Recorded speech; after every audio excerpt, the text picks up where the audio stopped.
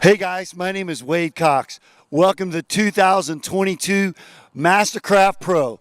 We're here at Lake Gru, and look at this setup. When I drove in yesterday morning, I absolutely couldn't believe how good the setup looked. The water is perfect. I'm sitting in this beautiful MasterCraft. The setup is perfect. All the guys and the gals were talking about, oh my gosh, how they left some on the table, but we did see some massive scores. Some ladies in the 41 off, 233-foot jump yesterday. So we're looking for some world records, lots of PBs. So stay tuned. It's going to be a great day. Back to you, Tony. Well, I'd like to echo the sentiments there by Wade Cox on the dockside in welcoming you to the 2022 MasterCraft Pro right here at Lake Gru, the home of ski fluid and also the home of Action Watersports. And this event is going to be delayed by about 15 minutes due to sun glare. I want to make sure that the skiers have every opportunity to go out there and perform at their very, very best, and that's why we are taking a 15-minute delay. We anticipate starting around about 9:15. We've got the women's and men's slalom events, the semi-final rounds, and we'll progress through the competition via that schedule that you just saw up on the screen. And this event brought to you by MasterCraft and their MasterCraft Pro Star, which is the ultimate water ski machine for the driver, the skier, and the crew. And it's based upon a legacy of world-class performance. The Pro Star boasts several features that deliver the perfect driving experience with the most comfortable seats and the industry's best fit and finish. Top all that off with the flattest wake of any length for any speed, and you've got the best behind the boat experience for all skiers of ages, abilities, and disciplines. Simply put, the MasterCraft Pro Star is on water perfection. Discover more at mastercraft.com. Mastercraft.com. Find out more about the Pro Star, the official towboat of the MasterCraft Pro. Well, we're going to take a little bit of a breather, so just enough time for you to grab your favorite beverage, grab your favorite seat, and get ready for some world-class tournament water skiing right here at the 2022 MasterCraft Pro, and we'll return right after these.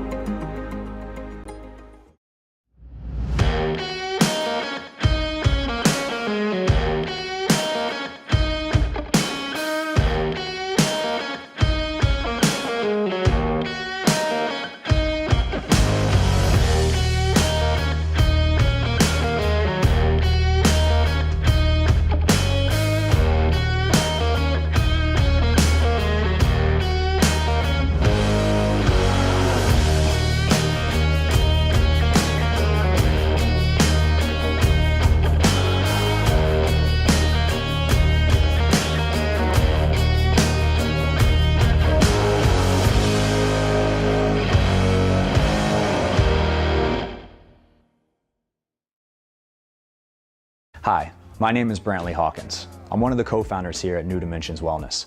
My partner and I have over 20 plus years of sports medicine and exercise experience working with the most elite athletes in the world.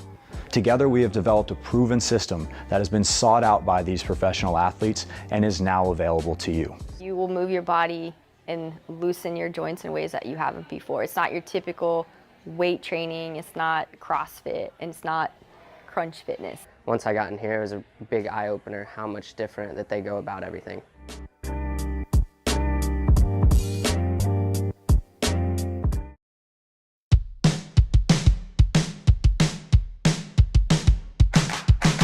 Today is gonna be a little something more.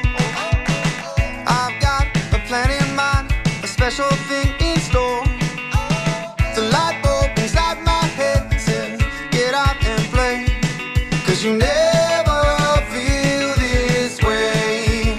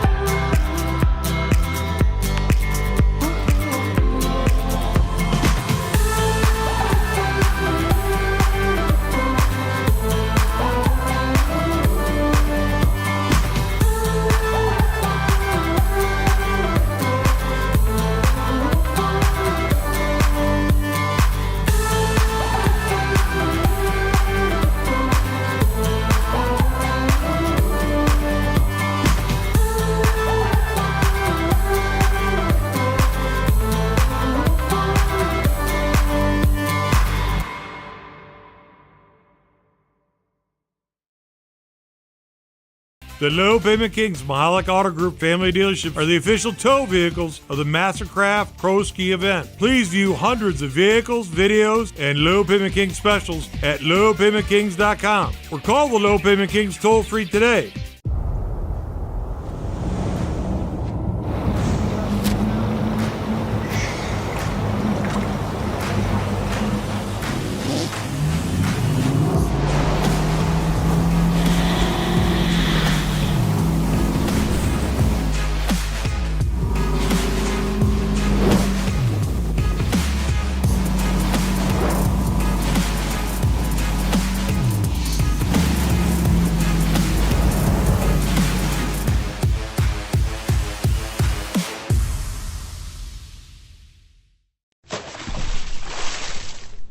For skiers and water enthusiasts, Florida lakes are what dreams are made of.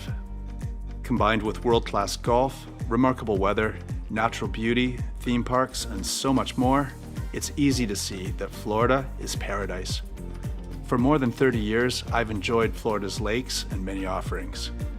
If you are interested in Florida real estate, let me be your guide and trusted advisor as you search for your paradise.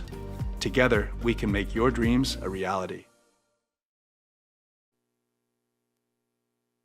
All right, so welcome back to continuing coverage of the 2022 MasterCraft Pro. This is finals day. We've got a semi-final action and also a finals action a little bit later on. And sitting to my right and situated to the left-hand side of your screen is Aaron Larkin, a two-time Moomba Masters slalom champion.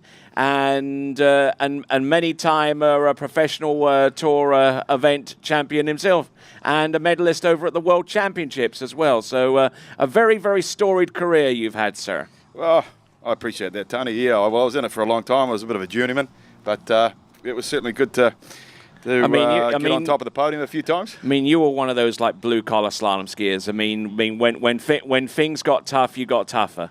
Yeah, yeah. I guess so, yeah. Well, when you grow up in New Zealand like Kiwi, etc., I mean, we sort of, the rougher conditions suit us because that's what we were accustomed to training on, you know. So, the likes of Moomba and some of the World Cup stops, etc., sort of suited me a little bit better than these glass calm conditions where people run stupid schools and, you know. Yes, indeed, you did make reference to the conditions yesterday, and just saying that it's not so much windy, but it's a breeze out there, you know, for the majority of the performances yesterday. Not so much, not windy, but just a little light breeze over the water. Yeah, certainly. Yeah, yesterday was, certainly more of a crosswind, whereas coming over the top of the clubhouse, if you like, in the mornings when we had the slalom competition. Today, we look at slightly different conditions where it is coming more out of the east.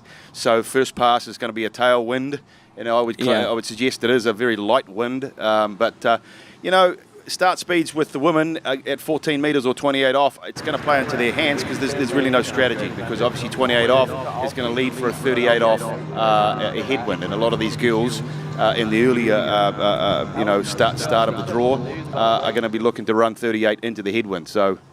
Okay, so let's have a look at that start list. We got Ali Garcia taking to the water first. Then the first and only Italian in this women's slalom event, Patrizia Yanni. Then we've got Pedrini Pedrini from Canada. Then we got Ali Nicholson and Karen Trula from the United States. Taryn Grant, the surprise package from Canada, are starting halfway down the list, followed by Chelsea Mills, Whitney McClintock, Jamie Ball, and finally the multiple-time world champion and world record holder, Regina Jaquist. So looking at that list there, who kind of give us an idea of some of the skiers that you're looking to make some breakthrough performances out there? Well, you've got the young girls, obviously, like Ali Garcia, Paige Reaney. Those two are probably my pick. Top six are going to go through into this afternoon's final. You've got to put your money obviously on Regina, Whitney, Jamie Bull, Chelsea Mills is certainly there. So there's probably three spots up for grabs between the remaining competitors. You can't go past, of course. Bea Iani, she's been skiing well and had a good result over in Europe this summer. So it's going to be pretty exciting, for these women slalomers. And as I say, the conditions are conducive to wonderful scores because that light wind is not strong enough to really affect any performances. So I anticipate we're going to see a lot of scores at 39 off today. And just to kind of give you a little bit of a review from yesterday, I mean, Ali Garcia and Patrizia Yanni came through via a multiple-way runoff, and they all tied at around the 4 buoy mark with two other skiers, Alicia Bagnoli and also Jessie Dobberton. So they made it through on the strength of their runoff, and it was a kind of strange runoff situation because it kind of had something in the rules to where you actually the second skier had to beat the previous skier, and when it eventually got all sorted, the top two skiers out of that batch of 4 going into that runoff were the ones that made it through. Yeah, no, you did right, and we're going to go and see Wade down at the dock. All right, let's check in with him. Wade's World. Hey guys, so the Ali Garcia fan club wants to know, you got the beats right, so what are you beating to? Fake ID by Gretchen Wilson. You guys got that? Fake ID by Gretchen Wilson. It's not on my list, but hey, I'm going to join it. So back to you guys. Okay, and just to let you know that that the audience prize, you can put in your entry in until the end of this round, the semi-final round. Win a ski of your choice. Go to waterskibroadcasting.com/play, waterskibroadcasting.com/play. And also go vote for your skier of the day, sponsored by 2U Nutritional Bars. Go vote for your skier of the day, waterskibroadcasting.com, waterskibroadcasting.com/vote. And I never really pegged Ali Garcia for being much of a country fan with Gretchen Wilson. Well, you're talking to the wrong guy, mate. I don't do any sort of country and western. I've really not a fan of anybody losing their dog or their truck or or their wife or I'd rather listen to slightly more traditional music. And so am I, but I do dig a little bit of Garth Brooks and Toby Keith. Here we go. Let's check in dockside. Hey guys, I'm here with Italian champion Miss Bea Aiani, and so you get I actually like your spot where you're going. You get to watch one girl in front, and then you get to go to sort of lay the heat down before the rest of the field. Yeah, I'm so happy to make it in the semifinals. And I'm happy to be second on the dock because I'm just gonna give all of myself because like top 6 it's really hard. So I'll just go for it. Yeah. No, I like that. So after you sort of slept on it, any adjustments that you might have made since yesterday? I was feeling really great, so I'll just I just have to keep in mind to ski buoy by buoy and not just rushing it and staying calm and do what I can do. You got to stay in the present, right? Yeah. Okay, we're going to watch her soon. Back to you guys. All right, then, trying hard not to move too much and unsettle these trophies here. We've got the 2U award for skier of the day, and we've got also an example of the trophies that will be given to the winners of each event. We thank Michael Medor for providing us with these trophies, and they look rather splendid there. Certainly a little bit of a different take to the traditional style and design of trophies that have typically pervaded water ski tournaments in past years. Yeah, they do look great, don't they? The old wooden trophies, excellent. They would have looked. I'd certainly liked a couple of those, apart from the old hat and the CD case when you win a Pro Tour stop back and when I was doing it. But no, that's not true. But they do look great. They really do. And the recipients of those would certainly have. Very much earned them today. So as we're just getting set for the opening skier of the semi-final round in the 2022 MasterCraft Pro Women's Slalom division, that person's going to be Alex Garcia. Okay, let's check in on dockside and with Wade's World. Hey guys, I'm here with Canadian champion Miss Taryn Grant, and I apologize I didn't get to chat with you yesterday, but you did something that Martin Batowski got a lot of credit for. You went first in the ladies and went straight out, set the bar high, 2 at 39, correct? Yes. And then you backed that up later in the day, jumping 177 and sitting in the second spot there. So you had a really good day. Yeah, I'm really happy with how the day went yesterday. I wanted to just come out here, start with slalom, put a good score out, and it got me into the next round, so I'm super stoked about that. And then jump, I wanted to go out there, put a big jump out there. I actually PB'd by 20 centimeters, so pretty stoked about that. And then hopefully today we can push it even further down the lake. Well, we always like to PB. I mean, if it's practice, a very small tournament, but when we PB at a pro event, it's really something special. Yeah, exactly. So yesterday I tied my PB in slalom, so I was really happy with that. And then going out and PBing in jump, it was a really good day. Well, we're all smiles here, and we're looking forward to more. So back to you guys. All right, then. Thanks a lot, Wade, and thanks a lot, Taryn Grant. And certainly, if there's any person out there that certainly deserves your vote for skier of the day based upon yesterday's performances, it's certainly Taryn Grant. You know, with a jump of close to 180 feet and her slalom score deep into a 10.75 meters. So wouldn't you say? Yeah, no, absolutely. Taryn Grant, what a day she had. You know, 20 to a personal best by 20 centimetres, and as Wade alluded to, you know, doing it at a pro event, that's really something else. Because you know, doing it at a regular tournament is great, but when the pressure's on and you're competing against the best in the world, you know, you need everything you've got. There's additional pressures. So to get out there with the PB. You know, almost in both divisions or events, sorry, is really quite something. So Taryn Grant, you know, she would be my skier of the day yesterday. All right, then. And if she's your skier of the day for today, make sure you go vote. Go to waterskibroadcasting.com/vote, waterskibroadcasting.com/vote.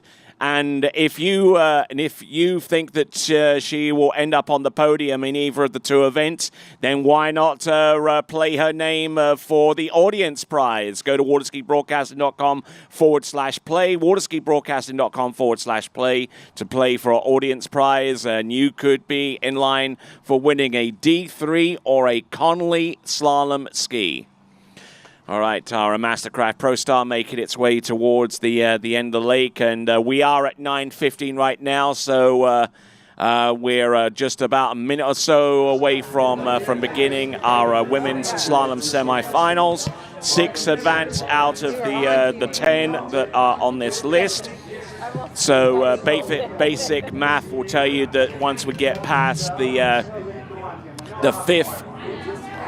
Once we get past the 5th skier on this list, which should be Karen Truelove, then we'll have a pretty good idea of what the bubble score will be going forward. It's just trash.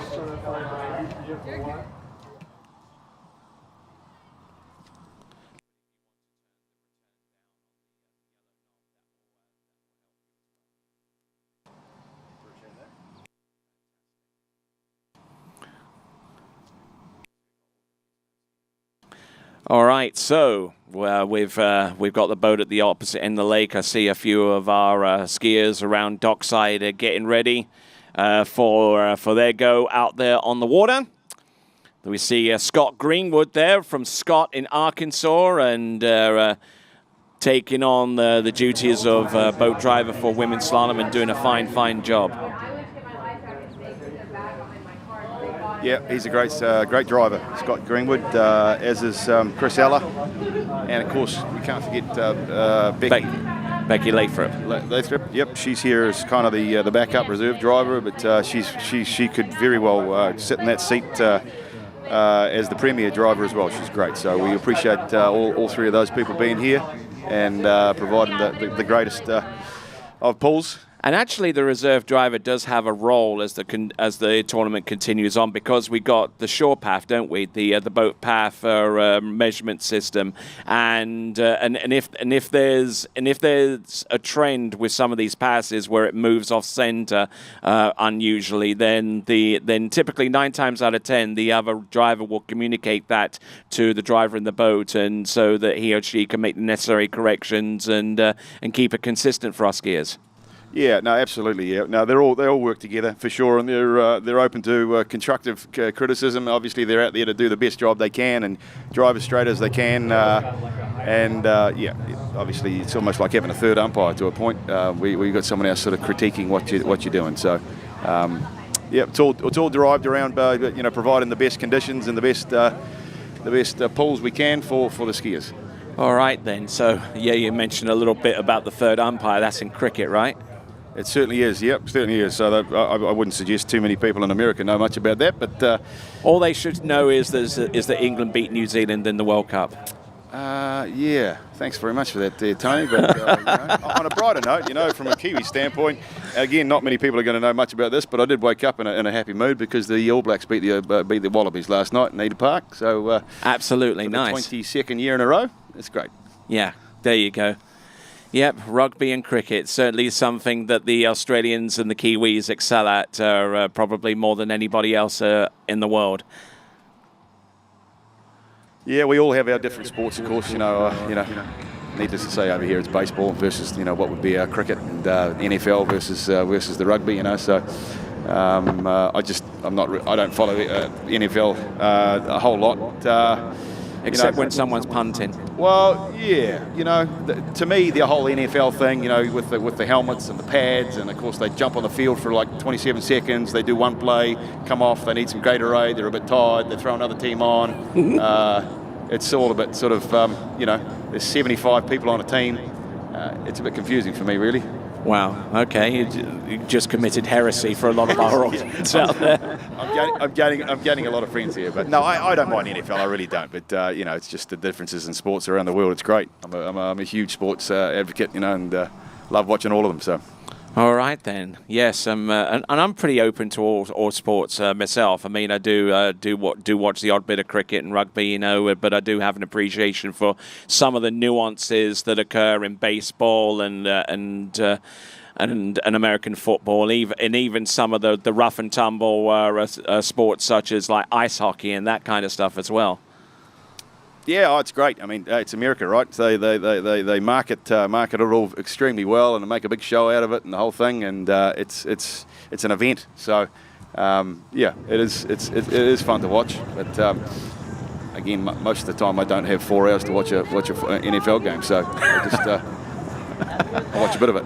All right then, okay, and that's where the highlights on NFL's YouTube channel comes into play. But for those of you watching us on our TWBC YouTube channel, you're about to be treated to our first skier about to take to water. It's going to be Ali Garcia, who qualified via the runoff from yesterday, having originally scored 11.25 meters or 38 off. And Ali has had a pretty good summer with some good performances. Some mixed results in others, but looking to try and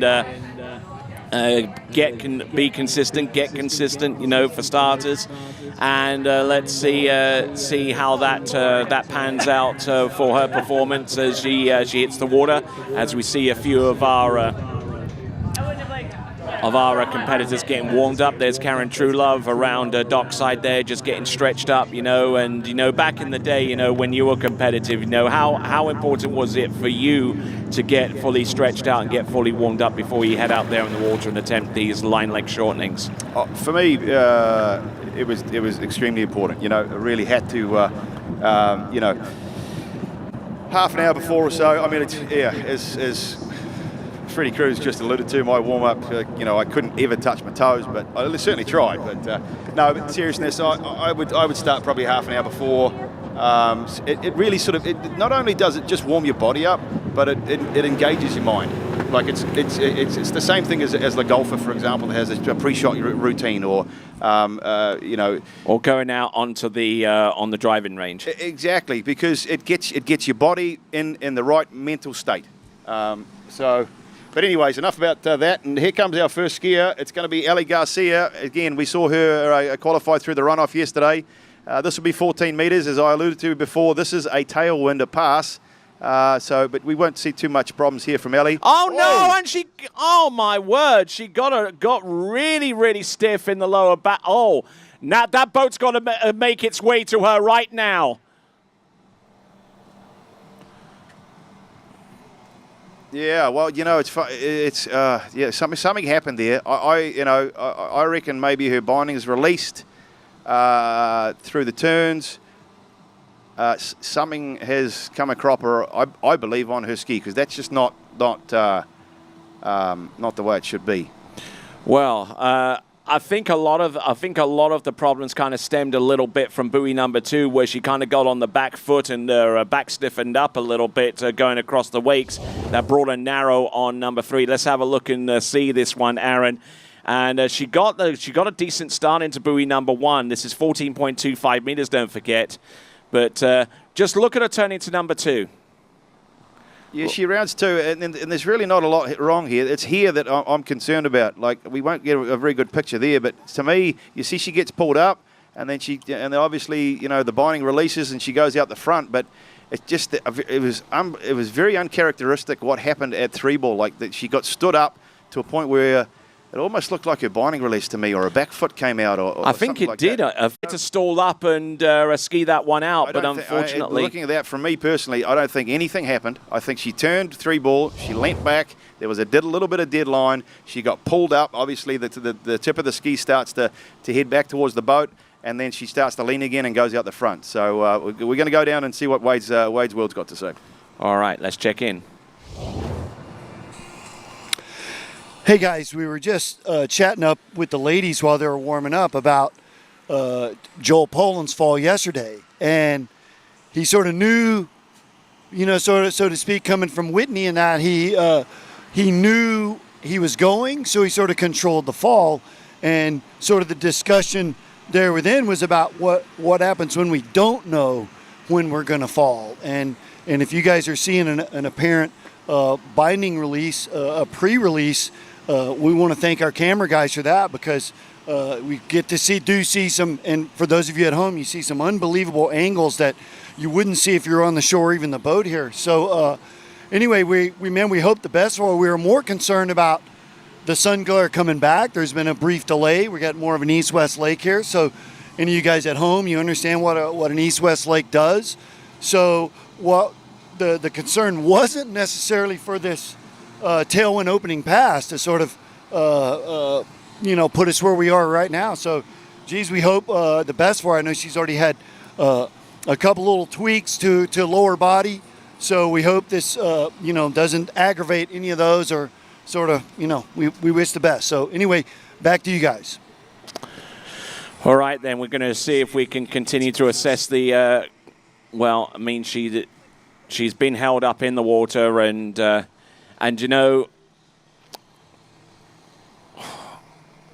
hard to tell from here what's going on in respect to that. But we're going to try and bring her in to get her a better assessment of what's going on. But whilst we do that, we'll step aside and we'll return right after these.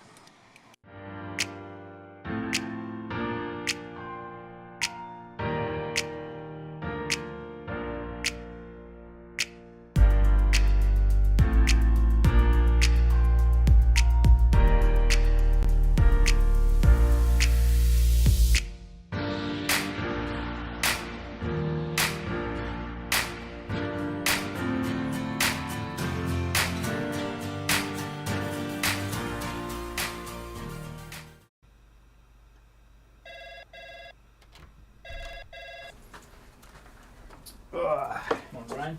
Hey, morning. You have a good weekend? Yeah, got out on the water a couple times. How about you? Yeah, I got to set in. Just gonna make a quick phone call here. Oh, of course. Can you get that, Will? Yeah, man, I got it. Thanks for calling Wake House. This is Will. Yeah, looks like we've got those in stock.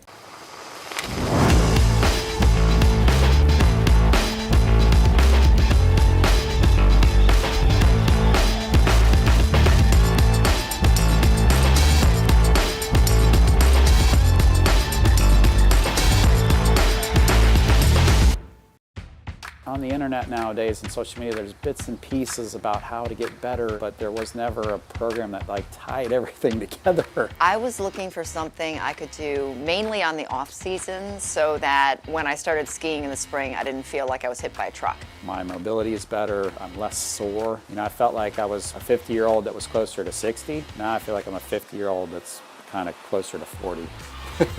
Yeah.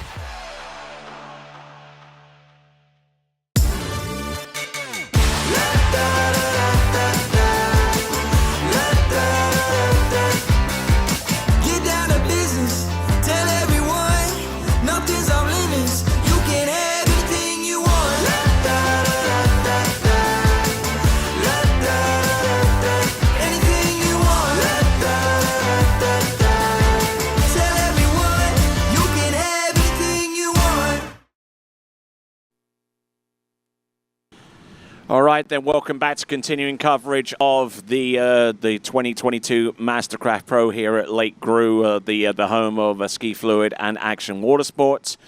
And looks like we've got our first view dockside of Ali Garcia as she's trying to recover off that fall. And we're going to take a look at this instant replay one more time to see where things started to go pear-shaped here, Aaron. Yeah, again, the opening pass, maybe a few nerves, but one ball was great, 14 metres, 28 off, tailwind, as I said. She's around 2 and no problems whatsoever. We're not going to see too much from this angle, but she comes around 3 here and she just gets stood up. And then she starts to go again, and then she goes obviously out the front. I originally thought maybe something had happened with the binding setup, but looking from the camera view, if you like, she just simply had a little bit of deadline, fell back, and then just got slungshot out the front. And of course, I think there we're just seeing a result of her, maybe a little winded, probably a little stunned by what had just happened. She didn't anticipate getting 2.5 buoys or 3 buoys in her opening pass. But we'll be able to see it a little bit better here as she rounds 2. She's in good shape out of 2. There's nothing wrong there. She comes over to 3. She's going to make a good turn out of 3. And then she just falls back, gets pulled up, hits the wake, and then just gets basically just catapulted out the front. That was just a really weird fall there for certainly a strange occurrence. I mean, you don't see that from certainly a pro. But, it's just proof in the fact that it can happen. Yeah. And does happen to everybody, So for amateurs out there that are crashing a little bit, I mean, we all do it. It's just the nature of the sport. All right, then. So that was Ali Garcia, and she scored 3 buoys for that effort. Our next skier to take to water will be Patrizia Yanni. And just enough time for me to tell you about OJ Props, a family-owned company for over 80 years. OJ Props was founded in 1936 on the fundamental values of quality, efficiency, durability, workmanship, and customer satisfaction.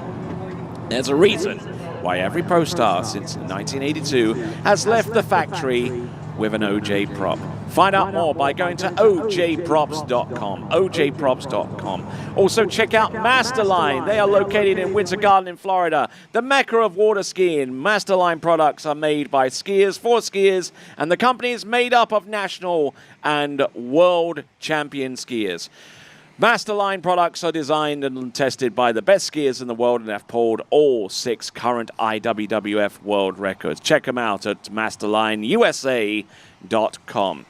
And also check out Pantalago, the most anticipated community over there in Palm Bay towards the southern tip of this great state in Florida. They have a 42 5-acre sites at that facility of Pantalago, and you can find out more by going to pantalago.com. Pantalago.com, South Florida's most anticipated water sports community. So, just waiting up on Patrizia Yanni, about to take to the water for her opportunity in this in this round. But I mean, it's probably safe to say that Ali Garcia has effectively put herself out of contention for the top 6 to make it through to the women's slalom final. Oh, obviously, yeah. 3 buoys on your opening pass is obviously not going to cut it. We feel for her. It's unfortunate. It's a strange occurrence, but these things happen. This is water skiing, and like most sports, you got to take the good with the bad, and she'll learn from it. Hopefully, I mean, if you can, try and learn from every bad situation, and with water skiing. It's such a difficult sport, and you get one chance. It's very cutthroat. That there's a lot to learn with slalom skiing, and especially in a pro, environment when you're at pro tournaments. But as you say, Beatrice Ianni, she was the winner, let's say, of the 4-lady head-to-head we had yesterday with 4 boys at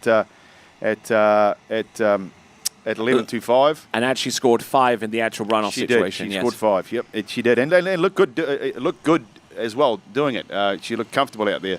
So I'd be surprised if we don't see her certainly do somewhere around the same, if not a little bit more. You know, I know she wants to get through that 11-meter line again. And a skier whom you've worked a little bit with in the past, right? Yeah, a little bit. You know, like she came. When I ran the ski school down at the Greater Miami Ski Club there for 4 or 5 years, she was down when she came down and skied with me for a few weeks, and she was great, a great skier, very receptive to coaching, and enjoyed the opportunity, and as did I. You know, she was a sweet girl and a great skier. You know, and she's seeing the fruits of her labour now with all the hard work she's been putting in.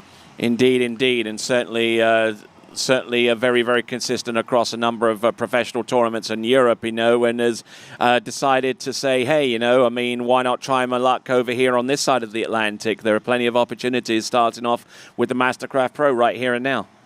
Well, absolutely. You know, there's, if you want to be a pro skier, I've been asked the question a lot by the younger generations, etc. If you want to be a pro skier, you got to turn up. You got to turn up to all the tournaments, and if you can, I know it's expensive and all that sort of good stuff. The travel costs and the hotels and the entry fees and etc. But if there's a way that you can do it, turn up, learn from it, gain experience. You know, there's only one way to do it. You have to be there to know what happens. A lot of it's experience, like we were alluding to yesterday with a lot of the older skiers, and knowing what to do and using their experience in certain situations. All right, then, and we'll return to the continuing action of the 2022 MasterCraft Pro right after these.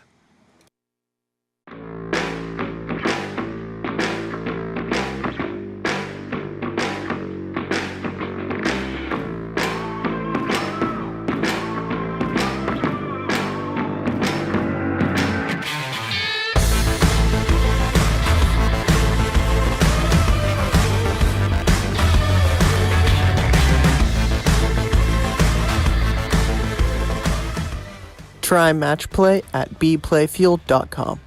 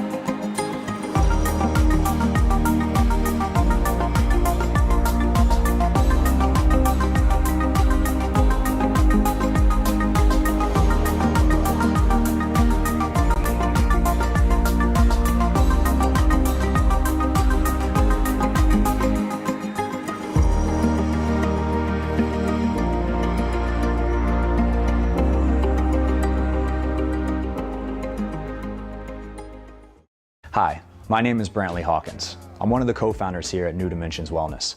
My partner and I have over 20 plus years of sports medicine and exercise experience working with the most elite athletes in the world. Together we have developed a proven system that has been sought out by these professional athletes and is now available to you. You will move your body and loosen your joints in ways that you haven't before. It's not your typical weight training, it's not CrossFit, and it's not crunch fitness. Once I got in here, it was a big eye-opener how much different that they go about everything.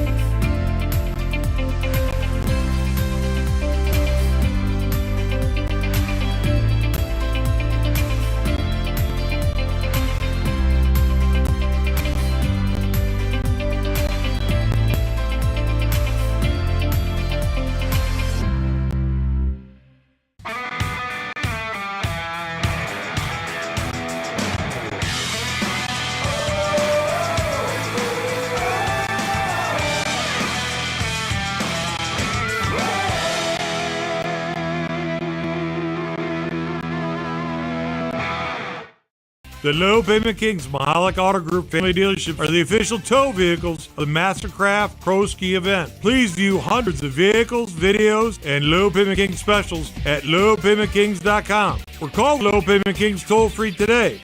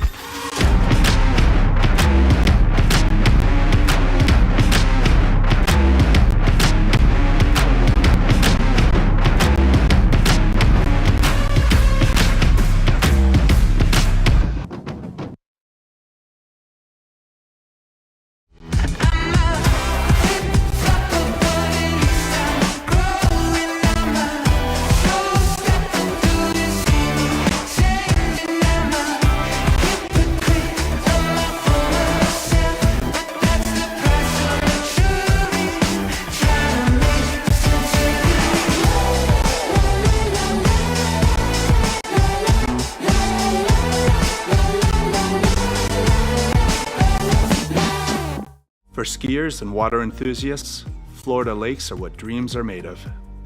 Combined with world-class golf, remarkable weather, natural beauty, theme parks, and so much more, it's easy to see that Florida is paradise. For more than 30 years, I've enjoyed Florida's lakes and many offerings. If you are interested in Florida real estate, let me be your guide and trusted advisor as you search for your paradise. Together, we can make your dreams a reality.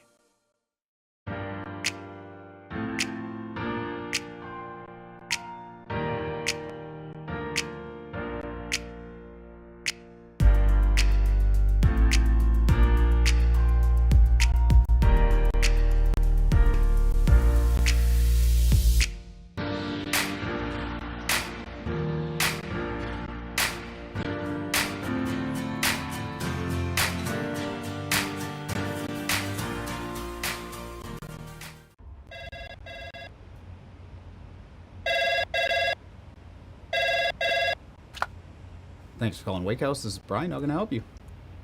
Yeah, Will. Can I let him know who's calling? All right, just a second. Will, I got a fill for you. Perfect. Give me just 1 second. All right, hit it. Thanks for holding. This is Will. Hey, how's it going? Good. You want to go around all 6 of them? You have no idea what you're doing. All your friends in the boat are like, I don't know, Larry. Maybe get your shoulders down and your thumb out of your ass? Why don't you just sign up for Flow Point and figure it out? Ask some people that know what they're doing. If you were lost in the desert and you saw somebody walking down the desert and they look fully hydrated, sunscreen on, friggin' sombrero, wouldn't you be like, you know how to get out of here? Or would you just walk by them and keep guessing your way out of the desert, dumbass? Sign up.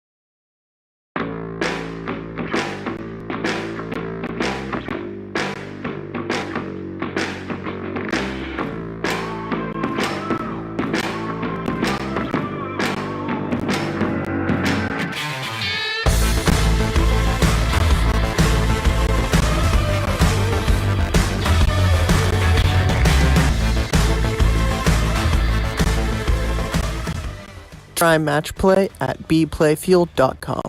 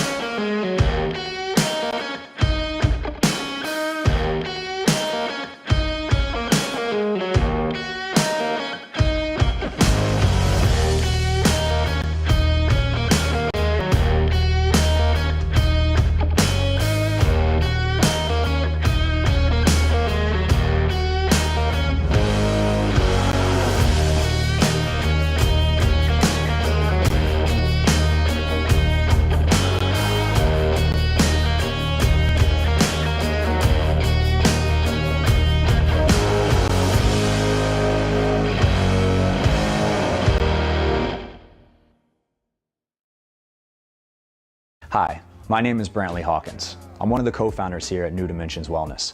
My partner and I have over 20 plus years of sports medicine and exercise experience working with the most elite athletes in the world. Together, we have developed a proven system that has been sought out by these professional athletes and is now available to you. You will move your body and loosen your joints in ways that you haven't before. It's not your typical weight training, it's not CrossFit, and it's not crunch fitness. Once I got in here, it was a big eye-opener how much different that they go about everything.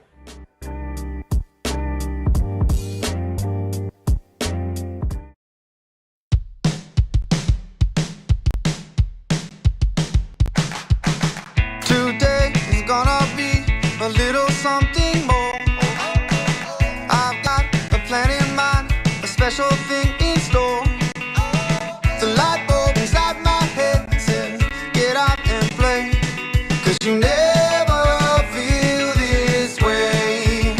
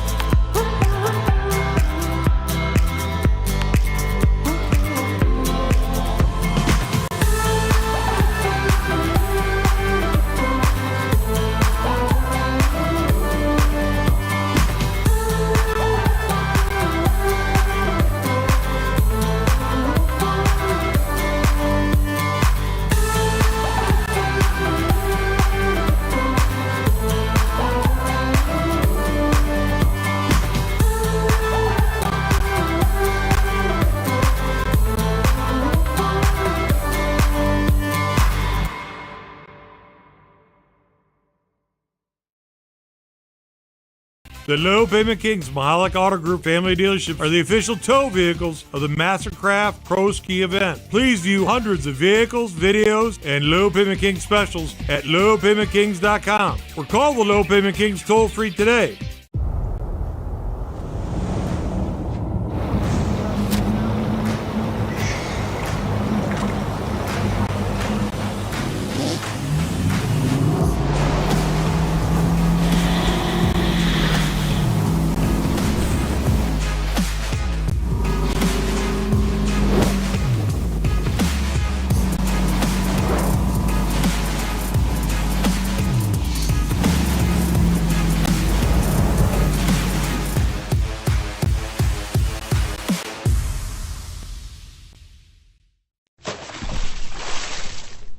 For skiers and water enthusiasts, Florida lakes are what dreams are made of. Combined with world-class golf, remarkable weather, natural beauty, theme parks, and so much more, it's easy to see that Florida is paradise. For more than 30 years, I've enjoyed Florida's lakes and many offerings. If you are interested in Florida real estate, let me be your guide and trusted advisor as you search for your paradise. Together, we can make your dreams a reality.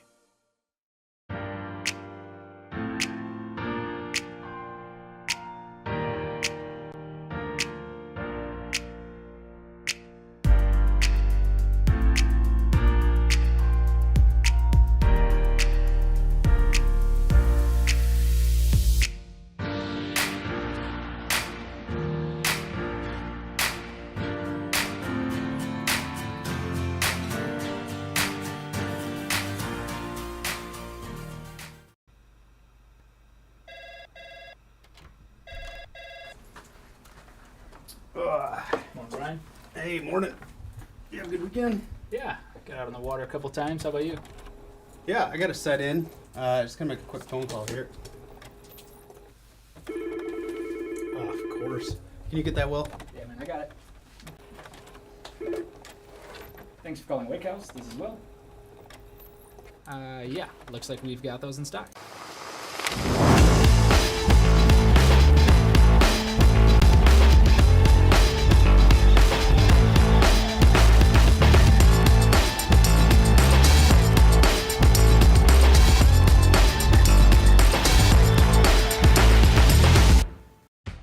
On the internet nowadays and social media, there's bits and pieces about how to get better, but there was never a program that like tied everything together. I was looking for something I could do mainly on the off seasons so that when I started skiing in the spring, I didn't feel like I was hit by a truck. My mobility is better, I'm less sore. You know, I felt like I was a 50-year-old that was closer to 60. Now I feel like I'm a 50-year-old that's kind of closer to 40. Yeah.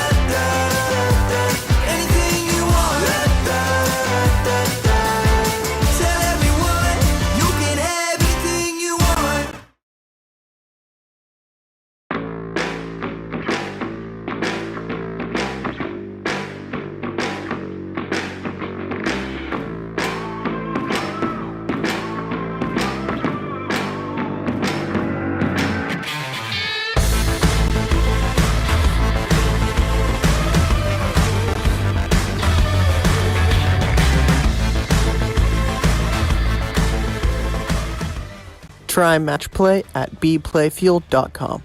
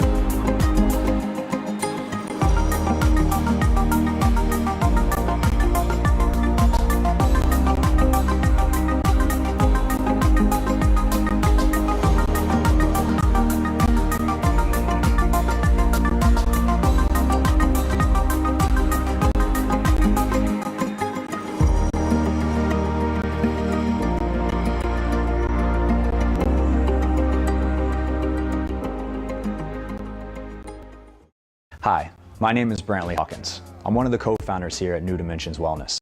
My partner and I have over 20 plus years of sports medicine and exercise experience working with the most elite athletes in the world.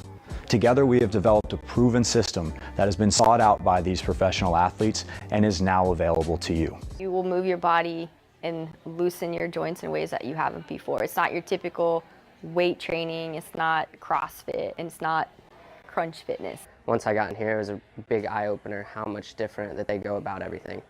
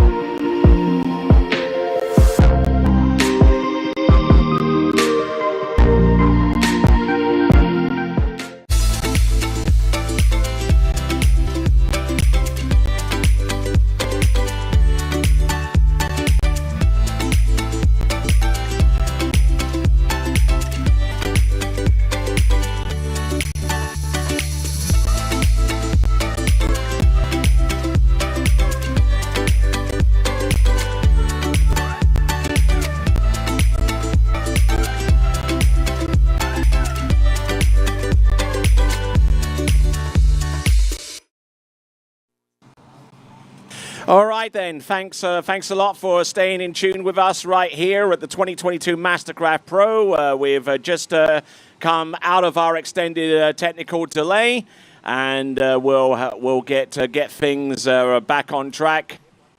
And we're playing the instant replay from the crash that Ali Garcia took prior to this delay. Welcoming in Nate Smith into the announcers booth now. Give us your take on this.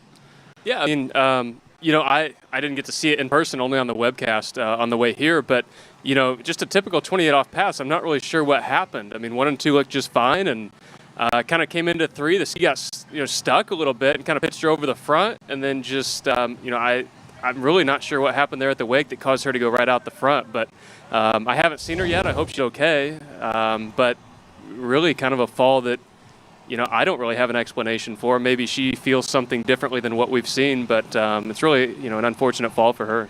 All right, then. So there's the remaining list of our skiers. Beatrice Ayani will take to the water next, and we'll go on from there with Paige Reaney, Ali Nicholson, Karen Truelove, Taryn Grant, Chelsea Mills, Whitney McClintock-Reaney, Jamie Ball, and finally Regina Jaquist. So what's your angle on this, Aaron? Well, obviously as we had the technical issues, the wind has decidedly picked up. It is obviously now it's a tailwind, and it's a little bit gusty. So it is going to throw the cat amongst the pigeons. It's going to make that 35 off pass in the tailwind a little more challenging for the girls.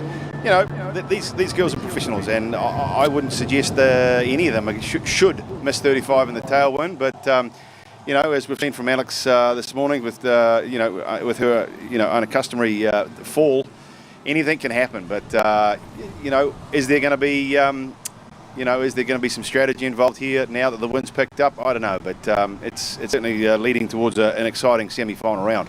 All right there, and that was Aaron's angle, brought to you by Action Watersports, the main boat dealership here on Lake Crew, the official boat dealership with MasterCraft in this area. So we thank you very much for that. And MasterCraft themselves, the MasterCraft Pro Star is the ultimate water ski machine for the driver, the skier, and the crew. Built on a legacy of world-class performance, the Pro Star boasts features that deliver a perfected driving experience with the most comfortable seats and the industry's best fit and finish. Topped it off with the flattest wakes at any line length for any speed, and you've got the best behind the boat experience for skiers of all ages, abilities, and disciplines. Simply put, the MasterCraft Pro Star is on water perfection. Discover more at mastercraft.com. All right then, next skier up is Beatrice Ayani, and she'll be going in on 14.25 meters or 28 off, our second skier out. Yeah, well, Beatrice, she obviously, Beatrice, she won the head-to-head with 5 at 11, and here she comes now, tailwind 14 meters, And she's going to want to put this pass under her belt and get comfortable out there and feel the boat, feel the conditions. And she's off to a pretty good start. Now she's getting stuck into her work, a little bit more positive as she gets through the wakes. Around 4 now, over to 5 without problems, and over to 6. So Nate, a pretty good pass there. Yeah, I mean, you know, it's just a 28 off pass, one of the early passes, just to kind of go out and feel the water, feel what the conditions are like. And as you mentioned, the wind has picked up a lot while we had that break. And I know it's supposed to get better as the day goes on, but it seems to be pretty stiff right down the lake. But, you know, there for Bea, just coming in at 28, trying to feel things out, coming back at 32 here.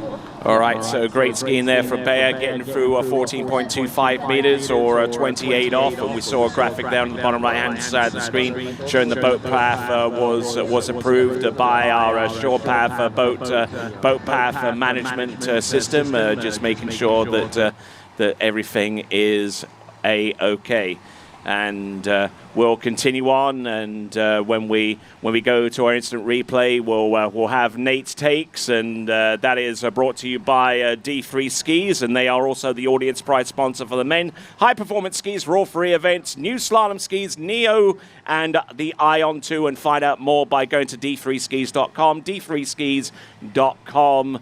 The official sponsor of the audience prize for the men's section of the competition. There's Scott Greenwood at the helm of that MasterCraft Pro Star. And here is Prizegiving coming back into the course on 13 meters. Yeah, into a pretty stiff headwind now, as we've mentioned, and we wouldn't see too many problems with this.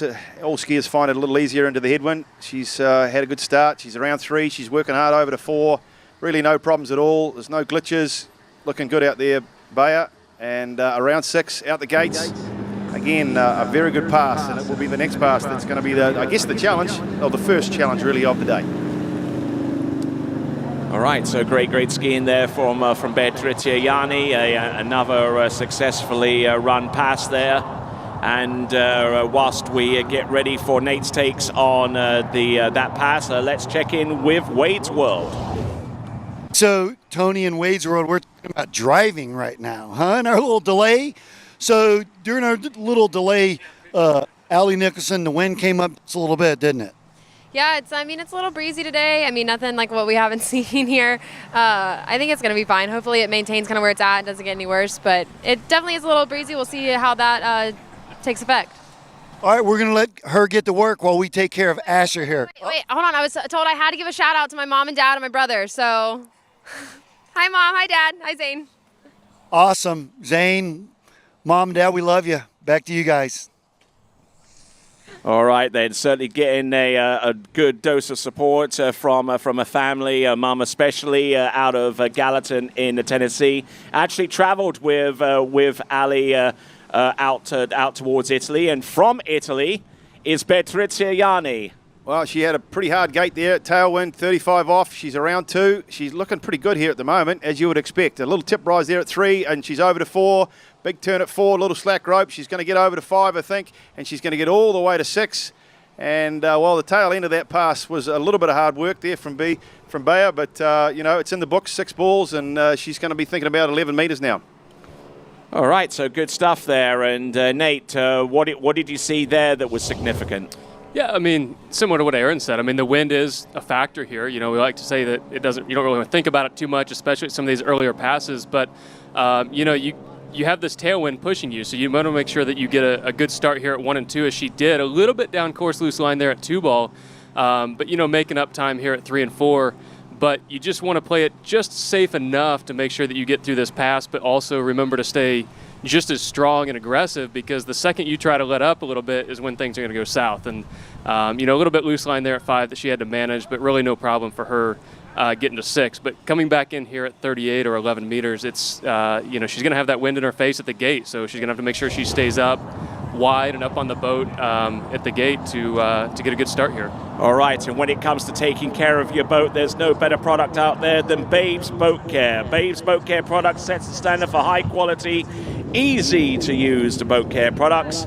And we'll tell you a little bit more about that in a moment as we see Bea coming into the course. A very, very stiff head breeze. Let's see how she gets along here, Aaron. Yep, she's not got a bad start here. She's going to need a big 2-ball. She's obviously going to have to lean most of the way to the ball now. The line's going to stay tight. She's on to her time here. She's got a good lean over to 4. She needs a good 4. She's got it. She's going to get outside of 5, is she?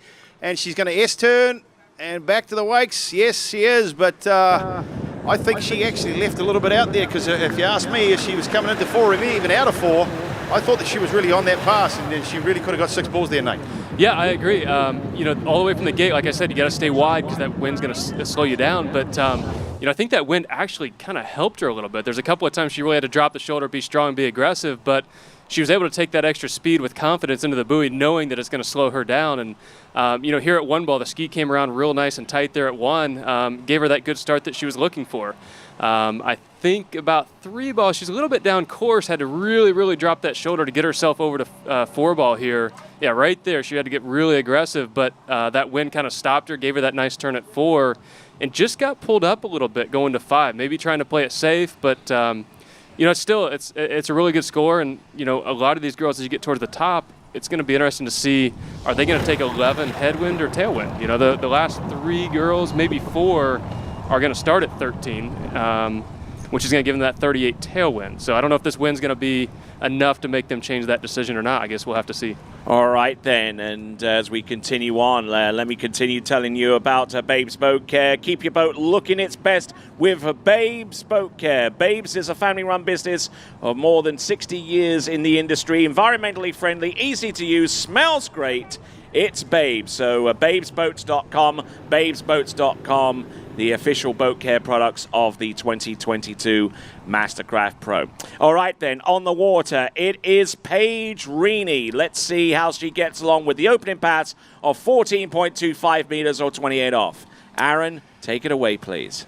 Yep, Paige Reaney, 4.5 buoys at 11 metres yesterday, and but conditions, as we mentioned, is decidedly different today.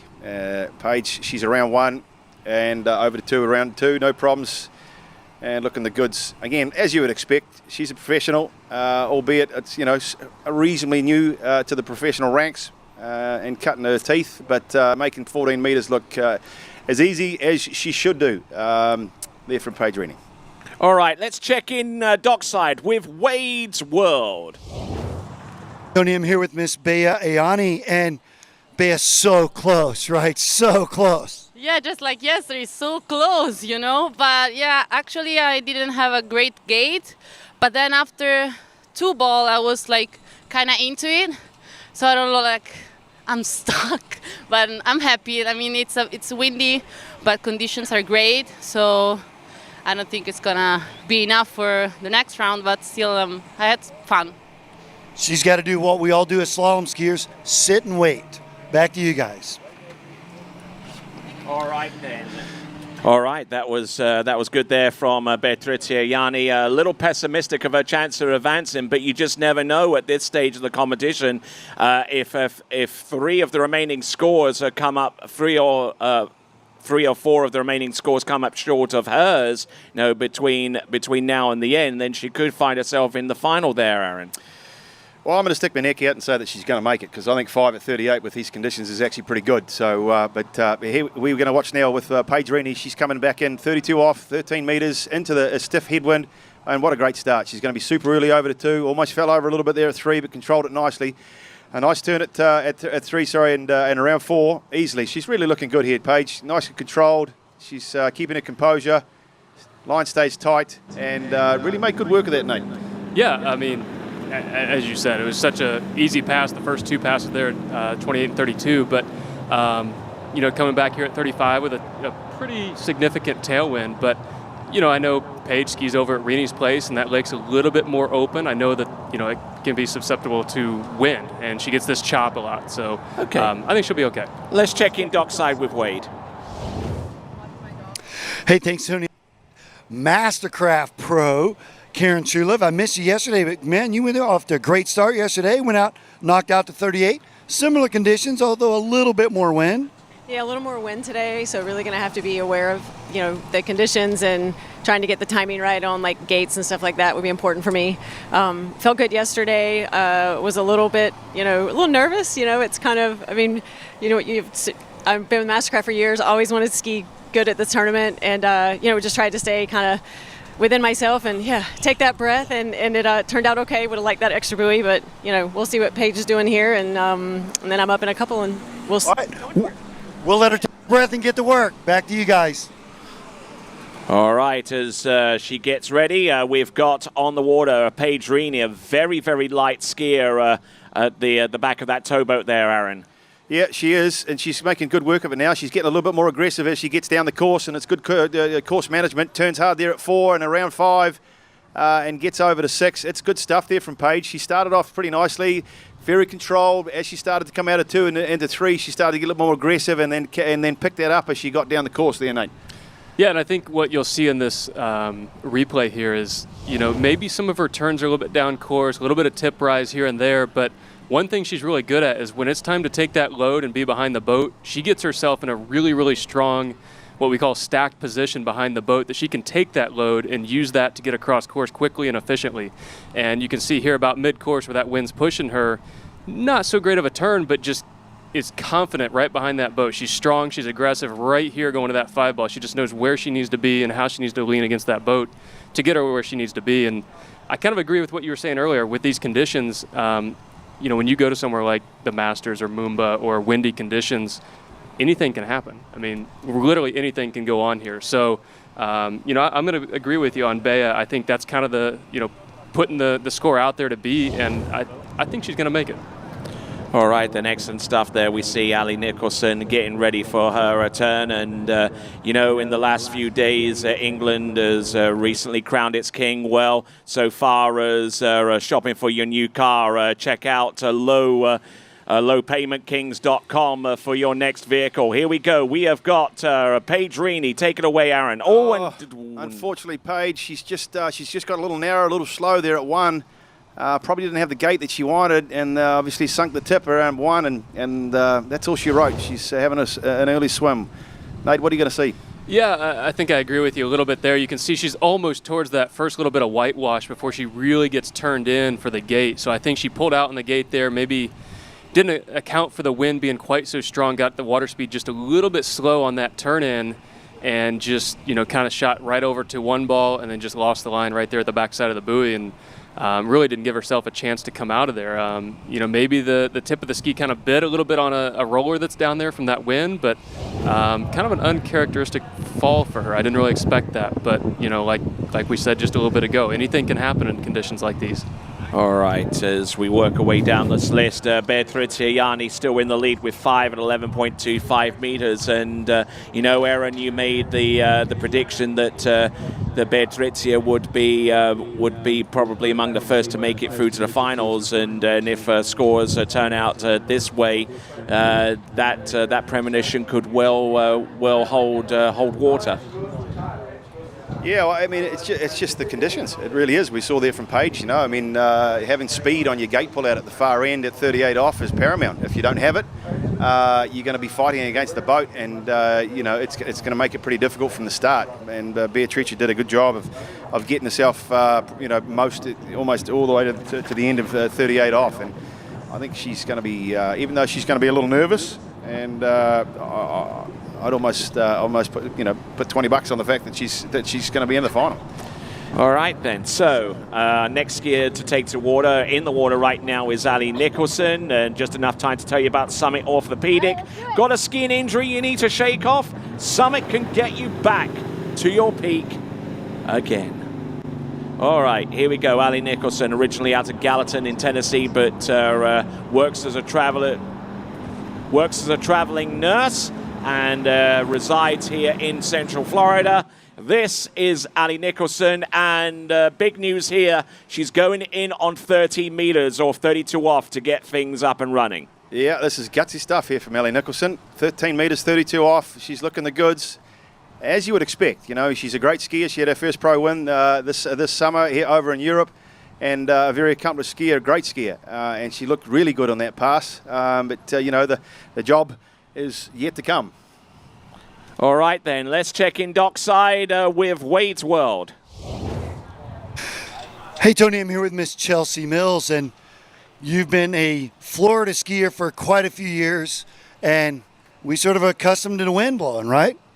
Yeah, it was windy a couple weeks ago in Canada, but since then, actually, it's been really nice in Florida. So I haven't had enough wind practice lately, actually. I kind of need to seek it out and maybe go ski on some bigger water or something because, yeah, it's blowing out there. So it's going to be some course management. Well, that's what it is, really, course management, and every buoy is a little different when the wind's blowing, right? Yes, it is. And you just have to stay athletic and adjust and, yeah, give it your best. I like that. Stay athletic and adjust. Back to you, Tony. All right, then, and there we go, Chelsea Mills, who spends a lot of her time practicing with Chris and Jennifer Lapointe. Speaking of which, Jennifer Lapointe is behind bplayfuel.com. bplayfuel.com. Go online and register your matches there at bplayfuel.com. All right, then, here we go. Aaron, this is 12 meters on the second pass for Ali Nicholson. Yep, into the headwind, into it's a really strong headwind. Oh, she almost fell off around one ball there. Got a little slow, as we saw from Paige Rennie, but she's back on course. She's around 3. She's getting stuck into her work.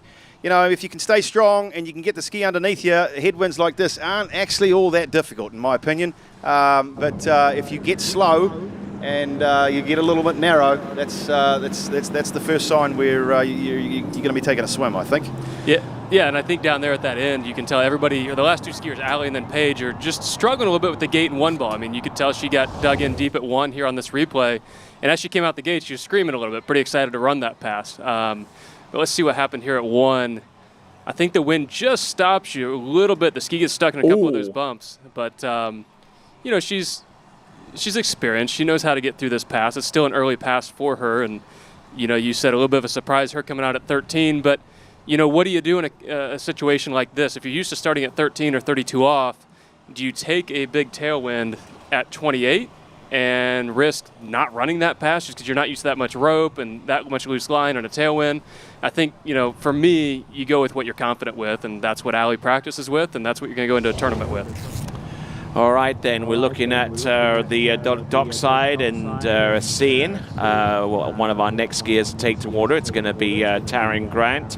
Karen Trulove shouldn't be too far away getting ready at the end of that dock for her turn. And let's have a look and see what Ali Nicholson can produce. And take it away, Aaron. All right, 11 metres tailwind. Pretty good start here. 2 balls going to count for a lot. She's wheelied out of 2. She knows she's got to get to a piece of 5, or at 5 at least. She's going to get over to 4. She's skiing this pretty well. She's got tip rise at 5. Can she get over there? She can't. No, she can't. So I'm going to call that maybe 4 buoys at 11 metres for Ali Nicholson. And I think she's going to be a little disappointed with that, Nate, because, you know, out of 3, it actually looked like she was in pretty good shape for that tailwind. Yeah, we'll see what the replay shows here a little bit. I mean, gosh, I know she can run this pass with her eyes closed, but, you know, it is a lot of tailwind, a lot of pushing there. She had a really, really good start at 1. I think, you know, just a little bit extra speed here with tip rise. You know, maybe that's her playing it safe, maybe not, but just put her down course just a little bit there at 3, but made up a pretty good turn at 3 ball. And, you know, I think here at 4, she was just so narrow with so much speed to try and turn that, not blow the tail out, but try to keep yourself in that. I think she was just a little bit too down course to try and make it over to 5 and just lost the handle across the wakes. But, you know, I think she's going to be disappointed with that. But, you know, I give her credit for being confident and taking that 11 tailwind because, you know, if she ran that, she'd come back in at a headwind at 39. So we'll see how things play out. All right, then. So the score for Ali Nicholson is going to be 4 for this effort. 4 buoys at 11.25 meters. It means that that Bea is still in the lead.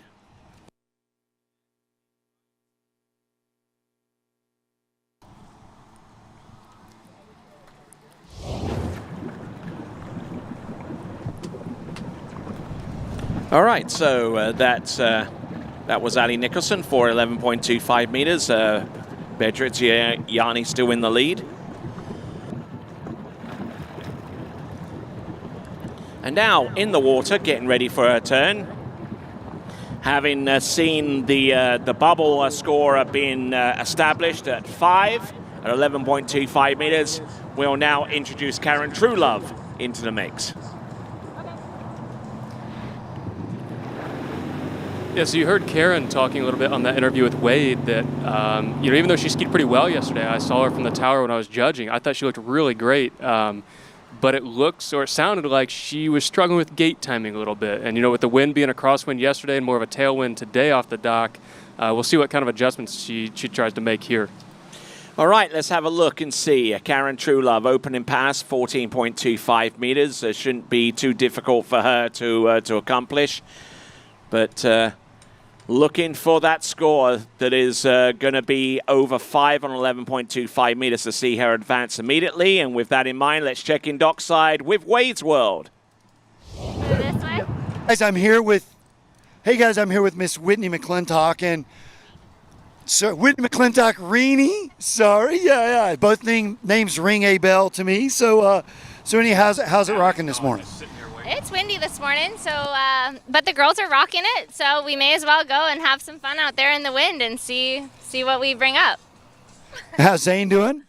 He's good. He's hanging out with his grandparents this morning, which is good. And it's not nap time today, so I think I can be a little bit more focused. And life is good at the lake. Back to you guys. All right, then. Probably all the things that I could mention to describe an experience out there, but skiing into the wind and having that wind blow at your back is probably anything other than fun right now.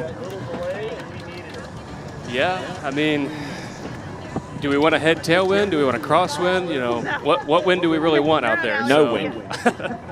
It was pretty nice yesterday, except for that far end. Got a little windy at the gate 1-2. But, now, that's the thing as well, because that end of the course, the opposite end of the course, you would come in on your even-numbered passes, is the most exposed end of the lake. So it is, but today with it being a head-tail, I think it's just coming right down the lake from here. But, we have Karen coming in at 32. All right. Looking good there at 32 off, 13 meters. I don't see much wrong here. Just trying to stay nice and low with the knees, nice and low with the ankles. And getting through that pass, that was the pass of 32 off, or 30 meters. And you know what? A lot of people out there, a lot of people who coach and instruct, encourage you to bend your knees, and try and be a little bit lower on the ski. But the thing that really helps so far as my experience is concerned in coaching and being receptive to coaching is also having enough ankle bend as well to keep the ski, instead of like riding out in front of you, but have it directly underneath you so you get good traction behind the boat.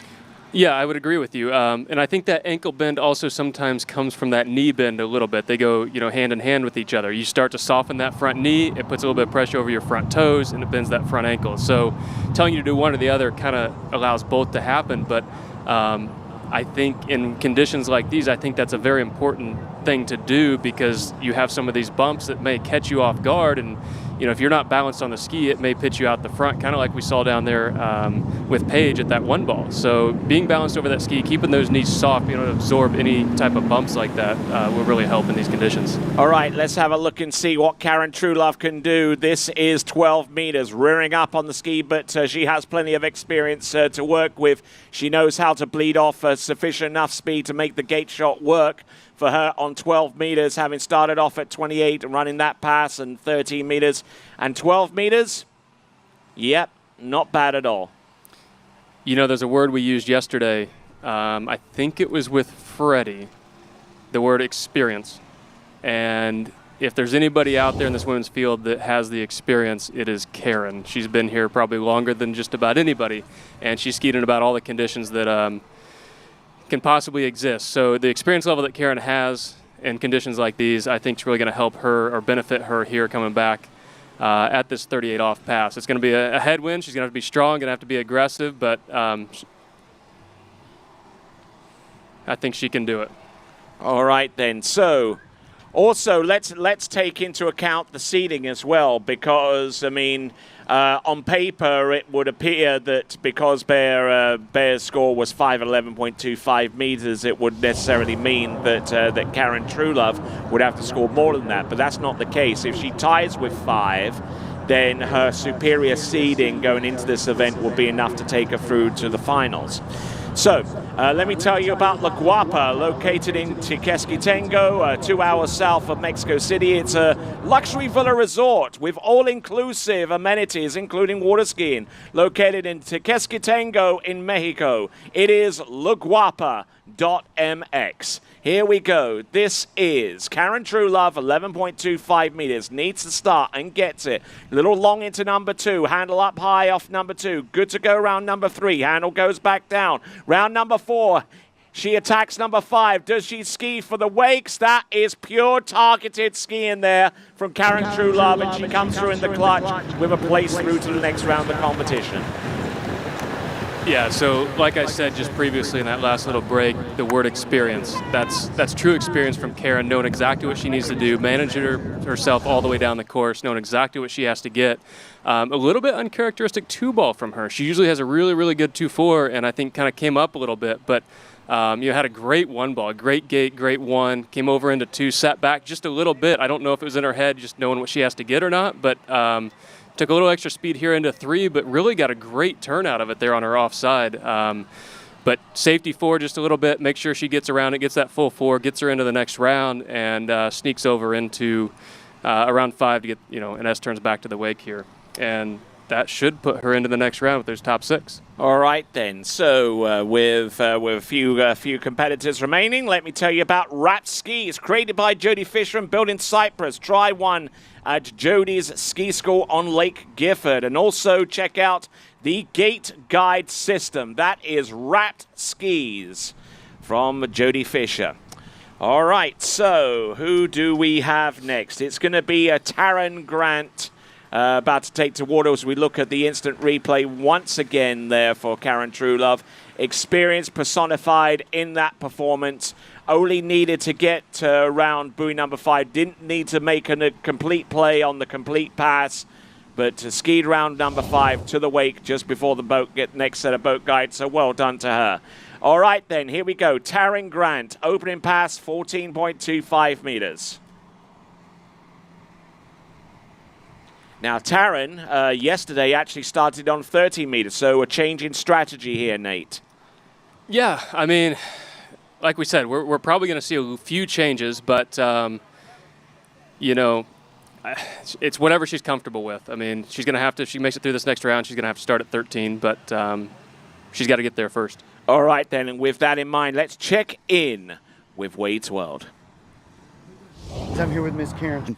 I was standing over there with Whitney when you finished your 35 tailwind, and she goes, man, it looks pretty savage out there, and so then you came back and get 5, and it looks like you're at least on the bottom spot to get into this afternoon's final. So yeah, not bad, right?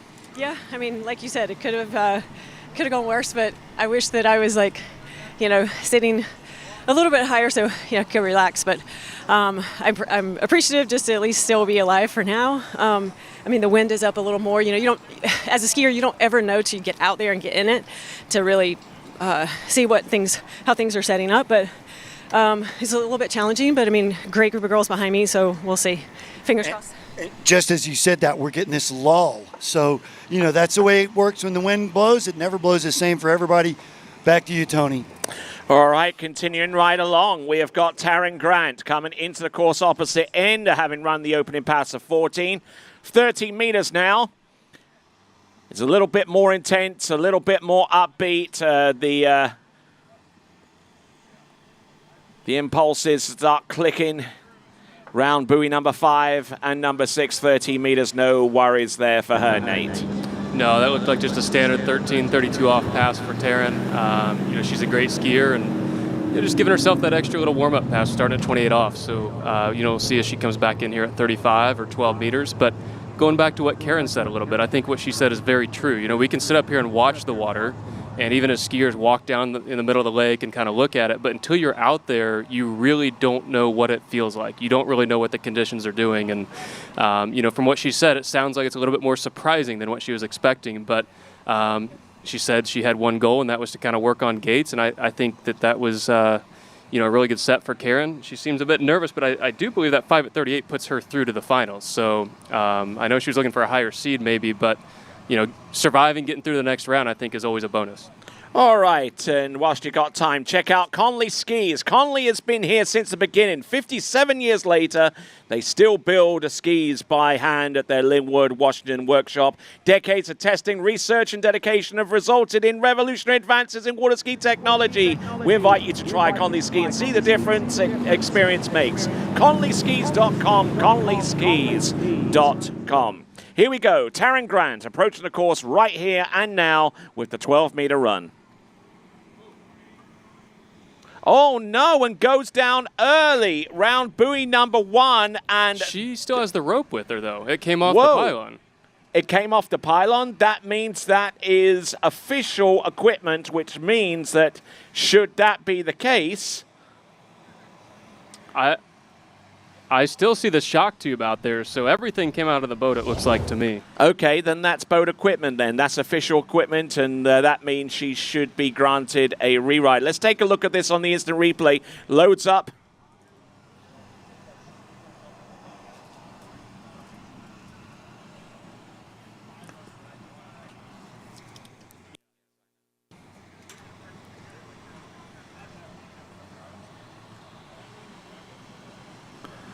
All right, then. Okay. Okay, so we're looking. We're trying to ascertain why the rope came off the pylon, and you know it's just one of those strange things. It's one of those strange mornings here. Yeah. It looks like the metal piece from top of the pylon came flying out, and that's what sent Taryn Grant cartwheeling into the water on that attempt of 11.25 meters. Okay, we're going to bring her back into the dock. We're going to get a replacement part for the one that came off the pylon. And whilst that gets done, we'll take a quick break. This is continuing coverage of the 2022 MasterCraft Pro right here at Lake Grew, the home of action water sports and ski fluid.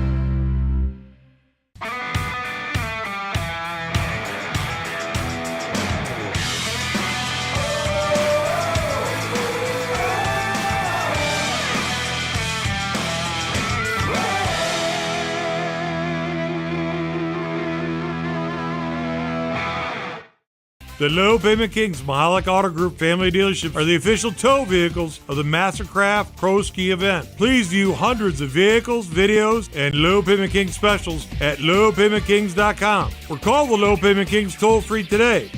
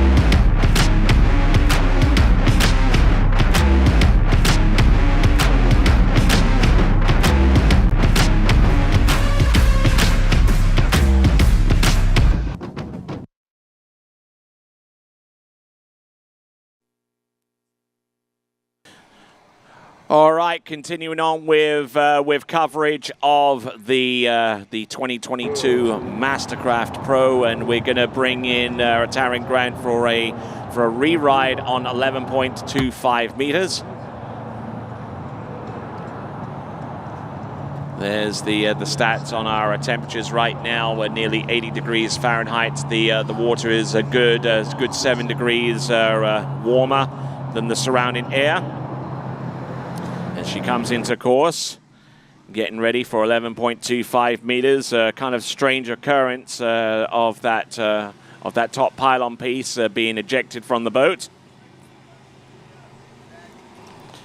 Yeah. Oh no, and goes down on buoy number 1. And that puts Patrizia Yanni through to the next round of the competition by way of Taryn Grant's half a buoy score at 11.25 meters. What do you see there, Nate? Well, what I was going to say is it's really unfortunate because, you know, she's very lucky that did not occur when she was under full load behind the boat earlier, because that could have been a lot worse for her. But, you know, also you can be a little bit scared and tentative, and you just got out of the water. You're taking a tailwind 35 off pass, somewhat cold, and there's a lot of things going through your mind of what just happened. And, you know, it's just unfortunate for her, the series of events that just occurred. I mean, I know that's not the kind of skier she is, and she's looking for a lot more than that, but, yeah, it's just a bummer. All right. Well, what do you got to say to that there, Aaron? Well, you know, I'm with Nate. I mean, it's just unfortunate, you know, because I mean, how many times as skiers do we let's say fall off, change something, jump on the back of the boat, go down to the end of the lake, put our ski back on, have a couple of minute break, and then try and do the same thing again. It really doesn't happen. I mean, when you go as a skier, you go out there, you take a set, you fall off, you carry on, and it's a continuation. I mean, it just broke her rhythm, and not to mention the fact, you know, she's up against the fact that it's a 35 off tailwind pass, which, you know, she would usually run in her sleep, but, you know, it's a pro event, and conditions aren't you know, certainly easy out there by any stretch. So I feel for Taryn because she had such a good day yesterday, and you know, that was just one of those scenarios where you've got bad luck, and some days it's your luck, and some days it's not. So you know, the next time she's going to have some good luck, hopefully. We've all been there. We've all been on both sides of that many times. 100%. All right, then. So we're down to 4 final skiers to come. We take 6 through to next round, thus meaning the 2 lead scorers at this time are through to the next round. The 2 lead scorers are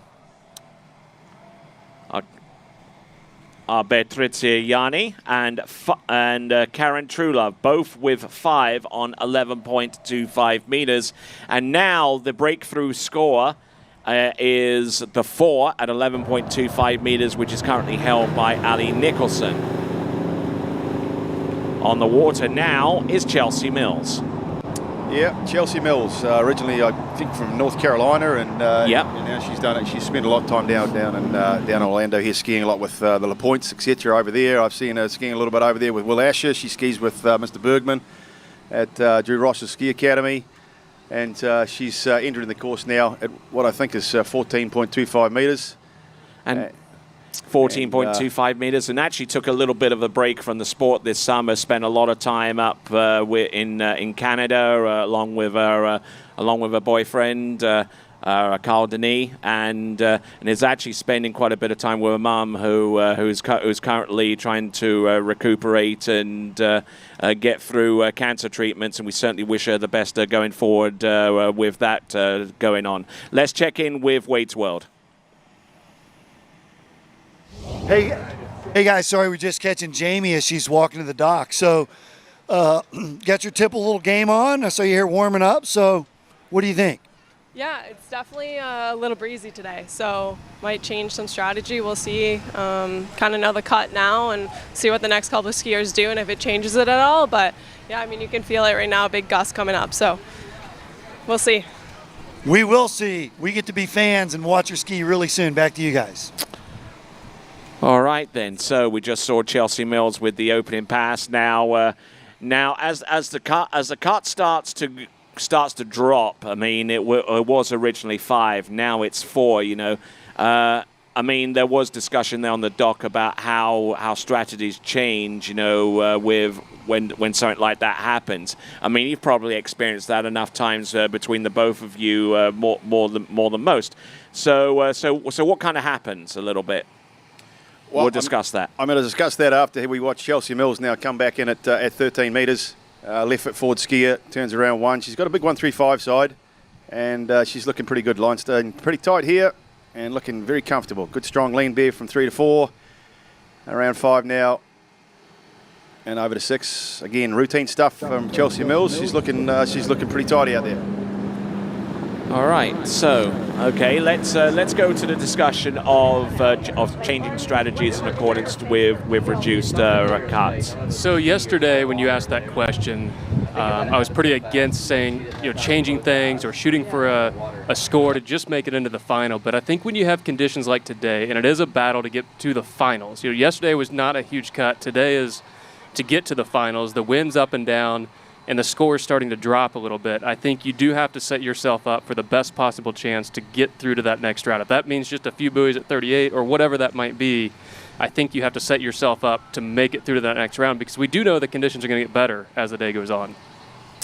Yeah, I think I agree there with Nate, but he and I were slightly different skiers. Obviously he can go out there and run ridiculous buoys, where I was just the dude that was trying to make the cut. So for me, I was... don't sell yourself short. Well, I mean, it is relatively true, for me, I was always the adage that if you're not in it, you can't win it. So all that mattered to me was trying to get to the next round. And if I could get to the next round, but then, of course, like today, if you get to the next round and you get a particular score, then you're worrying about runoff scores, and of course, podium scores. But let's watch Chelsea Mills now, 35 off, 12 metres, tailwind pass, obviously must run. She rounds 2.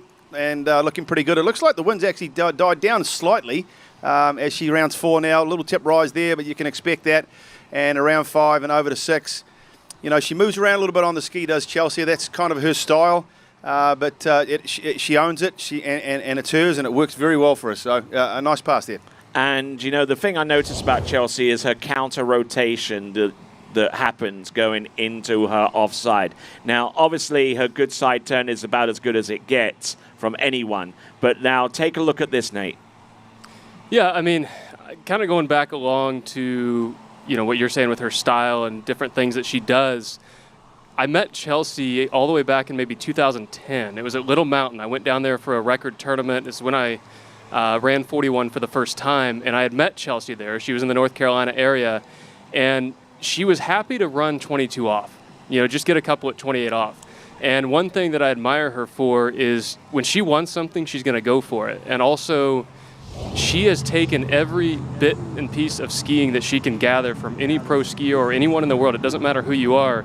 And she's pieced together her own style, and it's worked for her. She's had a lot of success with it, and she's mentally strong, and she goes out there and gets the job done. She's picked up bits and pieces from skiing, but you necessarily don't have to, because Flow Point Method was created by Marcus Brown and Jenny LeBar with the aim of allowing you all of you need to ski your best. Here we go. This is Chelsea Mills. Through the gates in around 111. She needs a full 4 buoys to get through to the final. She's over to 3. She's going to turn 3. She's got it. And what she's going to do here as she rounds 4. She's got a stalled turn at 4. Over to 5. I was going to think she was going to be our first skier through 11 metres. And she high-sided herself around 5. But that's great skiing from Chelsea.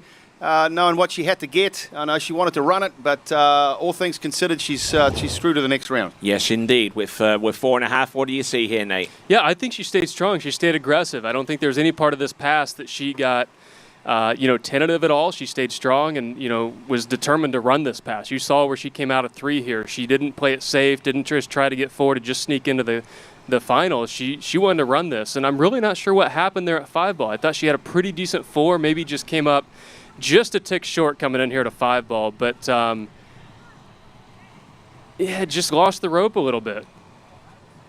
But hey, she's through the next round, and she'll be a little bit bummed. I know she was bummed with her 2 at 39 yesterday, but hey, the conditions are a little different, and you survive one more round. All right, then continuing right along, some great skiing there from Chelsea, and I mean this was pure targeted athleticism out there. I mean, she probably had no intention of running it.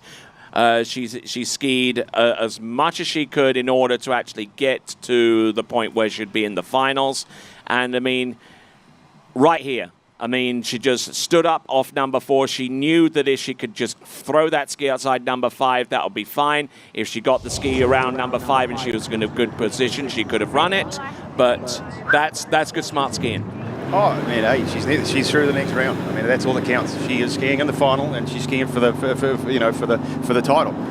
At the end of the day, it doesn't matter what score you get. If you're in the final, you're in the final. All right, here we go. Our next skier out in the water is Whitney McClintock-Reaney. All right, this is Whitney. She's starting at 13 metres, so electing to take the 38 off past tailwind. She's obviously an experienced campaigner out there, and skiing on a radar Vapor, obviously with husband there, Matt Reaney, at the Reaney ski school, and pretty good stuff there from Whitney. Yeah. Okay, let's check in with Wade's World. Hey guys, here with Miss Regina Jaquist as she's getting ready for business. Your other business, right? Your weekend hobby? Weekend warrior over here. No, it's great. A little windy. Conditions are a little different, but just need to make sure we make it into the finals and go from there. So we got a long day ahead of us, so stay tuned. All right. You heard from her. We'll see her really soon. Back to you guys. Right, and I'm sure that she's got a whole bunch of fans watching her from Santa Rosa Beach in the northern part of Florida in Santa Rosa County, and we got a whole bunch of skiers just chomping at the bit, waiting to take their turn out there. Wind or not out there in the course. And let me tell you about New Dimensions, located next to the Millennium Mall in Orlando. They are trusted by the pros, T-Gas, Alicia Bagnoli, Freddie Kruger, Whitney McClintock-Reaney, and Paige Reaney. They offer online training and nutritional programs. So check out New Dimensions, located next to the Millennium Mall in Orlando. All right. Let's take it away here with this next pass for Whitney McClintock-Reaney. It just happens to be 12. Yep, 35 off for Whitney, and again she's looking solid as she rounds 3 over to 4. Pretty good stuff, pretty routine stuff here from Whitney. Around 6 and out the gates. Oh yeah, absolutely. I mean, she had that pass just on lock there, Nate. Yeah, I mean, there's not a whole lot to comment on that with Whitney. I mean, going back to that word we used earlier with Karen, the experience. I mean, Whitney's been, around the world to so many different tournaments, so many different conditions. These are truly just warm-up passes to feel the conditions out. For when she comes back at, assuming she's going to run this 11 going this way, maybe see what that gate's going to be down there for the 39 coming back. But, there's nothing really to comment too much here on this 12-meter pass for Whitney. Looking good. All right, looking at this once again, and very, very aggressive style and technique right at the end of each turns. Just lays that slalom ski over the radar Vapor Pro build, and good sensational skiing out there from Whitney McClintock-Reaney, multiple-time world champion at overall, at slalom, tricks way back to 2009, and also part of Team Canada as well, who are the current world team overall champions. So, yep. A little windy out here, but hasn't affected Whitney McClintock-Reaney thus far. Here she comes in. This is 11.25 meters, needs more than 4 to advance. Getting round number 2. Good strike off number 3. She keeps the ski out ahead of her. Look at her go, ladies and gentlemen. Consistent as you like, and consistent to the point where she takes the lead with a 6 buoy count at 11.25 meters. And Nate can't help but be impressed by that. Yeah, I mean, that was a great pass. We were just talking about the wind calming down a bit, but I think for Whitney's second and third pass there, it definitely picked back up again. I mean, it's gusting right down the lake here, and nothing really uncharacteristic of Whitney's pass there. I'd say she was a little bit slow out of one ball here, maybe a little quick on the gate just from the wind pushing you, but she has the experience to manage that and deal with it, and just a little bit of loose line over to heading over to 2, but got herself back in the pass and really never doubted herself in running the pass. She needed a full 4 to make it into that next round, but she's looking for so much more than that, and she's going to have this 39 headwind. So, I think the biggest key here is stay strong. All right, and what do you have to say to that, courtesy of Aaron's angle? Well, it's Whitney, right? She's not short of confidence, that's for sure. She believes in herself and her skiing, and she always has, and you know, maybe she's actually out there enjoying having a ski ride behind the MasterCraft. So, you know, and it's challenging conditions, and you know, she can rise to that occasion. She's the you know, consummate professional and competitor, and she's you know, ferocious when it comes to, you know, making sure that she's at the top of the podium. So, but we'll see what happens now as she comes in at 39 off, 10.75. Anything down this pass, she's going to put pressure on the other girls. She's had a good start. She's around look 2. At this, though. She's on time here for 3. She's around 3. She's a little down course. Works hard to get over to 4. She'll S-turn, and she'll get over full 4 boys, I believe. It's obviously pending judges' you know, decisions, but that's good skiing from Whitney McClintock. And at the very worst, you'll ski for third from last off the dock when it comes down to the women's slalom final, pending the results of the remaining 2 competitors on this list, of course. But Nate, again, she is proving that her years of experience and consistency really pays dividends out there. Yeah, and like Aaron said previously, the confidence, I mean, that's a huge role in skiing in conditions like these and skiing in tough situations when you have the pressure on you to perform. Now, this was a pass that she didn't even have to try. Well, she's going to try it, but, you know, she was already in the final, so this was just kind of a free pass for her. But, you know, she came into that 39 with the face of wanting to run it. You know, she didn't want anything short of 6 buoys, and she came in, had a great gate here, a great 1 ball, got in deep, but stayed strong, stayed aggressive over to 2, and, you know, just lost rhythm a little bit out of 3 ball, and, you know, just got pitched forwards going to 4, and I think it's easier to play it safe right now, get yourself through that next round, and you know, go perform. I don't think there's really an advantage for Whitney on where she is seated in the finals. I think she's going to go out and do what she wants to do, and see where the other girls end up. And what does Aaron Zangel have to say on that? Yeah, hey, look, you know, Whitney skied well. You know, she got 4 buoys at 39 off. She's put the pressure on the other girls. You know, now it's, you know, she's set the score there. For what happens if, you know, there's a tie for second, for example. You know, there's always going to be a runoff for first, but you know, if there's a tie for second, and you know, she's got a great score and she set that. So well done to her. So the next skier on the water is the current and reigning world champion, Jamie Bull out of Canada. She's starting at 14 metres, 28 off, and what a lovely girl she is. Really focused on her skiing and focused on her studies. Seems to really have a good head on her shoulders, and obviously extremely talented when it comes to athletics and water skiing. So she's had a hell of a year last year. She's kind of backed off a little bit this year and concentrated a little bit more on studies, etc. Yeah. But she's starting to, you know, she wants to do the fall series, if you like, with the pro tournaments, etc. But you know, it's nice to see her back on the tour, and she made 14 look great. And, you know, I mean, with Jamie Bull graduating near the top of her class with a degree in mechanical engineering at the University of Louisiana at Lafayette, we'll find out a little bit more about her when we return from Wade's World. Hey, guys, I'm here with Miss Whitney McClintock-Rini, and we watched you rip it out there. That was awesome. Fun to watch. Thank you. Yeah, I was second-guessing myself a couple times throughout this semi-final round about starting at 32. No one's run a tailwind yet, but Allie did a really good job of getting to 4, so I was like, okay, if she can do it, I think I can do it too. And really just 1 buoy at a time at 38. Got a little slow 1, made sure I got my ski really far down, and then I felt like I was into a rhythm. It wasn't the best earliest rhythm, but I was in a rhythm that I felt good about for the whole pass, so that was good. And then that headwind down there is pretty strong at 39. So I'm kind of happy I wasn't down there at 38, to be honest. So anyway, yeah, it was good. All right, well, she's happy. We're happy. Back to you guys. All right, then, here we go. This is Jamie Bull bleeding off a little bit of speed into that gate shot. And Aaron, what's your take here? Yeah, I, again, wouldn't expect anything too untoward here for Jamie. She's working hard from 3 to 4 and now over to 5. No real problems at all. You wouldn't expect it.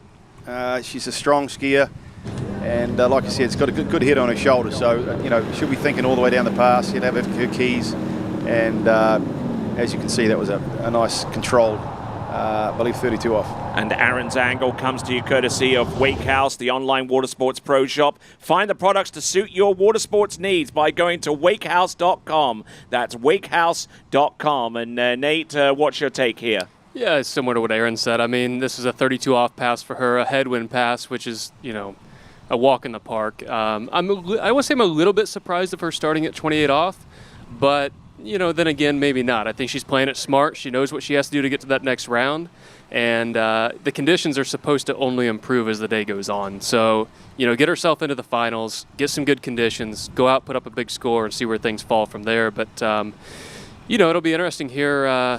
She come back at 35, and she's going to take that 38 headwind. All right, then. So if your tastes in water sports edge towards jumping, then you'll find that the Waters Wetsuits is your partner, designed and created by Brandon Waters with some fresh new designs. Jumpsuits for some of the world's top water ski jumping athletes. That's waterswetsuits.com, waterswetsuits.com. Here comes Jamie Bull with her next pass. Take it away, Aaron. 12-metre line. Stood herself up a little bit there at 2, but she won't panic. Over the tip a little bit there at 3. She'll get a big turn here at 4. She's a little down course here at 5. And she's going to get over to 6. Well, that was certainly an interesting pass with a few problems pretty much at every ball after 2 ball. Nate, what do you see there, man? It's a little uncharacteristic, I think, of her. But, you have to get through this pass. So you're going to attack it any way that you have to get all 6. And if that means that it doesn't look pretty, then it doesn't look pretty. I mean, we all strive to be perfect out there on the water, but sometimes things just have to get ugly. And, maybe us watching looks a little weird, but in her head, I'm sure she was 100% confident in what she was doing. But, maybe that's why she took that 28 off the dock. She wants that 38 headwind where she can really attack and run that pass, whereas if she was in that tailwind, maybe she was a little less confident in herself. But, like you said earlier, Jamie's such a strong, tough competitor, and, it was on fire last year and a lot of this year as well. 35 is not a pass we should worry about. And she had a pretty good grip on that pass. And if you want to improve your grip out there, slaloming, you'll find that Pro Gear are the gloves for you. The original, created by Clint Stadelbauer, now led by Alicia Bagnoli. You can find out more by going to skiprogear.com, skiprogear.com for Pro Gear gloves. All right, so what line length are we on, gentlemen? Well, we're 38 off now. 38 off. She needs 4 boys to make the cut, and she's round 1. Ooh. Pretty good start there. She's got a good 2, and she's looking pretty good here. She seems to have calmed down after that 35 off pass. She's around 4, really looking good. Using that headwind to her advantage, staying balanced over a ski, and wow, Nate, that was in vast contrast to the 35 off. And like I said, at 35, she was just managing her way down the course. She knew what she was going to do at 38, but when we go back to this replay, I don't know if maybe Vince can slow that down at 1 ball. I saw a little bit of tail slide come here at 1, I think. Let's have a look at this. Let's go frame by frame here if we could. I could be wrong, but maybe not. I thought I saw the tail of the ski come up quite a bit. Scared me a little bit, but you picked it like a dirty nose, mate. Yeah, it was made me a little nervous there, but hey. That happens. So. It's an interesting comment, though, right? You made it before, how a skier, like we out there on the water, are going to make a few mistakes and overturn and whatnot. And, of course, it looks a lot worse on video than what it is to us. I mean, obviously, I was not the smoothest skier in comparison to your good self. The amount of times that I had people come to me and saying, how did you do? And, well, that was just kind of normal. It wasn't... But at the end of the day, you got it done every time. I mean, as soon as somebody else slipped up, there you were. So, it didn't... I don't know. You were just always right there. All right, then. Here we go. This is Jamie Bull on 10.75 meters. She is through to the next round already. Let's see if she can try and impose her will upon the remaining competitors to come. She had a good start. She wheeled it at 2. She's around 3. No, it just gets pulled to the inside. So 2.5 buoys there. A bit of a tall order, really, trying to run 39, and that's strong of a tailwind, but a good start, and she'll feel confident about that, I think, with that skiing, with 2.5 buoys at 10.75 going into the final. All right, then. So she is through, and for those of you that are looking for someone to vote for the Skier of the Day award, could it be Jamie? Could it be one of our other skiers? Go now and vote now for Skier of the Day, sponsored by 2U, nutritional bars in a variety of different flavors. They're available online and at great local stores around the Sunshine State of Florida. That is 2U nutritional bars, the official Skier of the Day sponsor. And if you want to vote for your Skier of the Day, go to waterskibroadcasting.com/vote to vote for your Skier of the Day. Now, Aaron, for your money, based upon what we've seen yesterday, who would you vote for as Skier of the Day so far in this competition? As of today, or as of what you've seen yesterday and today? My skier is Taryn Grant. Skier of the Day would be today, but if he was the skier of the weekend so far to date, my skier would be Taryn Grant. She put up a great score in slalom yesterday with 2:39, broke a PB by 20 centimetres in jump. It's really kind of hard to beat that. Yeah. What about you? Oh man, I don't know. I kind of agree with Aaron there. I mean, when you can go do a PB at a pro event, that's a big deal. It's unfortunate what happened for her today, but she had a great score in slalom yesterday, and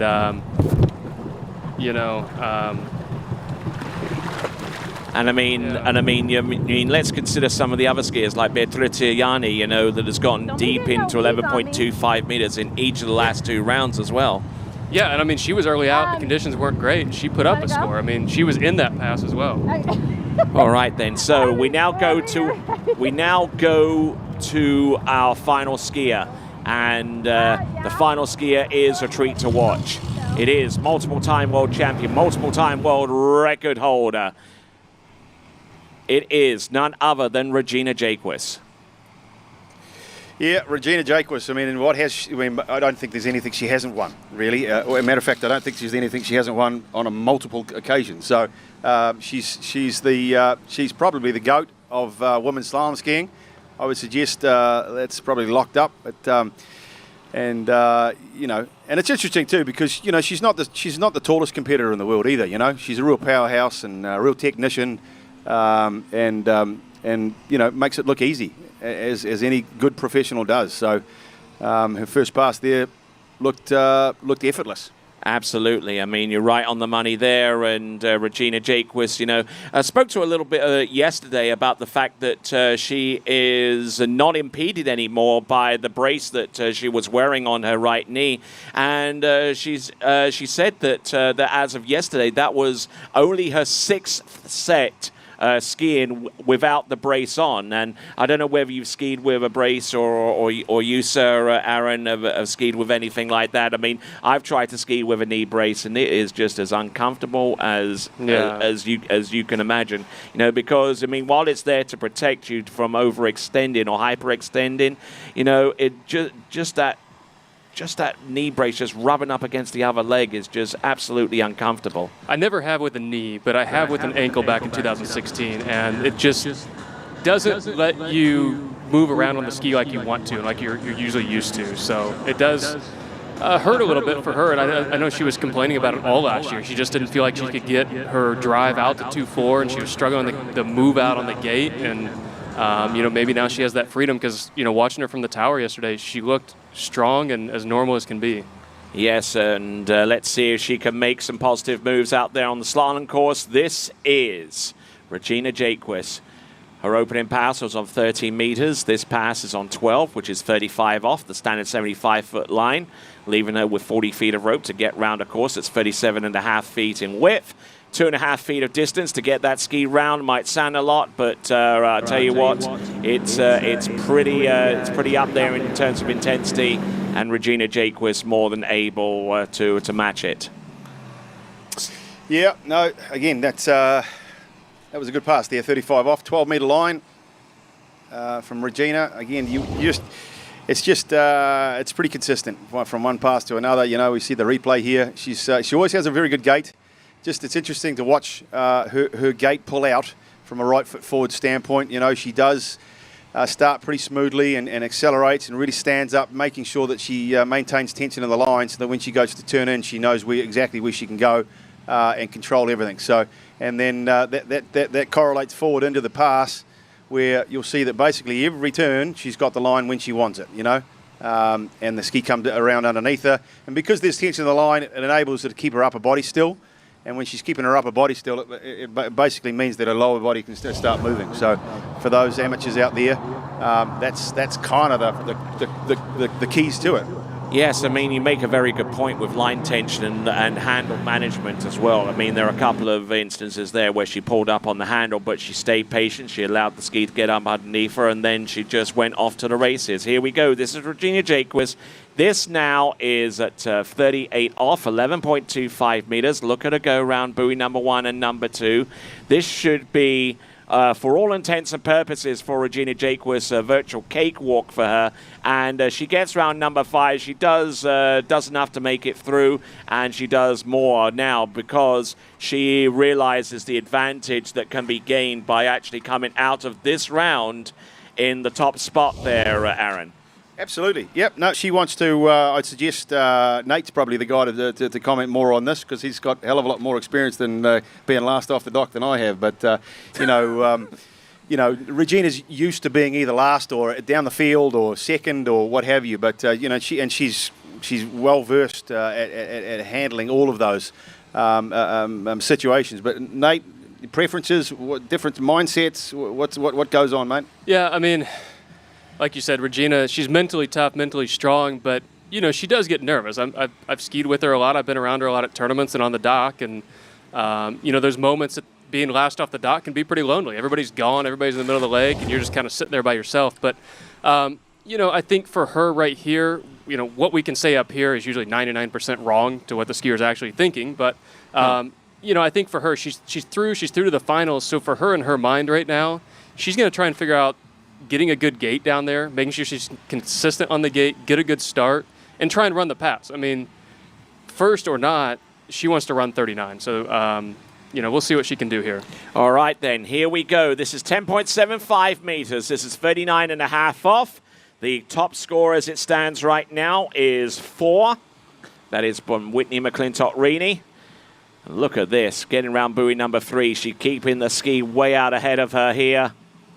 And ladies and gentlemen, let's give it up, please. Regina Jaquist, our one and only skier to have made it through 10.75 meters in this round of women's slalom skiing, and thus she will be the last skier off the dock come the finals. Yeah, great pass from Regina. Again, dare I say it, I think the wind actually dropped. But hey, look, please don't take that as I think she would have run it, when the wind was up. Regina can. But she did have the fortune there. I believe the wind had dropped slightly and kept the line tight. But Nate, talk us through. Yeah, honestly, when I was watching it live, I thought she got a little slow on the gate. I really did. And but she works so well behind the boat and works so powerful through that second wake. That's what just keeps her in this pass. I mean, watch where she's loading this boat. Strong from whitewash to whitewash, works so well, not adding and going harder through that second wake, but resisting the boat and using the boat to swing out to that next buoy. And that's what she is so good at doing. And, even if she gets a little bit narrow on that gate, she did that work through the second wake. And quite honestly, that's probably, even on a good day, one of the better 39s that I've seen her run. All right, then. Boat working up to speed, 55 kilometers an hour, 34 miles an hour. Line length now, 10.25 meters, 41 off. Through the gates and around 1, tip rise. It looks like she'll get over to 2, actually. She's around 2, and she'll get back to the wakes. That's good skiing there from Regina. 2 boys at 41 off is obviously, but, for a right foot forward skier, if you can get over the 2 ball at 41 off, I'd suggest it's a reasonably good day, Yeah, and, one thing with Regina is her offside is amazing. I mean, she always comes in and is able to crank that 135 side, but, it's always tough here at 41 with that tailwind pushing you, but she actually swung into 1 pretty good. The ski stayed down, a little bit of stop and go there, but, I thought maybe she could commit to turning that. Maybe not. She had quite a bit of loose line, but she's going to be super happy with that because I know she's really struggled with, since this knee surgery, to get a good gate and get out of 1 ball at 41.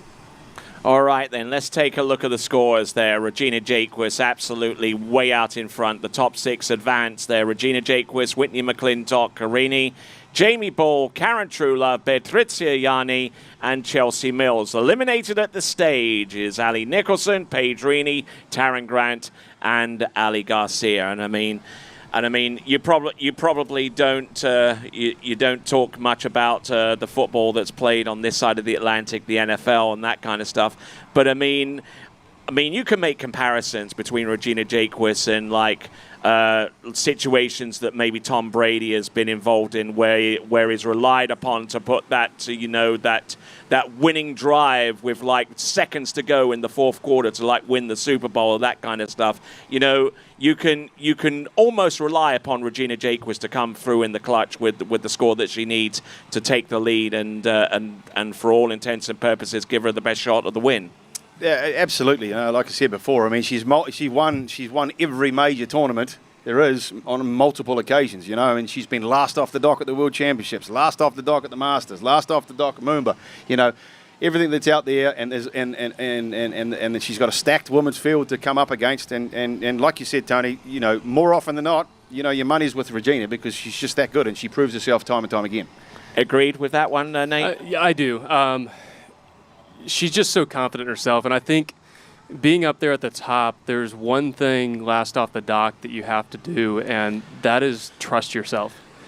If you know you can do it, not just think you can do it, you know you can do it, that's the difference. You're going to go out there and you're going to put up that score, and when Regina leaves the dock, there's no doubt in her mind that she's going to beat whatever score that's out there. She always knows she's going to do it. There's never a doubt in her mind, and I think that's a big key thing when you're last off the dock, to not let any of the nerves bother you. Yeah. I agree with you. I mean, what I used to say to myself, and when I kind of made the step up to the higher echelons, if you like, was it's called fear of failure. Once I put the fear of failure behind me and not caring how I just went out and believing I could do it, then things started to work. Exactly. And speaking of Regina, let's go over to Wade's World and check in with her. Well, thanks. I was just complimenting our defending champion on her yellow jersey. I'm a huge cycling fan, so yellow is the king, Tour de France. So, yeah, you feel a bit like the queen out there today. It was fun. Yeah, all worked accordingly. Yeah, you know, I mean, that's what my name means, so I got to live up to that standard, I guess. No, all seriousness aside, like, it felt great. Windy, kind of laid down here and there, but, you know, make sure you get through to the finals, and we'll see it rip up in the next couple hours here, I guess. So, a 6-lady final, and you'll be going last. So I kind of like that spot. You get to sort of see what's going down in the field, right? Yeah, I mean, it's always nice to kind of know what you got to do, and, you know, at the same time, you still got to go out there and do what you do. But, you know, every tournament's different. You know, coming out of my ACL, getting out of the brace, so starting every day is a little more and more confidence, and kind of getting back to me and who I, you know, have my standards in my head. So, yeah, I'm confident to be last again and, you know, kind of get scores set, and the girls set the standards and let me go chase it. So that will be the plan. So let's talk about that, because what ultimately happens, where Moomba's a little bit more bizarre, especially if you're out on the floating jetty in the middle of the river and you're last, but sort of irrelevant. When you do go last, everyone's gone, right? There's a few handles laying around on the dock, and I've sort of said it's like being the Lone Ranger, you know? All your friends are gone and they're packing up or whatever, and you still have to ski. So let's talk about that. Yeah, I mean, it's a different scenario. You know, my sister always says it's lonely on top, so she's got a point to that. But yeah, you know, there's not that, you know, intense adrenaline that's running on the dock. You know, you just end up like, okay, now they're all drying off and they're sitting there watching you. You know, it's not that adrenaline rush that you've got to keep that rush going. You've got to have that and have that confidence, have the nerves settled. You know, there's a lot going on, especially when you're top seed or actually anywhere in the course, you know, in the field, it doesn't matter. You gotta throw down the score. But yeah, when you're top seed and you're on the dock, it gets pretty lonely. You're just like, okay, you see the guys starting to come down on the dock. You're like, oh, okay, there we go. So one more thing I'll let you get. So let's talk about all that sort of pre-amp energy for a final or even for a semifinal like this when you're last. Let's talk about dialing it back for those first two passes and sort of taking a deep breath. Yeah, you know, and it's hard because you don't want to dial it back too much and make any dramatic error that causes you to not make the finals. But, you also have to gauge the conditions. And we had a nice tailhead, but it was still a pretty significant tail headwind. So, you don't want to do something silly that misses your gates, or, the score that you have to beat. It's still a big score. The girls are really stepping up their field, the game, and the field's starting to get higher and higher for a 6 cut, where 4 at 38 was like you had to make that to make it to the finals. So, it's a tough field, and you just have to keep showing up weekend after weekend and being on your A game, which that's hard to do in itself, keeping that momentum going.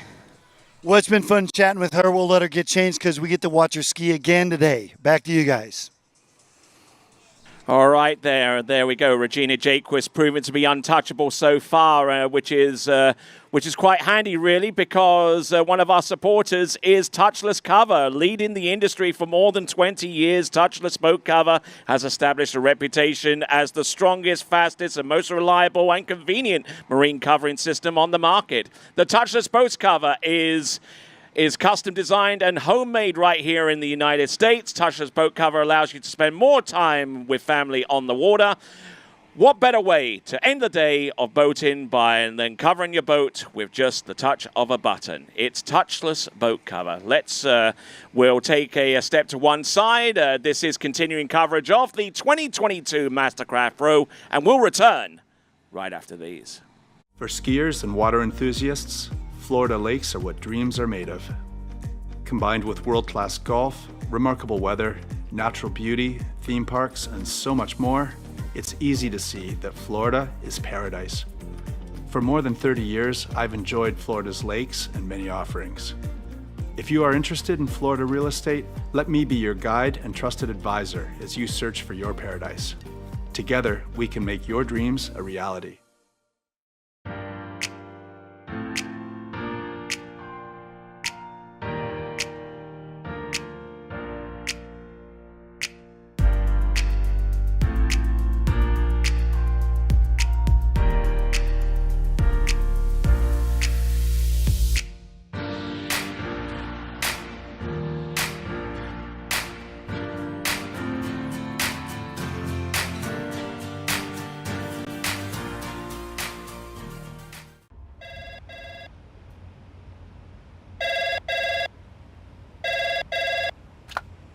Thanks for calling Wake House. This is Brian. How can I help you?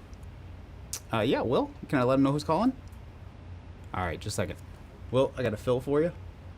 Perfect. Give me just 1 second. All right, hit it. Thanks for holding. This is Will. Hey, how's it going? Good. All right, then, getting ready and getting set for our men's slalom event, but we'll transition over towards the dock and check in with Wade's World. Hey guys, I'm here with John Travers, and John, you're going second in a 15-man heat, and so we're having some very, very idle, useless chatter as usual on the starting dock. What are you thinking about? Putting up a score, just going out there and having fun. Control the wind, just be able to be strong in the wind and not just over ski, and just go out there and have fun and just stay behind the road as long as I can. That's it. You guys at home, we're having fun too watching them. So anyway, back to you guys, Tony. All right, then, just in time to tell you about Drew Ross Realtor. If you're looking to purchase lakefront property in Central Florida, be sure to check in with Drew Ross. Check him out on Instagram, Drew Ross Realtor. And also, check out the Travers Grand Prix. It's going to be brought to you exclusively live on TWBC on the weekend of October 7th and 8th. Get your entry in quick for this unique event, which consists of slaloming, go-karting, and shooting. All right, then, there is your running order. We've got Corey Vaughn, Jonathan Travers, Rob Hazelwood, Stephen Island, Brando Caruso, Benjamin Stadelbauer, Martin Bartowski, Charlie Ross, Joel Poland, Chris Parrish, Cole McCormick. And after Cole McCormick, we've got Thomas DeGasperi, Freddie Winter, Will Asher, and Dane Meckler. And on the water now is Corey Vaughn. Corey Vaughn out of Virginia, Bumpass, Virginia. He has his own ski school up there. He's starting at 32 off, I'd imagine. skiing on a radar vapor. He's just been he's a dad now, but I think his son's almost a year, and we're going to take it down to Wade's World. Thanks, guys. I'm here with handsome Rob Hazelwood, and so obviously you put up a handsome enough score to be here. So what's going through your head this morning? Do a little better, hopefully. I mean, conditions are a little windy down that far end, but it's definitely doable to be getting through 39 and getting midway through 41 today. And that's what it's going to take. I mean, the scores have been insane all year, so I have really only one thought in my mind, just getting through each pass. But there's no real holding back today. There's no, just go for it. It was nice to see Regina put up that score too right before as well, huh? I was going to say, man, she made that look easy. That was a good 39. Yeah, easy peasy 39s. That's what we're going to see from him. Back to you guys. All right, then, and having heard from Rob Hazelwood, why not check out the TWBC podcast? One of the latest episodes that is online is an interview with Rob Hazelwood. Check out the TWBC podcast, available on Spotify, Google Podcasts, Apple Podcasts, or wherever you listen to your favorite podcast. So, Corey Vaughan now coming back in at, I believe, 35 off, 12 metres. And the wind is actually pretty good. It's actually settled down now and is certainly manageable. There's no reason why these guys won't be running some good scores. He's looking good out of 4 and over to 5. And over to 6. Yesterday was pretty uncharacteristic of Corey. He was, by I think his own volition, he'd say that he's pretty lucky to find himself in the final, but because he didn't ski technically the way that he would usually. But certainly good to see him out there, and 35 off is in the bag as we watch. Obviously, in my opinion, the best driver there is, Chris Eller, arguably. But he was always certainly my favourite, and he knows how to steer one of those boats down the course. So just a reminder to people that obviously we've got 15 pro men's slalom skiers. That's going to be cut down to 8, and that go into this afternoon's men's final. So obviously. Doing the math, 7 are going to miss out. So we're going to see some pretty high scores. And like Rob said, there's no reason to take the pedal off the metal. It's going to be flat out this morning / this afternoon. And as I say, we're going to see some pretty impressive scores. all right. So that being said, let's bring the Bumpus Virginia native riding that Radar Vapor Pro build. This is Corey Vaughan. Boat speed eking on up to 58 kilometers an hour. That's 36 miles an hour. Good start there from Corey. Tailwind. He's going to be a bit patient off the backside of the ball. Almost fell off over around 2 ball. He's going to get over 3. Big turn at 4. No problems around 5. And over to 6. So, Corey Vaughan through 38 off. And it's probably worth noting to those amateurs out there. Obviously, it's a tailwind, Nate. Backside of the ball, obviously, is where you can get more into trouble. You start falling over because generally, as an amateur, people are trying to get going too soon. You need to be a little more patient. Would you agree with that? I would agree 100%, especially in this tailwind. It is calming down a bit, but there's still some pretty good gusts out there. But we watched Corey, I think it was 2-ball here. He loses the line quite a bit, but what he's so good at is just managing that line, staying still, staying balanced over the ski. You can see that he had to take up a lot of that line there, but he's just so good at being patient, letting that line come tight, then doing the work behind the boat. He never seems to panic or get himself into a rush. He just kind of waits, gets in position, loads behind the boat, takes that swing over to the next buoy, and just a pretty nice 38 off pass for him. A little bit looser than what he was expecting, but hey, it's all about getting through that next round right now. All right there, so Corey Vaughan getting the first few passes under his belt as we have a look and see Charlie Ross, who will be halfway down this list, and that's going to be an experience there for him as he tries to be one of those in that number. All right, here comes Corey Vaughan now, 39 off. He ran 3 boys at this line length. Yesterday, he was the 9th guy in the world to run 40 at this line length ever. He's off a 2-ball. Handle was high off it through. He's around 3. He's going to have to be working hard. Needs a good 4. He's around 4. Can he get over to 5? He's around 5. Slow turn at 5. I don't think he'll get to 6. He won't. So 5 boys at 39 off. And, he is going to be disappointed with that because I know he's been skiing well. and 39 is a pretty everyday sort of pass there for Corey. Yeah, it's not often that you see Corey miss 39. You normally see him in that midway through 41. I thought the start, everybody's kind of struggling down there at that one ball. It really makes me wonder. I mean, every interview we've had down there with Wade's World is, man, that gate's tough. The wind's strong down there. I had a hard one ball. So we're seeing that with the guys here, too, with Corey, just really struggling out of that one. And I think maybe that's just enough to catch you off guard and, just put you out of rhythm a little bit. And, he's trying to make it up a little bit, probably played it a little bit too safe at 5 and just couldn't get there. So we're going to the dock with Wade's World. Wade, go.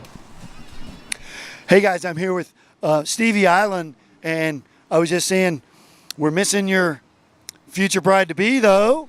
Hi, Elizabeth. But we're certainly happy to see you here in your semifinal, but a lot better than when ladies were skiing earlier. Yeah, no, the wind has laid down. Of course, being here without Elizabeth sucks. We love to do these tournaments together, but it has laid down, and it's much more manageable now than when the ladies skied, and we're all ready to just go up and try and definitely take down this headwind 39. I think most guys are going to start at 32, but we'll see. Maybe some more confident guys up the ladder might start at 35, get the tailwind 39, set up the headwind 41, so I guess we'll see what happens. We will. Back to you guys, Tony. All right, here we go. Our next competitor up is Jonathan Travers.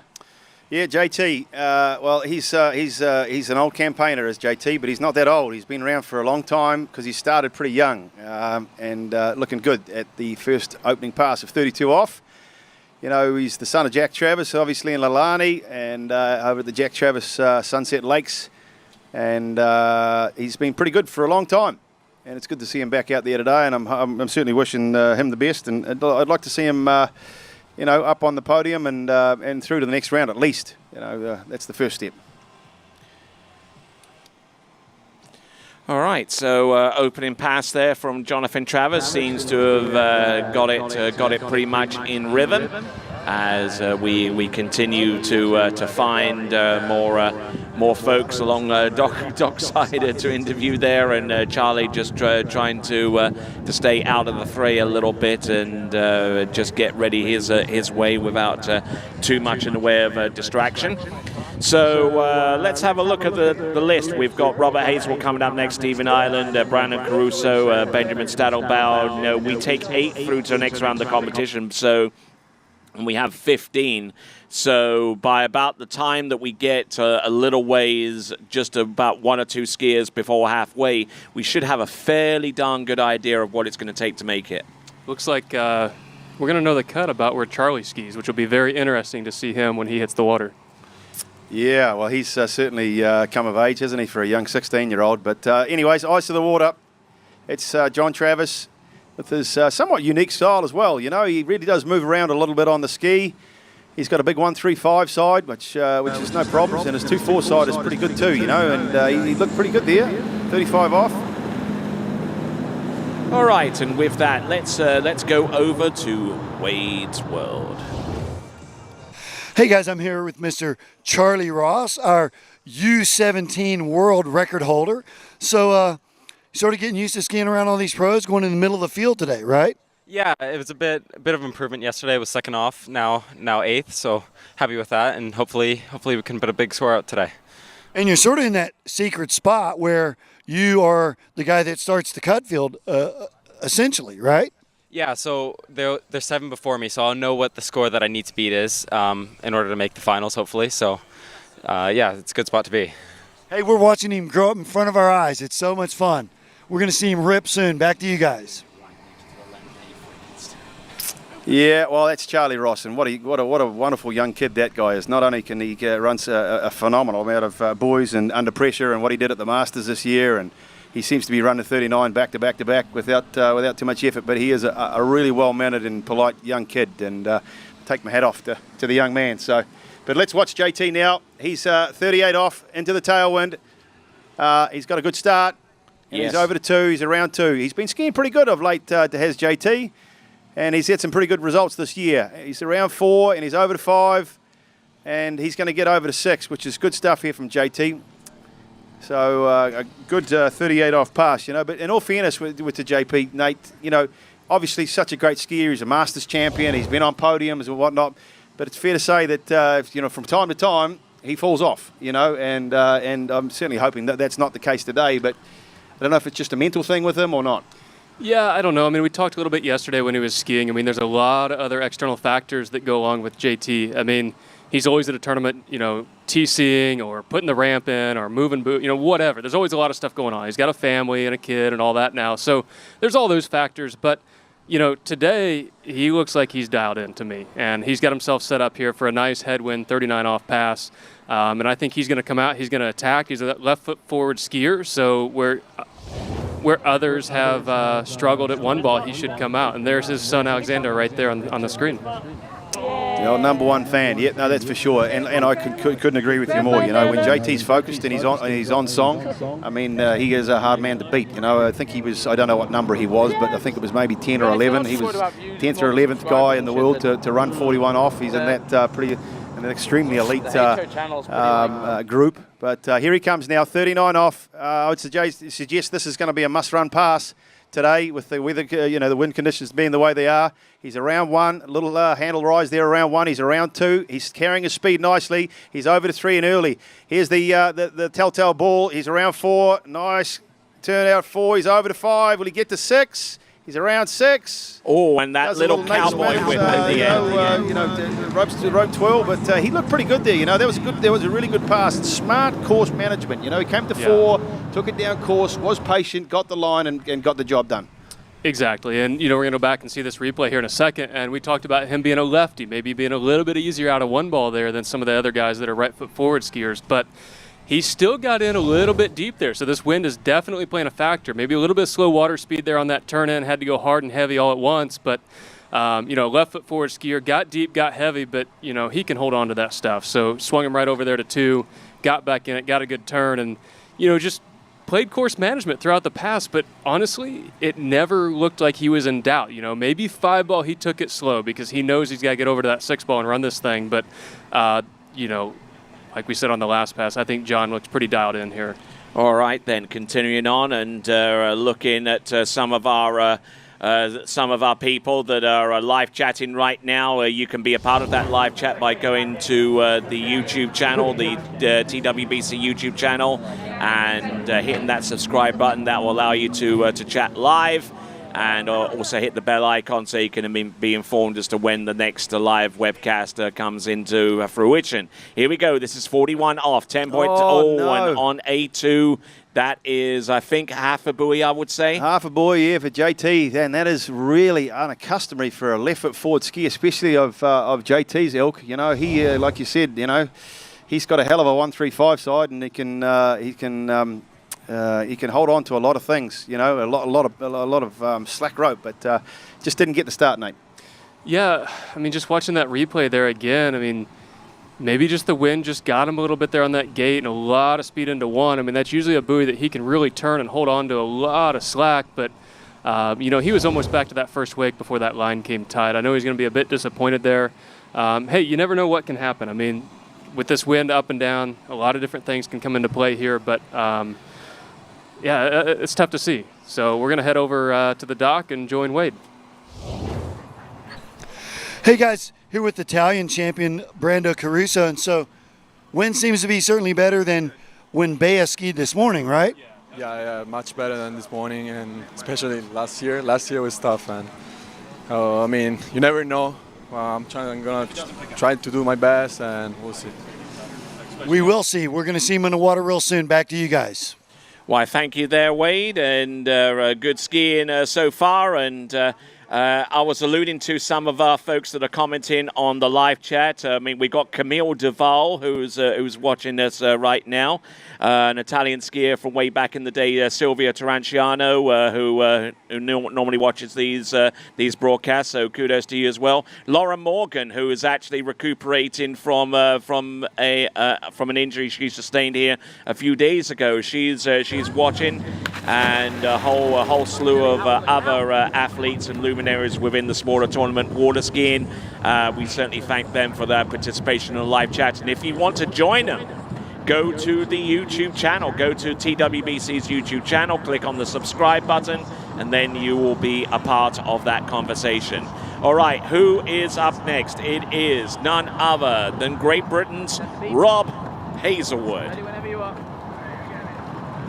Yep, handsome Rob Hazelwood.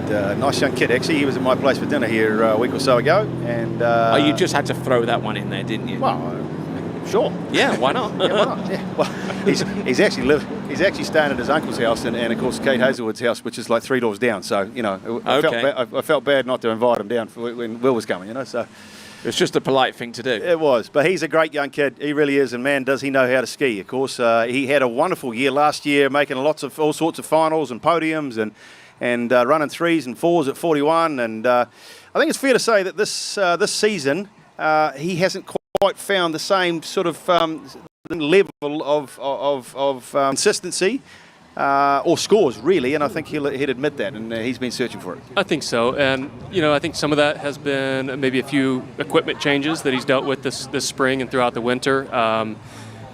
Maybe the spring wasn't so great for him, but I think the bulk of the summer he really turned things around, and I was seeing him run 3 at 41 almost every round at a tournament and qualifying for semifinals and finals. So I think he's turned things around. I think he looked really, really good yesterday, and like you heard him on the dock earlier with Wade, he's confident and he's determined to go out there and run midway through 41, as he said. So we'll see what he can do. Yeah, and certainly very capable of it. It's he's as like you said, he can run 3s and 4s and even get through it. Certainly in practice, I know, but as we've said time and time again, trying to do that at a pro event is a different level in itself. So he'll be looking to first and foremost. Get himself a better score than he did yesterday. He ran 3 or 4 for 39 off yesterday, and to his standards, that is pretty mediocre. But I think he's going to want to run it and then concentrate on what happens at 41. So this is 35 off into the headwind with Rob. Obviously, he comes from a hell of a family. He's the cousin of Tom and Will Asher, and the nephew of Mike Hazelwood and Tim Hazelwood, and so skiing's kind of in the blood over there. And as you can see from that 35 off pass, he's been doing it for a while. All right then, let's check in dockside with Wade's World. Hey, so guys, I'm here with Joel Poland, Mr. Freddie Winter, and we are not discussing fin setups, flex patterns, or the wind conditions. We're discussing YouTube demographics, correct? Yeah, we're talking about YouTube and pineapples and surfing. That's kind of how it's going. Gravy Navy? Gravy Navy. Yeah, I'm new to Gravy Navy. I'm trying to learn that one today. So we talked about you didn't jam on the way out this morning. Is that going to affect your sort of chemical balance today at all? Yesterday was a good day, and I did jam pretty hard on the way here, but today I was talking. It was more of a mellow approach. And yesterday it was a little rowdy. I had a nice little front flip, a few rounds of jumps. So I'm hoping the mellow talk today calm me down. Maybe it'll be smoother. All right. We'll let these guys get back to their YouTube demographic discussion. Back to you guys. I don't know what kind of demographic I fall into. But there you go. I don't know, mate. Like we discussed yesterday, it was more sort of your Perry Comos, your Barry Manilows. I'm old, but I'm not decrepit. I think you're a day older than God's dog, mate. All right, then. Here we go. We've got Rob Hazelwood out there on the water. 11.25 meters. Little handle up, little high there on number 3, but a lot of that is the product of how his outside hand goes up a little bit high on some of these turns. Isn't that right, Nate? Yeah, it's a very distinct style for sure. But, everyone has their own unique thing that they might do or not do. But, a 38 off tailwind pass, really, got a lot of ski in the water there at one ball. But just was able to manage the line pretty well here. Didn't really lose the line too much. Got in deep a couple of times, but, a very confident pass, I think. I would call it an easy pass for Rob. Now that he's been getting down the line at 41 a lot more, I think 38's not really a pass that he worries about. And I think even 39's becoming more consistent, and he's becoming more confident in it. And that's what's allowing him to get those starts at 41 now. Indeed, indeed. He gets a pretty decent start, wouldn't you say? And yes, we got a last chance for you to play in the audience prize competition. Go to waterskibroadcasting.com/play. You have until the end of this round to get your entries in to win a D3 or a Conley slalom ski. If you want to be in with a shout of winning either a D3 or Conley slalom ski, courtesy of Waterski Broadcasting, go to waterskibroadcasting.com/play.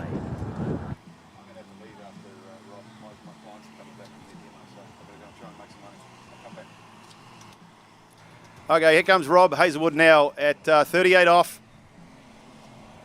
Oh, he's got a stalled out of 1. He's working hard to get over to 2. Needs a big 2, and he's got it. I'd say he's back on time now. He's around 3. Oh, he's having a hard time here. He's around 4. He's got over to 5. And, well, 5 ball was his best offside turn of the pass. But, wow. Nate, man, he had that was hard work. That was. Yeah, he certainly made it look like a struggle out there, Nate. Yeah, I mean, in comparison to that 38 off pass coming there at 39, you knew he was going to attack it. You knew he was going to be strong and be aggressive, and, you know, he has one goal, and that's to run that pass. So whatever way it was going to happen, he was going to make it happen. But that was not the easiest way to do that. So we'll see this replay here a little bit.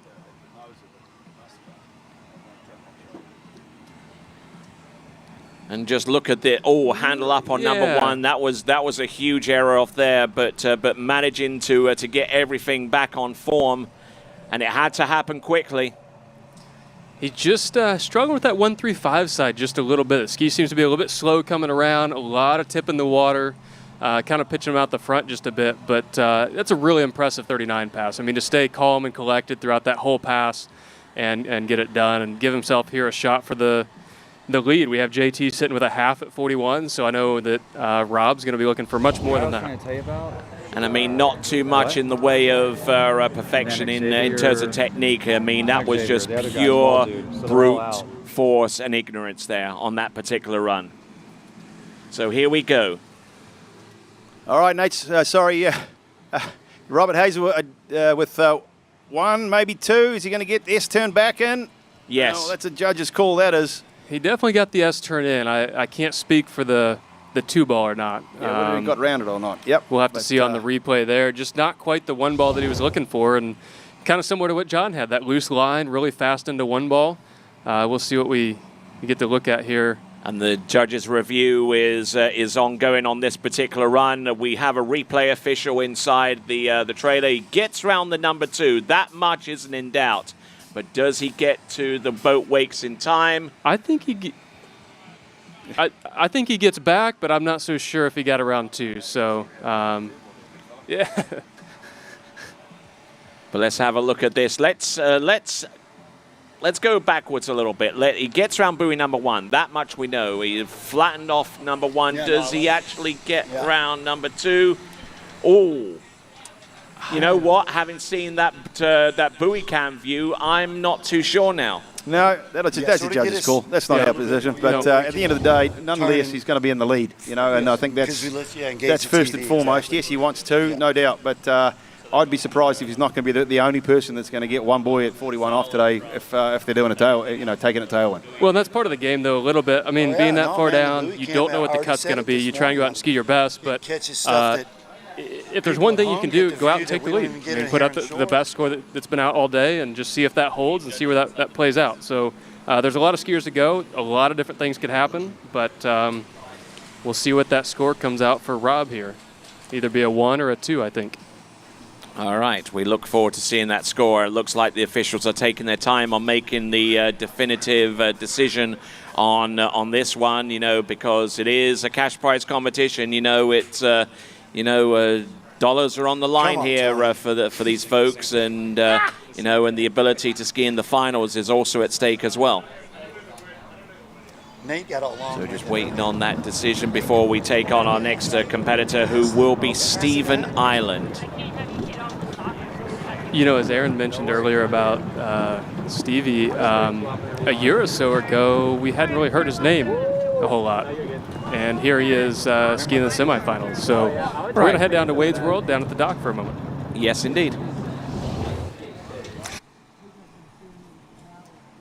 And I mean, this is like pretty cool. We got Will Asher, Fred Winter, all just hanging out watching the replay and technology, right?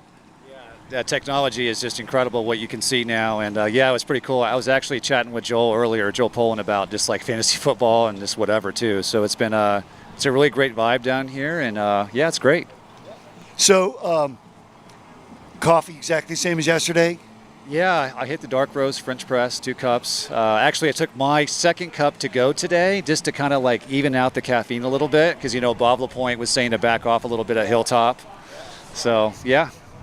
All right, no, I think he's got his Zen coffee going right now. Back to you guys. All right, then. So, yeah, so that little bit of fuel in the morning definitely stoking the fire that's in the belly of Chris Parrish right now. There's one thing that you can always count on having CP around, and that's a good time and lots of laughs. Absolutely. He's definitely good for that.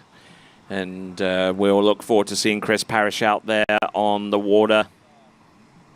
All right, let's check in with Rob Hazelwood dockside. Hey, I'm here with handsome Rob Hazelwood. You said it was horrendous skiing, I think you said, but you're tied for the lead waiting on this confirmation, right? In the lead, right? I know. Well, waiting on 1-2. Oh, I mean, anyone at home saw that will agree very well. That was bad. That was really, came out of 1 at 39. I'm like, oh, no. Somehow got out of 2 okay. Came out of 3 and was like, oh, no. And then 4, 5, I guess it was all right, but man, I need to figure some stuff out. That was messy. I actually thought I got a good 1 at 41, and then I got stuck, but hey, thank you. Whew. All right, we'll let him catch his breath. We're having fun watching. Back to you guys. All right, then, approaching the course right here and now. Steven Island from West Palm Beach in Florida. Take it away, Nate. Yeah, so Steven coming in, looks like he's opting for that 32 off pass. Got a tailwinds settling down just a little bit here, just a warm-up pass for him, looking pretty good over here at 5 ball, getting over to 6. And as I was mentioning earlier, a year or so ago with Stevie, we didn't really know my left shoulder. his name at all. Hope And now today we're seeing him in finals quite a Flick bit. the ski out to 2, somehow get a turn. I'm like, at 3, I'm like, so I haven't turned to 1 All through right, 5 then, the last so 2 the passes. approved score Gonna that we turn just 3. got Ski coming kinda does a little through bit. I'm like, well, is shit, do I 1 go from again? our officials. Then at The 5, I'm like, oh, 1 it's gonna at- bother the fin, and then right here, and I'm, yeah. All right, so a little bit of extracurricular comments there, and we got Rob Hazelwood with his run to 1 at 10.25 meters, and it's enough for the lead, obviously, but it does leave him kind of open because it's a halfway decent score, but it's very, very doable with the talent that we have on offer here. Yeah, and I think it's a given that you're going to have to run 39 today, that you're going to have to get into that 41 off pass, and it's just going to be a matter of seeing what these skiers want to do. Do they want to take this 39 tailwind to get a 41 headwind, or do they want to take that 39 headwind just to make sure that they run it? It's going to be very interesting how things play out and how the wind changes, because it's supposed to get better. It's still pretty windy right now, not as bad as it's been, but it is getting a little bit better, and we have Stevie coming in here at 35 off. All right, so here we go. This is Steven Island, who next week will actually travel to Las Vegas and get married to Elizabeth Montavon. So he's certainly got a lot on his plate, and on top of all of that, he's trying to ski against the very, very best slaloming talent in all of the world, and try and advance through to his first pro final. Let's check in with Wade's World. Well, hey guys, I'm here with Mr. Ben Stadelbar, and this is our shout out to Bob Marley, our water ski comedian, and we're washing hands down here, right? I'm about to take my weekly shower right here, so that's for you, Bob. Hey, so we're talking coffee, so what were you roasting up this morning? No, yeah, I like my coffee. I drink 1 cup in the morning, and so Wade's staying over at the house, and on his way out, he just missed out on the coffee shift, so I felt bad. Man, it looked good, like French roast, French press. I do a Chemex nowadays, but yeah, I enjoy it. It looked unreal. I'm so sad I missed, but I'm so happy I'm going to watch him ski. Back to you guys. All right, and we got Chris Eller at the helm of that MasterCraft Pro Star towboat, and getting ready to bring in Steven Island.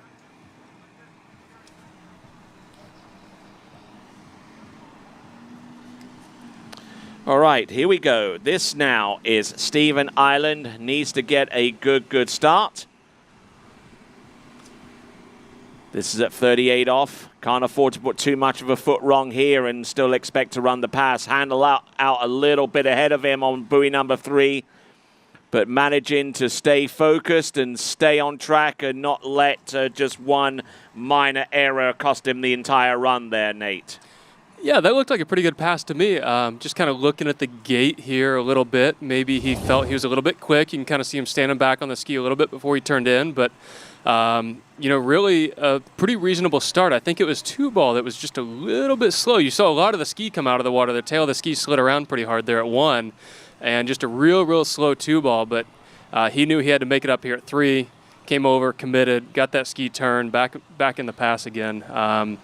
You know, the wind's up and down. Like, part of the course looks kind of calm, and then some of it looks a little bit windy right now. So maybe that's affecting these skiers just a little bit, but he's going to have a really nice headwind here for this 39 pass, and I know that he's looking to run it. I mean, he's got a few of them under his belt this season, especially in pro events, and, you know, I think he can do it again here today.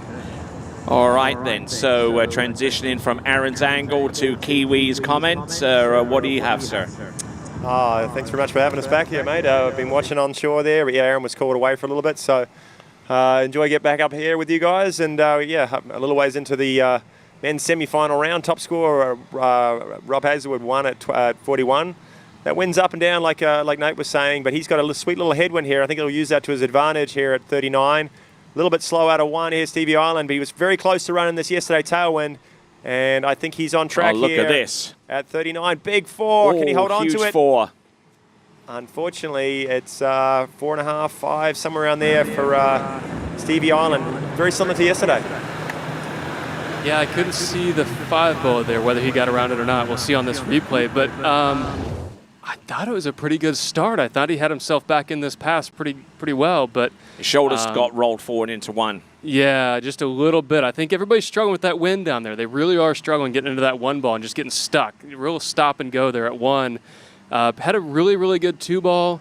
3-ball was pretty good as well, but I think 4 just a little bit down course here, sitting back, had to really reach for it. The ski stopped on him a bit, broke him over at the waist, and I don't know if he got around that 5 or not. I know he's going to be a bit disappointed, and that's real unfortunate for him out of that 4-ball because it was really a good start. He wasn't far off there, but it shows how much force is on the body coming around number 4 there. Really kind of cranked it. And I know this guy's a strong guy. He's in the gym a lot, working out hard, off the water, and coming around 4, it just kind of folded him, and he couldn't quite get back in position and hold that load to get his ski outside round number 5. So official score is going to be 4, and it's going to be a tough road from there to make it into the final tomorrow.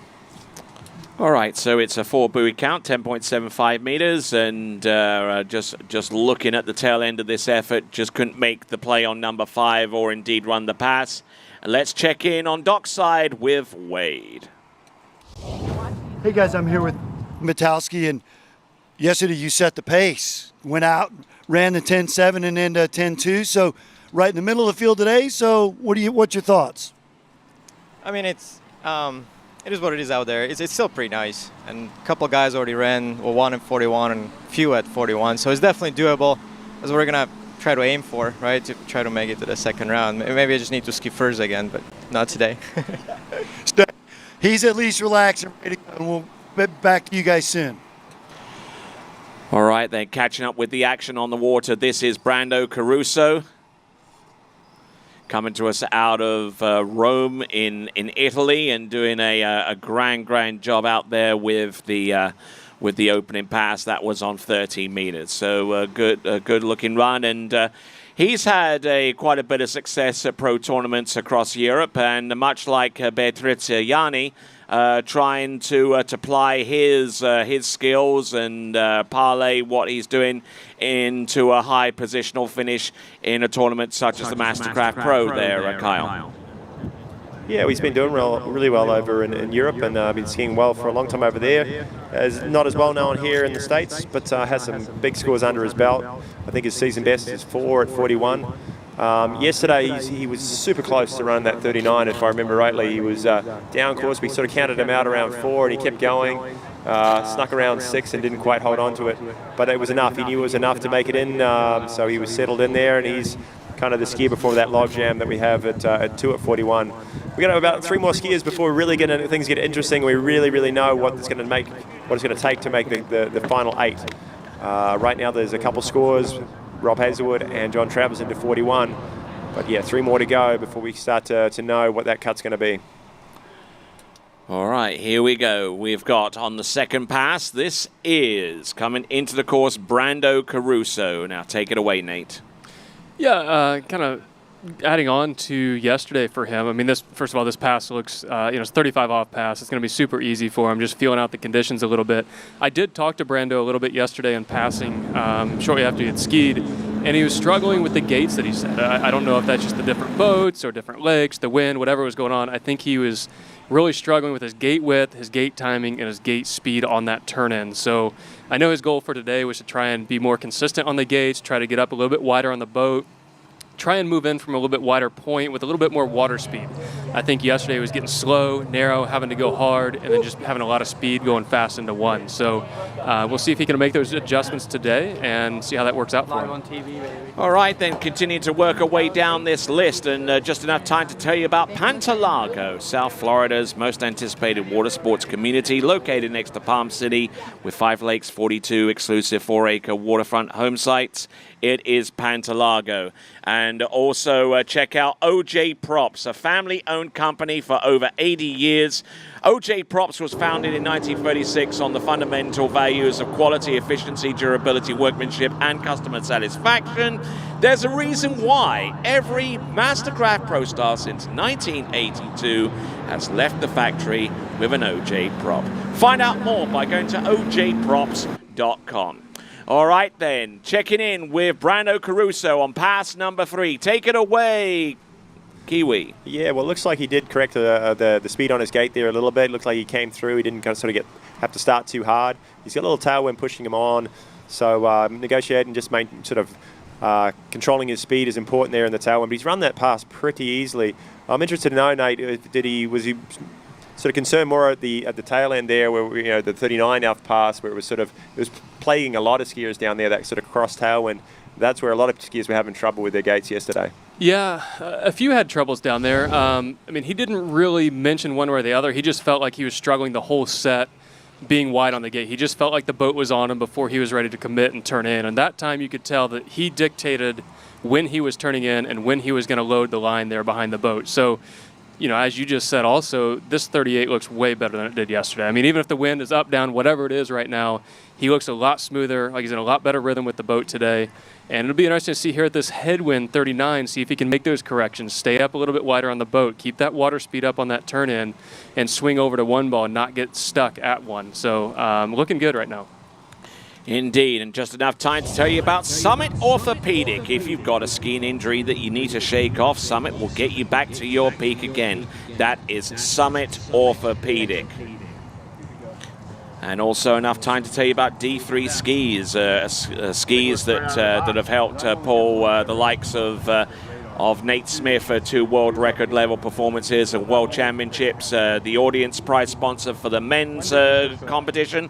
High performance skis for all 3 events, and check out their new slalom skis, which are the Neo and the Ion 2. That is d3skis.com. Here we go. We've got Brando Caruso. Take it away, Kiwi. All right, he's got a great start, kind of right on top of number 1. A little slow at number 2, but a big 3, and he's back on time. And I think he's looking pretty comfortable here as he rounds number 5. And a full pass at 39 off there for Brando Caruso. He'll be happy with that. Fixed a lot of those errors that he was experiencing on the gates yesterday, and looks confident and strong. And he's our 3rd skier through 39 so far. Still only 5th skier off the dock. We got 10 more. He doesn't know what it's going to take yet. He's going to have to go big here on this 41 off pass, and he's going to know I need to get outside at least number 3 to stand a chance on making it into our 8-man final.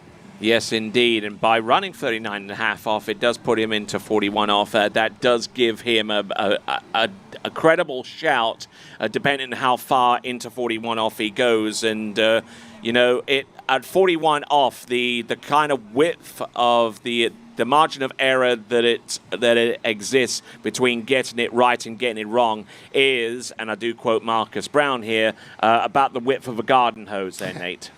Yeah, I mean, as that rope gets shorter, the room for error becomes smaller and smaller. You can get away with a few things 35, you get away with a few things at 38, and sometimes even 39. But once you get to 41, especially 43, but 41, you got to have your gate timing pretty much perfect. That start's got to be great. You got to come out of one ball tight line right on the back side of it. And we'll see. He's got this tailwind pushing him at the back. We'll see how he can manage this timing here on the gate. Well, he's been managing his gates pretty well and getting out of one, his onside really well. I think it's going to depend on what he does here at number 2. If he can get a ripper one, which he sort of, but no, not the rope control dives, and that's a half boy shy of really what he wanted. Really, 1.5 is going to be a tough score for him. 2 at 41 might have stood a chance at a run off to make it in, but 1.5. He's got the lead so far, but 10 skiers remaining, and 10 of the best in the world.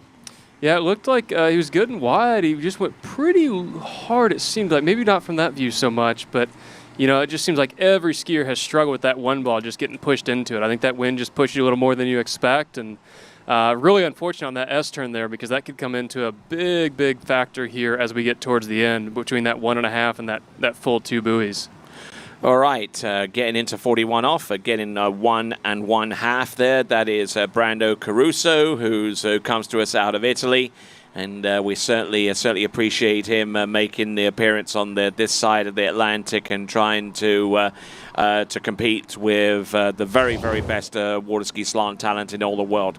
Here's enough time to tell you about La Guapa, located in Tequesquitengo, which is about 2 hours south of Mexico City.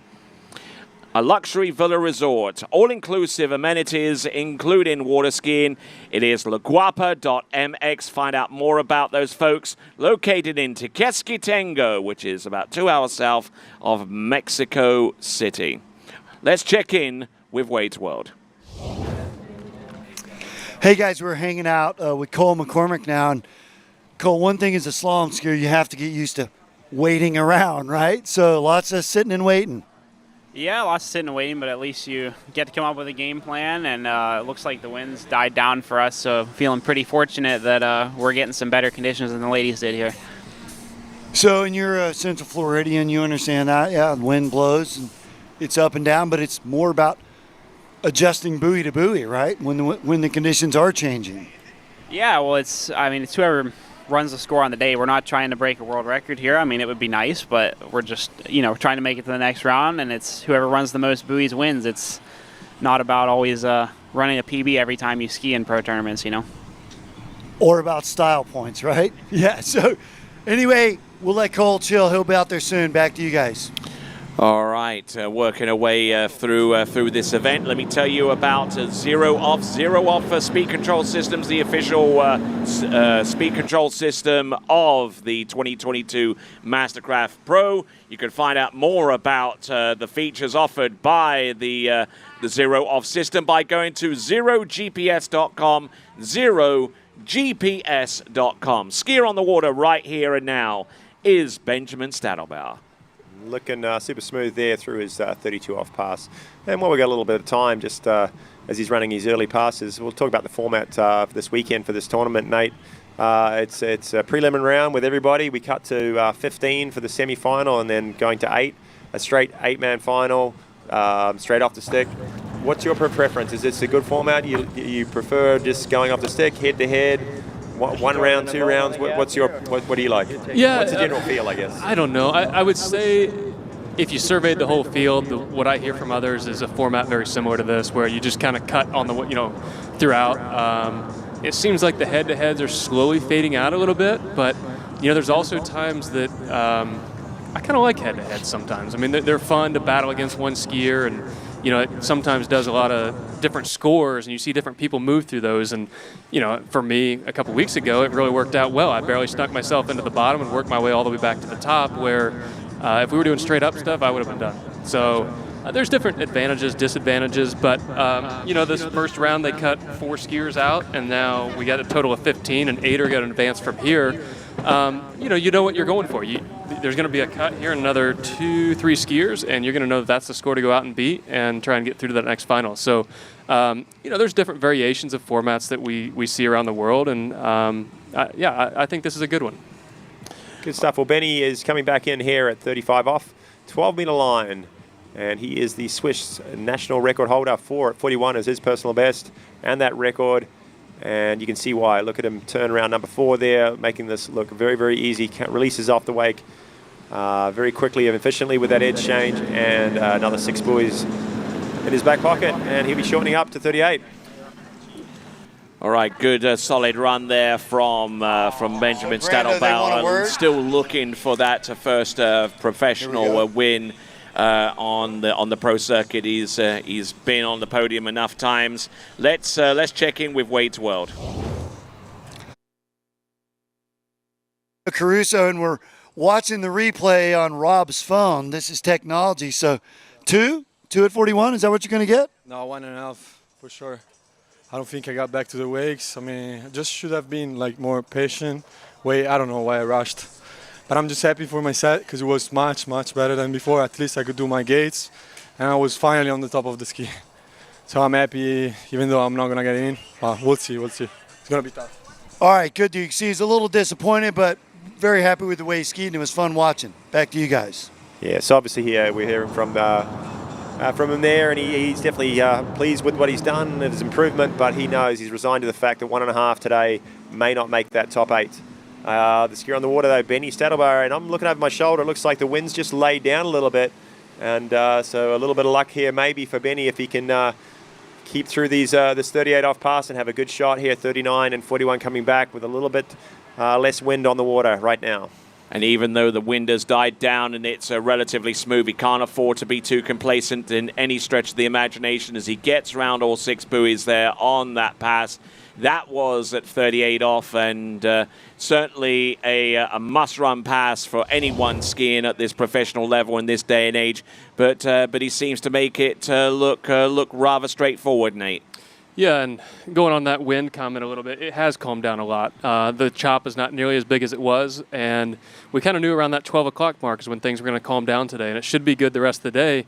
But there's still some gusts out there, and even though the water may not show it, sitting here, you feel these gusts every once in a while that you may not see it on the water in the middle of the pass, but it can come up and catch you pretty quick and catch you off guard a little bit. So you do have to still think and worry about those just a little bit, but, getting rid of that chop I think is really going to help. And as I thought with Benny yesterday, he ran a great 39. He's looking good again today. So conditions are laying down. I expect him to go through this 39 pass pretty easily and give a crack at 41. Just enough time to tell you about Rat Skis, created by Jody Fisher and built in Cyprus. Give one a try at Jody Ski School on Lake Gifford. And also check out the Rat Skis gate guide system. That is Rat Skis. All right, here we go. On dockside there, we see Martin Bartowski out of Slovakia, and we'll look forward to seeing him hit the water very, very soon. In the meantime, from Switzerland, this is Benjamin Stadelbauer. Take it away, Kiwi. Yeah, so obviously a must-run pass here for Benny. Comes around number 1, drops in a little bit hard there. He kind of tends to have a little bit of a head drop. The shoulders come down, loses his hips a little bit, but he holds on well. His 2.4 is super strong, and it keeps him on time, but he's had a little bit of a no, and he doesn't reconnect with the handle. Extremely unexpected there for Benny. He was looking all over that pass. Like you're saying, just dropping a little bit on the 1.3, but nothing major, and it looked like he came around 6, and maybe a little casual coming back to the handle, missed the grab, and let's see if we can see it on the replay. Yeah, and I was just getting ready to comment on the first part of this pass. I thought he had a really, really good start. Pretty big one ball here, but stayed calm, collected, and strong across the wake there over to 2. Coming into 3, he was so early and wide, he just stayed patient. You can see he's off the handle so long, but just stayed patient, let that ski come around, got back to the rope. A little bit down course here at 4 and 5, but, I think you got to keep that intensity level up. I think he just kind of, 4 and 5, just kind of let up just a little bit, snuck over to 6. But sometimes when that rope goes down like that and you don't know where you're at, it's really hard to get your hands back to that handle or know exactly where it's at or where the rope is. And, sometimes you can lose that rope down by your feet a little bit, and it scares you a little bit. So I'm not really sure what happened exactly there, but really, really unfortunate for Benny because it was a really good pass. From that angle from behind, we couldn't really see what happened going 5 to 6 there. So maybe from the boat here, we'll get a better look. But I agree, maybe around 4, he just kind of went a little bit easier, tracked a little down course at 5. Nothing really out of the ordinary or anything to stress about. There's a little bit of delay at 4. But he just kind of cruised through here at 5. He wasn't in a bad spot there, though. Had to pull a little bit longer to 6 maybe. Yeah, I mean, you see you kind of lose the rope a bit, then you come back and you just don't know exactly where it's at. And maybe he just kind of lost track of where things were, unfortunately. Unfortunate there for Benny. So 5.5, I think he's going to score. And it's going to be a struggle to make the 8-man final for later on this afternoon. But we got on the water Martin Bartelski, and he set this the benchmark yesterday, coming out 2 at 41. He was our first skier off the dock, 2 at 41. Looked the goods, ran an easy 39. And hopefully he can score something like that again today. Maybe add another buoy, and we'll see him later on today as well. So this is kind of a little bit of a double-edged sword there for Martin Bartowski, because he got 2 at 41 off yesterday, so he should feel confident enough to do the same at the very least again. But there is that level of expectation that comes with that, and knowing that you've done it before, does he kind of, does that kind of eat away at him a little bit? Oh, I mean, possibly. I talked to him afterwards, and he said he felt pretty good. He was happy with the way he ran his 39. We saw him have a little bit of a kind of a slip back at 1 and 3 with that tailwind pushing him along, but he said he negotiated them well and kind of he learned from that. So I think he's feeling pretty confident, and I think his score yesterday is going to give him additional confidence for today. Conditions are a little bit better. He's got that headwind 39 pass. It's what he's going to be able to do at that 41. Like I've seen him run 39 so many times. I expect him to do it again today. But what can he manage at 41? We've got a 1.5. We've got a 1. We've got a half. We haven't really seen anyone get down it yet. And we've still got 8 skiers to go after Martin. So he doesn't know what it's going to take. He's going to have to go for it. He can't lay up. And hopefully he's going to put a big enough score out that the boys have to chase. And he might sneak in. And using a modified one-handed gate shot, and we'll explain a little bit more about that in a moment as he makes his way through the second pass, which is 12 meters. Now, modified one-handed gate shot. There was something that was bandied about by Marcus Brown during the commentary for the Hilltop. Now, there is obviously the full-blown one-handed gate shot where the skier will actually pull out rather late and try to simulate the 2-4-6 side turn. This, on the other hand, is slightly different, where it's more of a creep up to the course and then just release off one hand just before the ski comes around, then hook up afterwards. Not a full-on one-handed gate shot, but it is something a little bit different for the skiers to utilize. Yeah, and I can't speak from experience with it because I never did a one-handed gate, but just from watching and talking to others that do it or did do it and now are at a two-handed gate, I think that full one-handed gate, it made sense, but if you came back to the handle in the wrong spot or the wrong timing or too hard, it just messed your rhythm up going into one ball. I think with this modified, as you want to call it, one-handed gate, I think that you're able to dictate when you want to turn in and when you want to pick up that load with the boat. I don't think you're so committed to a specific zero ball, as we say, turn at the gate ball. See, he kind of comes off the handle and slowly puts his hand back on and takes that load. Yeah, so he gets kind of some of the benefits of the one-handed turn, but with the consistency of the two, it looks like there with the modified A. And it seems to be working pretty well for Martin as he comes around number 5. A tailwind kind of pushed him on a little bit under the line there at number 5, but an easy pass, another 6 buoys. And he works on his gates all the time. He's not the biggest guy, he's not the tallest guy, so he has to pretty much get his speed up pretty early, get going. So I think that's why he chooses the one hand. He can get the ski under the line and get going and get him across course. Sometimes for Martin, I think you were talking about it earlier there, Nate, he gets across course almost sometimes too quickly, and he's out there and he's got to make sure he gets his width at the right time when he's at the buoy, especially when he's at 41. If he gets out of one tightly, sometimes he comes off the hand a little early, he's out there waiting, he can't keep his width for when he's actually at the buoy. Yeah, exactly. And I think we talked about that the same with Dane a little bit, that, with the height, you've got to have that apex at the exact right time to be able to sneak around that buoy, where someone of my height or even Parrish, you have an extra foot or more to reach, and it makes it a little bit easier for us, I suppose. But, that was a pretty smooth pass by Martin, but you could still see a little bit of hiccups there at that 135 side, like you were mentioning from yesterday. So we'll see if he can fix that here on this 39. I know yesterday's 39 looked super easy. I was down in the middle of the lake watching, and it looked really, really nice. So we'll see what he can do here. All right, here we go. This is Martin Bartowski. This is 10.75 meters. Only one person thus, only a couple of people so far have run through 10.75 meters. Let's see if Martin Bartowski can join that number as he gets around buoy number 3. Now, look at him go round number 4. Not the best of 4s, but I tell you what, look. Oh, and he's inside buoy number 6. And that puts him in a little bit of a precarious position in regards to possibly making it through to the next round of the competition. But, he didn't have a bad start. No, I think he did pretty well at the beginning here. Still came a little bit of a delay right there. He's been doing that on his 1-3-5 side, but pulling a little longer than maybe normal with that headwind, and because he was a bit behind into 2-4. Still was on time here at 3, had not a bad 3, kept his position on the handle a long time to 4, and just kind of broke. We saw it happen to Stevie Island a little bit out of there, going in from 4 to 5, and uncontrolled there from 5 to 6, and not enough power and room to get around 6. 5 buoys it is for Martin Bartowski, and what that means, Charlie Ross is about to head off the dock, and he knows the cut's going to be 1.5 at 41. Brando Crusoe came in a little disappointed because right now he's out, but he's on the bubble. If anybody scores less than that, he is going to the final. All right, then, yes, it's where the rubber meets the road from here on out. You know, watching that from that last pass, that 39, it really looked okay. He kind of settled that 1 and 3 down that we were talking about in the last pass. Just did the same thing at that 4 ball that we saw earlier from a couple other skiers. Just get checked up. I think it was Stevie Island. Just checked up a bit and lost the hips going to 5, unfortunately.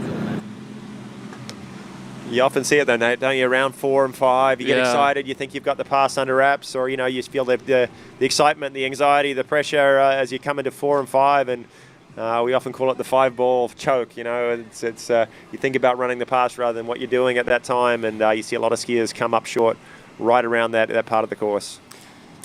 Indeed, getting round all 6 buoys on the opening pass. That is Charlie Ross in one of the best positions you can be on the list. And let's check in dockside with Wade. Hey guys, I'm here with Ben Stadelbar, and Ben, it certainly seemed you had a good rhythm going. I watched your 38 to start of your 39, but sort of tell us what happened and where it went wrong for you. Yeah, I was trying to attack. I was attacking. I was trying to make a conscious effort to stay strong off of the second wake. And I should have pulled longer to 6, man. Plain and simple, harder and longer. I don't know. I don't have much else to say. You just basically got skinny or ran out of space? I came into 5 pretty good, and then I kind of stuffed the tip just a little bit, you know what I mean? And then I was too slow to get on the gas, and I didn't gas hard enough, I think, basically. Okay. Yeah. Okay, no, man, that's what everybody at home wants to know, and then sort of the same. We're like, man, he was all over that, and then it was over, yeah. 39's done in a heartbeat, man. All right, well, you got to sit and wait, so you got a couple more here you got to wait on, and so we're hoping you make it in. So anyway, back to you guys. All right, rocking and rolling. We've got on the water at this time Charlie Ross approaching the course now, one of our younger skiers in this event, the current U17 world record holder in slalom with his impressive scores into 41 off or 10.25 meters. Just look at him go, how light he is on top of that ski, and the kind of turns and the angle he was able to get across course.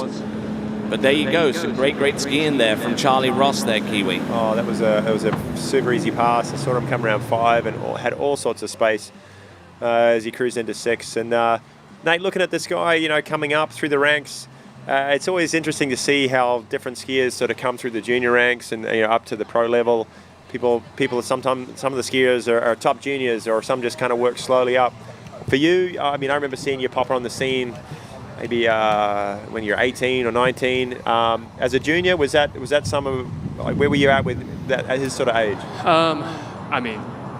Charlie's by far beyond anything I ever did at that age, and I guess I'm glad I'm old enough that I'm not going to have to deal with him for the rest of my career. I'll maybe be done and out of here by then. But when I was in the juniors, I was, for our state tournaments, regional tournaments, and nationals here in the U.S., I was always winning state regionals, top 3 at nationals, sometimes winning. Did a couple of like Junior US Opens and won those, but I never did a whole lot of under 21 world type stuff. I never was competitive enough to do any of that. And then 19 was when I was 19 is when I got second place to Will Asher at that MasterCraft tournament up in Michigan. So you're like, who's this guy? Where does he come from? Yeah. All right, here we go. This is Charlie Ross. This is 11.25 meters and just working his angles.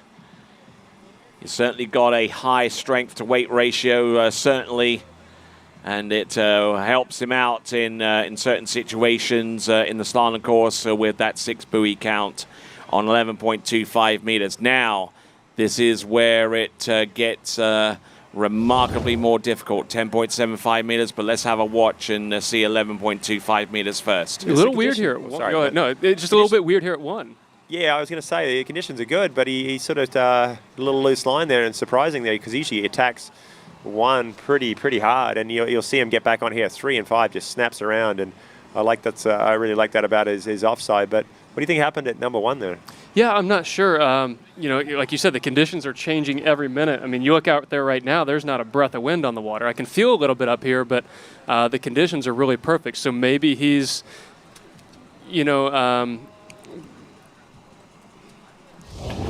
Oh, here we go. We have a little bit of news on that pass. And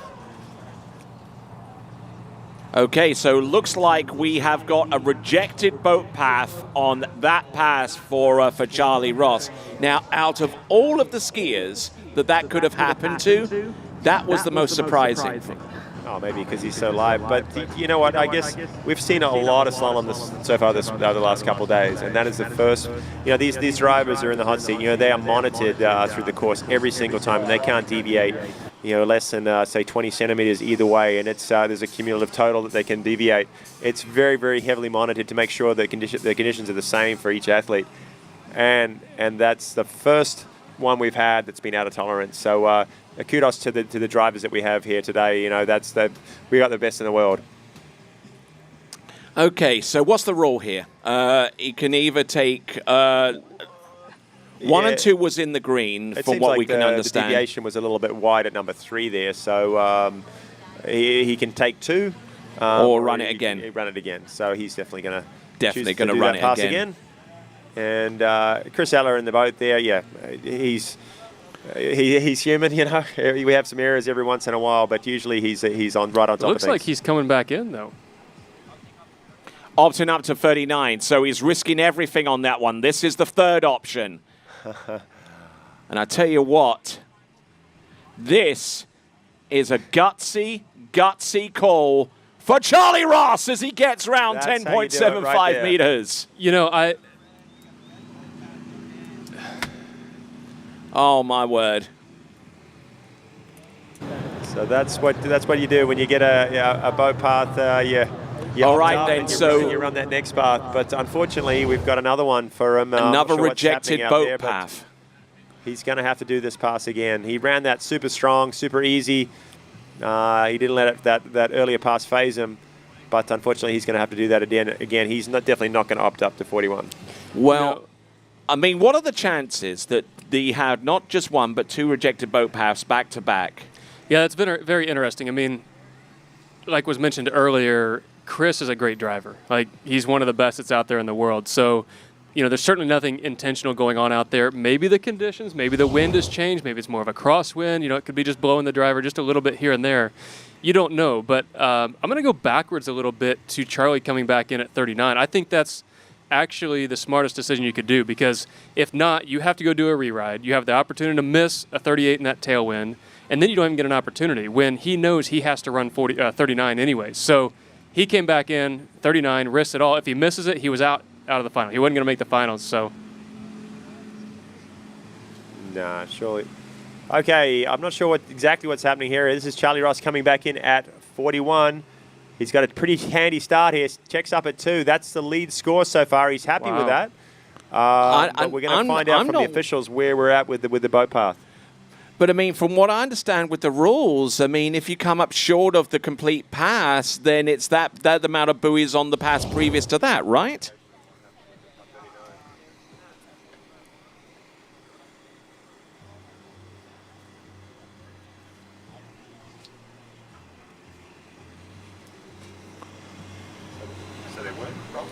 So just looking at that again, he gets...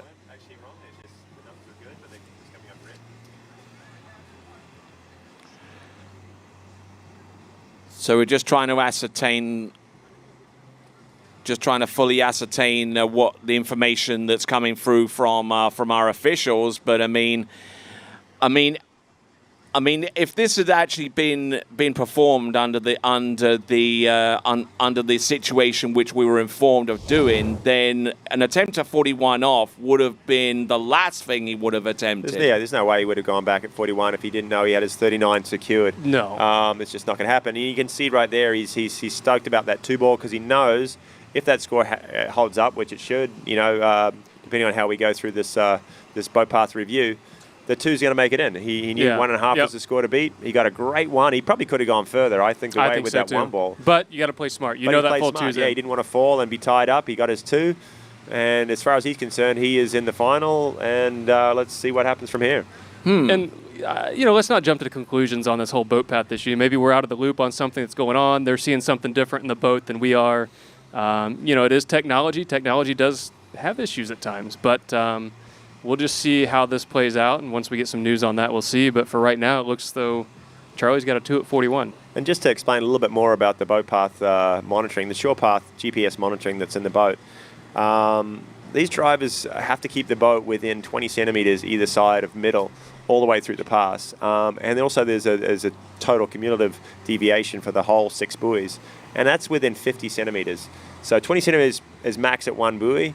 And 50 centimetres over the whole pass. That is extremely difficult to do, especially when you've got skiers yanking you left and right at these short lines. But these guys can keep it within a couple centimetres of middle all the way through the pass, pass in and pass out. And that just gives the skiers so much confidence on what to focus on their performance. A little information maybe I have from someone that's sending it to me.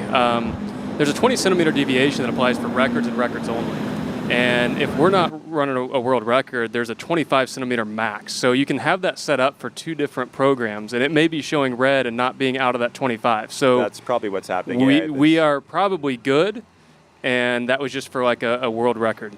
So basically, you've got a tighter tolerance if you're trying to aim for a world record and wanting to get a score that's close to the world record, but the tolerances run wider whenever. For a competition such depending as on this, the sanction, if you're sanctioned as L class, you can it's go different with between that L 25. and Yeah. All right, let's check in on dockside. Hey guys, here with Mr. Charlie Ross, and really soon we're going to stop talking about your junior credentials and start talking about your professional credentials, because that was a very professional set out there. Well done. Yeah, thank you. I knew 2 was probably going to be a safe score to make it in, so I'm happy with that, and yeah, I'm really happy to make a finals. No, they've already sort of painted the picture at home. You went out 8th man. You had to do 2 at 41 to guarantee your spot, and you did exactly that. I mean, that is just fist bump material. Yeah, thank you. Yeah, that was the goal. 2. It was either 2 or 1.5. I know 2 was the safer score there, so when I went out there, I knew 2 was what I wanted to do. So, yeah, that was the goal, and we were able to execute it. We are going to see a ton more of this young man. Back to you guys. All right, so let's get back to the action on the water. It's Joel Poland. We saw him come down 32 off. He's coming back in here, 35. He skied in slalom and jump yesterday and made the next rounds in both, into the semi-finals in slalom, and he's into the final in jump. Didn't jump as well as he'd like in the first round. Had to go through the LCQ, then launched a huge 2:23, and now he's coming in. It's all about slalom, and he is round 6 ball at 35 off, and looking good in this event too. Not bad at all there from Joel Poland, the current world overall champion, the current world overall men's record holder, and he is an absolute insane talent out there. I mean, he tricks with 1 foot forward. He slaloms with the other foot forward. He's one of those very, very rare ambidextrous skiers out there, and it's just amazing. That's incredible that he can switch back and forth between trick and slalom, but that's how he grew up doing it, and it just feels natural to him. So, like I said, he is doing 2 events this weekend.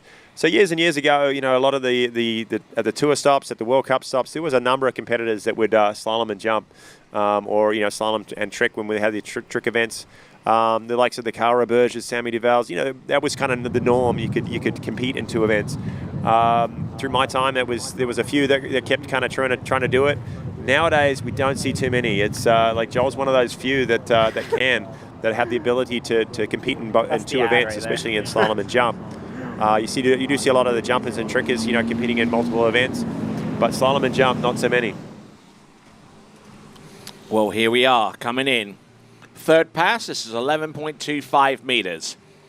Little bit of a rise there on number 1, but managing to keep everything going in the right direction. Just has that wonderful balance on his ski and can just absolutely thump the turns and get a good cross-course angle on that Radar Vapor Pro build.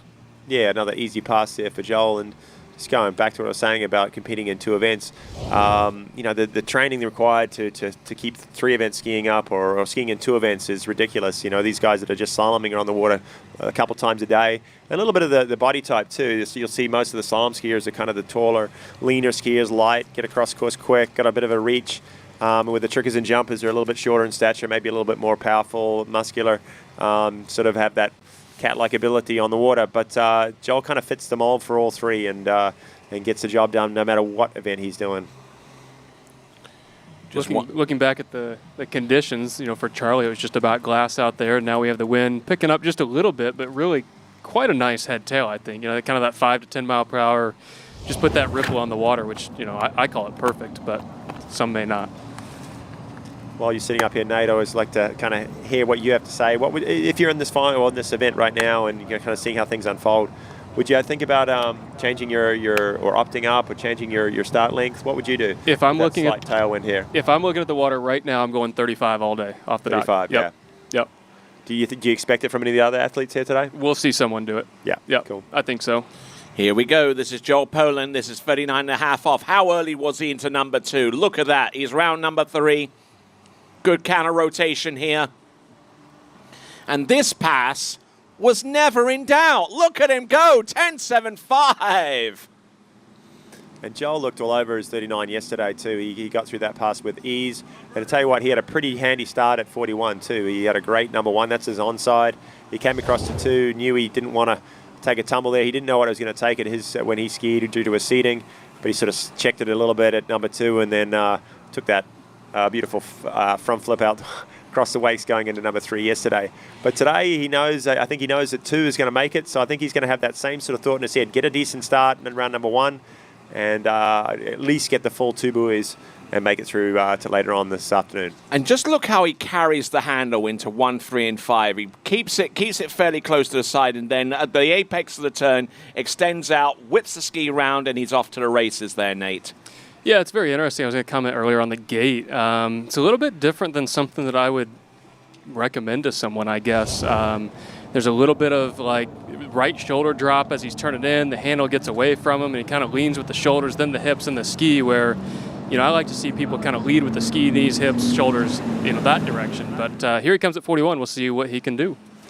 Agreed, Nate. There's a lot of things that he does out there that the normal person could not get away with, but it works for Joel. Another good number 1. He's got a lot of time at 2, but again, just takes that little bit cautious, gets his 2. He's made the final. Yeah, so I think we're going to see a lot of people standing up this 2-ball, unfortunately. I really hate to see that. I like to see people try and go for it, especially when they're in such good position coming out of 1-ball here. So, I think you got to have the confidence. Go turn it. Let's go. Let's get down the pass. Put up a big score. That's what we're all here to watch. So the score's under review. I was a little curious if he actually got around 2-ball here. I couldn't quite see it. I'm guessing maybe not. So that could be very... He's done that a few times in the past, come up, looks like he's gone around it and then come up a little bit short. And I think maybe by the looks of him right there, he kind of knows. So, oh, really? Okay. I missed that one. We'll see. That's up, like you said, it's up to the judges. It's not our call. But I'm probably going to make a call here and say that the lefties that are in the field to come are going to kind of maybe make that stand up round 2-ball and secure the 2. The righties, if they get a decent 1, they might have a chance of turning 2 and getting down the pass. Good point. Yeah. Okay, so for all intents and purposes, if he scores 1.5, then that puts him into a tie with Brando Caruso. If he scores 1, that puts him into a tie with Robert Hazelwood. So this could determine whether Brando Caruso actually makes it through to the next round at Joel Poland's expense. But here he comes back into the shore. So it's popping up on the live results at 2, but I think that score is under review. Yeah. The judges look at all the different angles of camera work that we've got going to make sure the score is correct. So going back a little bit, you asked what. Well, there's the score. So 1 at 41 for Joel. Unfortunate there for Joel, 1, and that's going to sneak Brando Caruso is into the final. And here Joel and his fellow countryman Rob Hazelwood are going to sit there with the 1s and wait and see what these skiers have left. Going back, you asked about what would you start at, would you opt up, anything like that. I think you were talking about formats earlier. I think that all 15 of these skiers are very much capable of not needing to start at 32 off 13 meters. I think, we're sitting here watching, we're waiting 4 passes to see someone do something on their 5th pass. And I just think that's a long time, especially for a final. And, we're professional skiers. We should be able to come out here, start at that 12-meter line, give ourselves, maybe that 4th pass is that 41. So that's the only thing maybe I would adjust as we start moving through some semifinals and finals, is making that line just a little bit shorter. I get it for the first round. Second round, let's shorten it up just a little bit. No, I agreed on that one. I think that was discussed, and they stuck with the 13-meter start here. But in the finals, it is definitely 12 or 35 off. Here we go. Our next competitor up, it's Chris Parrish. There's one thing with Chris is it all looks the same. Like every single pass looks the same. And I know when he was in his prime and running 41s, they looked like 32 off. And I remember being in a tournament that I think he got confused. He had a re-ride somehow. There's something weird that went on. I think it was in Mississippi, but I had to opt up from 32 to 41 and ran it like it was nothing. But we're gonna head down to the dock, down to Wade's World. I will be the next one, the first guy out. All right, guys, here with Joel Poland, and unfortunately, your score came in at 1 versus 2, or 1.5. Yeah, I'm kicking myself here because I felt good out of 1, and I just kind of safetied it 2, but I just checked the video out and I pretty much hit it. So that's not ideal. So I'm the first guy out right now. I guess someone's going to mess up, which we don't really want that to happen, but it's all right. It'll work out. But let's talk about, man, the 10-7 pass. You were all over it. It was awesome. Yeah, I was feeling good today. I accidentally went A2 instead of B2, just in habit, and it felt good. I was feeling good today. Yeah, I'm kicking myself a little bit. No, I can tell, man. So we're going to sit here and wait with him, and we're hoping. Back to you guys. Thanks, Wade. That's a big one, big buoy to miss. Number 2 at 41. 2 would have sent him through to the final pretty easily. Tied with the lead so far. 1, he's got to sit and wait and see if somebody's going to fall short. But the guy on the water, he's definitely done it all on a slalom ski, and like Nate said, he makes these passes look so easy. He never panics, just kind of keeps his speed going through the turns. Sometimes looks almost like he's falling asleep as he's turning through some of his turns. It just looks so smooth. I remember, 10, 12 years ago when I was just starting to come onto the pro scene and skiing some of these pro events and meeting Chris. I didn't know, I didn't grow up in Florida. I grew up where we didn't have anybody. I had Cale Burdick.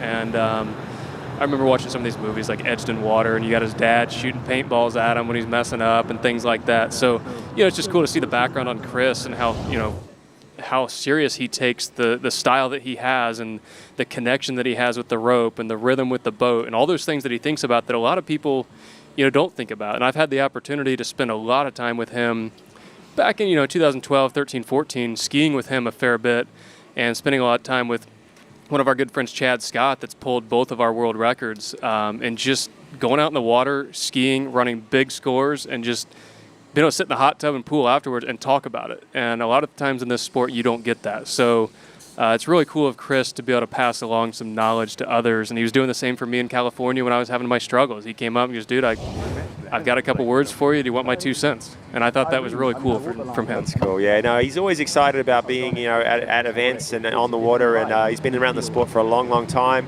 and still pumped to be out here skiing in front of everybody here and those fellas at home watching the webcast. So let's cheer Chris Parrish along at 38 off. Here he comes. Here he is, 38 off. 11.25 meters, gets a good hook up off number 1.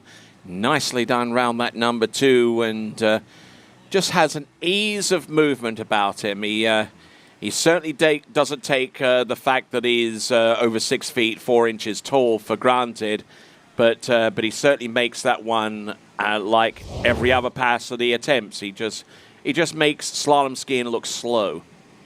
So we heard Joel talk about a letter. He went A2 that time. I think we saw, I can't remember, somebody was on C2 a few skiers ago, and I just saw the little graphic there. Chris is on B2. So the last few skiers have kind of scattered themselves across the different settings, where there's also a group of skiers that all kind of ski the same settings. So it's interesting to see what, different skiers with different heights, different weights, and different rhythms are using. Yeah, well, Chris Parrish is definitely one of our biggest guys out there. He's 6'5". I'd say he's weighing in maybe around right on 200 pounds right now, maybe slightly shy of that. I know he's been getting himself through some injuries of the last couple of years, getting himself back in shape and strong again. And I really like the way he skied yesterday and the last few events I've seen him at. In years past, maybe back when he was setting world records, he used to absolutely sit on the backside of his 135 side and get his ski around and hold some tremendous angle, which set him up so early on that offside. And I saw a few inklings of that yesterday, and hopefully he can continue that form. And I think he was a little bit sort of cautious at 41 to get his 2. He may do the same again today in this round, but in the final, let's hope he doesn't hold back. All right, here we go. Chris Parrish trying to bleed off a little bit of speed into that gate shot, which he does effectively round buoy number 1. This is 10.75 meters, dropping in a little bit hard on number 2, but still managing to stay calm, stay focused, and stay on track, because he gets round the 6th and final buoy at 10.75 meters and rolling back the years. Indeed, that is Chris Parrish skiing the way that we've always seen from him in the past, and coming through trumps there with that particular run at 10.75 meters there, Nate. Yeah, you can see on the gate there, he got just a little bit slow, kind of did that little double edge move out, but with those lefties, that's kind of what he's always done. He allows himself to get that ski to come around from a really wide point, get it underneath that line, and then progressively load through the wake. And, he had an amazing 1 ball, great 2, and, this onside of his at 135 is just, so amazing. And I think he stayed committed, he stayed calm here at 4, got himself over to 5, and he knew that he was going to run this pass. And Kyle, as you mentioned, he's had some injuries in the last 5 years. He's been up and down and tried to ski through them. And, I know he wants to be running 41. I know it kills him to not be doing it because he does it easier than anybody else. But, he's happy as can be running 39, and he's run it almost every round I've seen him this year. Yeah, and it looks like he's on his way back. I mean, every time he skis, he looks like he's getting more confidence and getting stronger, and hopefully we can see him get back to those mid-41, deep 41 scores. Let's see. Right now he knows he needs a piece of 2 ball to make it into the final. Hopefully he can just get himself through number 1. He's got a big reach here. It's his onside. A safe turn. Yeah, there he goes. He's going to get around 2 and just kind of take the half buoy. He's in. He's happy. He knows it. All these skiers have the strategy worked out before they leave the dock. They know what's happening out there on the water, especially these higher seeds. They know what it's going to take, how they're going to do it, and he's executed that plan very, very well. Congrats to Chris Parrish. Yeah, that was it's actually a pretty good start. I like the gate again. He's got that little edge move out, loads the boat really nice, and he just has that such unique style coming into 1. Puts that handle straight out there in front of him, puts the right arm down by his hips, and I give him credit for trying to turn 2. He's celebrating before he even let go of the handle, I think, but. Give him credit for trying to turn 2 ball there. He struggled with it a little bit this year. He knew he was in, try and turn it and go. And, he's super happy, and it's great to see Chris in the final. Right, you are. And, brilliant turn off number 1. Handle up a little bit high, but really, really leveraging. That's the best description I can come up with. Leveraging his height into great performance that should send him through to the next round of the competition. So 3 have graduated through to the final for as far as we can see. Charlie Ross, Brando Caruso, and Chris Parrish. 5 more skiers to go to give us the 8 skiers are possibly making it through to the next round of the competition if all goes to plan with our remaining 5. Otherwise, we could be looking at 1 or 2 of our earlier skiers to make an impact in that regard, namely the likes of Joel Poland with 1 at 10.25 meters, or even Rob Hazelwood with the same score. And taking that into account, the potential of a runoff We'll probably have to check could through be the rules on this one, but I'd say they go back to that first round score that. And Joel's got robbed by, in his first round. So I'd say Joel is the man on the bubble right now. Yeah. Both scored 1, but Joel has a better preliminary round, so he's the guy in the hot seat. So they use the standard of skiers to come, these 5 to come. I think he's probably going to go, you know what, I was close, but not quite there. Charlie Ross, though, hey, he's our youngest skier here in this event. He's got secured a 2 at 41 in the first round, a 2 at 41 in the second round, and he's currently our top seed. All right, here we go. We've got Cole McCormick now. Coming to us originally, he represents Canada and skis here in the Central Florida area, trains at a number of different sites. He spent a little bit of time here practicing before this event, and skis over at La Pointe. Which is quite good, really, considering that's the ski that he's riding. So Cole yesterday was pretty happy with the way he skied. He had a 2 at 41, not a huge score for him. He's got 4s under the belt. He's consistently down the pass. But I could hear him. I was hearing him talk about his gates. He was figuring stuff out on the water. He felt good on his ski, and so that's probably more important than the score. The score got him through, but the way he's feeling on his ski, the confidence he has in his what he's doing on the water is going to provide for a better round to this round, the semifinals, and hopefully in the finals. All right, then. So as we continue on, let me tell you about Conley Skis, the audience prize sponsor for the women. They offer the DV8 and the Carbon V, both skis with the patented Versatel feature. They've been here since the beginning. 57 years later, they still build skis by hand at their Linwood, Washington workshop. Decades of testing, research, and dedication has resulted in revolutionary advances in water ski technology, and they invite you to try a Conley ski and see the difference experience makes. Go to conleyskis.com, conleyskis.com.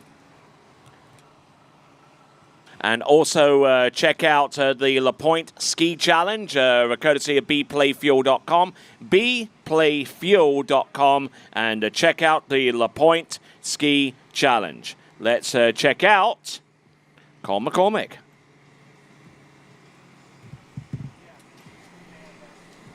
There he is, coming back in 35 off.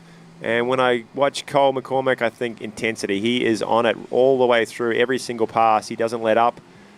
He works hard, he works efficiently, but he does work hard. He makes sure he gets across super early. He sets up the tempo on his 32s and his 35s, on his early passes, the same sort of way he wants to run his 38s, his 39s, and hopefully the 41s.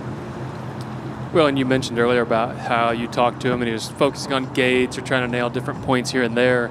And we heard on the interview with Wade just a little bit ago that, he's not out here to break a world record, in his words. So, it sounds like he's focusing on the score to move through, make it through to that next round. That's his main focus. So, I think he's going to do just that, but also really try to get a good stab at that 41 to try and take over that top seed. Because, even though you get through that next round, that's nice and all, but it is nice to know what score you need in the next round to take the win.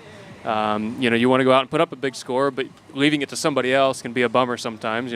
Maybe they'll beat you, maybe they won't, but, I always kind of like to have the last say-so, I guess, on the water. No, for sure. So I think it's going to be, if he can get through this 38 and the 39 and have a shot at his 41, if he can get out of one with comfortably and sort of make sure he's got a safe 2, putting a score down the lake will lift him up in the seeds and know what he has to do in the final. So here he is, his 38 off. He's still got some work to do yet. A 38 off pass is usually a bit of a given for these guys, but it's still a very, very difficult. This is where the rope is shorter than the distance from the middle of the course out to the buoy. It's 11.5 meters. This rope is 11.25, so they've got to stretch, they've got to reach, and Cole McCormick doing it pretty easy. Indeed, and just look at that. Had enough room to spare to get round buoy number 6 there on 11.25 meters. A wonderful looking pass, and now getting ready for 10.75 meters. And a lot to like about this pass there, Nate. Yeah, I mean, looking at somewhere in here, maybe it was two ball. He kind of had a weird hiccup or bobble or, yeah, right there. The ski kind of slid out on him a little bit, pitched him over the front. But I think that was just from him being there early. He had such a great one. He came off the hand a little bit early there into two ball, fell narrow, fell into the rope a bit. But, it's 38 off. The rope is shorter than the buoys, but it's a walk in the park for Cole and, the majority of these guys to get through this 38 off pass no matter what happens. It certainly has a pretty good grip on that handle right at the end, and you can check out the grip of Pro Gear gloves. They are the original, created by Clint Stadelbauer, and is now led by Alicia Bagnoli. Check out Pro Gear at skiprogear.com. That is skiprogear.com. Maybe that's what Benny needed to hold on out 6 ball at the gates. I wasn't going to go so far as to suggest that, but you said it, not me. All right, then. Here we go. Come on in with... Oh, and there's Cole McCormick coming in at 39. This is a must-run pass for all these guys. Kind of dropped in a little bit funny on his gates that time. The shoulders sort of dropped, but he's still on time. He's looking for a big number 4. And to his onside at 5, and there's another 6 buoys. He's going to be happy with that, but not maybe particularly comfortable with that gate. Yeah, I was just going to say that same thing. I mean, the pass itself looked pretty good, but if we go back to this replay and we watch the gate, it's almost as if the ski kind of got stuck a little bit behind him. He was committing to go. The ski kind of got stuck and sitting behind him right here. This view, I don't know if it'll show it, but getting a lot of slow water speed, it kind of shows. You can just kind of see the ski getting slow and getting stuck behind him, but... he's a strong guy. He knows how to do work behind the boat. And as you mentioned before, he's just aggressive. Like, that's one thing that he does well, is stays aggressive all the time. He never, ever gives up. And, as he got down the pass, it just got even easier. So we got nice conditions again here on this gate for this shot at 41. That's one of the things I've kind of noticed about Cole's skiing over the last sort of 3-4 years. He's definitely kind of... worked on his off the water training. He's lost a little bit of weight. He's fitter than I've ever seen him, and that power to weight ratio definitely helps on the water, especially when you're working as hard as he is at these 39s and 41s. He's definitely a lot lighter this year than he was a year or so ago, it seems like. And here he is, 41 off. He needs a piece of 2 ball. All these competitors remaining. The next 4 after him are going to have to get around 2 to make the final. Let's see what he's got. All right, entrance gates, no buoy number 1. A little bit behind the pull on number 2, and he knew exactly what he needed to do. It was a 2 buoy count at 41 off, and he's through to the next round of the competition. So well done there, Cole McCormick. And it is under review at the moment, almost putting the cart before the horse under the assumption that he made round number 2. Let's have a look and see. Review here, and it's hard to see if we can see number 2 ball go by his feet. Ooh, I don't know. Ooh, that's a difficult one. Hopefully we can see some different angles here. Now, here's the rub. If that's 1, then it goes into a 3-way tie with Rob Hazelwood and one other skier. That's Joel Poland. And but the seedings will actually break that tie. But in this case... No, it's going to be Cole and Joel. They both tied in both rounds so far. If exactly, round the perfect 2, tie. He's a perfect tie, yeah. Let's see what Wade has to say. All right, let's check that out.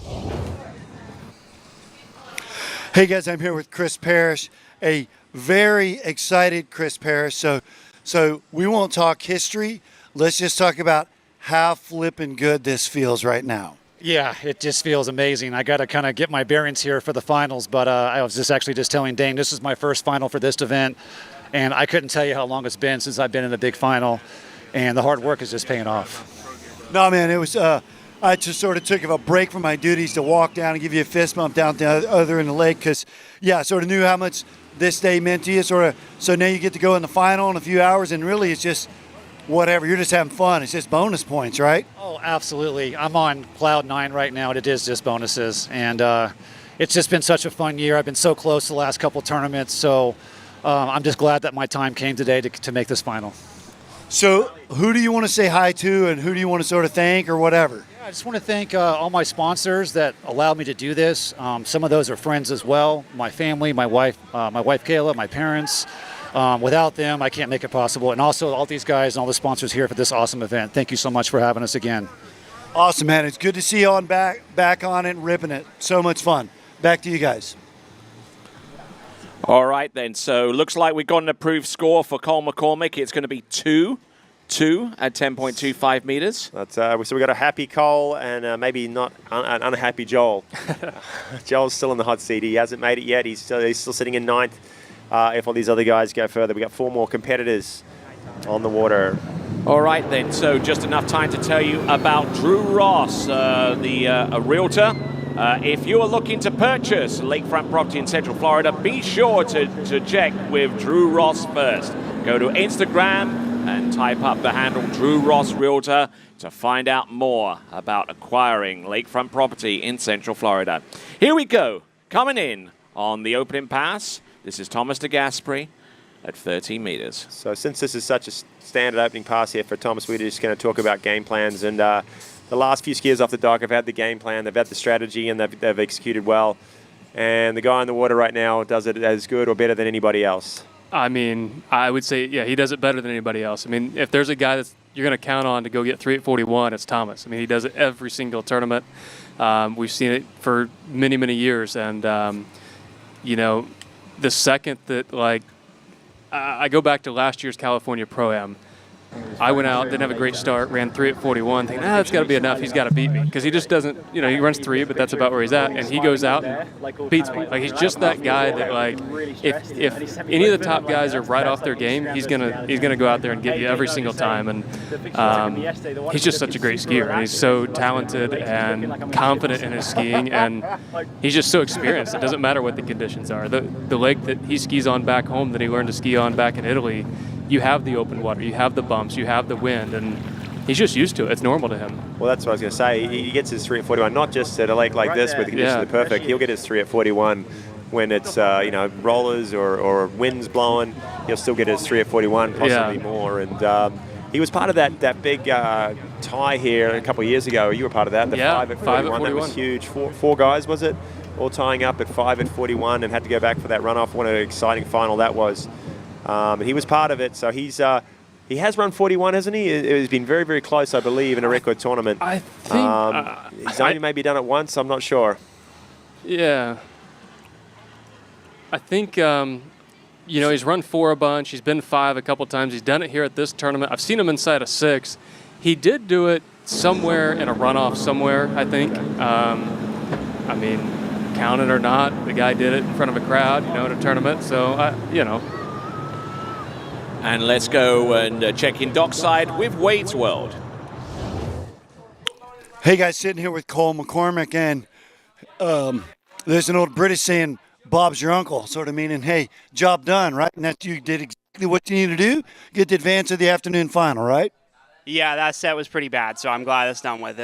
I got the score I needed, we're on to the finals. That's that. But I just heard whoever just walked by say it was Will Asher. It's a pass-fail situation. These semifinal cut rounds, it's sort of irrelevant how it goes. It's very relevant if you passed or failed, which means you made the cut. So right on. Good skiing. Yeah, thanks, Wade. So we're going to see him out again on the water soon. Back to you guys.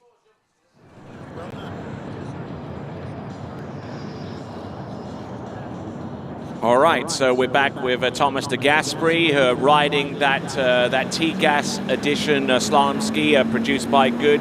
Started out life as basically a Frankenstein, where 2 skis from 2 different shapes are actually glued together, and they eventually settled on a design that he and only he is able to ski on. Its bindings are set off center towards the right-hand edge. So one side of that ski is like a normal profile slalom ski, and the other side skis like a wide ride. It's a rather unusual setup, but something that definitely works for Thomas DeGasperi, multiple-time world slalom champion. Yeah, I mean, that's a ski that he's been on for as long as I've known him, and that's about 12 years or so. And it's tested and it works, and you know, sometimes you just got to keep what you're confident in under your feet, and you know, he's looking good here. So it's a winning formula. Why change it? Yeah, I mean, nine-time European record, European champion is what I heard yesterday. Yep, that's right. That's incredible. If I guess what's the saying? If it ain't broke, don't fix it, right? So I mean, I hate change too. My ski's 2.5 years old that I've been on. So I know with Thomas, he's been on this one for quite some time. But hey, at this point in his career, go get the win. And going back even further, Susie Graham, who we saw walking along the shoreline, she rode an EP Tactic 1 for the best part of a decade. Oh my gosh. Even though she tried various other skis, including the Stiletto back in the day, just couldn't get along with it. So she ended up being on the Tactic 1 and skied all the way to those Pro Tour titles back in the day. Here comes Thomas de Gasperi. This is the 39 up pass, and he will turn number 2 confidently. He's around number 3. Dances on the front of the ski there a little bit at number 3, but that's normal. Picks up number 4. He's on time here, and a complete pass at 39 off again for Thomas de Gasperi. And I'm going to say this is right around here. The other 4 skiers that are in the final so far, that was their game plan, just to make the final. They just wanted to get there. These next 4 skiers, they don't want to just get there. They know they're going to get there. They want to position themselves in the final with a chance to win this event. Yeah, I think Thomas wants to go for 3. I mean, he wants to put up the biggest score that the tournament's had so far this round. But going back to this pass a little bit, the start was pretty good. He got a little bit disconnected, somewhere maybe 3-4, but as I mentioned before, the wind is settling down. The water is much better. The chop's not as big. It is picking up here for his 41 off pass, but like I said, what you have to keep an eye on is the things you might not see. At 4, 5, and 6 here, a big gust of wind came through the booth here and hit him right here at 5. Like you can see it kind of pushed him all the way to 5, spray in his face, and he had to work really, really hard to barely get over to 6. So there's these little gusts of wind that are still out there that kind of play a factor a little bit. You have a little gust of wind there, Romes. And you could see the little hand signal there. He goes, I got stuff in my eyes. So we talk about leverage. You see him drop that shoulder because he hooked up at 5 and said, hey, I'm not going to make that same mistake that Benny made. I'm going to just pull all the way and make sure I can secure that 6 ball. And now he just needs a piece of 2. But I have a feeling if he gets a decent number 1, knowing that 2 is his onside, he's going to turn 2, get a piece of 3, and hopefully set himself up in a great position. It's a bit of a this. Stop at 2. Can he make 3? No. Nope, he gets 2, but at least assures himself of future skiing by way of the semi-finals. So, Thomas de Gasperi with his performance out there, and a lot of the reason why he's able to ski at this level is because of the online training and nutritional support offered by New Dimensions, trusted by the pros, T-Gas, Alicia Bagnoli, Freddie Kruger, Whitney McClintock, Paige Reaney, located at the Millennium Mall in Orlando with online training and nutritional programs, that is New Dimensions. But on top of that, Thomas de Gasperi, an absolute beast out there on the slalom course. And I thought this was a great 1 ball. I thought he had a really pretty reasonable one, a little bit disconnected there, but kind of not like him to stand up too. Like I think the tip just came up and just couldn't get over to 3. But we're going to head over to the dock, check in with Wade. Hey guys, here with William Asher, and just taking a little time in the shade by yourself. What are your thoughts? Not much, really. People seem to be skiing fine. The wind's up, down. I mean, way better than the ladies had it this morning. So, yeah, I don't see it feeling much different to yesterday. Well, it's fun. I've been sort of sitting, watching you for ages, and yeah, it's really almost like just another day at the office, right? That's what I mean. All our preparation is to try and make it feel like another day in the office, and that's almost the hardest thing to do, is to not get in your own way. So yeah, that's kind of it. Try and be chill is kind of how I am in practice, and try and do the same thing in tournament. All right, well, I will get out of his way now. Let him go do his business. Back to you guys. All right, and just heard there from Will Asher, who is in the current lead in the Waterski Pro Tour standings, a good 115-point lead ahead of Freddie Winter, and guess who is about to ski? It is the one and only Freddie Winter. Well, Will down there on the dock definitely wasn't too worked up, was he? He was pretty relaxed, getting ready for his event here. He's up in a couple skiers, so he's not too stressed. He likes to come in feeling pretty relaxed. So these next, actually even de Gasperi there too, they've got a bit of a different take on qualifying through to this final. Because of their first round score, if they can secure 1 at 41, that puts them ahead of Joel Poland. So it actually kind of frees things up. If they get out of 1, hold on to it, and they get to 2, there's no risk in falling at 2. They don't. It doesn't affect them too much. They can go for it a little bit more, and hopefully they do, and show us some big scores here at 41 today. Well, that might be what you saw with Thomas, having that pretty good 1 and just not really more focused on getting a good 1, getting across the wakes, getting that full 1, and not really being able to commit to the 2 like he wanted to. So even with that score of just 2, it does put him ahead, and based on his preliminary round score is 3 at 41, he's going to be the highest seeded of those 2s at 41. All right, let's check in dockside with Wade. So here with Thomas de Gasperi, and you've moved on to a final, and you've moved on to a whole bunch of finals over the years. This was a little tougher than usual, though, right? I mean, mentally, I'm not here too much. I mean, a little bit, but there's other things that take up my mind. I haven't trained much in all August and part of September, so I'm a little bit out of rhythm. I'm just happy to be here. But I just chat with one of your compatriots, Will Asher, and you're such a seasoned veteran that it does become like another day at the office, correct? I mean, I think what I can do pretty good, in my opinion, is whenever I get into the water, I just shut off almost everything. This time is a little different, but I try to, put everything on the side and concentrate on what I have to do and what I can do. Yeah, this is a tough one. But he did it again as usual, showed his skills. Back to you guys.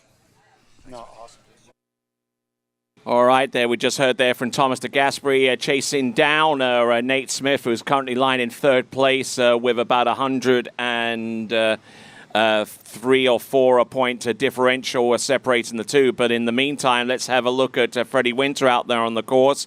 He is currently in 2nd place in the Waterski Pro Tour rankings on 246, and he has a lot of catching up to do against the lead of Will Asher, who currently sitting pretty at the top on 361 points. And not looking too bad there, Freddie Winter, on that particular run of, 12 meters? 35 off, yeah, for Freddie Winter here. And yesterday we talked a lot about the different techniques, the different styles all these skiers have, and obviously Freddie has a very unique style, and kind of the way he stands on his ski. He's a very powerful skier, especially through this onside turn here. The 2-4 really rips it around. He keeps it everything tight there, especially even when he gets to the short lines. Yeah, and I think we talked about it a little bit yesterday. I think he's changed his ways a little bit. When we first saw him enter the scene, it was very powerful, very strong, all out all the time, and it caused a lot of crashes, it caused a lot of random scores, and I think he's gotten himself to be a little bit more consistent. He seems a little bit lighter now. He seems to not spike the boat quite as much. He's switched to a 2-handed gate. He's released himself from a double binding. So there's a lot of interesting things that are going on there that seem similar to some other skiers. But here he comes back at 38. Should be a pretty much a walk in the park. Well, maybe he's getting a little older and wiser and thinking all those crashes are taking their toll on him. But he's had a couple of injuries. You can see his shoulders taped up there a little bit. It plagues him every once in a while. It's not too bad right now, but he definitely still kind of looks after it as he goes through this 38 off pass. No question there. 6 buoys for him, and 39 off coming up next. Well, and you talk about injuries a little bit. I mean, obviously I'm sitting here up on the bench, unfortunately, but we've all been injured. We've all been hurt. We all get over it. It just takes time, and that's the hardest thing with an injury is to be patient. But the body heals itself, and we'll be good. But as soon as I feel like something starts to hurt or I want to complain about something, I just kind of look, over my shoulder, and you see Will Asher and Thomas de Gasperi and, these guys that are already 40 and in their 40s and are beating you. So are totally unsympathetic. Yeah, exactly. So the second you want to complain about something hurting or whatever, you might as well just talk to the wall, because they don't want to listen to it at all. All right, so there's Will Asher getting his gloves on, those 41 tail gloves produced by Syndicate. And looking at the leaderboard right now, we see Charlie Ross up there. I don't think even in a million years Charlie Ross would have thought that he'd be up towards the top of the leaderboard at this stage of the competition, the semi-finals. And I tell you, I mean, we've got Freddie out there on the water getting ready at 10.75 me. But a good strike there on buoy number 1. Oh, rearing up on buoy number 2. Oh, look at this. Good extent. Oh, a double. Took 2 bites of that cherry off number 5 into number 6. So there we go. That was Freddie Winter getting through a pass that he needed to make an impact on. And now is setting himself up for a qualification through to the next round of the competition, provided that he gets, I believe, more than 1 at 10.25 meters to affect that kind of endeavor. What do you see here, Kiwi? Okay, he's 39 off pass. He knows it's a must-run pass. He's pretty strong on that 2-4. Just negotiated his way through this. You know, didn't take any risks. Kept things controlled through the way he's connected to that handle, which he does very, very well. And no problems there at 39 off for Freddie. Maybe a little bit slow at number 5, but no problems as he heads around number 6. And you know, he knows he just got to get around 1 back to the wakes. That's going to be enough to get him through to the next round. But I think he's going to want to get across to 2, rip 2, and see if he can get maybe down this, or hopefully the top seed for going into tomorrow. All right, so we got Freddie Winter about to come into the course. So we're looking at Freddie Winter. This pass, 10.25 meters. If he can get past number 1, it'll be a... Oh, no! Oh, whoa! What the... Oh, my word. What happened there off buoy number 1? He blew the tail, and then he realized in that instance that his entrance through to the next round of the competition was severely compromised. So he... I don't think he even knows what happened. This is going to be a very, very close call. Let's watch the replay. We were sort of seeing it from behind here a little bit. But depends how long he sort of turns and holds on to the handle as he goes around. Number 1 is held. Oh, look at that! How on earth? The handle. We missed it there a little bit in that picture. But did he still have the handle? Was he still in skiing position as he hit that line of boat guide buoys? That's what the judge is going to look at. And I would not want to be them right now. He's going to... Not since the days of Patrice Martin have I seen someone recover from a fin release his fin like that. Right out as he's going on a side slide here. Watch this. Most people are gone. He's holding on, and it just disappears out of the shot again. So it's really important when that handle leaves his hand and what position he was in when he crosses that line. And hopefully we can get some better angles. The judges can look through that and see, because that is a big, big call. Joel Poland's got a full 1. Yeah, and it looks like Freddie Winter's got a half or a 1. We're not sure yet. 1's going to put him in, half will not. And either way, a British skier makes it through to the next round of the competition.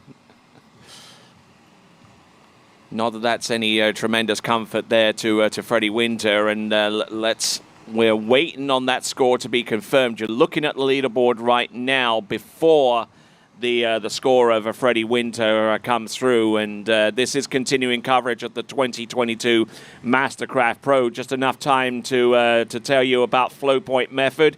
Created by Marcus Brown and Jenny Labar, all you need to ski your best online coaching and nutritional support. That is the Flow Point Method. And also giving a big shout to the MasterCraft boat company, the official boat of these championships, the MasterCraft Pro, built on a legacy of world-class performance. The Pro Style boasts features that deliver a perfected driving experience with the most comfortable seats and the industry's best fit to finish. Top that off with the flattest wake of any line length at any speed, and you got the best behind-the-boat experience for skiers of all ages, abilities, and disciplines.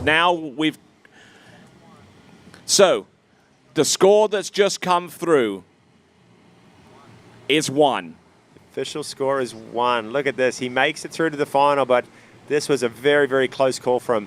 That's experience. We talked about his experience yesterday, but he side-slided it. Most people were gone then. He held onto the handle. He gripped onto it, got back into a skiing position, because that's the rules. In the rule book, you've got to be, to get the full point, you've got to be in a skiing position, control of the line, past that boat guide buoys. And the officials deemed that he did it. So a 1 buoy, and he is into the final. So it looks like we're getting a little bit of mixed communication here. We've got one that's been communicated with us. Other sources have now the information is unified. It is a one buoy count. One buoy count.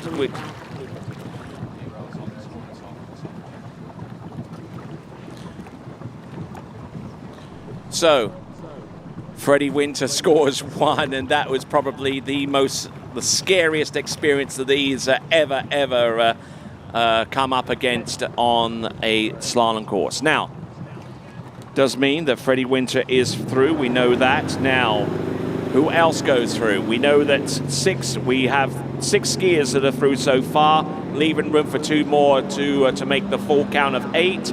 And the next skier on the water is also from Great Britain. His name is Will Asher. Here at the 2022 MasterCraft Pro, we have got Will Asher out there on the slalom course. Multiple-time World Slalom Champion, multiple-time Masters Slalom Champion. There's very little out there in which he hasn't won in terms of professional water skiing. He's won a whole slew of titles across the summer. And let's check in on dockside with Wade. So, guys, I'm here with Freddie Winter, and I just said to him walking on, man, you are putting on quite a show. I was sitting there with the guys on the hot seat, Joel Poland and Rob Hazelwood, and they're like, no, he's down, no, he's up, no, he's down, no, he's up. So what went through your mind? To be honest with you, I knew it was 1. I know what the rules are, and I wasn't that worried.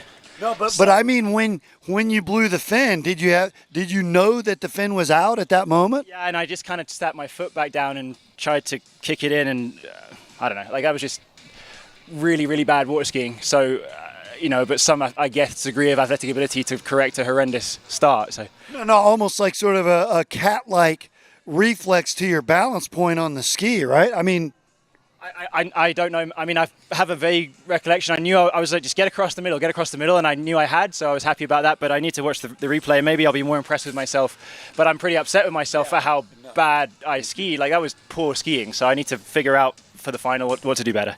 All right, so someone sent him an Instagram of that, because that was impressive. Back to you guys. Okay, so Will Asher, he's the leader on the Pro Waterski Tour right now. He's been having a sensational year. This guy's done pretty much everything too. He's a multiple-time world champion. He's been very, very close to that world record. He's run 41 a number of times. He's got the experience. He's run 1 Masters. He's won the Moomba Masters. Every big title, he's had it at some stage or another. And he seems to be getting better with age. Yeah, and I think, like we talked about yesterday a little bit, Will's looked better this summer than I've seen him in a long time. And it just looks like he's having fun on the water. He feels confident in himself, whatever the score is, to go out and beat it. And, I don't want to say this is easy, but it's well within reach for him, I think. All right, continuing to work our way along. I've got Kylie to the right of me and to the left-hand side of your screen. To the left of me and to the right-hand side of your screen is Nate Smith.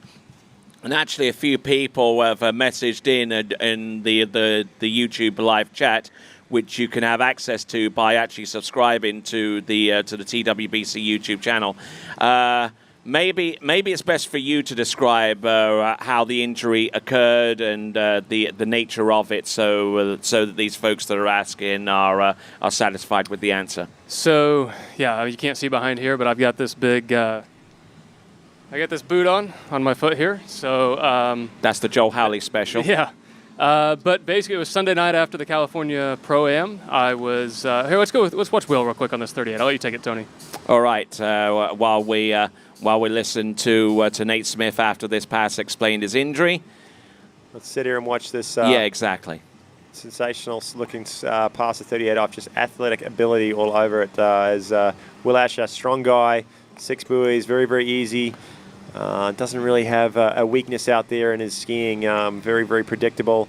His onside's as strong as anybody's, and he can definitely get that tip down and a ton of angle out of his offside too. So okay. So we'll stipulate to the fact that he ran this pass and ran it about as good as anyone out there. Yeah. So Nate, tell us more. So back to it. Sunday night after California Pro-Am, I was riding what's called an HO hovercraft ski. It's a big wide ride, beginner type ski. Running the course, running buoys and having fun with it, and just cutting to the dock. Blew the tail out, cut into the dock, and crashed, cartwheeled it. The boot didn't quite come off my foot all the way, and it bent it a way that it's not meant to be bent. So I thought in the beginning that it was just maybe a small ding to my ankle that I've hurt previously, but it didn't seem to go away. I had some x-rays, and those were negative, so just stayed in the boot for a bit. Pain wasn't going away after 10 days or so. Had an MRI, found out that there's what's called a Lisfranc ligament that is partially torn. Luckily, it wasn't torn all the way because that'd be about 9 to 12 month recovery. And, right now I'm just dealing with a little bit of pain from the severe bone bruising I have. Allow that ligament to heal up. I'm at 4 weeks tomorrow in the boot, and total about 6 to 10 week recovery. So I got my eyes on Miami. Okay, and also in the meantime, you get to work on your instructors and instruments ratings, right? I've got it all. I am finished with all the flight training. All right, then. Well, congratulations to you on achieving that. And here comes Will Asher, 10.75 meters. Knows that he's got to run this pass. Working that syndicate works one slalom ski all the way around 6 buoys. A great looking effort there on that brand new addition to the syndicate range. That is Will Asher, 6 buoy count at 10.75 meters. Yeah, so another one of our competitors in the semi-final through 39. It wasn't the most comfortable start for him. As we were listening to Nate's story there, you could see his 1 and 2 wasn't quite as comfortable as he'd like, but it didn't let him bother him. He got back in sync sort of at 3 and 4 and made short work at the end of the pass. Yeah, I don't see anything too uncommon with this pass. I mean, we used that word earlier on with, I think, Karen, the word experience. I think, Will has more experience than any guy skier out there right now, and he's going to fight his way through this 39 no matter what happens at the start or finish of the pass. He's going to get through it, give himself an opportunity to get into the finals, and it looks like a score of 1 will take you through to that. So I know he's going to want a lot more than that, but we'll see what he can do. Our top score so far, 2 at 41 in this semi-final round. So any piece of 3, and it'll put him into the lead so far. He has a 3 from the first round. And I have a feeling you're going to see our leading score right here as he sets up for his gate approach at 41 off. Strong gate. Lets that ski roll out. Nice number 1. Here's his big 2. Oh, he's come short. Oh, come short. Well, he knows he's in. He knows he's in. Yeah, absolutely. Yeah, to me, that kind of goes back to some of the old ways of Will. And I remember skiing against him in some of the earlier days from my career. He didn't like to be off the dock last. He always wanted to go out, put the score up, and not chase it. So to me, again, we're 99% wrong up here, it seems like, to what goes on in the water. But it looks to me like he just gave up. He got the 1, and actually a really good one. That's a little strong, isn't it? Just giving he was up. going all the way there for 2. I mean, he just totally stopped and didn't want the pressure going into the finals. Okay. I heard you talking about different for you though. You always like to be the last man off the dock or close to it. I think so. This summer I experienced it being a little bit down the field a little bit for some of these tournaments, and there's a little bit of relief going out early because you don't have the pressure. You go out and you just put up the score and see where everybody else falls. But at the same time, I would really hate to do a performance and it not be enough and not be able to control what others do and get beat that way. So going out last, it can be nerve-wracking, it can be tough, it's difficult, but if you go out and do what you know how to do and do your thing and let it, just you have that score to beat in front of you. So if you don't do it, it's your fault at that point. You're leaving no other excuses, I guess, in my mind. I'll just be grateful to have that level of control, on where you could potentially start in a final round, Yeah. Well, and Will's done a really, really good job of that. And I don't know if there's a right or wrong answer for any of it. It's where he's comfortable with being, and he's had great success this summer. So we got one guy left on the dock, obviously one of my friends and favorites, but Dane had the biggest score of yesterday, and he's got all he's got to do is get to 3 to keep that top seed spot. Well, indeed, we've got one more skier to go. It's going to be Dane Meckler about to hit the water, and I don't know. Let's have a look at potentially where Will would finish up based upon the scores that we've got. We've got one more skier to go. Yeah, Obviously, our leaderboard is going to be flashing up on the left-hand side in a few moments to see where he could potentially end up. Obviously, the tied scores and everything play a factor into where he ultimately does end up in respect to the finals. But let's have a look and see what Charlotte, North Carolina native, but originally out of Ohio. This is Dane Meckler.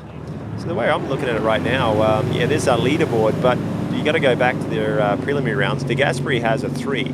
Out of those two guys that have got 2 so far, Cole McCormick and Charlie Ross both scored 2 the preliminary round. So Thomas DeGasperi, he's our top seed right now. He can't go into this final any less than second. And depending on what Dane does here, he may be our top seed for the final later on today.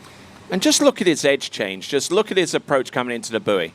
There, edge changing directly behind the boat. Look at that. So both being lefties a little bit, do you see any similarities to the load and the rhythm a little bit of what we talked about with Chris Parrish earlier?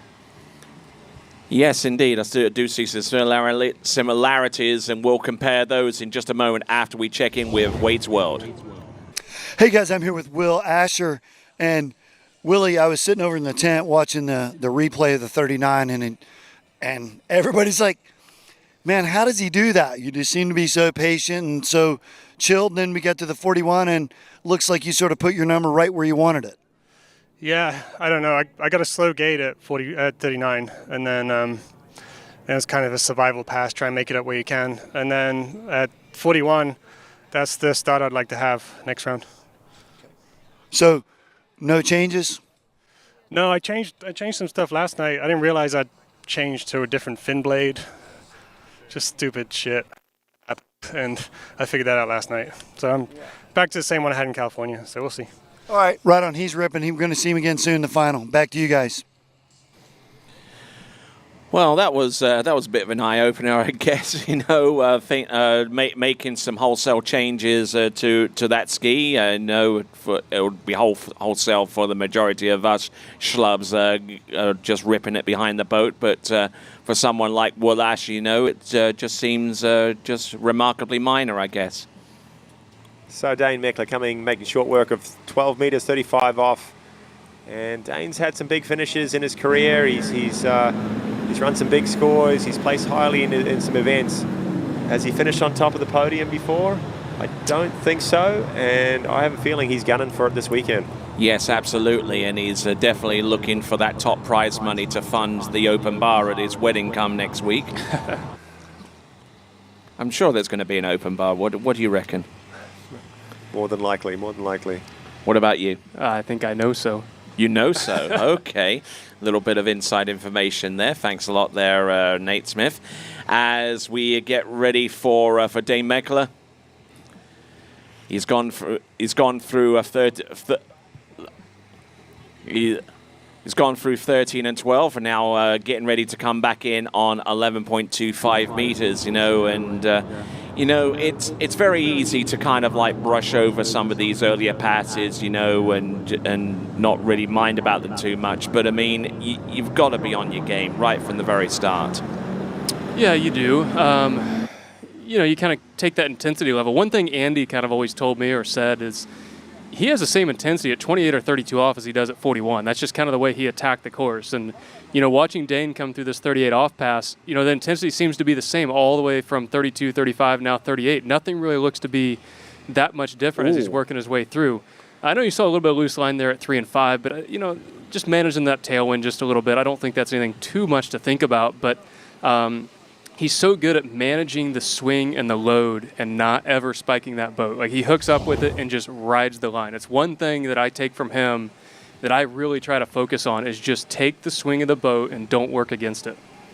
Right, you are. And I mean, I saw something a little bit into number 4 there. He kind of got broken forward, but I tell you what, he's incredibly strong out there, and the way that he uses his handle into the reach, like that, for example, he just has full and unadulterated control. That aerial edge change into number 5 is something I have a little bit of a giggle with, but there you go. And Kiwi just You know, he's not one of the tallest slalom skiers out there, but he more than makes up for it with technique and strength. No, I love the way Dane is skiing right now. He's been skiing for the last 4 or 5 years, to be honest. I watched him down in Malaysia, I think it was, the 2019 I think so. World Champs, ran 39 in some difficult conditions.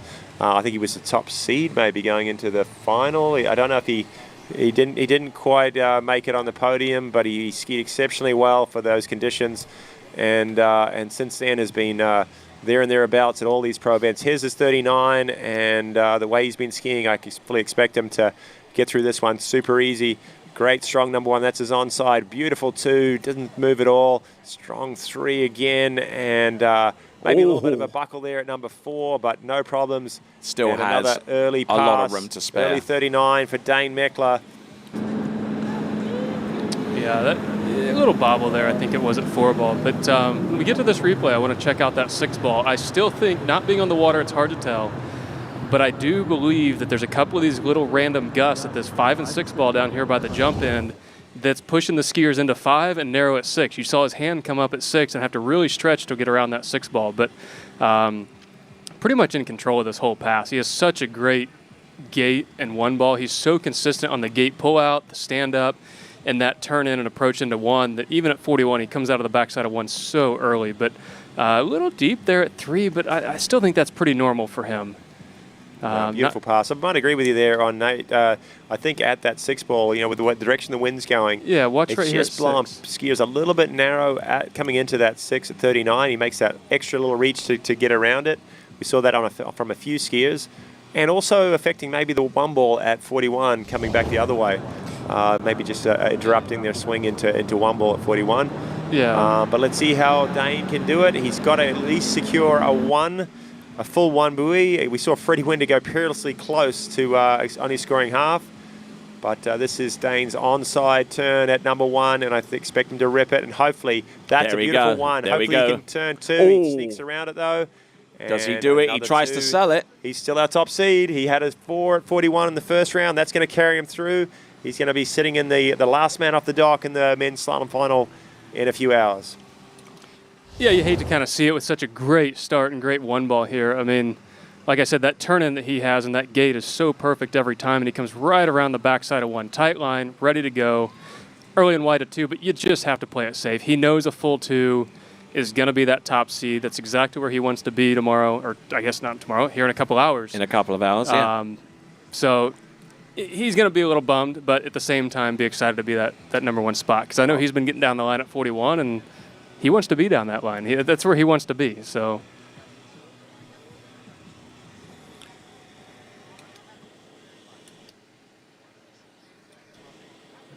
And we were just watching Dane's replays. Full 2 buoys at 41 off there. He's our top seed. Congratulations to Dane. And I have a feeling he is shooting for that win this weekend. He's a friend of yours, Nate. He knows you're not on the water. You've won every event you've been in this year, so I'm sure he's like, hey, this could be my opportunity, as well as a few of these other skiers. They've got to go through the likes of Will Asher, who's having a great season, and Freddie Winter and all those other top skiers. But this could be the weekend for Dane, the way he's going. I hope so. All right, then, as we await to update the leaderboard, let me tell you of the skiers that have made it through to the next round of the competition. Charlie Ross, Cole McCormick, Dane Meckler, Thomas de Gasperi, Chris Parrish, Brando Caruso, Will Asher, and Joel Poland. They have all made it through to the next round of the competition. Congratulations to all concerned as we now get ready for our next event, which I believe is going to be the women's slalom final. So we've got a number of great events to come up. Starting off with the women's slalom, and we're going to step aside for a moment. We have continuing coverage. But before we take a break prior to the first of our finals, let's check in with Dane Meckler in just a moment. Hey guys, I can hear Dane breathing, so must have been like a load of excitement after you ran 39. You're right there, top seed. All you gotta do is run 1 1/4 though to advance. Yeah, no, I mean with 1 ball being a lefty, I don't have usually, I don't want to jinx myself, but I can usually get to 2 and figured, just circle 2 instead of keep going. And, it's good to be top seed. It's really cool just against these guys to be in that spot, and I'm going to take advantage of it. No, well, I was going to just sort of lead that, and then you went there that you've got this opportunity now, you're top seed, and you're used to being around these guys. I mean, you've been podium, whole bunch of finals, so this could be the first pro victory? We'll see. I mean, it's so hard. Any of these guys on any day can put one out there, so we'll just see what the score is, and, we'll see how it goes. No, it's exciting, man. I'm cheering for you. So I know your mom and dad, or anyone else you want to say hey to? Yeah, definitely Janina at home, so she's getting everything ready for me while I get to, be down here skiing. So we got our wedding next week, so thanks to her for all the work that she's doing back home. Yeah, ain't that crazy? Wow, good for you. Back to you guys.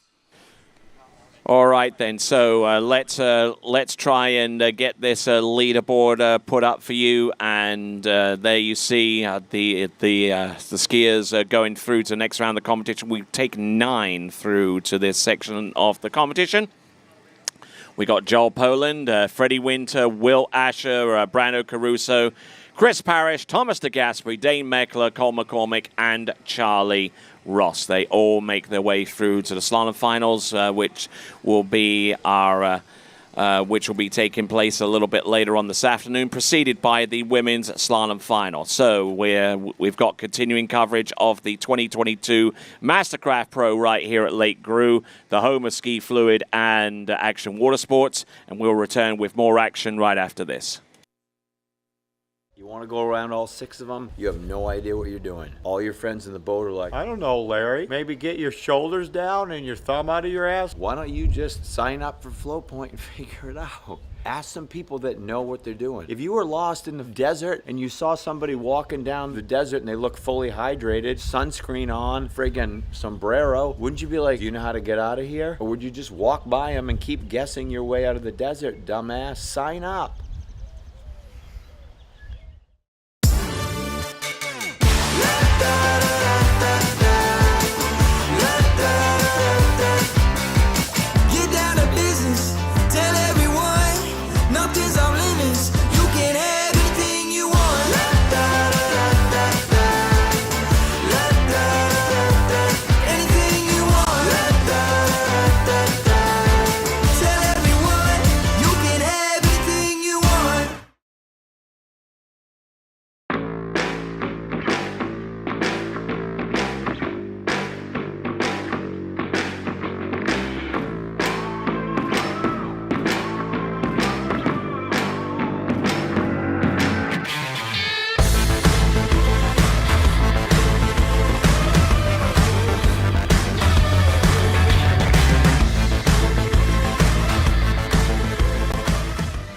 Try Match Play at bplayfield.com.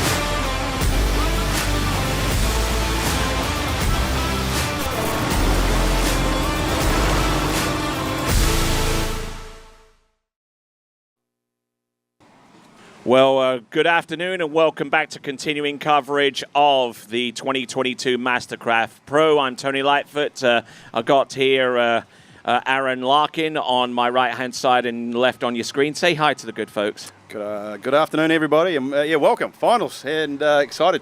All right, then. And on my left and to your right on the screen is none other than Russell Gay, the president and CEO of Masterline. How are you doing, sir?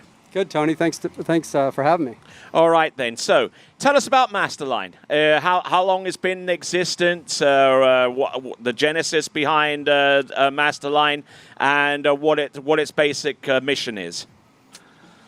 Well, Masterline's been around since late 80s. Started with Mick Neville, and I purchased it from him in 93. So it's been around a while. Yep. We've been operating it since '93 and tried to, really grow the sport, grow the event, company, and add new products and really support three-event skiing. That's been our mission is to, build high-end products for three-event skiing. So as it celebrates its 30th year next season, tell us a little bit about some of the products that are utilized. I mean, some of the high-end products have been responsible for creating the world records in all 6 of the tournament disciplines, slalom, trick, jump, men and women. That's right. Yeah, exactly. We have all the 6 current world records were set with Masterline product, Masterline ropes, and we are. The rope that we're pulling here is the Pro Masterline Slalom mainline, and we've had a lot of innovations in the slalom ropes over the time. It started with the smaller ropes when I was skiing, and I was the one that brought the 80-strand rope to the market, realizing that you shouldn't be breaking ropes so often. So, and then from there, it's just, we've been innovating the slalom rope ever since.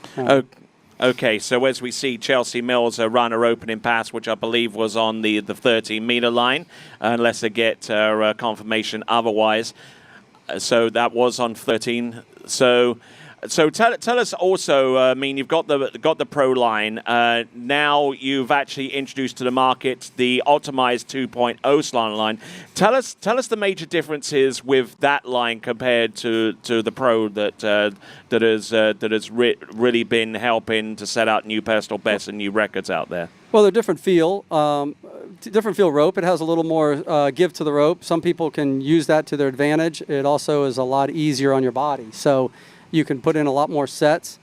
It's a lot better for the lighter skier, so a lot of the women prefer the slide loop. And it also depends on what kind of boat you're skiing with, or also the time of the year. I mean, winter time, when it's cold, you're going to feel like the ropes are stiffer, so it's nice to use a little softer rope. So there's a lot of factors that go into how you feel. Just same thing as with the letter you choose in slalom.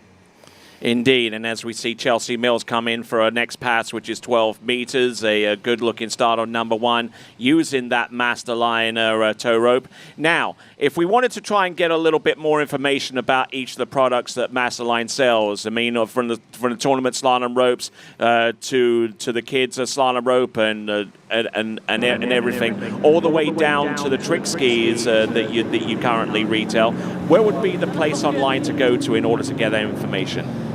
Well, MasterlineUSA.com is our website. It's got a full line of our product and has the most in-depth explanation of everything, and the most, it has the most products there. You can get with Andre here at Action. We have quite a few products here in the shop as well. So Action carries Masterline and Eagle products here. So.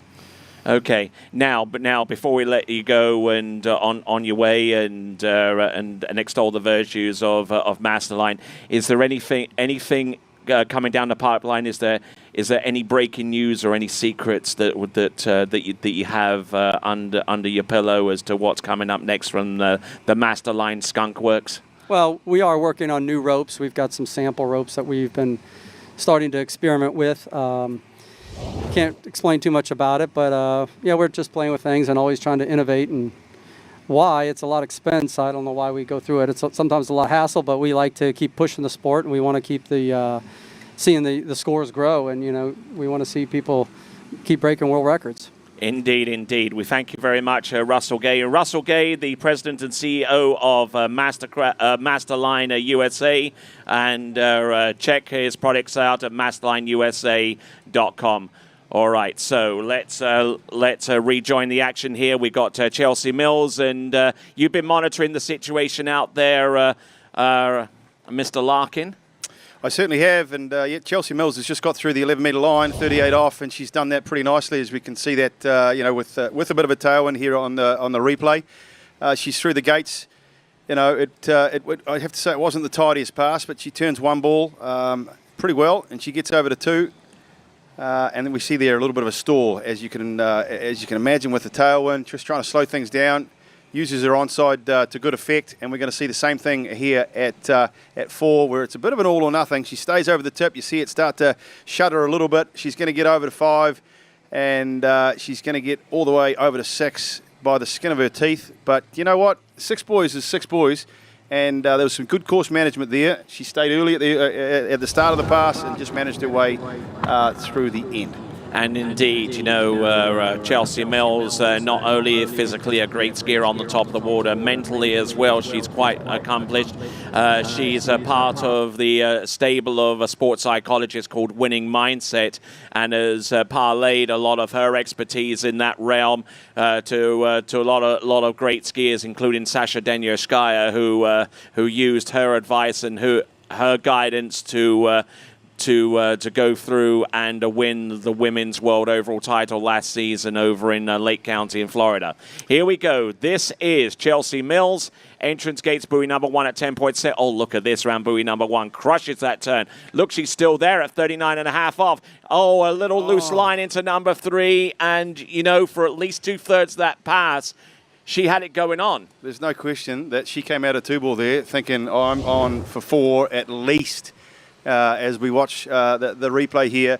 A really good gate, nice smooth slow turn in for the gates, and it lets the boat load her. She has a good one as a result, gets off the back of 1 nicely, works hard to get over to 2, and then here it's a little slower too, but for 39 off that was pretty good. And then I'd say right now she's thinking, wow, I could do a little bit more, and just gets a little bit stood up, couldn't hold on to the slack rope, and I'm guessing that's probably going to be 2.5. So yeah, I'm thinking exactly that, 2.5, and that's going to be her best score out of the competition.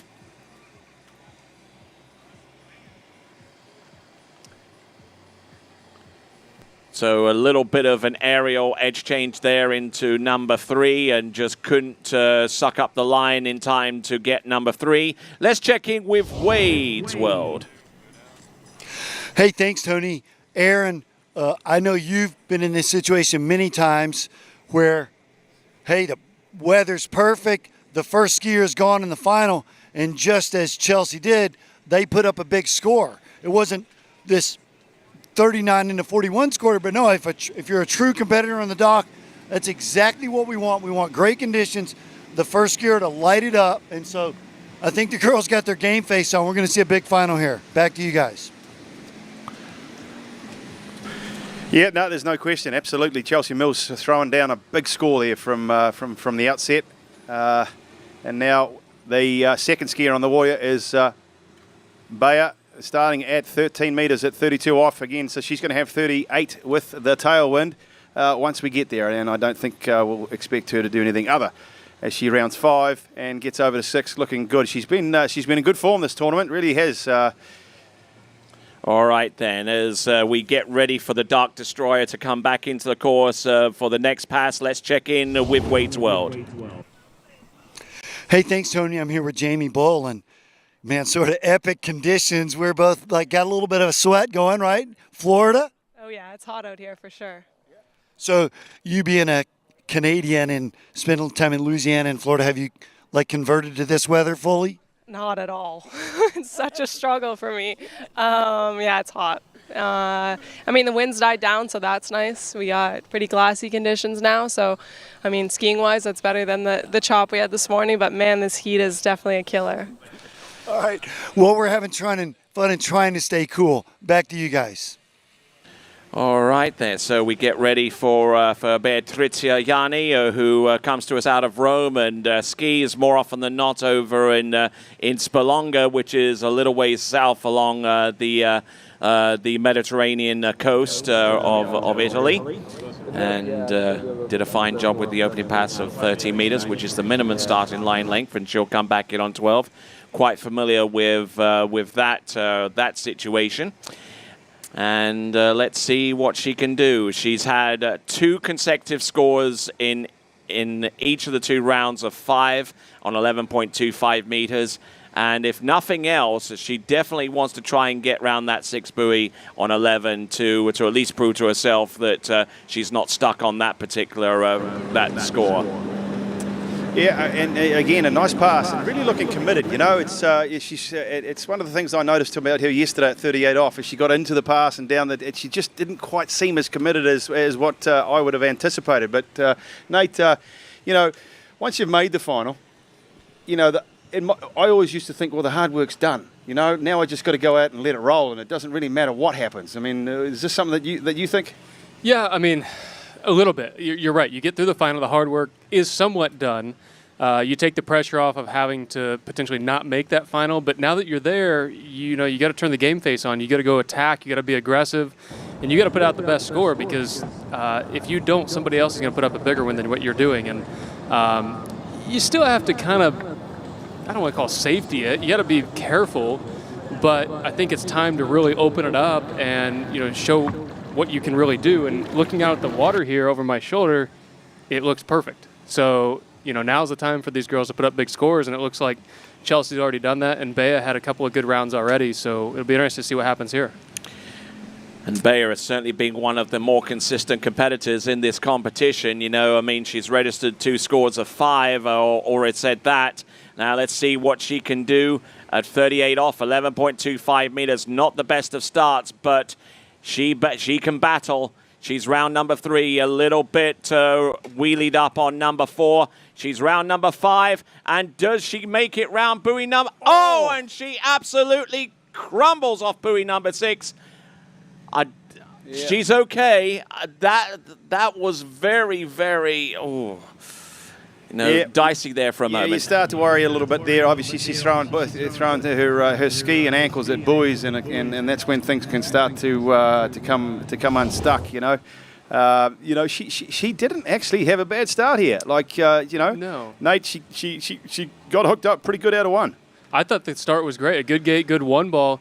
Even coming in here to 2, she's nice early and wide, a little bit down course with a little bit of tip rise, but you know, she stays strong behind the boat. She's able to get herself back into position and get early for that 3 ball there. I'm not sure what got into her head. Maybe that she got stuck at 5 ball a couple of times. She didn't want to mess it up again, and you know, just a little narrow there at 5, lost the line a little bit, and I give her the credit for committing to that. I can't tell if she got that quarter or not, but she certainly gave the effort to try to get to there. Yep, there was some tense moments there as she recovered off that fall on number 6. There are certain things that I'm looking at here for so far as Beatricia Yanni is concerned, especially whenever the line goes tight on the end of the turn, and how much she commits to gaining more angle across the wakes into the boat. Because I mean, if she skied this perfectly, I mean, she could just let the boat carry her out there and get round the buoys. But you know, when things started to get a little bit dicey down course, she was still with that original tactic of letting the boat carry her down the course. And sometimes whenever you go later and later, that's just not enough. Well, I think you're exactly right. That's exactly what happened. She had a pretty good start, but there at 2 and 3, slowly got a little bit further and further down course. And even though it is 38, you know, she wants to be on the 39 off loop, but the later you get down the course, the shorter that rope feels, because you're swinging to the buoy later and the boat's advancing down the course. So that line actually seems a little bit shorter than what it actually is, and it just makes it that much more difficult to stay in that pass. But we do have an official score of 5 at 38, 5 at 11 meters. And that is correct.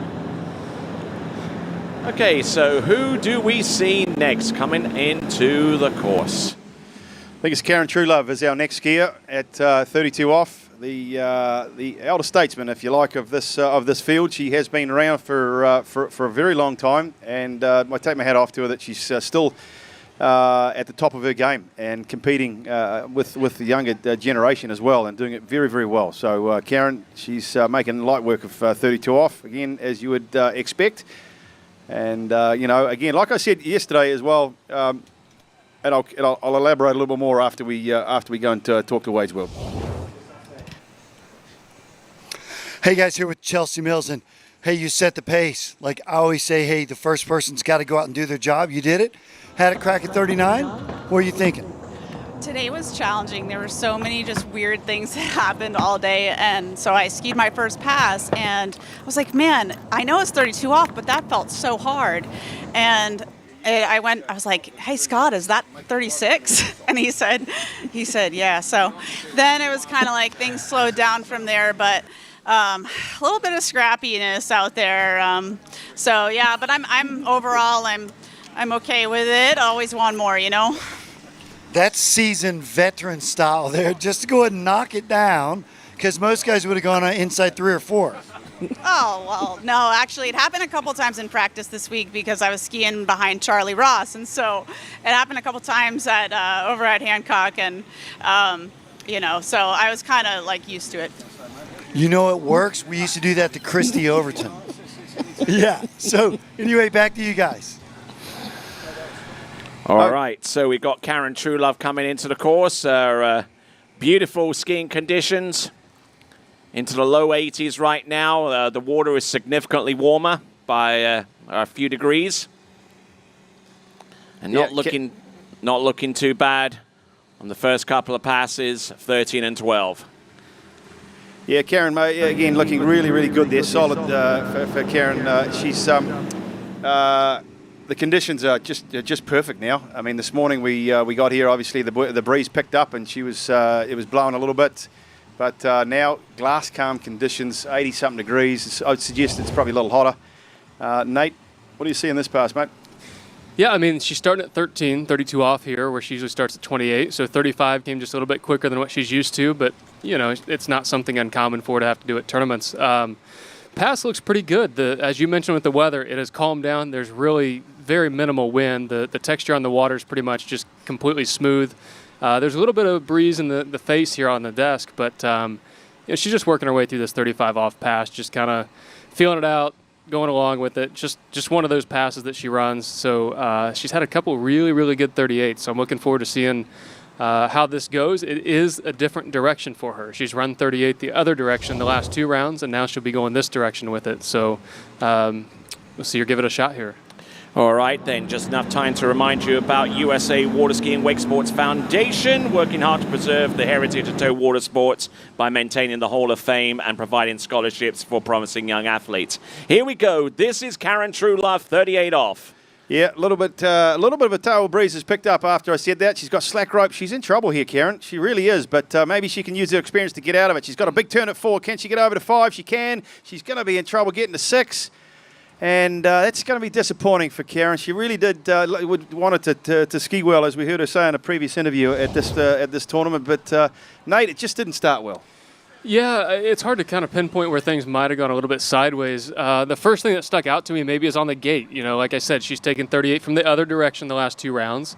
And this time she had that tailwind in her face. And I think she just got a little slow, a little bit narrow is what I saw on that gate, which kind of gave her that 1 ball that she got. But my gosh, she has that competitive edge that just stuck with it. The grit and determination through 3, 4, and 5.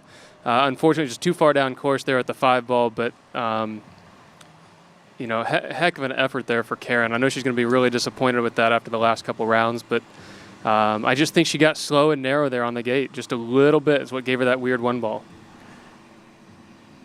Okay, and because there is a potential tie between Karen Truelove and Patrizia Yanni. I mean, and if things pan out the way that they typically do between now and the end with the remaining skiers, the tiebreaker would be the score in one of the previous round. Now in round 2, both Patrizia Yanni and Karen Truelove both tied with 5. but you look a little further down and see that Karen Truelove has the better backup score. Let's check in with Wade. Hey guys, I'm here with Miss Whitney McClintock-Rainey, and so kind of interesting, 3 left, score on the board's 2.5 at 10-7, so it's almost a little bit wide open, if you will. I mean, I wouldn't call it wide open. That's a really good score that Chelsea put out there. And, I mean, it's become more normal for us to have to get three, or more than 3 to get on the podium. So that's a great score that she put out. And the top 3 ladies are more than capable of beating it. But it is, we have to go do our job for sure. No, exactly. It has become the level has steadily gone up.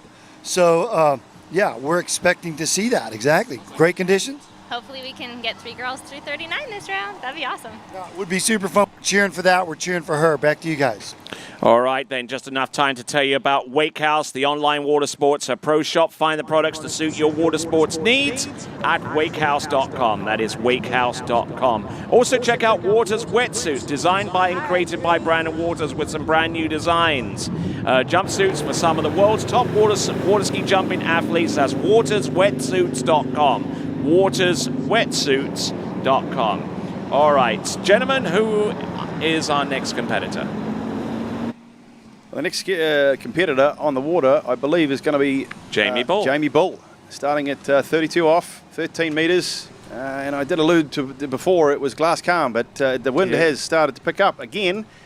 We certainly hope it doesn't get too much worse, because this is manageable, there's no question, for these ladies. And obviously Jamie Bull being the current and reigning world slalom champion, obviously winning that last year at the Jack Travis World Championships last year. And of course, Nate, you were on the men's side of that, so you know, that must be quite the honour. Yeah, I mean, we had a Worlds at a site that allowed everyone to compete and perform to what they're capable of, which was actually pretty neat. And it was interesting to see Jamie and Whitney and Regina all fight for that top spot at that 41 off loop. You know, Whitney had that approach into 2-ball that, you know, we don't really want to review, but Regina not quite being able to get it there, and then, you know, Jamie going out earlier and getting that full 2 to take that win. So, you know, Jamie's one heck of a skier, and, you know, this is the 32 and 35 off pass, but she's going to have to take that 38 tailwind that she neglected to do earlier. She went out at 28 off, take that 38 head. So kind of an interesting strategy on her part, but everybody does their own thing, and, you know, they make their own choices. All right, then, continuing right along, and just to remind you that 2U Nutritional Bars are the official Skier of the Day sponsor. You can register your vote for Skier of the Day by going to waterskibroadcasting.com/vote. And 2U Nutritional Bars are available in a variety of different flavors, available online and at great local stores around the Sunshine State of Florida. That is 2U Nutritional Bars. Jamie Bull, looking good at 35 off for pass number 2. I think that wind is being a factor again. I mean, again, a pretty easy pass for her, but you could tell she pulled out on the gate down there. That ski's chattering pretty hard, and also she ran out of water speed there on that gate glide quite a bit, having to go pretty hard into 1-ball, which is fine at 35, but, you know, at 38, 39, we'll see how that goes. So we're going to check in at the dock with Wade. Hey, so I'm here with Miss Karen Truelove, and so there's been a whole bunch of finals over the years. It's been fun watching you. A lot of pressure, though. We talked about a little bit earlier, being a MasterCraft skier for all these years, but at least you made it through to another final, right? Yeah. I mean, the first year I didn't make it through, and that wasn't much fun. So, you know, kind of take it as each round. I mean, the competition is so high now. I mean, you got to work. I think you can talk to any of the girls, and they all feel the same way. It's like you have to take every round as it comes, because you do not know what the next, you know, what you're going to end up with out there. But, I mean, I'm obviously very disappointed. I wanted to ski better. I got a little bit hot on the gate. I've been kind of overrunning that way the whole weekend. And with the 32 start and 38 and a little bit of tailwind, it got me. So I'm bummed, but, you know, looking forward to seeing what the next group brings, the rest of the women's slalom, men's slalom, and then the jumping. So hopefully we'll finish out with a great day. Yeah, good deal. It was great watching. Back to you guys. All right, continuing to roll right along. This is Jamie Bull. This is 38 off, a critical pass now. There we go. Round number 1 and number 2, keeping everything moving ahead of her, not bleeding too much speed off the turns. Having said that, she got a little bit delayed off number 4, but not enough to preclude her from running 38 off. A brilliant looking pass there, Aaron. Yeah, no, she stayed patient. You know, I think it maybe took her a little bit by surprise with the tailwind. This is the first time she's run it all weekend, as Nate had alluded to. As we see her around 1, she kind of stands herself up a little bit around 1, but you know, she's got enough experience and enough talent that she's run enough 38s to know that not to panic. She gets a good 2 ball, as you'd expect on her on a good side. And again, around 3, we're just going to see a slight delay, and she's going to head over to 4, still pretty early.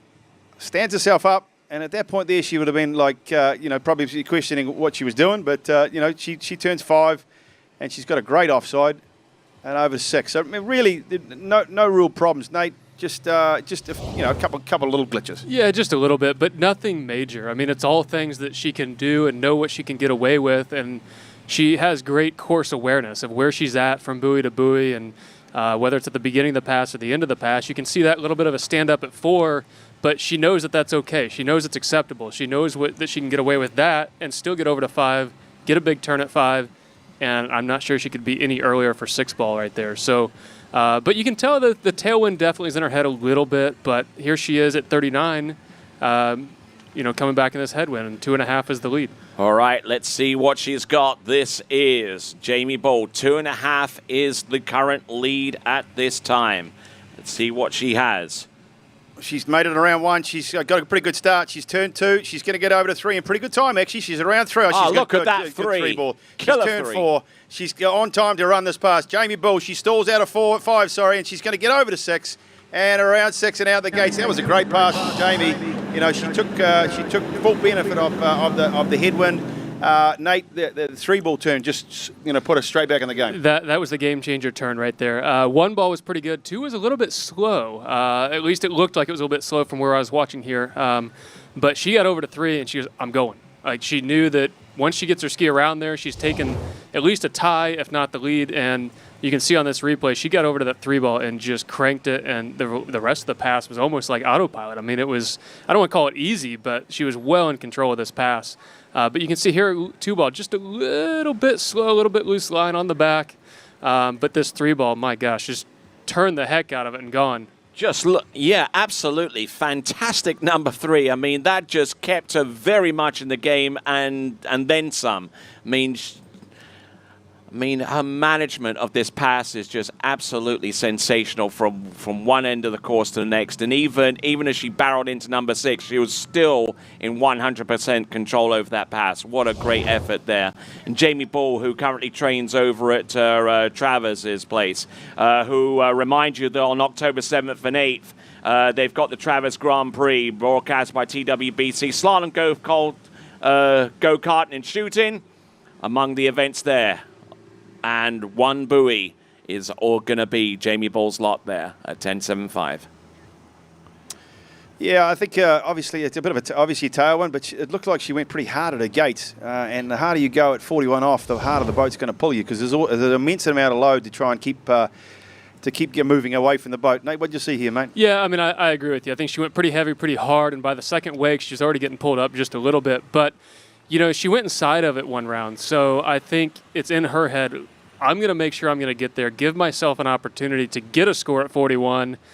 If I can get a good turn out of 1, try and get over to 2, but she wanted to make sure she got that full score of 1, because now it forces the other girls to go to 2 ball.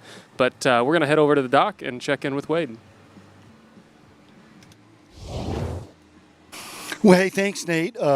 Nate, you've certainly been in this situation before, waiting like our girl Regina is, and it's sort of one of those deals we never want to cheer against our competitors, but it's up to them. But you at the same time, you're like, well, she didn't get to 2. Doors open a little bit, right? Yeah. You know, I kind of knew that we were going to be getting into 41 to be able to get on the podium and to take the title here today. So it wasn't something that I'm surprised at. And of course, you want your competitors to be on their best game, and that's the day that you beat them, when everybody's on their best game. So that's part of competition, and that's what we all feed off of. No, I agree. That's what I sort of opened my deal with the lady slalom is we were cheering Chelsea on. She goes out first. Spanx 38, you know, we're like, yeah, that's what we want. We want that energy and vibe. Yeah, exactly. No, that definitely feeds off of it. You see it in every event. You see it in the jump event. You see it in the slalom event. You see it in the trick event. So, it keeps bringing that bar up, and that's what you want in the sport, in any sport. That's why we're here today. I'm loving it. I'm getting the goosebumps already. So back to you guys. We're having fun. All right, there we just heard there from Regina Jaquist, the defending champion, the only winner of the MasterCraft Pro in the entire three-year history of the event. But before we take Regina Jaquist out onto the water, we'll bring on former world champion from Canada. This is going to be Whitney McClintock. Yeah, former world champion. She picked my wife for second, actually, as it happens. Bit of a sore point in the Larkin family. Just a little bit. No, she deserved it, and obviously my wife wanted to be world champion, but yeah, like myself, getting a silver medal, I'll take it all day long. Not everybody can get gold, right, Nate? No.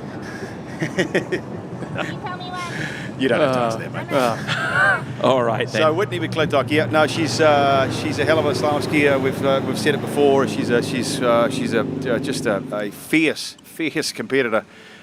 Skis obviously with husband Matt Reaney's, and is on a radar vapor slalom ski. Pro build.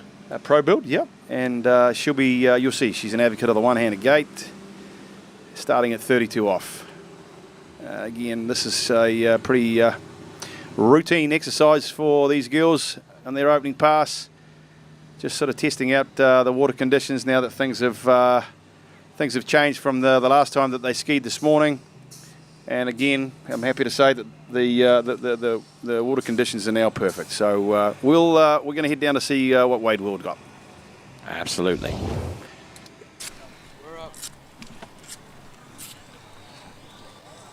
Hey guys, I'm here with Miss Jamie Bull, and I would call that a very, very seasoned move. You got through the 38, no worries. 39, bit touch and go on the beginning, but man, a big old 3-ball. I heard the boys comment on that. Yeah, it's definitely a big 3 to put me back in the game. Thankfully, I can trust my offside again, so that's nice. Yeah, and sort of in that sit and wait position is we always sit around waiting to ski, and then after we ski, we have to wait around afterwards. So yeah, how's the feel though from the set overall? Yeah, I mean, I'm super happy to get through 39 again and get a look at 41.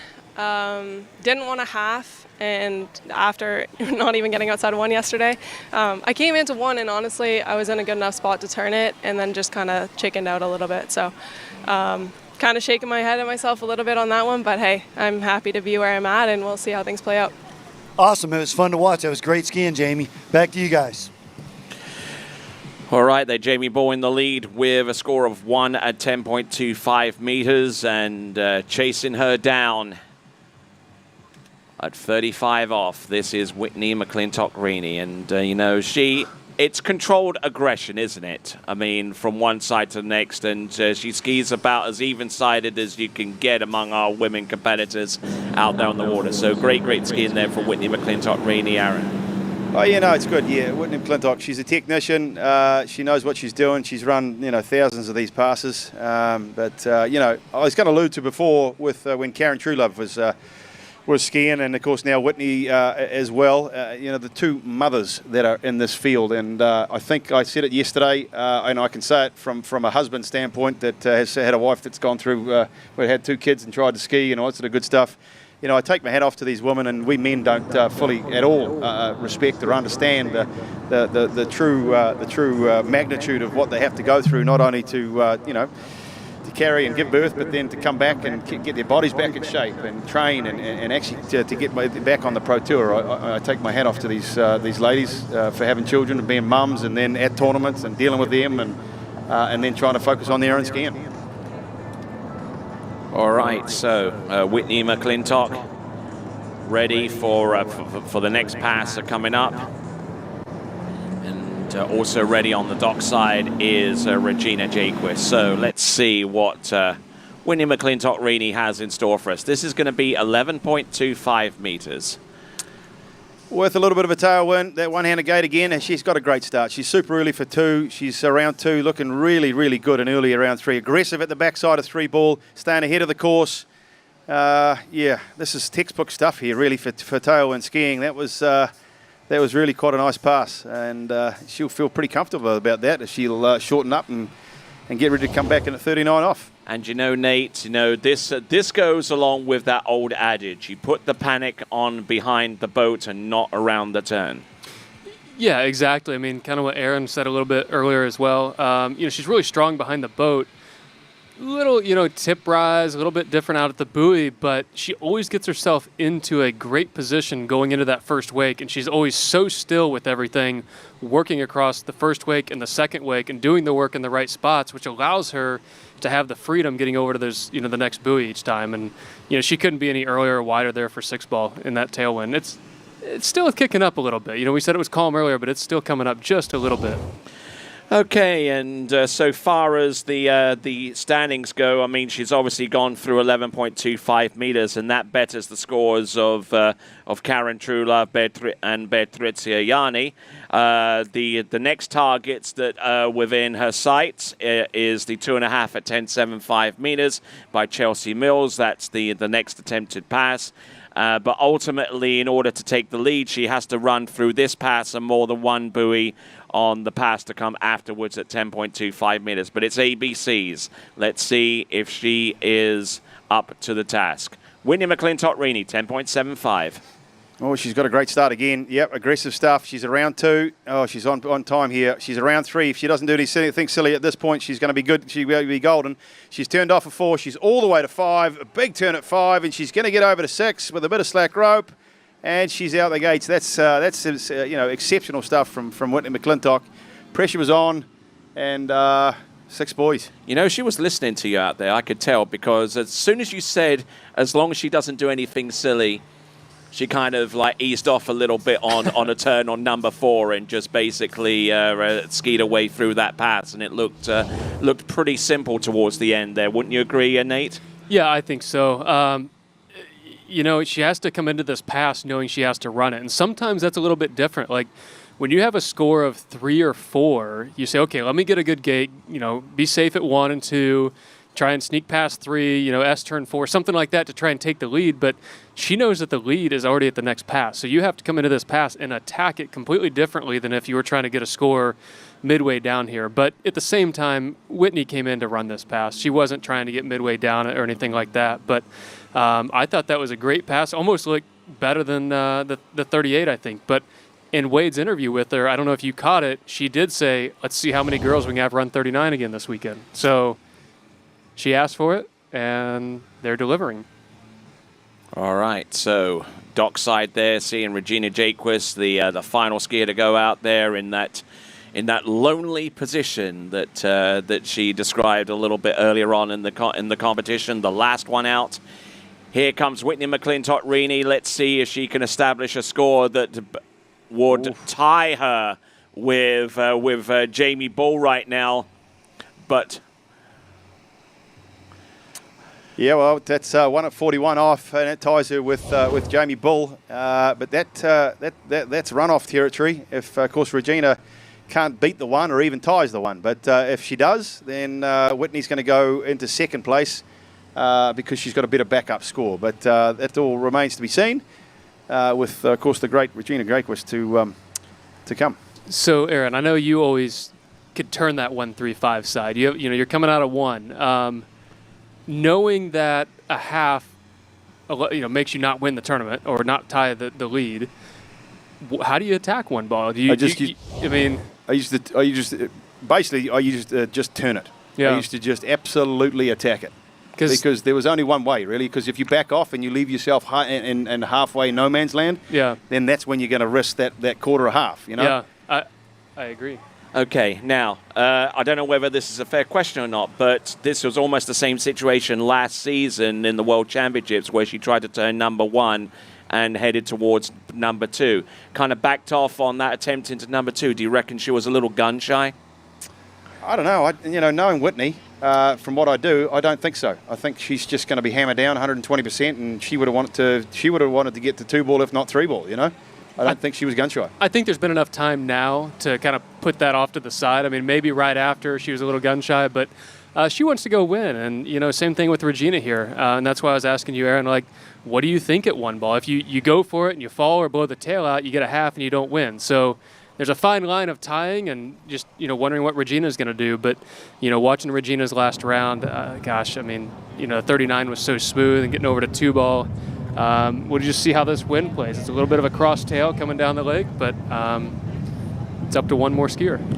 I think it differs. I mean, I think, you know, you're probably the person to ask about that because obviously I'm a lefty and you're a righty. You know, I mean, as a right foot forward skier, as a lefty, I'm just thinking about attacking it because my good side turn and I'm going to turn it and go. Now as you're a righty. Now you're a super lefty because you hold the handle left hand up. I used to. I don't anymore. I haven't done since I was 20. So, but I still used to dig a few holes around one ball. But it's a good question. I mean, for me and myself, I would say that, like you, I'm going to come in and attack, and I'm going to go. Because if you come in and say, I'm going to safety one, that's when things go down the drain. So for me, I'm going to commit to it, but it's also tough when you have one more skier, you know, on the dock. Like, what is Regina going to do? Is she going to get to 2-ball? Is she going to stand up one? And that's all assuming she runs 39.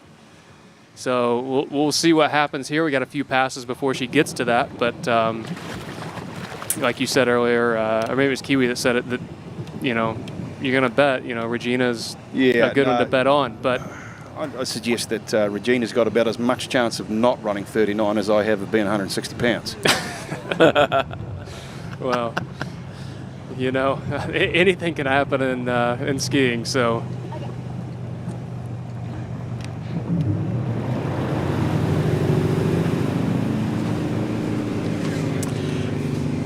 All right then. So looking at the points totals so far as the Waterski Pro Tour. Jamie's in a pretty commanding lead right now, but I mean you've got the likes of Regina Jaquist and Whitney McClintock-Rini battling each other to try and get above each other on the list of the women's slalom skiers in the Waterski Pro Tour. Seeing Regina Jaquist just carve it out on the opening pass. So let's check in with Wade's World. Hey guys, here with Miss Whitney McClintock-Rini. And so I just learned, I'm an old dude, so I just learned a new expression. So do tell. FOMO, fear of missing out of running 39 in the final. So Jamie did amazing, threw down, won at 41. So I've been part of like, anytime that 3 girls or more have run 39 in the finals, I've been one of them. So today, like, I can't be the one who misses 39 today. So I like gripped and I ripped, and 3 and 4 were not that easy. I probably could have stopped at both of those, but I was just like head down, had to run it. No, that was awesome. So now the traditional sit and wait. Yes, I just told Regina, don't get one. Just get like either run more or whatever. But anyway, it's super fun to be here, and I know Jamie is excited to be in this position too. So we'll just have to wait and see if Regina mans up and gets to 2-ball or not. Ricky's going to have this camera on you the whole time. Back to you guys. All right, then. That's another definition in the waterski lexicon, I guess, to add to aerial edge change and modified one-handed gate shot, and now FOMO, fear of missing out. Can't say I've ever heard that. But anyways, Regina Jaquist now 35 off into a headwind, and you won't anticipate she's going to have any problems. She's super early as she rounds 3-ball, nice and strong through the wakes, good turnover at 4, and easy as you like around 6-ball. So she's looking the goods, as you would imagine. And Nate, yeah, I think looking great. I think she's, you know, these last couple of sets have looked better than I've seen her in quite some time.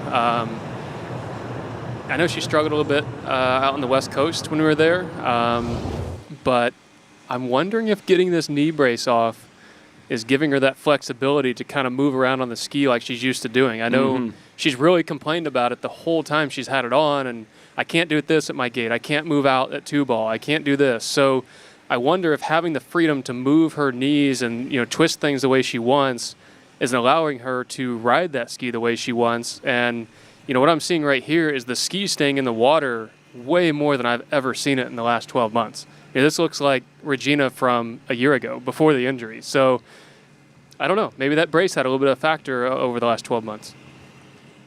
Certainly wouldn't have been all that comfortable to ski with, and I know from experience, having tried to ski with a knee brace, it was just more trouble than it was worth, you know. So whilst I tried to rehab with a knee brace for jumping, that thing got off my knee as quick as you like, so far as the slalom skiing was concerned.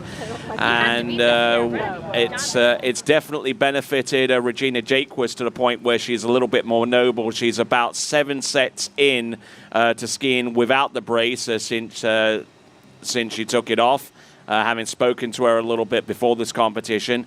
And, you know, she's definitely more flowing out there. She's more comfortable on the ski and less inhibited, and getting through that pass of 11.25 meters with very little in the way of trouble at all there, Aaron. Yeah, no, she looked great. Yep, and technically, then it was extremely sound. You know, tight line in the back of each ball. She didn't have any real stalls. Didn't look in any trouble whatsoever. Yeah, I agree. I don't see anything too crazy. There is a little bit of a tailwind pushing, but she's managing all that pretty well.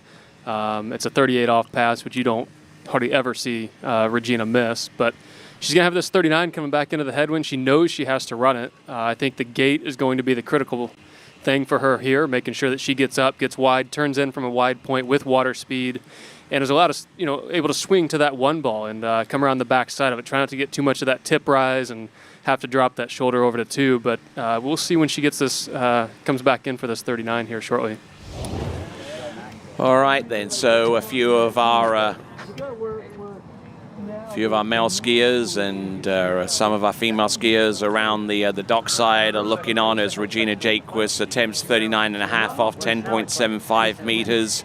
You know, it's been pretty academic at this point that Regina Jaquist has posted scores into to 10.25 meters, but you can't be complacent. Here she comes now, 39 off. Obviously a must-run pass. She's had a good start, and again, I'd anticipated to have not too many troubles with this, but let's just see. She's around 3. She's in good form, going over to 4. Early as you like, out of 4 and in over to 5. Nice, strong pull at 5. Oh, no, she's going to get over to 6. No. Oh, my, whoa. Now, that is a big crash. That is a big crash. Oh, wow. And we're just going to make sure that she's all right. Okay, let me... She's in the water. She was about to go up the jump. Yeah, she was. She almost did a Steve Cockram. Yep, I saw that. I was there. I was actually commentating it. Oh. Well, it looks like she's okay, I think. She's that was a big crash. So we're going to say maybe 5, 5.5. But, yeah, she's on the back of the boat, folks, and I think she's all right. But maybe, yeah, for those of you that can hear us, I guess. Yeah, she's on the back of the boat. So anyways, that's unfortunate for Regina because she really was looking good. And that's going to put us into a runoff situation with Jamie Bull and Whitney McClintock. But do give her a cheer, ladies and gentlemen. Let's give it up, please, for Regina Jaquist.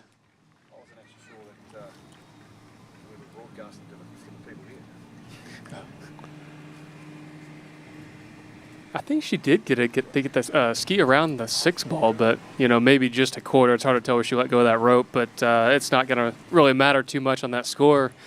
But I agree with you, Aaron. Like, this pass, I was thinking midway through it, like, this looks really, really good. I mean, she got the one ball she wanted, and she can usually get away with that tip rise and a little bit of wheelie going on that 135 side and put it back down, but it's almost like she got too much of it at 5 and really dropped that shoulder and just got kicked off the weight, got unbalanced, and just had to throw it for 6 ball here, as we'll see as she's coming into 5 ball. Nothing really too crazy coming into it, just stands up, goes the other way, and drops really hard. All right, then. So that means that we have got a runoff for the title between 2 Canadians, Jamie Bull and Whitney McClintock-Reaney. And for the draw, let's check in with Wade's World.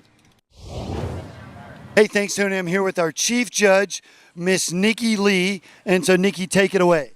Okay, the first name we draw will go first. You'll go out at 10-7 and then 10-2. And if you tie again, we'll do this all over again. We'll keep doing it until we get a clear winner. All right. Standard IWWF rules. Okay, Wade is going to draw. Wade draw. The first skier will be... Take me. Jamie. Jamie.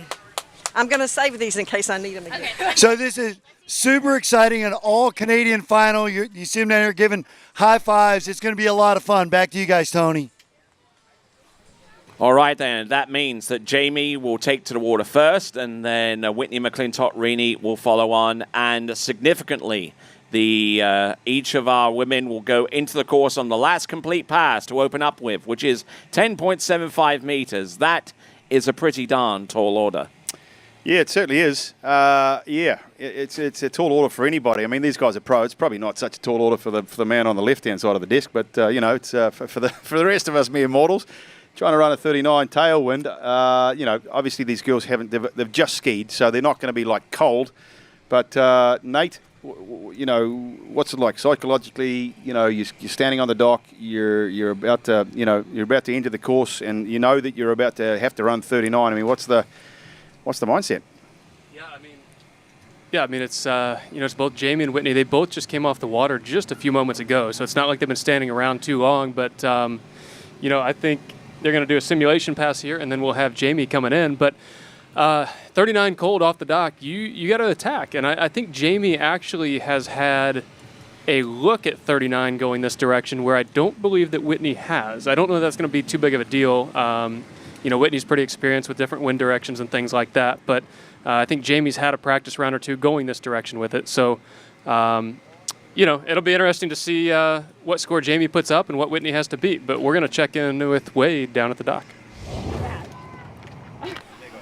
Yeah, and then they were like, I was like, don't throw it back in the lake, and then you can be back in the course. To test out those AJ faults. Are we ready? So, guys, here with Miss Regina Jacobson. So, tell us what happened. We were sure, where my viewpoint, you disappeared behind the jump, and then the next thing I thought you were going to go over the jump. Yeah, I know, it was really close. Wanting to get back to that event, I guess. No, you know what? It was actually really great, and I just, at 4-ball, there's a big patch of weeds right there, and I saw it, and I was just like, I really don't want to run that over with my fin, and I'll eat it going to 5. And that just stalled, just kind of threw everything off, and I ended up crashing anyways because of those things. But we got them out of the way for the guys, or for the girls going into the runoff. And just unfortunate, I was skiing really good, and that's not how I really wanted to end, not missing 39. But it's all right. We'll be back next week in the Malibu Open. Well, there were some of our camera guys and stuff behind the scenes here where we were cheering for the dramatic. We wanted you to be in a 3-way tie break, and so we'll keep cheering for that while we cheer these girls on. Yeah, exactly. Now, I definitely would have wanted to be part of that or tried 41 and get down it. Fin skiing good, so kind of bummed to end like that. But, we got a lot more tournaments to go this year and feeling good out of the brace and took a crash. So mentally for me, that's just like another step to get back to who I used to be on the water before my ACL. And we'll see you next Friday? Yes, at the Malibu Open. Awesome. Looking forward to it. Back to you guys.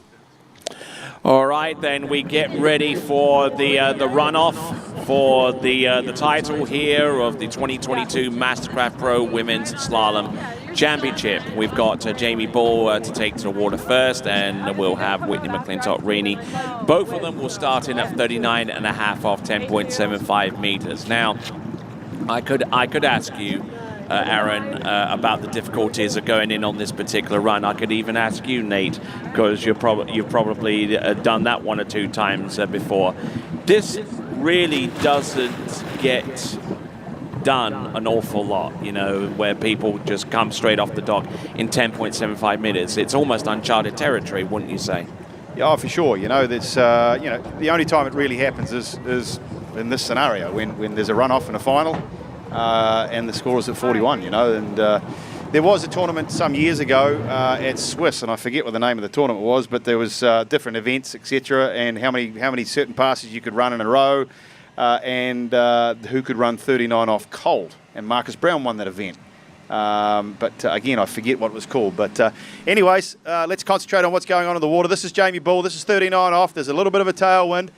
This is for the win here at the 2022 MasterCraft Pro. Let's see what she can do. Man, she's got a good start. She's over to 2. She wheeled a little bit at 2. She's going to get stuck in the around 3. She's around 3. Can she get over to 4? She might have got around 4, and I don't know if she'll get back to the wake. She won't. So I'm going to say 3.5. You know, pending a judge's call, but you know, Nate, that was I think she may have even surprised herself at the start. Yeah, I think so, and I know that you guys asked a little bit ago what I thought about runoffs and what goes through your head a little bit, but I think once you get into the course, once you swing through one and hook up out of one, it's kind of like business as usual. But I think you get surprised when you pull out for the gate and you turn in, holy smokes, the rope's tight, I'm already going through the gates, and you swing to one and you got to stretch a long way for it. That's kind of where the surprise is. But I think once you turn one, it's just kind of like getting back in, hey, I'm in this pass, this is no big deal. But Jamie had a pretty good start there, just got pulled up out of 3, and I'm not so sure she got around that 4 ball. So we'll have to wait for the judges' call on that to see if that's either a 3 or 3.5. And she's going to be disappointed with that. But it's not easy going out. I mean, when you were saying that a little bit there, Nate, that kind of reminded me of a situation that I was in way back in about 1996, 1997, where I was involved in like the British Pro Tour. And I was involved in a runoff situation to go through to the next round. Now it was on 12 meters naturally, but I was forced to go in on that particular run. And once you turn in and get locked in and everything, and you got the good 1 or 2 turns, then the ribbon continued going, and I ended up running through 12 meters. The other guy just didn't know what hit him. Well, that's awesome. That's a cool experience, and I guess we can all speak for this. I was going to ask Aaron, but I guess you could too. But have you ever gone out and started at 39? Like, has it ever been a thing in practice? Like, let me go start at 39 and just for the heck of it. Like, we never practice for these things ever. I always had a sore enough neck as from the start, let alone trying to go out at 32. I needed about 4 or 5 passes to get there to warm things up. I thought you were going to say you attempted 39 on a trick ski. Oh, I've done that. Okay.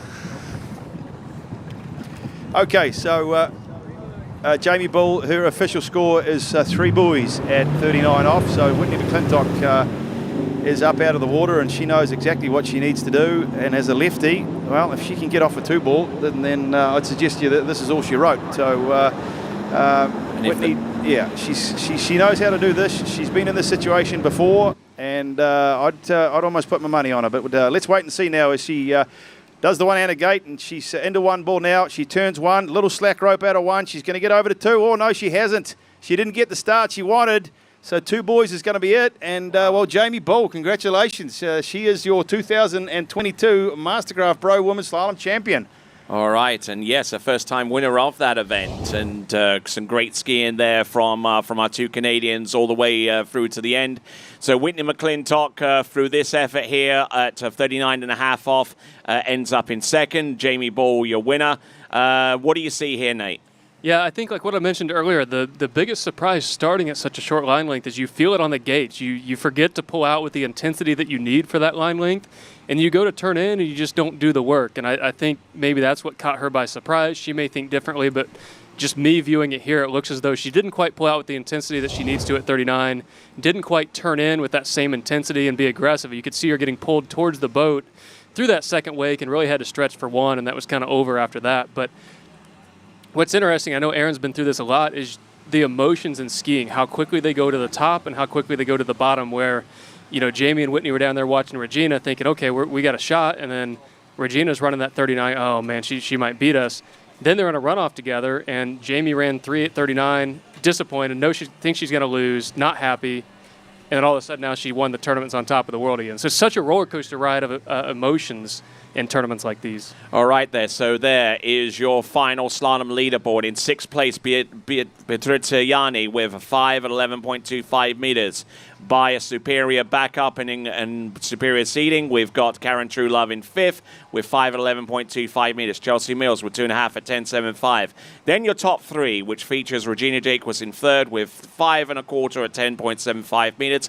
And via runoff, we've got in 2nd place, Whitney McClintock-Greeny with her score, and your winner, Jamie Bull, with her score of 3 at 10.75 meters. Your updated Waterski Pro Tour Women's Slalom leaderboard shows Jamie Bull still in the lead on 3:24, Ali Nicholson on 2:50, Regina Jacques in a tie now with Whitney McClintock-Rini. Remarkable there with 2:14. And we'll check in with Wade's World. Thank you. No, hey, so it's all good. Hey, here with El Champion. Feels good, right? Yeah, it's good. So as usual, we've talked about over and over today, we have to sit and wait. So once you got your 3.5 on the board, as you were sort of swimming across, do you think, is that enough or not? No, I thought it wasn't going to be enough. Whitney's super strong and she's pretty good. Like, she doesn't have the best start or something. She's pretty good at sticking through it. So I figured she'd probably make it and stand up at 4. But I mean, she got in really deep out of 1 and got buckled, and it's tough out there. It's tough to go back and do 39 cold, and it is still like, there's still a bit of a breeze. So tailwind, pole 39 is definitely not the easiest way to do things. So I'm happy. So, and you've already got lots of championships, but your first MasterCraft Pro, correct? Yeah, first MasterCraft Pro. Yeah, I think it's the first one I've skied, so that's fun. I think you have missed the last 2 because you've been in exams. Yeah, I've been in school, so I haven't been able to make it out. So I'm graduated and able to spend the fall this year skiing for a bit. So. Well, I think she's going to make it in the real world or the ski world, either one, whatever she chooses, a real champion. Congratulations. Back to you guys. All right, and congratulations once again to Jamie Ball on coming through in the clutch with the win in the MasterCraft Pro for 2022, ahead of Whitney McClintock-Rini and Regina Jaquist ending up in 3rd place. Okay, so our next event is going to be the men's slalom final. The men's slalom final. I thank my compadres here, Aaron Larkin, for his assistance, and also to Nate Smith for his analysis as we get ready for the next event, which is the men's slalom final. As we continue on with coverage in the 2022 MasterCraft Pro, we'll be back right after these.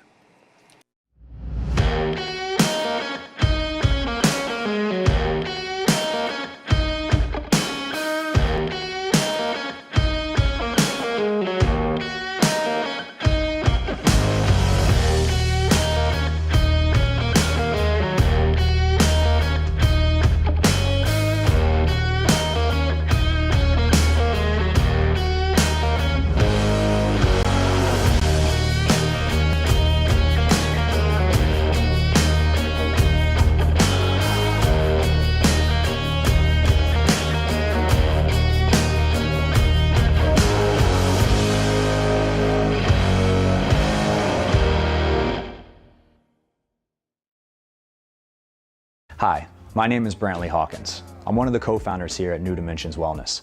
My partner and I have over 20 plus years of sports medicine and exercise experience working with the most elite athletes in the world.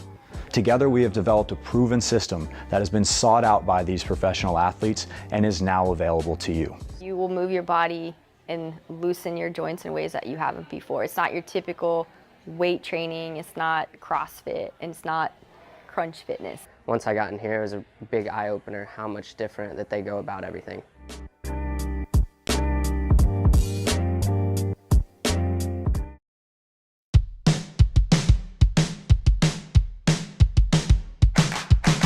Today is gonna be a little something more. I've got a plan in mind, a special thing in store. The light bulb inside my head says, get out and play, 'cause you never feel this way. All right then, folks, we're just seconds away from starting the men's slalom final. Let's have a quick review of the women's results up on the screen. Beatrice Yanni in 6th, Karen Trulove in 5th, Chelsea Mills 4th, Regina Jaquist in 3rd, Whitney McClintock in 2nd via runoff, and your champion is Jamie Ball. Let's have a look at the Waterski Pro Tour Women's Slalom rankings, if we can throw those up on the screen. And Jamie Ball, by way of that win, increases her point total to 324, ahead of Ali Nicholson on 250, Regina Jaquist and Whitney McClintock-Rini, both on 214.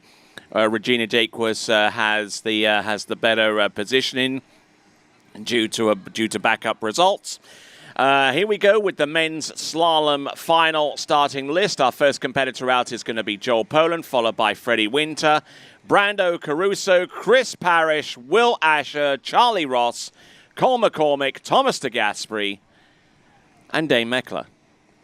All right, so fellas, we've got some more slalom in to come via the men's, and we got 9 finalists, and we will start off with Joel Poland.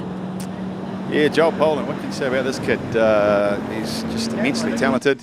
He slaloms left foot forward, and he tricks right foot forward, and he jumps a hell of a long way.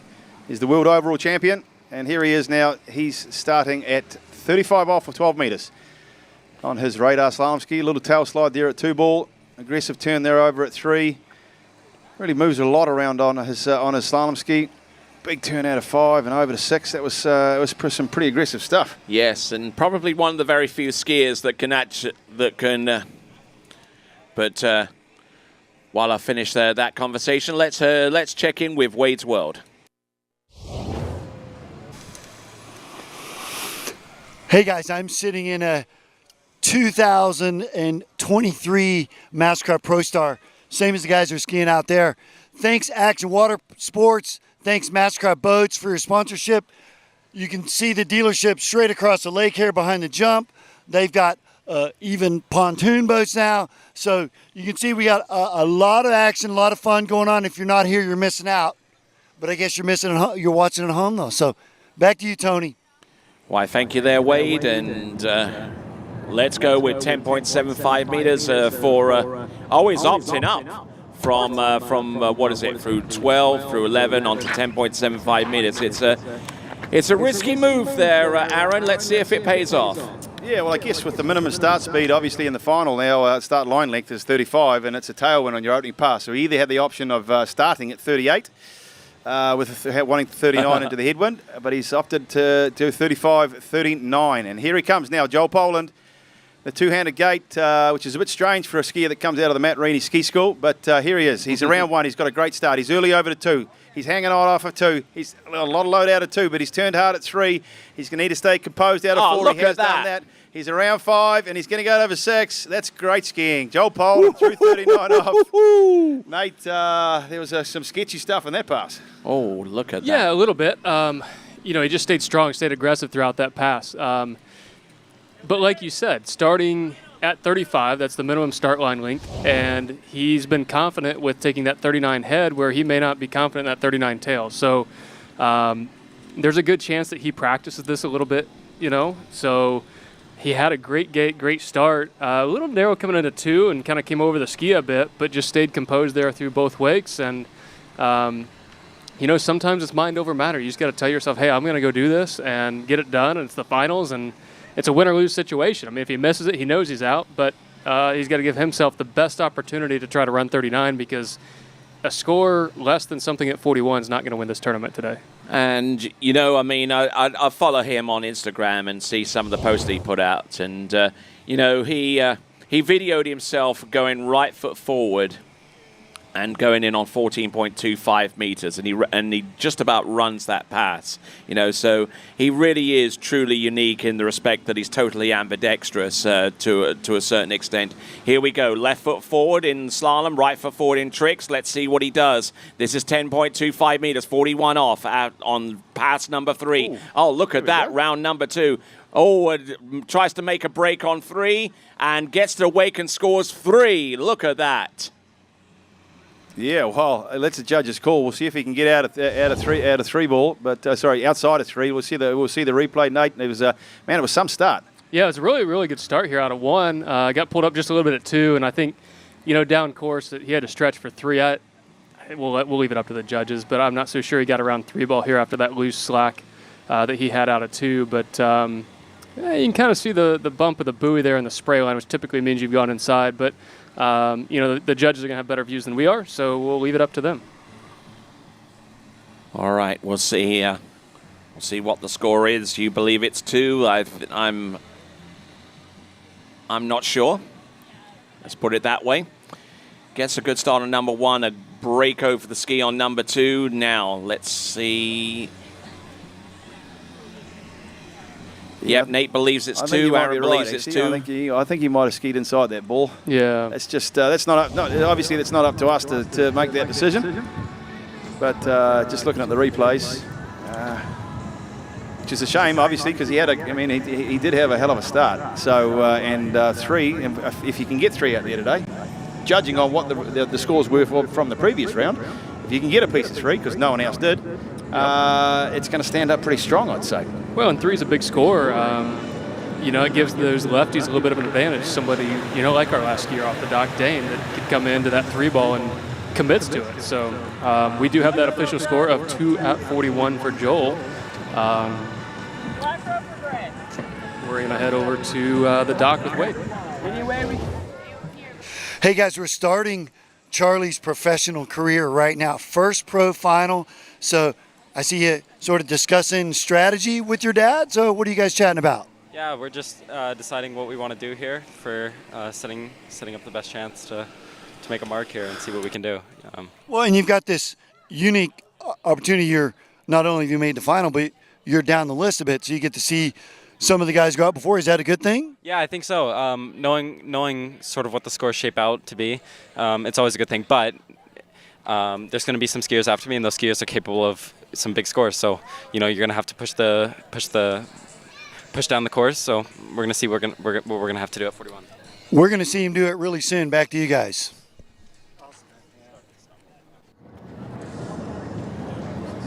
All right then, so next competitor to take to the water, also from Great Britain. His name is Freddie Winter, former world slalom champion.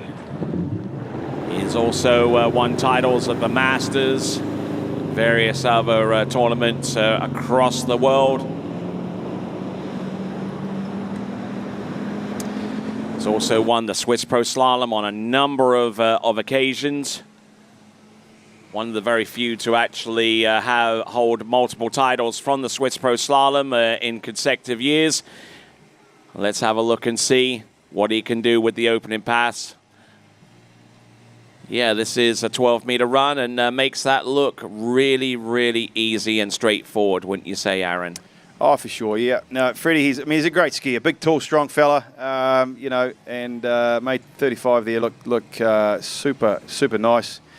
I've known Freddie since, man, I think I've known Freddie since he was probably 7, maybe 8. I used to coach him at the Princess Waterski Club, you know, and obviously his parents, which I'd be surprised if they're not watching, Hillary and Martin, hello. But it's been great to see Freddie come up through the ranks, and he was always such a child, you know, childhood prodigy at pro tournaments at that level, you know, at such a young age, and really nice to see him now. You know, hitting full, you know, stride and winning tour stops, running 41s and setting records. He's a great guy, Freddie, and it's good to see him reaping the rewards of his hard work. You know, he skis out there at the boarding school with Travis Moy. He's you know, MasterCraft's number one slalom skier, and you know, he's a great advocate for the sport, and you know, I'm hoping that he can you know, ski up to his potential today and put some pressure on the lads to come. All right then, right you are, and here comes Freddie coming into the course. I don't believe he's altered from the schedule of passes. Hasn't opted up to 39.5 off, although he is capable of running it under that situation. This is 11.25 meters. I don't know whether this will put him in a very favorable position in accordance to the wind, but he runs it anyhow. That was 11.25 meters on pass number 2 for Freddie Winter. And do you see anything out the ordinary there, Nate? No, you mentioned that not opting up doesn't put you in a favorable wind, but that's a 41 head that we're looking at right now. So, you know, as you said, you're pretty confident him running 39, so get set up for that 41 headwind. But, you know, we saw the last couple of rounds, we saw him blow the tail out at 1 ball and then not really have the greatest start at 1 yesterday. So we'll have to see what he does here and what kind of adjustments he makes at the gate. You know, he'll be coming back here at this 39 tail, but the wind really looks pretty calm and flat right now. So it's up and down, but right now it seems to be down for the most part. Yeah, well, and look at the conditions. Obviously, they've been a little up and down, but right now they are down, and there's really only a very slight zephyr of a tail breeze, and even somewhat crosswind would be almost, if you like, going in the direction he's about to, it would be straight from, let's say, 1 to 2. So let's see what he can do. I don't see he's going to have too many problems with this, but I don't want to put the commentator's death on it, curse of death. Here he is, Freddie Winter now, 39.5 feet off. Obviously, he has to run this to get into the contention. He's going to be around 2 now, looking pretty good. Nice and early around 3. It's just got to stay positive without being too aggressive. He's over to 5, and he's around 5. Oh, that's a great pass, man. That was a beautiful pass from Freddie Winter. 39 off in the bag. Right, that puts him in a pretty decent position, wouldn't you say, Nate? I mean, he's going to attempt 41 off or 10.25 meters into a pretty stiff breeze, and I mean, he has, I believe he's run a 41 off on a number of occasions, at least 2 or 3. But but the setup has to be absolutely impeccable and has to be perfect right from the start to stand any chance at all of running it. I mean, I think this is perfect. Look at the water conditions down there. It seems to be just about glass. If anything, there's just a hint of a head breeze down there. So in my mind, if I was sitting in the water down there, this is like prime 41 off conditions for me, I would think. So, he's looking to put up a big score. He's early in the pack here. He knows that everybody's going to chase him. So he's going to be looking to set that score. And, condition-wise, I think it couldn't get much better right now. Okay, obviously trying to chase some points to claw back the difference between himself and Will Asher. Will Asher currently on 361 points. Freddie Winter on 246. There's also additional points on offer for the skier who comes through with the best score of the competition itself. So there's that to consider into play. Here we go. This is Freddie Winter coming in on 10.25 meters round buoyant. Slow roll off number 1. Pounds number 2. Look at him go off number 2. He's good to go for number 3. He's late down course. Oh, and there is one of those dramatic dismounts there from Freddie Winter. He slides in, but that's enough to take the lead. Here's a play on number 3. I think it's going to be either 2 1/4 or 2 1/2. Actually, more than that, 3 1/4 or 3 1/2. But Aaron, what do you see here? Well, he just got a little stalled out at 1 ball, didn't he? The tip rose, but I thought he'd actually put himself back in the game here because 2 ball was absolutely phenomenal, and he gets over to 3. But I think just a little bit too much load out of from 2 to 3, too much speed that he just couldn't handle, and that's why you saw the tip rise again. Throws himself outside of 4. Again, that's just going to be a judge's call, and in traditional Freddie Winter fashion, a man after my own heart. You've got to basically go until the whistle blows and until the handle is ripped out of your hand. So I don't know if it's going to be 3 1/4 or just 3. That remains to be seen. But great skiing from Freddie Winter. So he did get the ski outside of 4. That's great. Good on him too. It's worth it. What sucks is when you do throw yourself at a buoy and you do a few cartwheels and maybe come up with a few stars running and you don't get that quarter buoy. So it's good that Freddie threw it, and that obviously means that someone else has got to get 3 1/2. So. All right, let's check in dockside with Wade's World. Hey guys, here with Joel Poland, and so Joel, a little bit of different strategy. So let's talk about that. Yeah, I went out at 35. We had to start at 35, and there was a bit of a head tail when I was skiing, so I opted up and took 39 headwind, which worked out well. Ended up with 2 at 41. So, still leading, and how are you feeling with that? I think I just lost the lead. I think Freddie just took it. He got 3 1/2, yeah. But I am a little bit sick of getting 2 at 41 when I get a really good 1 ball. So I got to go back to the drawing board and figure out a way to get a little further.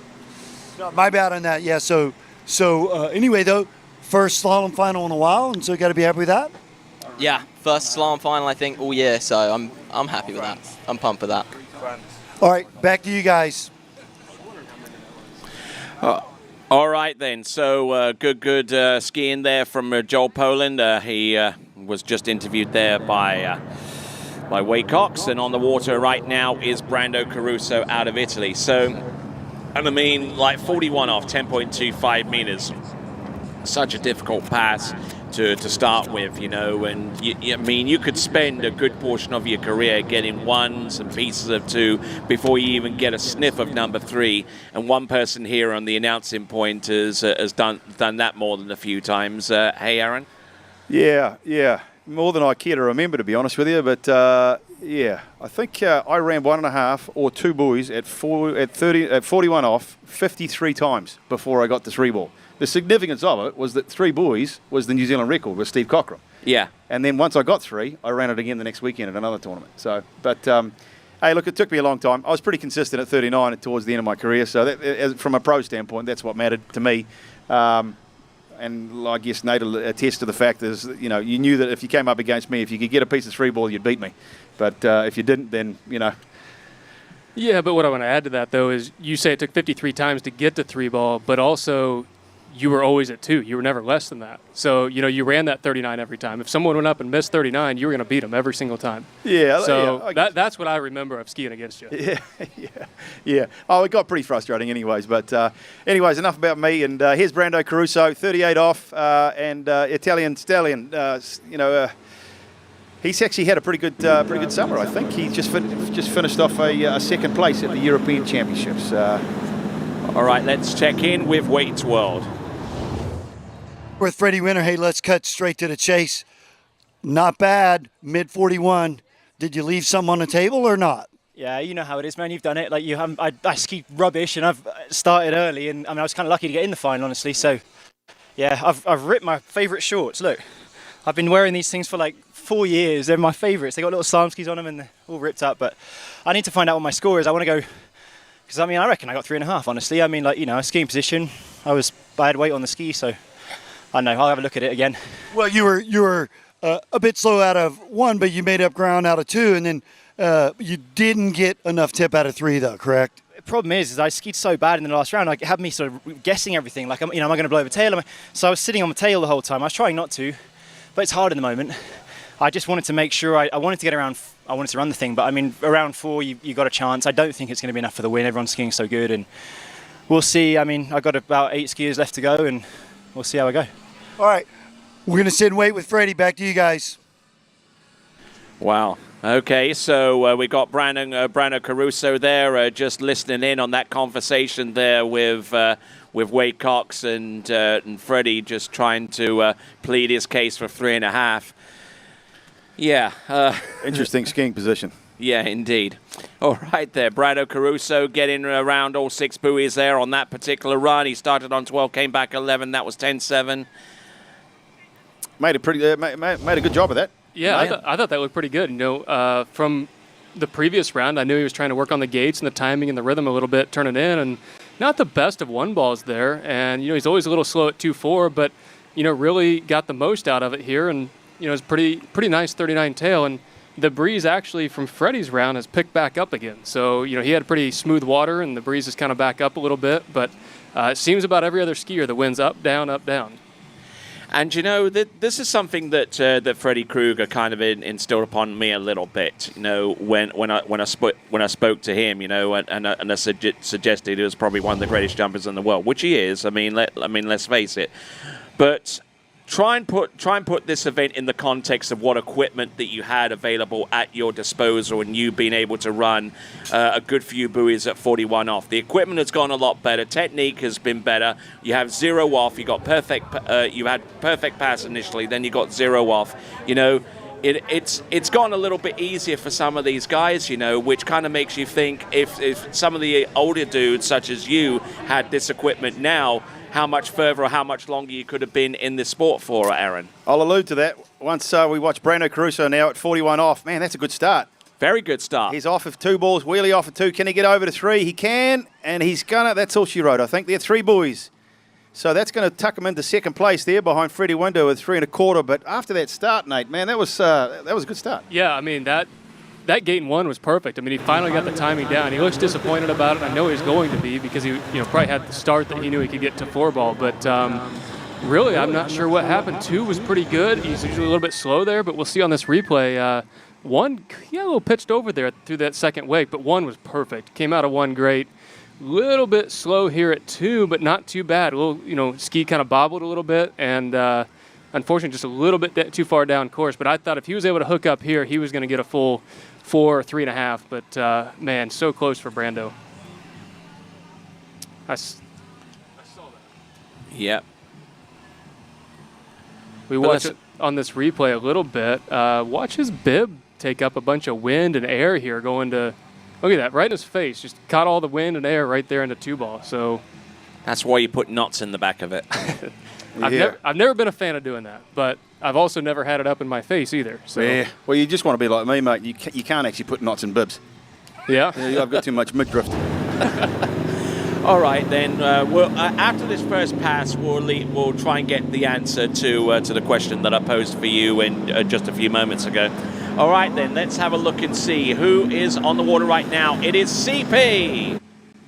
Chris Parrish, the Tower. Oh, it's good to see him back in the final, that's for sure. He's had this. He's had his struggles with some injuries. 35 off. He had a neck and a back and But man, this guy could slalom, and he used to be, and he still is. One of the greatest slalomers that's ever been. He's the first guy to get the 2-ball at 43. And so on and so forth. And he's pretty happy to be back out there. So, let's check in dockside with Wade. Hey guys, I'm here with Brando Caruso. And hey, you didn't take the lead, but you're second. So you got to be happy, right? Yeah, I'm pretty happy, man. Pretty happy. I wish I could do better in my last gate. It's really windy just the gate, so it was hard pulling out. I didn't know if going later or sooner, but I'm happy with the score. Especially in the way I started the tournament. He ended up well, I guess. And we'll sit around and wait and hope he's on the podium when we're done. Back to you guys, Tony.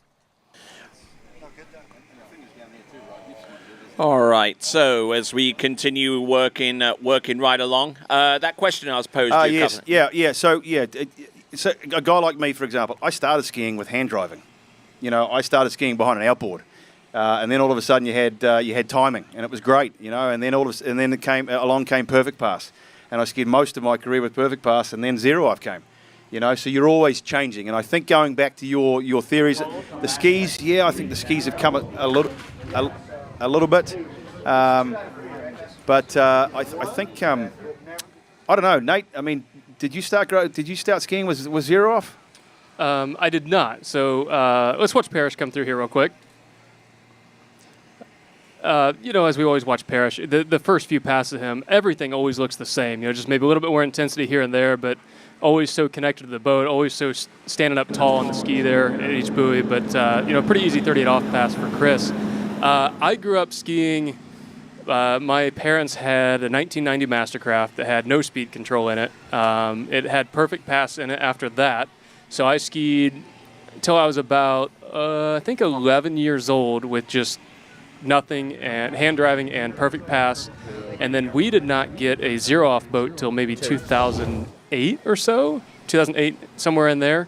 So I would try and go to places that had Zero Off, but I skied majority growing up through hand driving, but mainly Perfect Pass. Yeah, I guess the long and the short of it, technology has got better for sure. Obviously, looking at the guys back, let's say Wade, for example. The technology that I had versus what he had, was vastly different. I think that from a skiing standpoint and the skis, there are definitely some improvements. There are, but I don't, and I stand to be corrected. I don't know if they're so as vast as what it would have been, let's say, from that comparison from Wade to us. Well, and I think I saw Chris LaPointe walking around a little bit ago. So that's the guy to ask about the changes that he's seen. Where's the first, tunneled Maharaja, So Chris Parrish now, 39 off. He's going to have to run this. And the big fella, he's run it both rounds. He's got a not a bad start, a pretty slow one, but he's staying pretty patient. And at 6'9", you can do that a little bit more than most. He's around 4, stalls at 4. Can he get over to 5? Needs a big turn. No. Oh, it's unfortunate for Chris.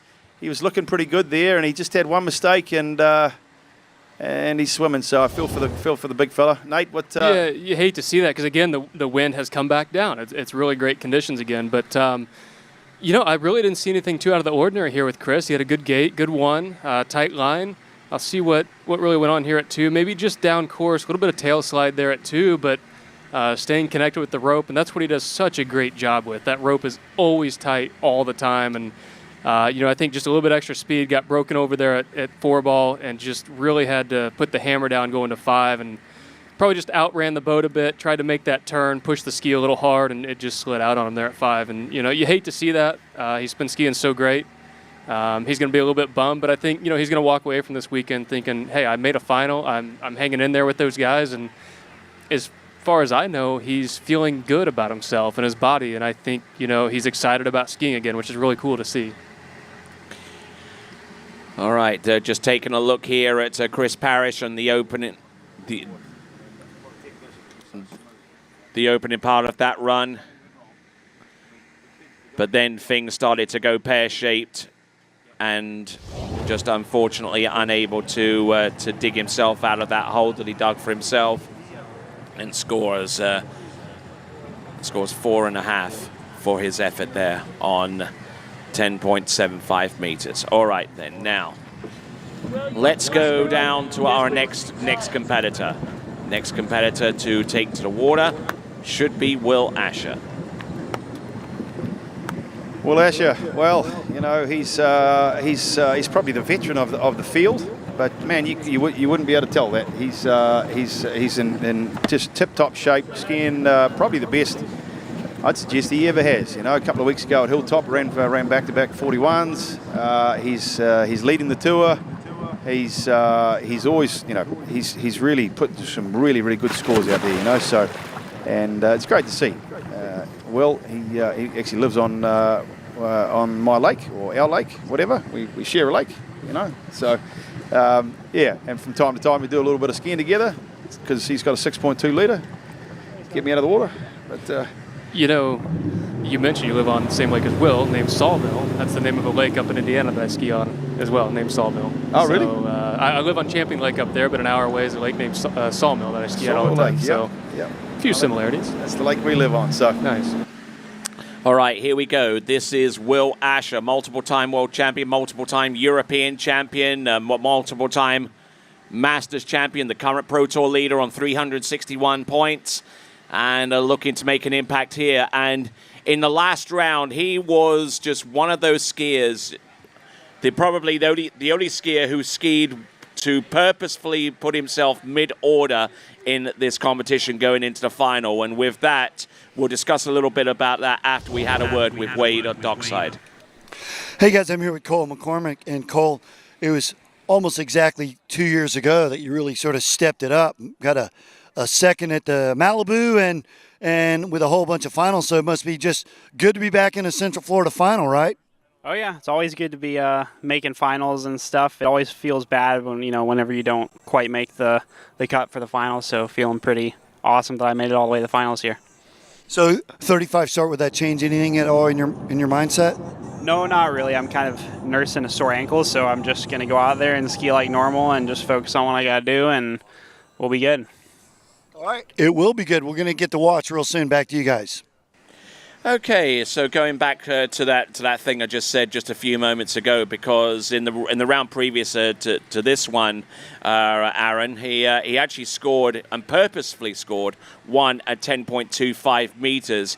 Purposefully did not take the lead, which he was more than capable of doing, but wanted to put himself in the mid-order of this particular run. And I could tell by that little grin on your face there that I don't know whether you might agree with that or not, but your comments, please. I'll come back to it, I promise you, because Will's coming in at 38 off. Watch that, because it's worth watching. He's a hell of a technician. He's got a great style. He's obviously skiing on the HO ski, which is hugely fundamental in designing. He's out there, and I help him from time to time, pull him up and down the lake.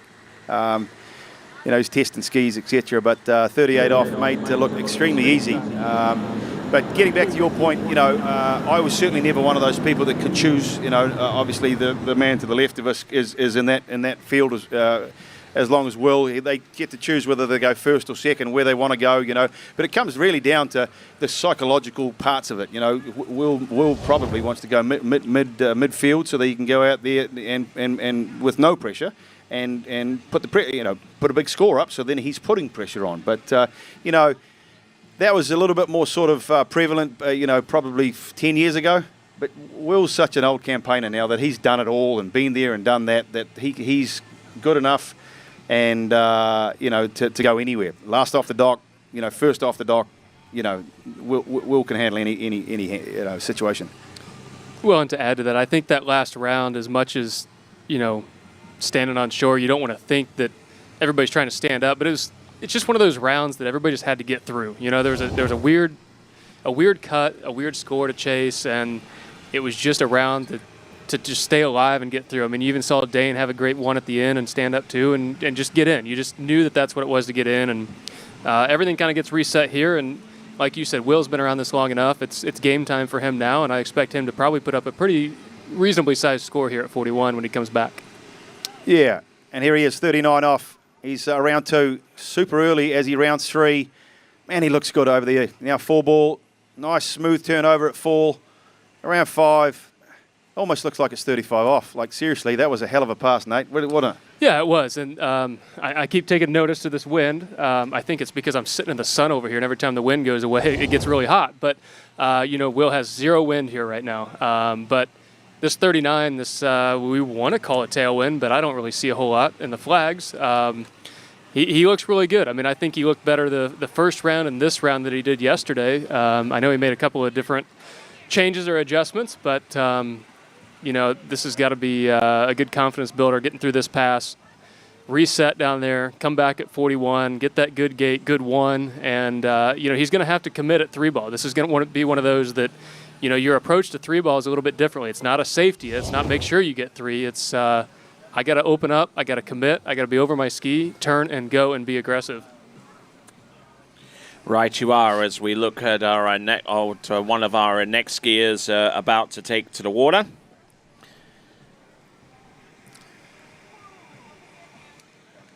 Charlie Ross, one of our younger skiers, one of the 9 skiers that have made it through to the slalom to the slalom final.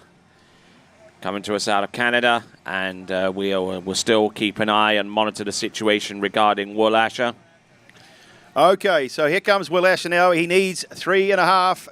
Boys at 41 off. This line length now to take the lead. He's now through the gates. Whoa, he's massive aerial edge change out of 1. He's got his work cut out now. He's off a 2-ball. Man, what a 2-ball. He's caught himself back up. He's around 3. Can he get over to 4? Will Asher, he's outside of 4 maybe. He's going to get back to the wakes. Yep. Oh, that's a judge's call. I don't know. We're going to have to wait for that official score as to whether or not he got outside of 4. Our TV screen's not all that clear, if you like, but man, wow. What about? I want you to talk us through this here, Nate. This gate into 1-ball, because far out he almost put himself up the bank. Yeah, I mean, only Will knows, right? I mean, he was the skier out there. Only he knows what went on.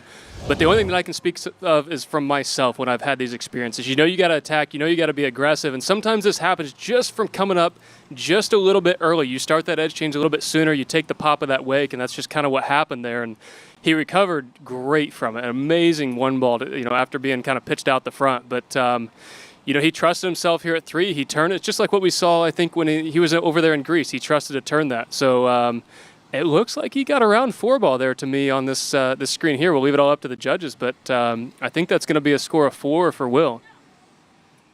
And just, the composure. Yeah. I mean, because look at this here. I had a world of 2s, and it was everything. Half the reason is because everything was coming at me like at 100 mile an hour. The composure that he had off the second wake to be able to handle what he did through 1-ball, put himself back in the game, and smash 2-ball like he did. I mean, that's just pure experience.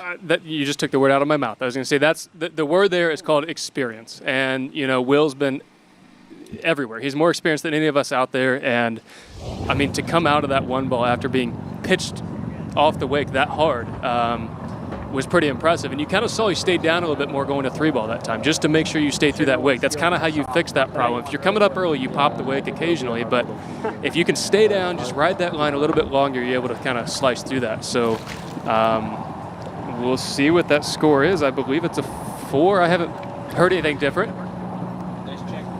Let's check in dockside with Wade. So, guys, here with Will Asher, and while we're waiting final confirmation, I asked Will, did you get it? And he said, yeah, I got around 4. So yeah, I know your start wasn't what you wanted, but yeah, at the end of the day, right now, you're still leading on the dock. Yeah, I kind of got launched into one. I don't know, I went a little bit spiky on my gate, and it kind of threw me a little high into one. But actually, I got really good rotation on the backside of it, and then it's just not panicking at 2 to try and still have the line to rotate at 3, which has been my Achilles heel my whole life. You know, I'd say I learned a lot of stuff watching Nate and watching the guys that get down the line more frequently and how they handle situations because the game's changed. You know, we can't look too far back in history because it's not relative anymore. And you did what you had to do as far as you just simply took the lead and left it for the other guys to follow, right? I'd love to stand here and just say that was totally my plan, but my plan was just to crank the hell out of 4 and keep going. I just wasn't in a spot to do it at 4. So. All right, back to you guys. Thank you. Wow. So we got a 3 buoy count confirmed there for Will Asher on 10.25 meters. And yeah, just listening to that a little bit there, Nate, big old shout out to you there. Well, I mean, we all look up to Will. So, you know, he's such a great skier out there, and, you know, he's always been the guy to chase, and he's always the guy at the top of the podium as well. So, you know, I'm going to throw it right back at him that we all try to chase him, and, you know, for the better part of my career have tried to ski as well as him. So, you know, it's really, really great skiing, and, you know, I thought he got a part of that 4-ball, so it's going to be interesting to see what goes on with that. I agree. I agree. Looking at the TV screen, I thought there was he got outside of 4, but again, it's not our decision. But yep. You know, so and you know, I mean, and you know, we just saw Will Asher walk, not so much walk, but sprint past us right now to see what was going on with that score, because I mean, you both believe that he got outside buoy number 4, but. I mean, that's what's going on. But that's a skier's right. I mean, yes. If you've gone out there and skied and you believe there's something wrong, of course you're allowed to protest. You go and tap on the door and just have a nice conversation for the most part with the chief judges and the judges and say, you know, what gives here, man? I thought I went around it. Can I see a replay, please? Yep. And I'd be surprised if that's not exactly what he's doing. I mean, well, there's a tour stop on the line. I mean, he has to do that. But there's also, like you said, let me just see it, because even if you don't protest, a lot of times if you approach nicely to that judge's tower and say, hey, for my knowledge, I want to see it. So here we go. We have Charlie coming in at 38 off. You know, him start at 35. I'm not sure how many times he's done that, but he's got a little bit of a headwind here, but managing his 38 off pass just looking easy as can be. And Charlie Ross, one of those 70% of skiers that like to go with A2 on the 0 off setting. Now a few skiers, probably not so much the pros, because once they get dialed in, that's pretty much set in stone. Work a little bit with the 0 off, with the letters and the numbers. You know, if you're experimenting a little bit with 0 off, I mean, what should you be on the lookout for in terms of comfort level and what you're able to set it to there, Nate? Well, I'm going to push this question to Aaron. He may have a little more to say, because the answer I have you may not like. I don't change anything. I like less variables the better. So like I said yesterday, I started with A when it was just 3 letters. I was A3 when the numbers came out. Somebody accidentally pulled me on A2 one time and I liked it. So I stuck with A2, and I've been that ever since. And if I go from boat to boat, I just want one less variable. I don't want to be playing with letters and different boats and all that. So I don't know. Aaron may have a little bit different viewpoint on that. I was identical. I tried all of them. I stuck on B2, and I think there was one time I went to the Malibu Open and changed the letter, because I don't ski on Malibus very often. But anyways, let's watch Charlie Ross now, 39 off, tailwind. He's around 2 ball, young fella. He's used to the pressure. We saw him at the Masters this year. Oh, look at that turn. He's got a good turn. He's all the way over to 5. Can he control himself around 5? He can. Wow. And he's around 6. Oh. And out the gates. Speedballs that out smokes, of 5 man. into This 6. kid, he's unbelievable. You know, like it's the wind is, the breeze has picked up. And he's out there, Nate, just like some sort of, consummate professional. Yeah, I mean, what Charlie's doing out there on the water is just, it's pretty incredible. Like, taking all this speed, I think it was into 5-ball. I mean, he's down course a bit. He's managing it really, really well, but he's able to take all this speed into the buoy and trust that ski to be aggressive and turn around the backside of that, and off he goes. It's just kind of crazy to watch. He got checked up there a little bit at 4, and I thought he had too much speed here at 5 to make that turn, and he had the sharpest, tightest turn he's had the whole pass right there, and early as wide as he could be for 6 ball there. So it's going to be a test for him here. He's seen 3 ball a few times in tournaments, and it's going to take more than that to take the lead. But I've been seeing some pretty good skiing from him here. So, and I mean, he's so light on top of the water as well. I mean, when the ski comes round and he just hooks up, I mean, he is seriously off to the races. Yeah, no, he's absolutely. He gets across course pretty quickly. Something that I'm not accustomed to. But here he comes. Charlie Ross, he's got a personal best of 3 boys on this line length, so he's going to have to get a PB if he wants to take the title. He's through the gates, and he's around 1. Oh, he's going to get over to 2, I think. He will. He's got to do 2. Man, he's going to get around 3. Oh, he's over to 3, and, well, he'll get back to the wakes. So that's great skiing from the young fella. Man, 16 years old and running 3 boys at 41 off in a pro event. So he's going to be pretty proud of himself. He's got to be happy. I mean, of course he's always going to want more, but that ties his PB. You do it in a pro event. You do it in the finals. That's really impressive. And I'm not sure if this is his first finals or not, but here he is, coming in for this gate. Didn't have the greatest 1 ball, but, man, that ski bit and just came around, and he just stayed strong all the way over to 2, was able to get that ski around it and turn. And for just a split second when he swung to 3, I thought he was going to turn it. Like, I really thought he was going to go, but I think he just got stretched over the front just a little bit. And, he's going to be super happy, and I couldn't be more proud of him. Might I be correct in saying, though, that the fact that the kid is 135 pounds dripping wet, right, is how he did this at 1 ball. Because he came around 1, the skis stalled, but doing this across the wakes, if it's anybody that's heavier like that, I mean, me, for example, I'm popping the handle because I just can't hold my mass. And he's 16, right? Yep, for sure. So, I mean, the fact that he's light is great. But we're going to go down and visit with Wade's World. Hey, thanks, Aaron. So, Charlie, hey, man, you had a couple guys down there on the dock already saying, hey, he could run this. So you're sort of that close as far as what the gentlemen at the dock are thinking. How do you think out of 1 ball? What was your thoughts with all that load? 1 ball, I was a bit like, oh, that was not the turn I needed. But I was just thinking, all right, get outside of 2 and then see if he can get a turn at 2 and then see if he can get to 3. And then hopefully, I don't know, I was hoping to try to put a turn at 3 and see what we could do, but it was a bit narrow. I was a bit hopeful. Well, it's sort of let's talk about that. To take the tournament lead or to tie the tournament lead, you would have had to make your PB, which you just tied, correct? Yeah, that was pretty big. I don't know what was Freddie score 3.5. I thought that was. I think is Freddie got confirmed with 3.5 yet? Yeah. So. Yeah. So no, that's a tall order. You had to have to PB, but you did, and we'll sort of wait around and see if you're on the podium or not. Yeah. So being able to tie for second right now, I think that was big. So I was just happy my goal was just to get as far down as the pass as we can get. So. Well, I think anyone around would say that was the biggest cheer of the weekend. So well done, my man. Yeah, good for you.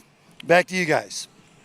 All right, then. Looks like we got the confirmed score for Charlie Ross. It is 2 at 10.25 meters. 2 at 10.25 meters. We're also getting word that Will Asher's score is confirmed as a 3 buoy count at 10.25 meters. So now we're going down to our last 2 competitors in this competition in the men's slalom. And actually the last 3 we've got coming into the course. We have got Cole McCormick. Cole McCormick out of Canada coming in on his opening pass of 35 off. Yeah, Cole McCormick, he's had a bit of a shortened season because he's hurt his ankle and he's had some time off. And I was just having a quick chat to him, actually, when he came and registered a couple of days ago. And, we were talking about the fact that he's back on the water and running some passes. And, I can attest to this because, I hurt my ankle, and I think most water skiers probably have. But when you come back, and they're right, Nate, but when you come back, you know, when you're starting to run the short line buoys, 39, 41, and you're starting to come into your offside, which is the side that you're more likely to maybe blow tails, etc., it's hard psychologically to commit. Right, Nate? Yeah. No, absolutely. I mean, in 2016, when I actually hurt my ankle the first time, it was at a 5-ball turn, you know, blew the tail, tip caught, twisted it. So every time you come in narrow to a buoy, you really second guess what you're doing, especially on that offside turn. So, you know, I'm sure that's going through Cole's head just a little bit here, but, you know, he's such a strong skier, and I know here when he gets, it's the finals. I mean, you got to lay it all out there and, you know, see what you can do. So it seems like his skiing seems to be okay to me. Maybe he's struggling a little bit that we don't see, but, you know, it looks pretty good right now.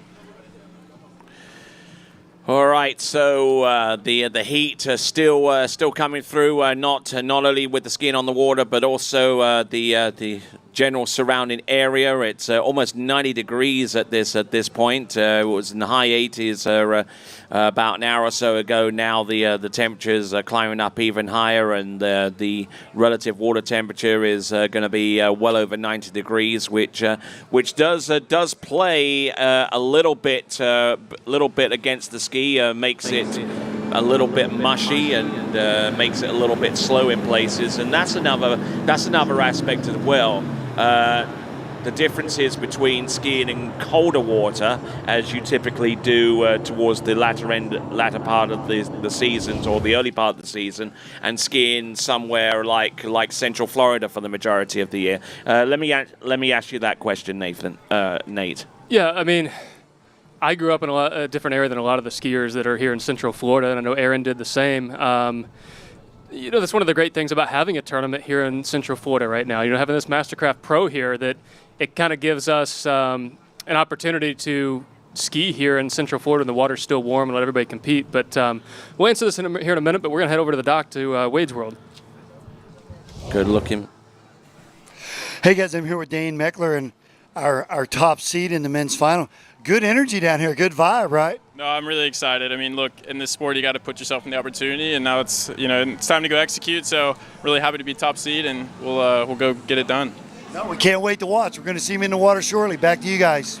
All right, then, as we continue right along, and we still got opportunities for you folks out there to vote for your skier of the day. Go to waterskibroadcasting.com/vote, waterskibroadcasting.com/vote to vote for your skier of the day. Could it be any of these slalomers in the final? Could it be any of the women in the women's final? And looks like Cole is certainly putting his credentials out there for being among the those that could be worthy of a few votes out there, Aaron. For sure. We can't forget the fact that was just a 39 off tailwind pass, and he made it look pretty good. You know, there was a few mistakes there, but all things considered, it was actually pretty good. 6 balls out the gates, and no real issues with the fact that he was going to fall off. He was just getting a little bit later and a little bit later as he went down the pass, and it's just course management. Obviously you see there at the replay, he's around 3. He's going to stall out a little bit here at 4.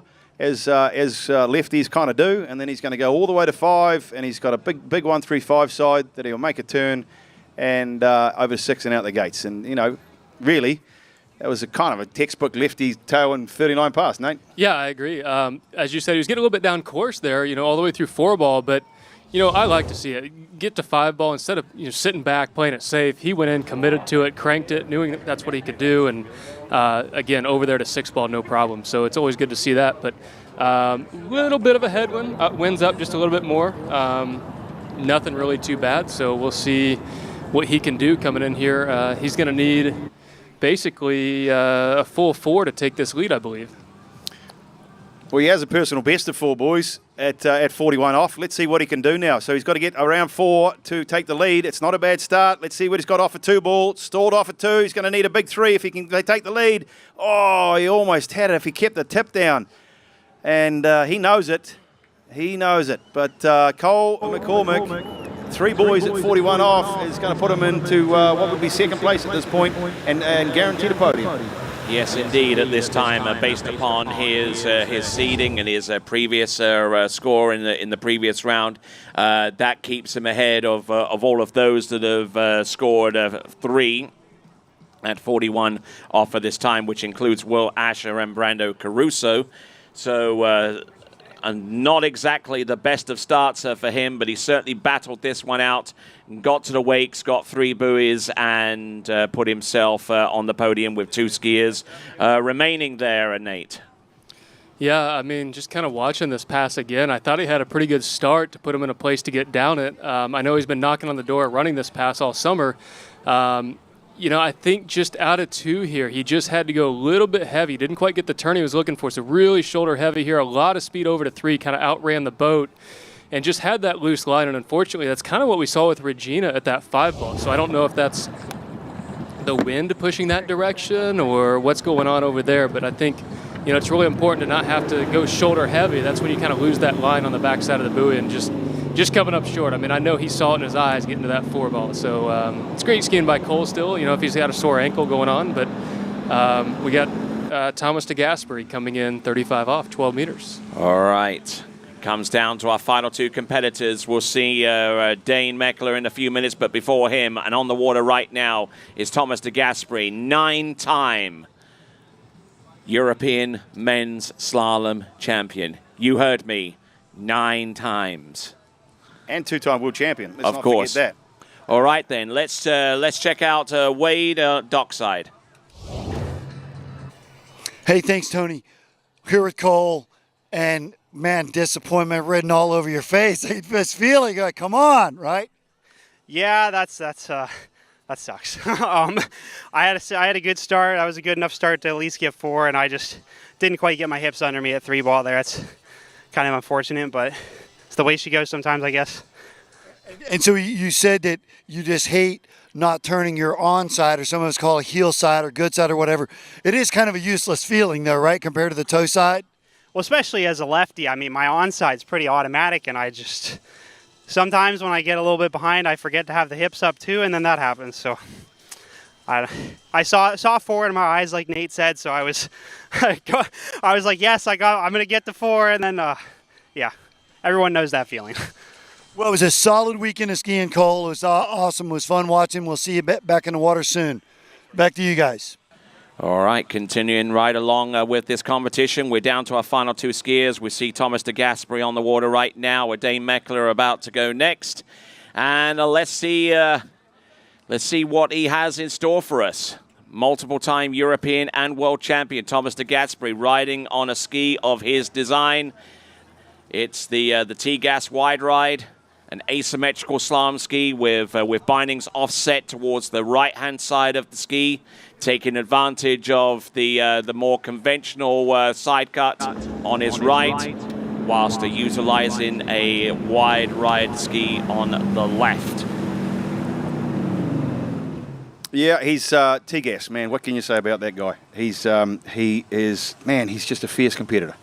He anytime that he needs to step up and go out and run 3 buoys at 41 off, he more often than not he will do that. And it pains me to say that I've been on the back end of that a few times. He's beaten me to a couple of rather large titles, but you know, I've beaten him a couple of times as well. But he's a hell of a competitor. He's got an unconventional style, I would say, Nate. You know, I mean, obviously it works well for him, and what a slalom skier. But you know, he moves around so much on a slalom ski.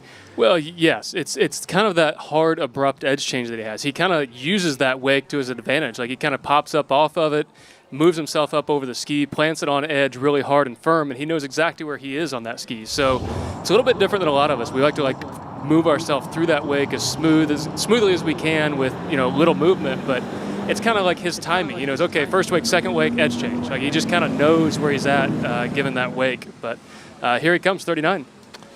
39 and a half off, 10.75 meters. Needs a good start and gets it on buoy number 1. Almost broken over a little bit too much into number 2, but he's still on top of the water in time for number 3. He's good for number 4. Brings the handle down nice and firm. Round number 5, round number 6, 10.75 meters, 39 and a half off.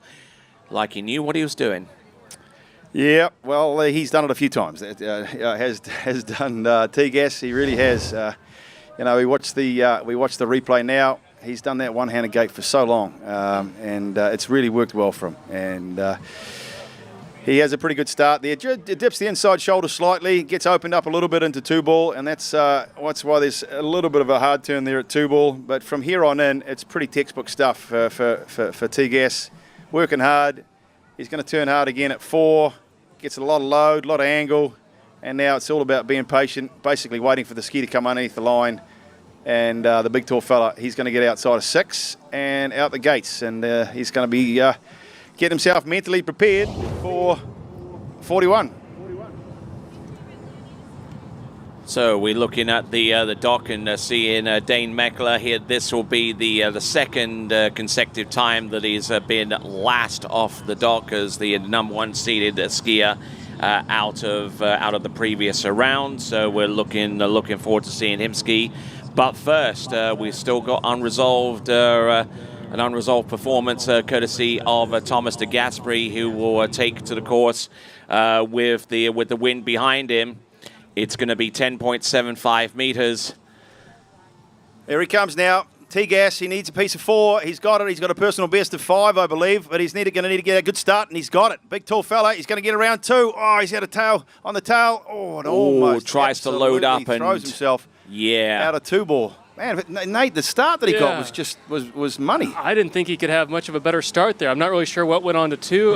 There's a little bit of wind going out there, but not anything to really be a factor, I don't think. We'll see what happens here in this replay. So confirming that was at 10.25 meters and scoring a 2-buoy count. And yeah, I mean, just like a conventional start that we're accustomed to seeing from T-Gas, but what went pear-shaped here, Aaron? Why? I think he almost surprised himself, and he was trying to turn it so hard, and basically try and get a lot of angle, set himself up to get to 4-ball, that he just got rocked back onto his back foot.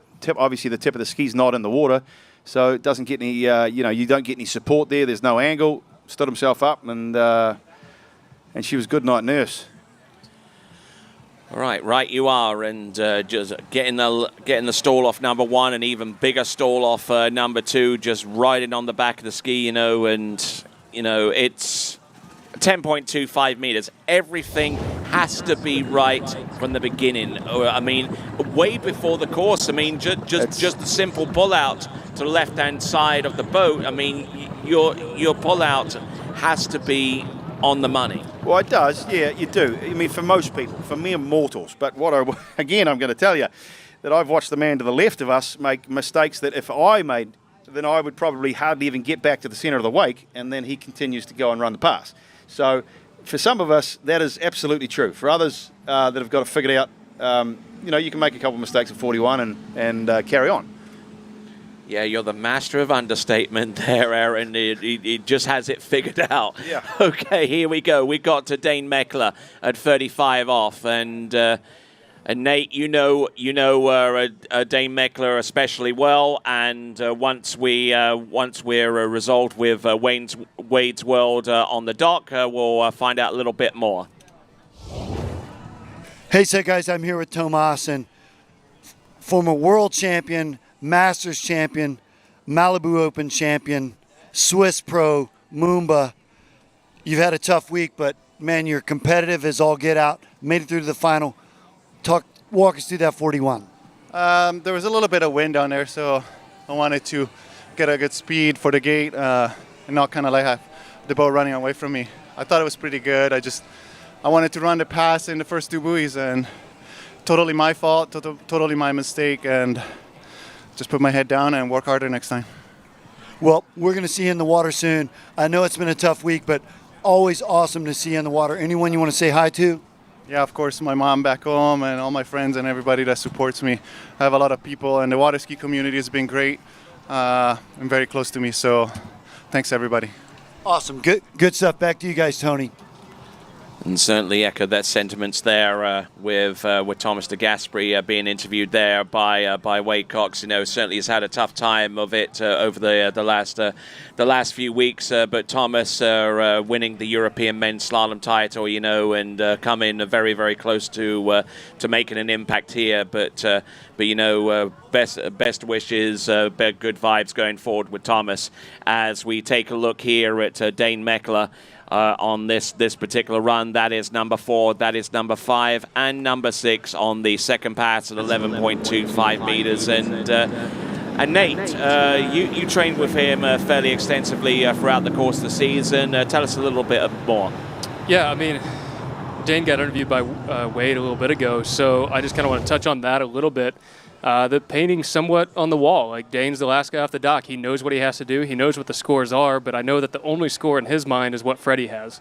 He wants to go out there and beat that score. So I think he's very capable of getting to 4-ball. We've seen that throughout, the majority of the season. Every round that he goes out, he's going to have a nice little headwind for it once he gets to this 39. But yeah, we ski a fair bit together throughout the winter, and we don't really discuss a ton of skiing. If things are going sideways, we kind of remind each other some of the basics that we think about and what we do. But Dane's just a good guy. Like, he's a fun guy to be around, a genuine guy, and he just tries to be everybody's friend and a fun guy to hang around and stay with and travel with and ski with. So definitely pulling for Dane here, and I know Janina back home is watching. And, Absolutely. Can't wait to see her this weekend. All right then, so here we go.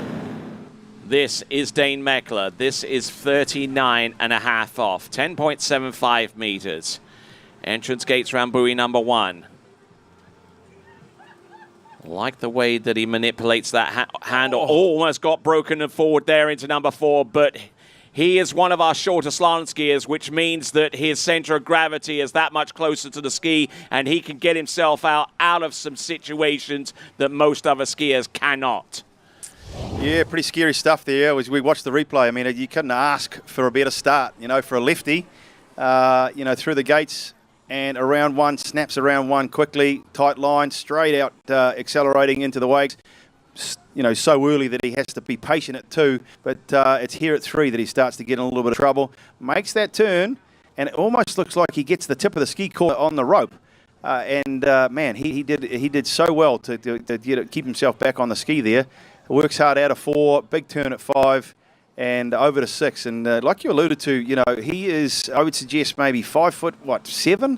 5 foot 8? Yeah, I'm not really sure. And, but for a guy of that stature, to be running 3s and 4s and 5s at 41 off, I mean, that's something else. And it proves the fact that his technique is stellar. Well, and like you said, the technique being stellar. I mean, he's great out there on the water. And the one word that he used in that interview was, I know what I have to do, it's time to execute. And that's what has to happen here as he comes in at 41. 41 off now. Now, if he can get outside 4 and to the wakes, then it would be a done deal. Chasing down his first major professional title. This is Dane Meckler. Oh no, and he goes down around buoy number 2, blows the fin, and is in the water having scored 1.5, which means that your MasterCraft Pro men's slalom champion with 3.25 at 10.25 meters is Freddie Winter. Yeah, he didn't have a bad start here, and it looked like he just got sucked in a little bit narrow with that headwind. And sucked over the front of the tip of his ski and blew it out. But well, I think we heard Thomas say that. I think the wind is a bigger factor than what we think right here, and it's definitely up there for Dane a bit. And we've seen on a few skiers down there at that 1 and 2 ball. I think just as he swung to 2, he looks good, and then just at the last minute, just gets slow and gets narrow. So we're gonna head over to the dock with Wade. Hey, so guys, I'm here with L champion. MasterCraft Pro, man, it's got to feel good, right? So good. I mean, I'm probably someone that has had maybe a little bit of bad luck this year, and I think I've got luck today. So I feel quite emotional, honestly. Like Will, I thought I had 4, and then I squeaked into the final. So that was a long wait and a nervous wait, but this is why we do it, right? I mean, it's funny. It's one of my lowest scoring tournaments of the year, actually. But I've not, I always say I don't care if I have to run 1 at 35 to win a pro tournament. I'd rather do that than run 43 off. I really would. So I'm so happy to, it's nice to win the damn thing. No, I had exactly the same discussion for Whitney before she was going out. it's why we do it. It's we want to win the damn tournament. You know, it's not about a PB ultimately or a record or any sort of no. We want to win, and the struggle was real. Like especially this morning, barely making it through. So sort of walk us through that, sort of the sketchiness of sort of your short-term thoughts, and now to this sort of gratifying deep breath moment. Well, it's funny. I've actually been skiing really, really well. Like coming into this, I felt great. I came out and practiced. It was amazing. And then yesterday, I just felt a little bit off during the first round. I did enough, you know, like kind of sat there in second, Will and Thomas. And like this morning, I felt awful, and I blew the tail, and I don't know. I mean, it did look a lot worse than it felt. I have to say that like get through, and so fortunate that I managed to do that somehow. More luck than anything, I would say. And then, but you know it. You come in with confidence, then you ski average a couple of times. Especially, I felt bad this morning.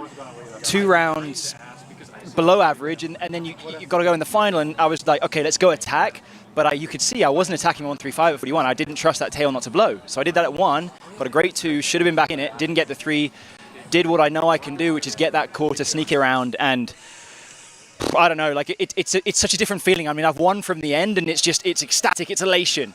And I've won now from 8th spots from the end, and I feel like I'm just shaking. It's freaky, honestly, weird. Well, so let's talk about that. I mean, it's if you're an athlete and you say you don't sort of have a chip on your shoulder or whatever, then you're lying, because we really have such short-term confidence. Like we can wake up 9 foot tall and bulletproof, but then all of a sudden a couple things go a bit sketchy and our mind's racing, right? I mean, it happens to the best of us.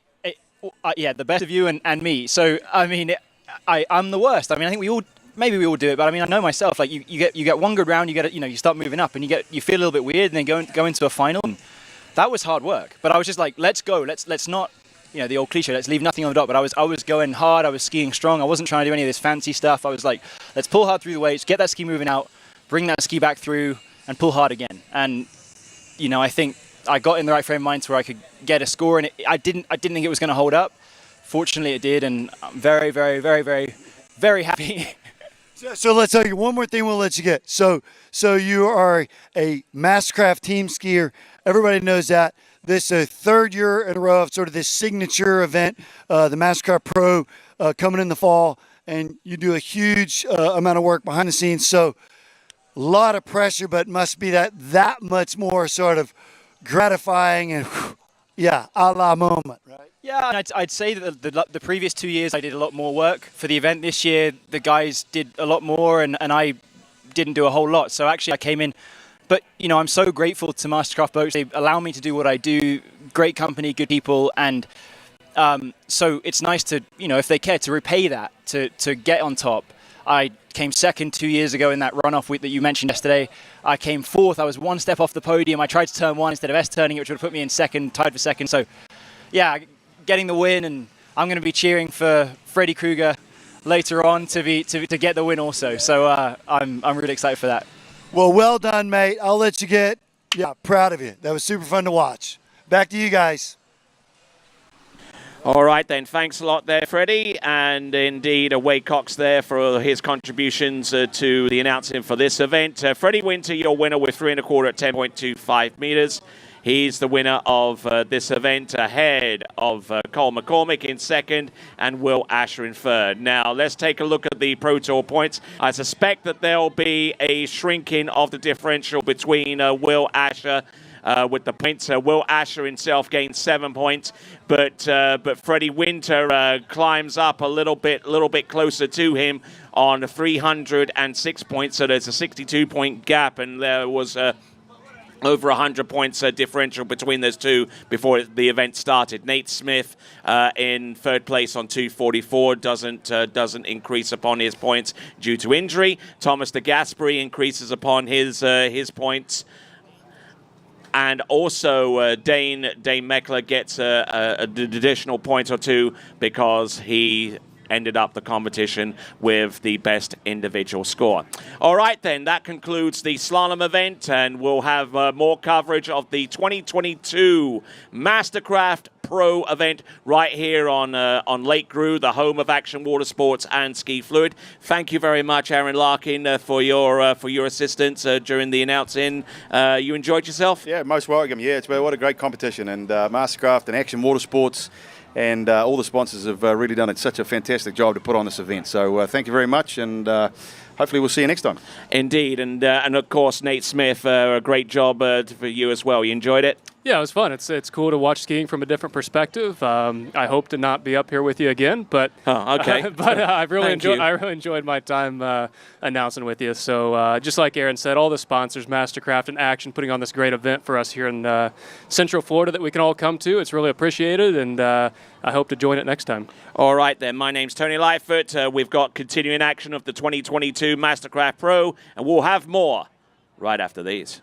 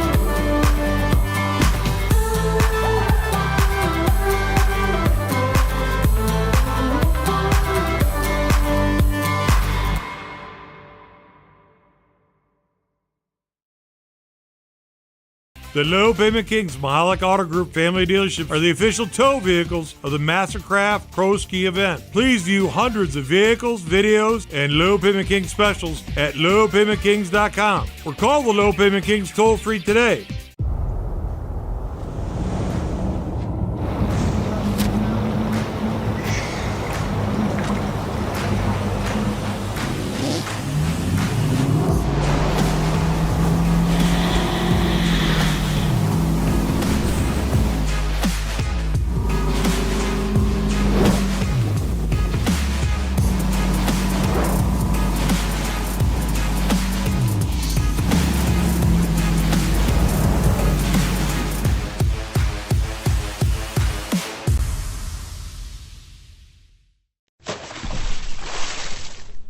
For skiers and water enthusiasts, Florida lakes are what dreams are made of. Combined with world-class golf, remarkable weather, natural beauty, theme parks, and so much more, it's easy to see that Florida is paradise. For more than 30 years, I've enjoyed Florida's lakes and many offerings. If you are interested in Florida real estate, let me be your guide and trusted advisor as you search for your paradise. Together, we can make your dreams a reality.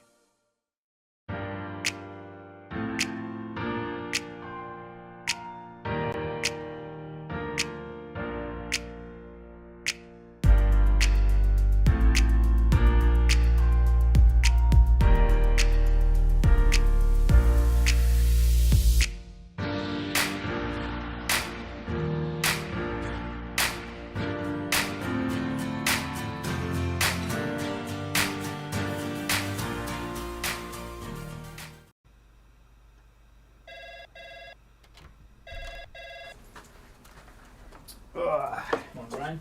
Hey, morning. You have a good weekend? Yeah, got out on the water a couple times. How about you? Yeah, I got to set in. Just gonna make a quick phone call here. Oh, of course. Can you get that, Will? Yeah, man, I got it. Thanks for calling Wake House. This is Will. Yeah, looks like we've got those in stock.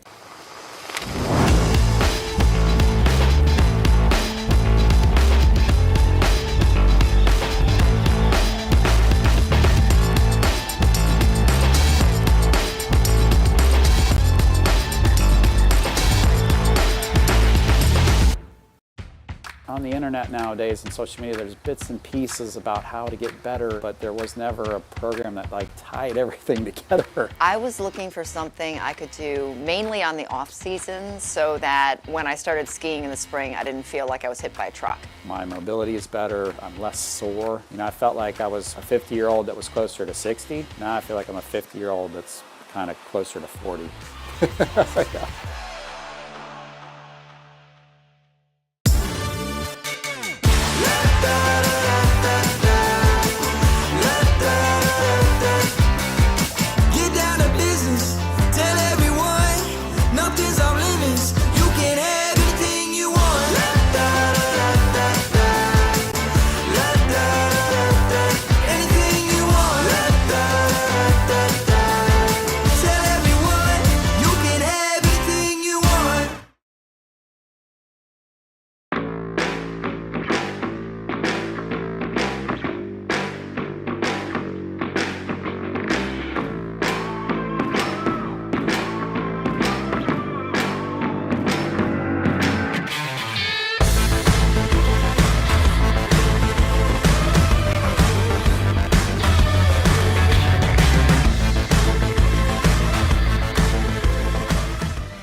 Try Match Play at bplayfield.com.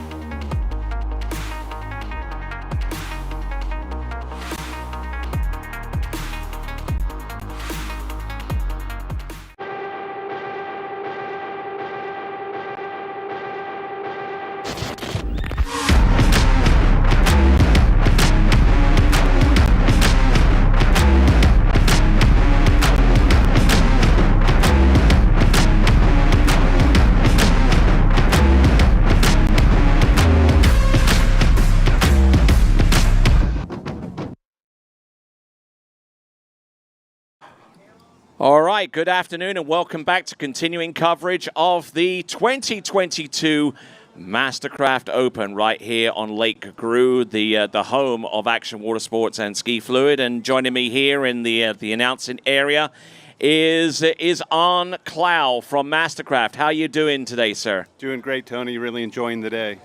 Indeed, indeed. So MasterCraft, kind of give me a little bit of an overview about the company, its roots, its genesis, and its place in the water sports industry. Because MasterCraft has been around since 1968, hasn't it? It has, Tony, and you probably know the history better than I do. I've only been there for a few years now, but Rob got it started. And that's Rob Shirley. Yeah, Rob Shirley focused on tournament skiing to build a better boat, and then started the Pro Tour, and he just loves what we're doing out here. He's probably watching today. Uh-huh.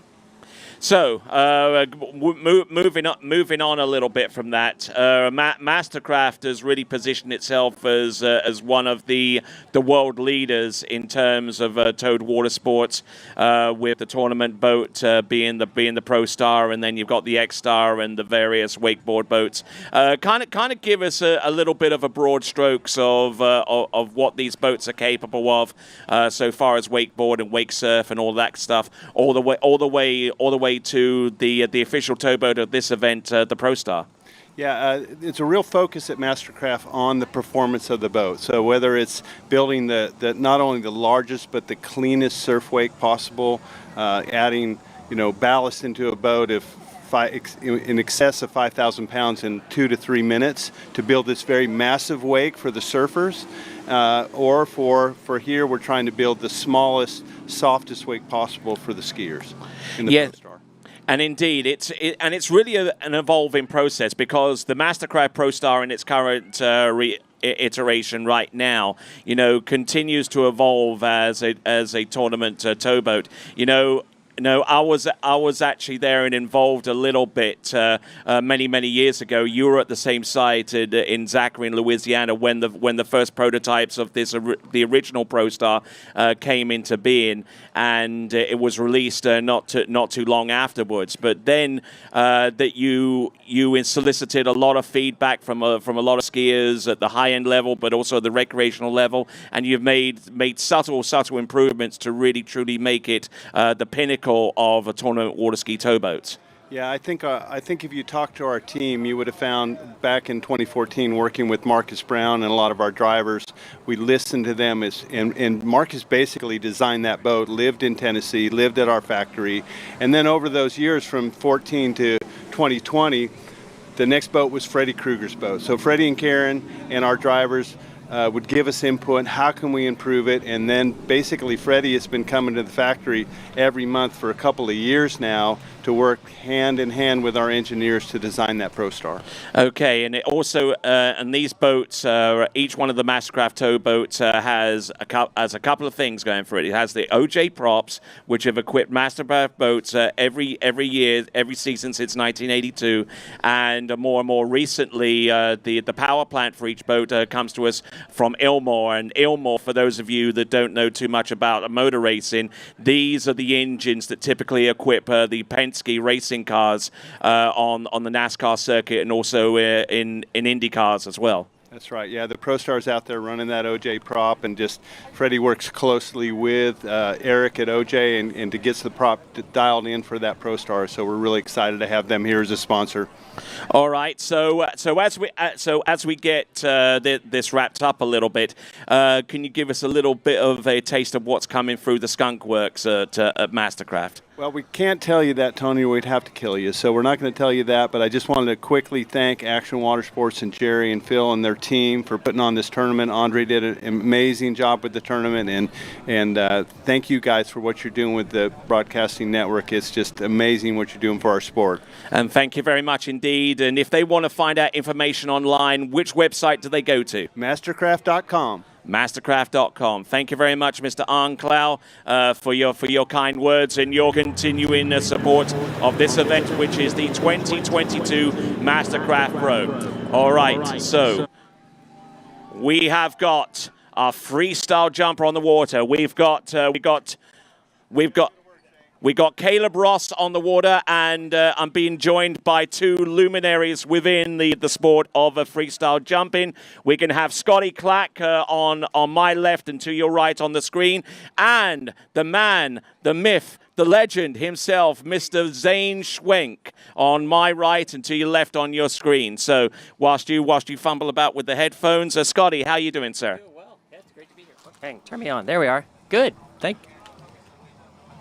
Okay, and Zane Schwenk, how you doing, sir? Man, I'm doing great. This is awesome to be out here. All right, then. So who's our first jumper out there, Scotty? Caleb's our first Caleb jumper. Ross coming in on one ski. He's right foot forward, and he is going to slam into that ramp with a beautiful...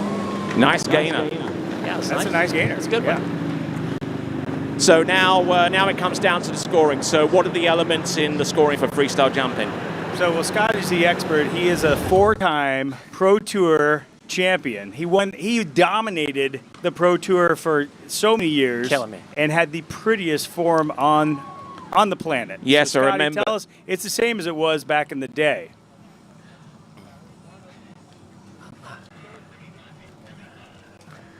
Yep, and Scott.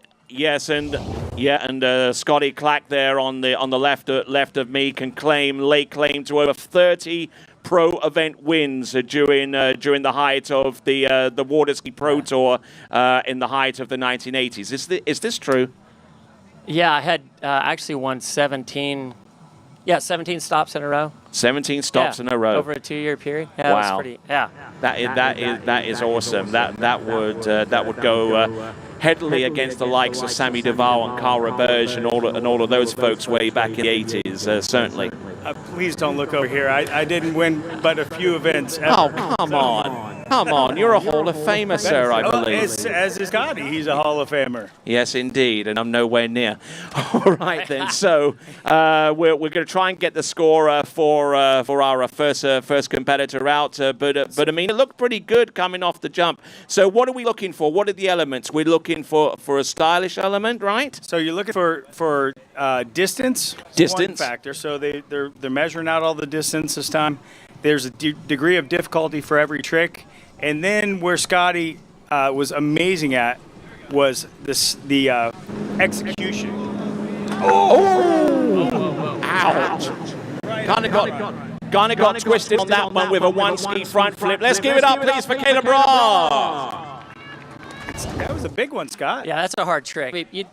The one-ski front's difficult. If you're not squared up coming off the top of the ramp, this is exactly what happens right here. A little bit of slippage coming off the jump, and that precipitated the ski getting twisted in the air and just unable to land and ride that one out. A little bit of a nod to Scotty Clack from the cover of Waterski magazine when he laid out a front flip, upside down, straight-legged, whole body, looked like he was a snow ski aerialist, and that's what he was trying to show off the top of the ramp there. And I mean, I don't claim to know too much about freestyle jumping, but I know some of the names in the past, like Mike Tolsman and Hank Amos and Dave Reinhardt. Yeah. You know, they certainly make their marks, as well as you two gentlemen, of course. We had some fun. Yeah, I know Scott had some fun. We had a good time. Freestyle's a lot of fun, and Wade and I were talking earlier down on the dock as we were watching the slalom guys slam it out at the end. I was blown away by a 16-year-old running deep like that. I'm like, holy cow, that's amazing. Yeah, absolutely. I mean, Charlie Ross was really slicing and dicing out there on the slalom course, and he's certainly got a bright future ahead of him. As we continue on with the remainder of our freestyle event, Scotty Clack and Zane Schwenk. Zane Schwenk. Try say that a few times in a row. All right then. So who do we have here? Jumper number 3. We've got third jump coming from Caleb. These guys get 3 attempts. I believe they score on 2 out of the 3 attempts. So he's going. I think it's going to be the big front flip again.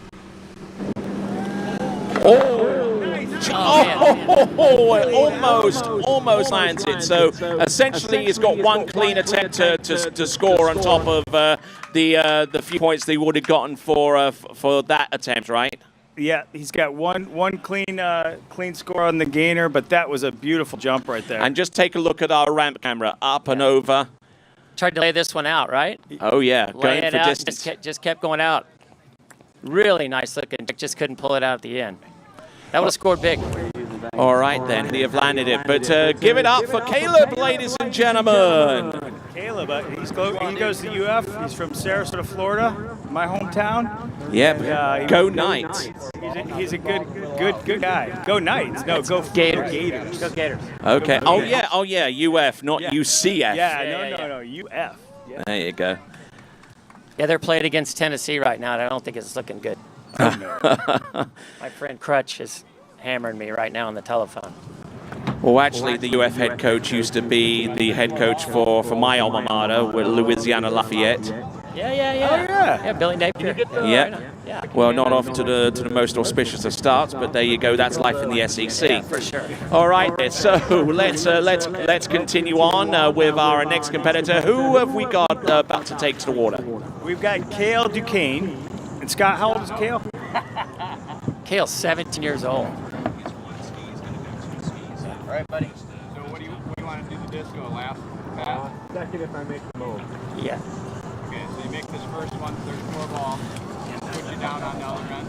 All right.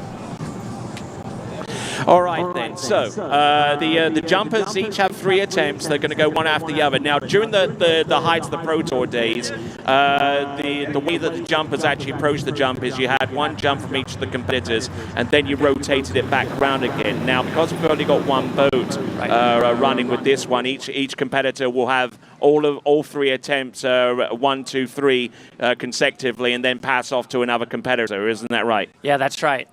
Yeah, and back when we were doing, 4 at a time, I like that format because you could actually see what the guy in front of you is doing, give you an opportunity to change your trick up at the end. These guys have to just try to give it everything they have, right?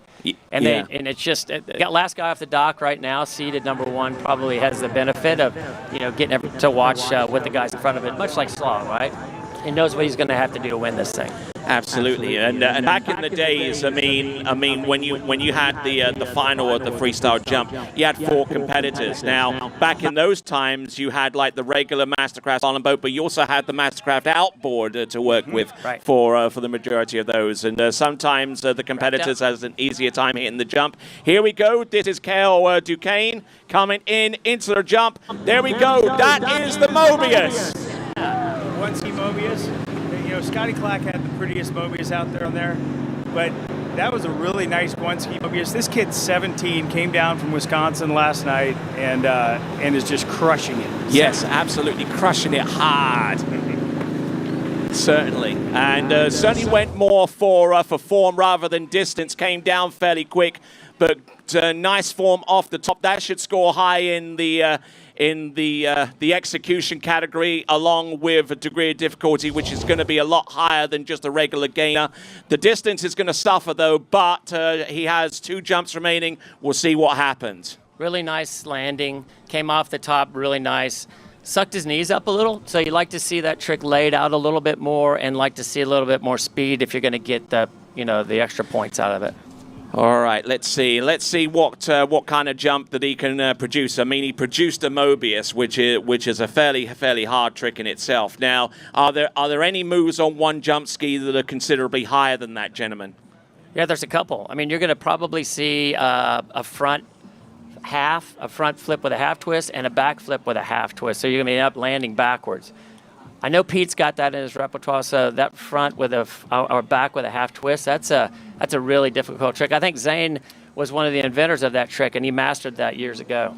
Dave Reinhardt invented that, and then I did the front flip version of it, and that was very trying to land backwards and have the tail of the ski be the tip, and you can't see whether it's going into the water and pitching you back. That's a blind landing, right? It's a blind landing, both ways, and right? And then Gino Jockler and Hank Amos did a different version of it where they twisted the other way and they really landed blind. They couldn't see anything, and it was absolutely spectacular the way these guys were landing on these things. But it became more technical than like the days of Tolsman and you, where the guys were trying to cut and do 150-foot, one ski front flip or two ski. What was the distance on 2-ski front flip? It was like 133. 133 feet. Yeah. Wow. Yeah, I think that's what it. Yeah, that's remarkable. And I remember the time when I was at one of the Orlando tour stops, I think it was either on Lake Eola or Lake Ivanhoe, when Mike Tolzman made history by landing that one ski front flip. It's close to 40 years ago now. Thanks a lot. I think you were actually in the same competition, but there you go. This is... I think this is actually going to be a blind landing. I kind of get that sense because he's inverted the tip of that jump ski going front to back. There you go. Oh, man. Oh, and coming up short on the landing. We'll take a look at the instant replay for that one. But give it up for him, please. Good solid effort. We're going to see his form coming off the top of the jump. Tries to go with... Looks like he was late to getting around, wasn't he? Yeah, it was a little late on the 180 there, all right? Kale, turn that 180 a little earlier, and you got this, man. Tighten up. Tighten up. You got this. Cut harder as fast as you can. Yeah, just take a harder dig and just get a little bit more height off the top. That'll give you room to get that ski underneath. 45 plus on the throttle. And that's a point as well. I mean, are the jumpers restricted to where they place the boat or how fast they hit the ramp? So they can move the boat's path out. So and a little different from like slalom where you have a standard path. They can move the boat's path out or in closer to the ramp, depending on how much speed or how much angle they want to take at the ramp. Then they can adjust the speed too. If you want to go farther, though, you got to get it up to that 34, 36 mile an hour speed. Mm-hmm. All right. So, all right there. Yep. So one last jump. He's already got a mobe, a back mobe on there. Now, have any of them actually attempted the front mobe, which is forward somersault with a 360 twist? Not yet today, but we'll see. I think we might see that. We might see one of that. Depends on how Pete's first couple of tricks go. We'll see what he brings out. All right, then. Looks like we got our last two competitors to go, and still electing to go with the reverse Kale. jump ski. This is Kale. Yep, Kale's going off a shallow three-quarter cut, and now coming off the outside of that second wake into the jump. Oh yeah! Look at that! Discombobulator. Look at that. So the last time one of those was done in a pro competition was in 1995. 1995 in Seattle. That's the last time we had that. Only a few months. So good to see this back. Yes, indeed. Only a few months after Freddie Krueger won his first ever men's jump title in Shreveport. Amazing. Fantastic effort there. Let's give it up for him, please, one more time. Freestyle jumping is back. It is back. These kids, if you go online, you can see them posting some reels with some really great stuff. 2-ski back halves and front flips, landing backwards on 2 skis. So both tip and tail are really precariously heading into the water. And let's not forget, if this is something that appeals to you and you want to watch more of it, well, guess what? Because in Winter Haven in the next few weeks, there's going to be the IWWF World Show Ski Tournament taking place in around about the Legoland area, right? Yeah, Lake Silver, right in downtown Winter Haven. Scotty's going to be there. There's going to be how many jumpers? Yeah, we just heard there's 19 freestyle competitors. I've never experienced that many, so they're coming from all over. And that's exciting to see the sport back where it used to be. It's fun. Yes, indeed. I will certainly be looking forward to seeing that on the webcaster for that particular event. Looking forward to seeing mobes and back gainers, front flips, and yes, the odd discombobulator. Maybe a double? Maybe a double even, yes. Zane's the only guy that I've ever seen, I think the only one that's ever skied away from a double front. Is that right? Yeah. I don't know, I think. Yeah, no, I'm for sure he is. Is that a double back or a double front? Double front. That was a double front flip on 2 skis. All right, and yeah, certainly looking forward to seeing one or two of those during the course of the IWWF Worlds, or even right here with the remaining 2 jumpers. Now, who's our penultimate competitor here? Yeah, we've got 2 guys left. We've got Liam Koltzbach, excuse me, definitely from Wisconsin, and they call him the Birdman, all right? All right. He's 25. He looks like he's about 110 pounds, and he can sail. So extremely talented on the water. And then after that, we've got Pistol Pete Haggerty from Maine, and they're going to be out there. And look at this guy. He's having a good time just bouncing around Now, out there. I think these guys, they both ski on the USA team, right? Liam Koltzbach, yep. And All right, yeah, then. they are on the U.S. team. So yeah, you'll see those guys compete. And also a few of these competitors are part of the Stars of Florida show ski team, isn't that right? They are, and that's something Scott and I were blessed to do as well. It's one of the funnest things. You travel all over the world to these obscure places and put on a ski show for King Hussein back in the day. Yeah, I mean it's like water. Scott, It's like Waterski diplomacy, isn't it? Bringing the that message all across the world to places like Jordan and Egypt and those kinds. Whoa! Look at that front! Oh, and front flip. There we going go. for the distance. He's going the distance. There we go. He's going for speed. That was the cut. That was a cut from from the 80s, mid 80s to the 90s. That's old school speed right there. That's right. I love that. That was big. Very nice. And what's well, let's have a look at this on the instant replay. There we go. There Getting it a is. little bit twisted now, coming into land. Ooh, a little bit hard on the landing there, so he won't get the points for that. But a decent looking jump distance. Now let's see if he can conjure up something a little bit more substantial. So let me tell you something about these guys' mental state. This is the first time I've seen them wear a wetsuit. They've been doing this stuff in board shorts and a vest. They're nuts, if you will. They're crazy. They have no protective, and they just go out. They go for it nonstop. They've hit their head a lot too. It's definitely full send in more ways than one. Full send it, right? Absolutely. All right then. So he's got 2 jumps remaining. He tried there with the long distance front flip, and all of these competitors so far have attempted these moves with the one ski. We haven't seen anyone try on 2 skis just yet. Now the 2 ski degree of difficulty compared to 1 is significantly less. Although if you do try like a discombobulator on 2, the chances of succeeding and riding that one out are definitely a lot better. But you kind of have to balance the degree of difficulty and the likelihood of success of riding out that jump. Yeah, I'd say the 2-ski discombobulator is even harder, to be honest. Here he comes. Man, he's got a big cut again. Yes. There we go. Going for the distance and taking that one all the way down. Great athleticism there to get that front flip situated. And what was the difference here, guys, as we take a look at the instant replay for this particular effort? Well, you watch him come off the top here. I think you're going to see that he's going to square himself up a lot better. Shoulders are squared coming off the top. Now he gets to peak a little sooner. Right? The whole time he was squared up and he didn't get twisted into the boat like last time. Yeah, Able to see the water.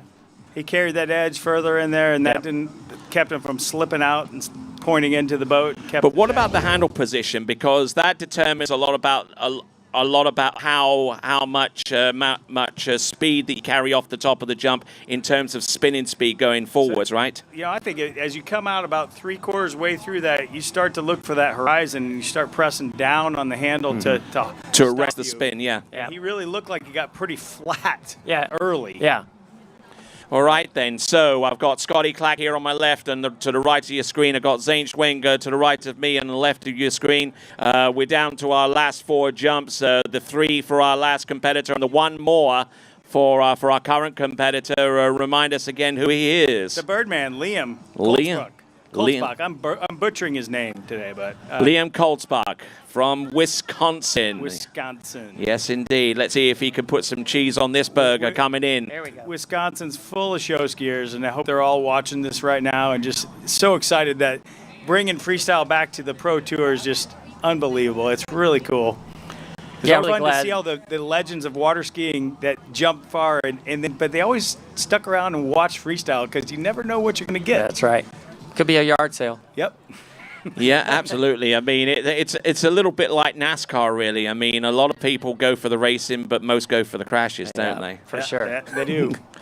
All right, And then. these guys deliver. Yeah, absolutely. And I think there was a change of ski a little bit. Okay, I saw him throw a ski at the boat earlier. Yeah, It must. he's got two. Oh, two skis on. Here we go. All right, here we go. What Maybe are a we gonna 7. see, Scott? I Maybe think a this 7. is going to be a 720-degree just regular spin off the top of the jump now. Oh, he's not too, wrapped. He's He's not gonna- wrapped. Maybe a front half. No, now he is going to Oh, wrap. now he is going to here we wrap. go. Here he goes. A good solid edge. 720. Yo! Brilliant looking jump there. How did he? Who called that 7? How did he manage Scotty that? called. You called the 7. You called the Yes, 7. I called the 7. Yes. You know, Scotty Clack, you're the first person I ever seen do a 720.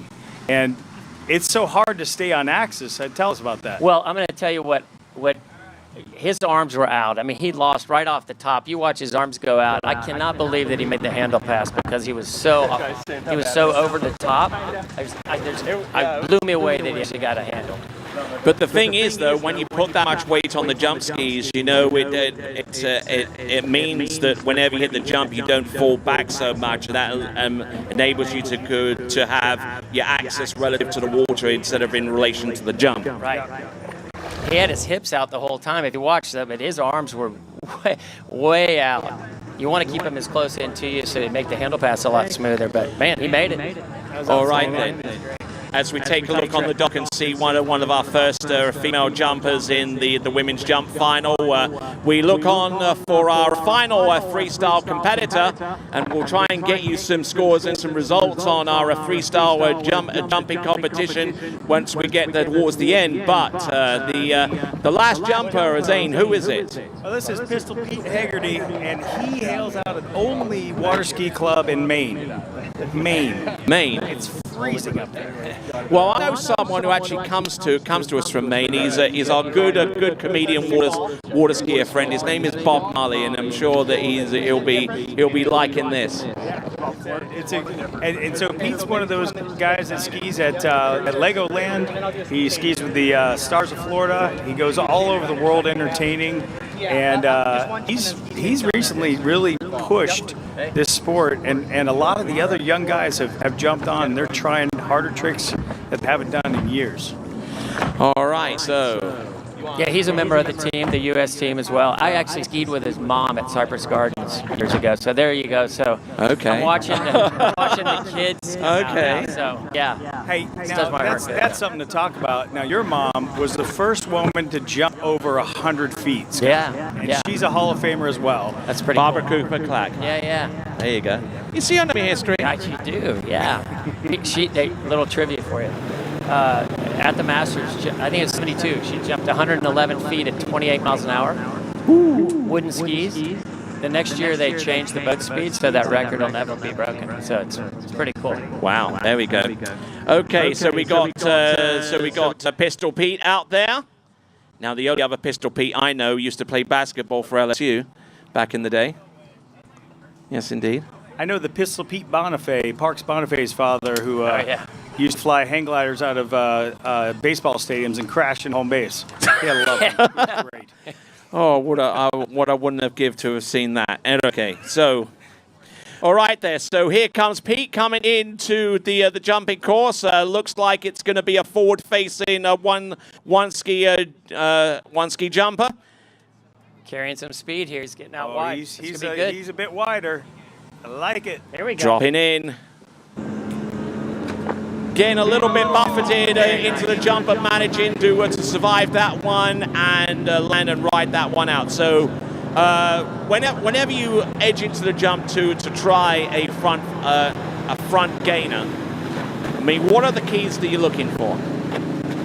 Well, you're looking to keep that line tight. That's one thing. If you don't have that line tension, you can't stop the momentum of your forward flip.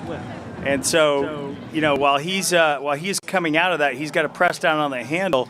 But if you watch the replay,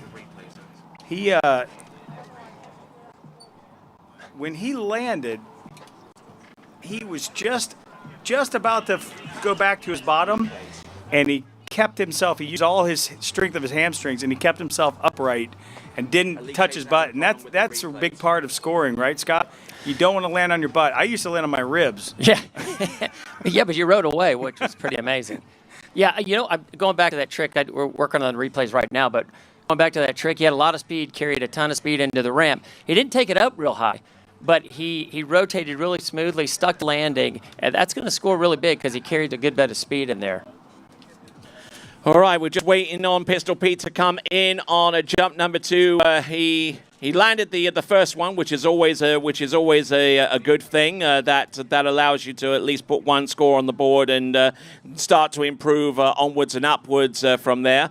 So tell us a little bit about the IWWF World Show Ski Tournament. It's taking place in October, isn't that right? Yeah, it's kind of a several-day event. 18th, they're having a night with the stars in October. I believe the tournament's on the Saturday, Sunday. Is it for the 2021, I think is what it is. So, and they're having an opening ceremonies at Legoland. I think you can go online. Go to Cypress Gardens Waterski team. Online and look for tickets and more information there. And of course, there's always the information courtesy of the IWWF by going to iwwf.sport to also gain information on the World Show Ski Tournament in Winter Haven. He's got his discombobulator ski on, and he is coming in. There you go. I think we have a winner. I think he claimed it before he actually landed. Before he landed. He was already pointing at it. That's that show ski move. All right, then. Using that reverse jump ski, coming in, a good, solid edge, and then coming into the ramp, flattens off, goes for the backflip, and then very clean. drops that ski. Done. That was beautiful. And nicely done. Hey, so here's the thing. These are homemade jump skis. These discombobulator skis, they don't Or just reconfigured. Reconfigured. That's probably a good word. So we've got a discombobulator to score. We've got that back gainer, or was it the front flip? Yeah, it was the front flip. Front flip. Yeah, two solid scoring tricks.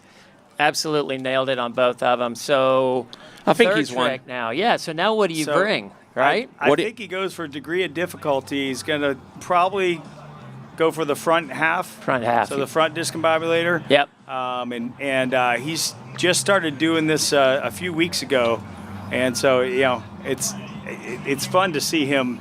That's as clean as I've seen him do them. Now with the front discombobulator, it's from what you're telling me and from what I know a little bit about freestyle jumping, it's going to mean that he comes into jump. He's going to come into the jump wraps, right? No, so he's going to come in the jump, facing the jump, and he's going to do a forward flip, and then at the last minute, when you're dropping out of there, he's going to turn backwards. It's kind of like a brandy in gymnastics or a scarecrow on a wakeboard. Indeed. And I mean, obviously you can't go in wrapped, based upon what you told me, because I mean it's going to be incredibly dangerous to clear the rope with that kind of spin. Yeah, that would be now we need to tell them to do that. Wrap one up and do this a front mode 5. Yeah, and you definitely need someone on the on the release pin, don't you? For something. Come on. Where's the glory in that? All right, then. Here comes third and final jump for Pete Haggerty. Make some noise for this guy. Come on in. Freestyle jumping. And sticks all 3 attempts, Pete Haggerty. There's your winner right there, and by a long way. The stoke from that guy right now is coursing through the crowd here. I love it. Killed it. Fantastic effort there from Pete Haggerty. That's about as smooth as it gets, I'm telling you. That's boom, just stomps the landing.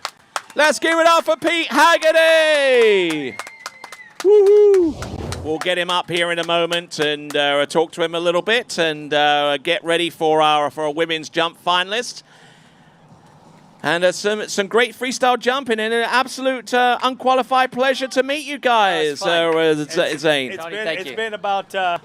so fun. Thank you, guys. It's been a little bit, but it's great to see you. And what you guys are doing with the broadcasting, I got to say, this is outstanding.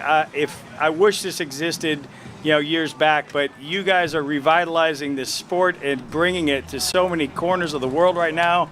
And it is just hats off to you. Awesome. Oh, shucks. There you go.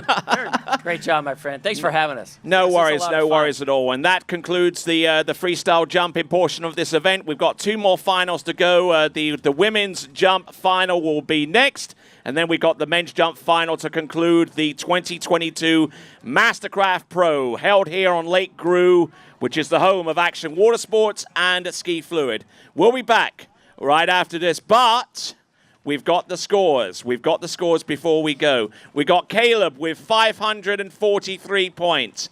Liam on 1,310 points. Kale with 1,757. And you knew who the winner was going to be. We called it after the second jump. Pete with 2,150 points. Let's give it up for those 4 freestyle competitors. Nice job, fellas. And with that, we're going to step aside for a few minutes, and we will be back right after these.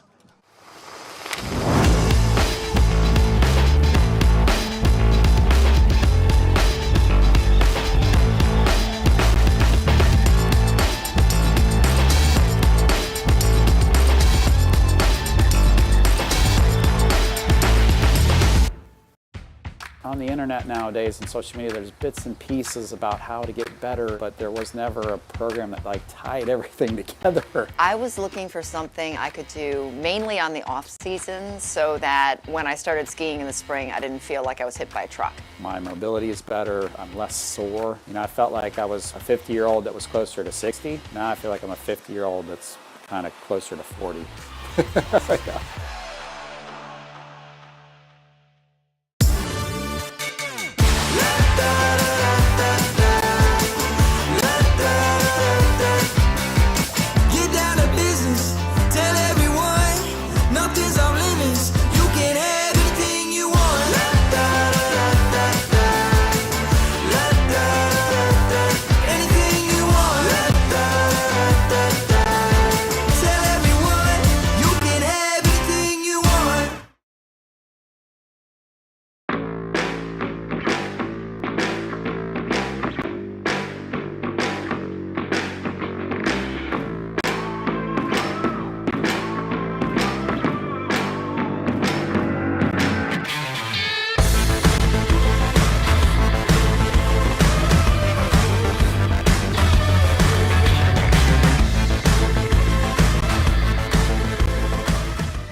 Try match play at bplayfield.com.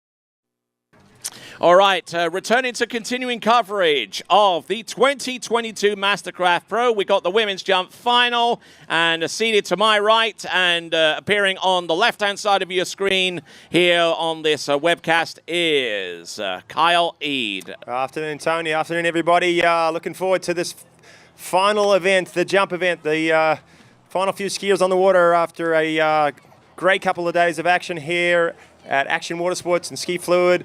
The 2022 MasterCraft Pro, and we're rounding it out with the open women's jump final. We got 5 of the top women's jumpers in the world. There's the start list: Agustina Varas, Valentina Gonzalez, both from Chile. Then Sasha Danishevskaya, Taryn Grant, and Hannah Streltsova. We'll be rounding out our 5 women's jumpers. And the first one, Agustina, is on the water right now. She didn't have such a successful run yesterday. Nope. I was talking highly about her jumping. She is a very talented young jumper. She's been doing extremely well, getting up over 50 meters, 165, close to 170 feet. Unfortunately, she struggled with timing, and the jump she did take, she almost come unstuck. She pulled it back, but she scored a 0, so she is out first in this final.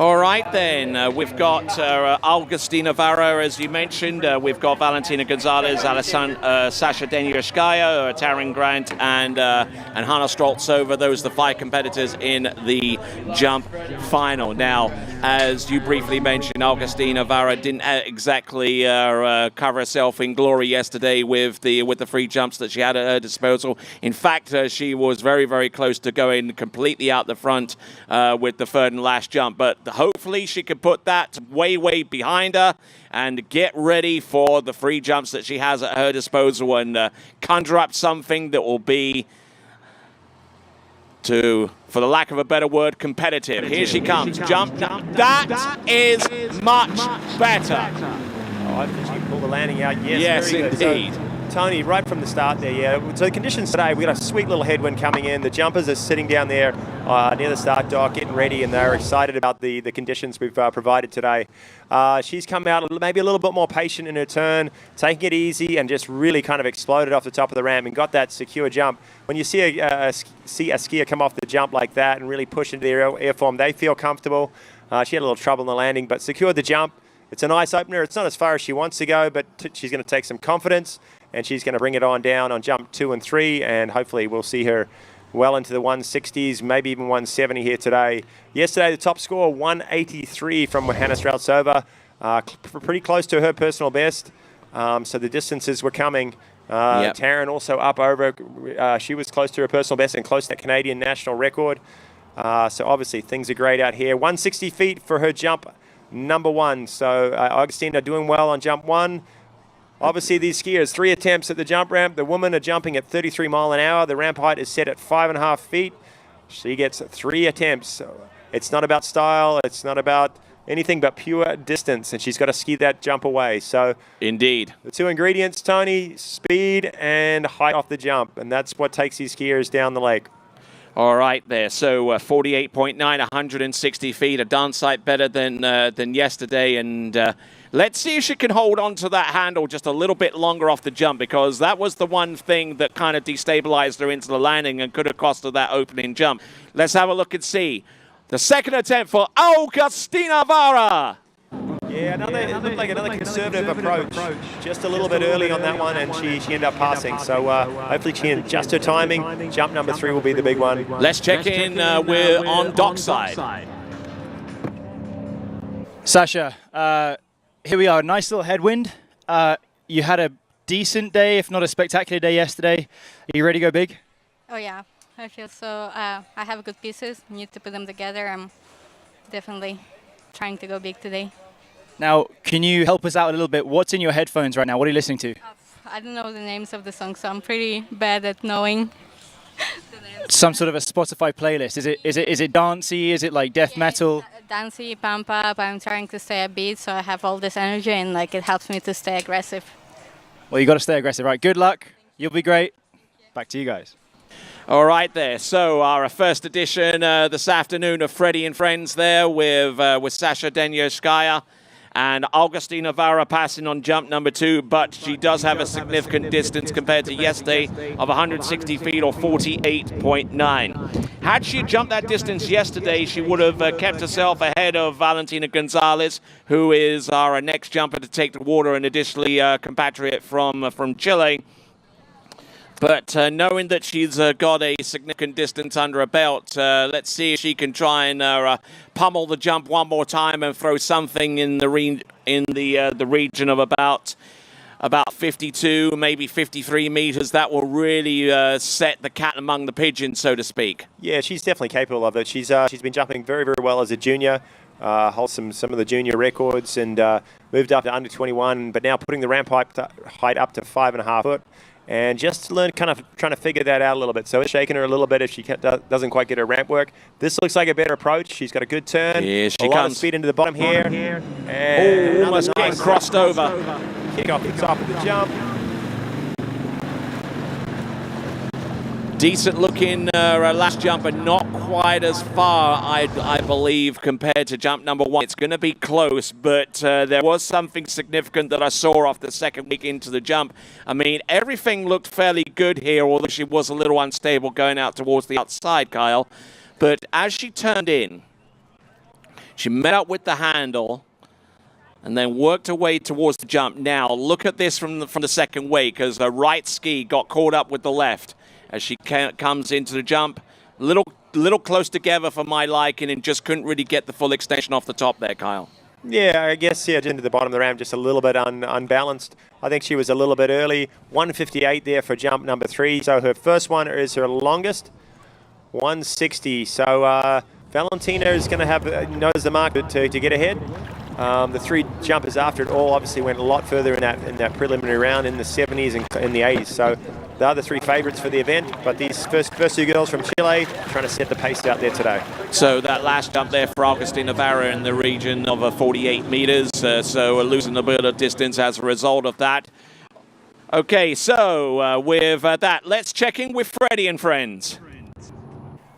All right, Agustina, not your best jump set yesterday, maybe one of your worst in terms of not really getting a score. You've gone out and had a really good a good set there. Are you happy? Yeah, definitely happy. Win's a lot different from yesterday, so saying I struggled with my timing, I'm glad I could at least get one on the board. A little earlier than I wanted to be, especially with the headwind. It just felt so good. Wish I could have just brought it down a little bit more, but I'll take it. I mean, a score is a score, and I know all the girls are going to want to go out and push further jumps, so conditions are great, and I hope everyone goes far. Awesome. Well, that's a great attitude, and you'll be right there in the next few years. I know you're going to be coming into being one of the very ones to beat. So congratulations. You got a score on the board. Back to you guys. Oh, thanks very much, Freddie. And it's good to see we've got him work, and he didn't even get time to celebrate his slalom win today. He's down there in the dock interviewing these jumpers. So congrats to him. 3 1/4 at 41. He took out the men's slalom title. But now it's all about the jump, and distance is key here. That's what we're looking for. Jumps up over 160, 170 will start to put some pressure on the 3 girls to come here. Valentina Gonzalez has been, I believe, 166, somewhere in that vicinity, her personal best, and maybe is the current record holder in Chile. Oh, that's the beauty of a first jump. Very, very stable. A good hard edge off the second wake into the jump there. So a good jump to build from, I would say. Oh, definitely. I think that was a bit of a cider for her. She came off the ramp exceptionally well. Had some good sort of hang time, but didn't lack the speed to carry down the lake. I don't think that's going to take the lead just yet. I think it's somewhere in the 50s, maybe 155, somewhere around there, 152. We'll wait and see. But, she's feeling out the conditions. Total change from yesterday. Yesterday we had a pretty much a no wind, maybe slightly crossed. Now we've got a straight headwind. It's the jumpers like, but they've got to figure out their time. We heard Agustina talking about it. She was a little early out there. She's got to push it down the lake. And Valentina's the same thing. 148 on jump number 1, 2 remaining. And that's the equivalent of 45 meters exactly. 45 meters exactly. Here at TWBC, we make sure that you're informed in both the metric and feet and inches, so that skiers and fans from all across the world have an appreciation of the distances jumped by our competitors. All right, then. Also, vote for your skier of the day. Vote for your skier of the day. Go to waterskibroadcasting.com/pray. This vote is brought to you courtesy of 2U nutritional bars. 2U nutritional bars. Available in a variety of flavors and available all across the Sunshine State of Florida. That is 2U nutritional bars, the sponsor of the Skier of the Day Award. Go vote at waterskibroadcasting.com/vote. Here we go. Valentina Gonzalez, jump number 2. Decent looking jump, but just missing something on the jump there, Kyle. Yeah, it looks like it. I looked over my shoulder and saw her set up and her timing. It's hard to see a little bit on the video exactly where she is. You can see her form, you can see her intensity of her cut, but just the timing, she looked like a little bit early, had a little bit of weight in front of the ramp. She comes off the ramp quite well, but if she lacks that pull and that speed, she's not going to carry down the lake. I think that's similar hole, 150s or so. All right, let's check in on dockside with Freddie and friends. Taryn, PB yesterday by 20 centimeters. You're going to presumably go big. You got nice conditions? Yeah, it's beautiful out here. We have a nice headwind. So the goal is to push it even further down the lake today. Didn't go your way in slalom this morning. That was unfortunate, but you're going to go big in the jump. What do you think it's going to take to win? It's going to definitely be a jump in the 80s. Hannah went 183 yesterday, and I know she can go bigger than that too. Same with Sasha, so it's going to be a battle of the 180s, I think. Well, let's see you in the 180s. Good luck. Back to you guys. All right, looking for a distance for jump number 2 from Valentina. 151, so that's her longest so far. Still chasing that lead of 160. Set by Agustina Varas, and she's going to have to make some big adjustments here on jump number 3 to catch that distance up or put any sort of pressure on the top 3 that are coming out here shortly. 151. Now, we were talking about Valentina yesterday. She's an exceptional overall skier, tricking well in excess of 8,000 points, running deep down 38 off, and jumping up around 50 meters. But yeah, she needs to turn the heat up a little bit here on jump number 3. It's her third and final. Let's get behind her. If she brings it down, she has maybe into the bottom, still lacking a little of the speed, and a little crush off the top. Yeah. You can see that upper body just kind of fold down, her legs buckle a little bit, and that's not going to be her longest either. So I think 151 is going to be it, and Agustina holds on to spot number 1 right now. Yeah, indeed. I mean, she was certainly trying to work with the timing a little bit to maintain more of her speed coming off this turn before hitting the jump, but there just wasn't that kind of explosion off the top of the jump that is necessary to fly out for a distance of over 160 feet. As a matter of fact, she kind of got twisted a little bit over a left ski. It is 149 feet or 45.3.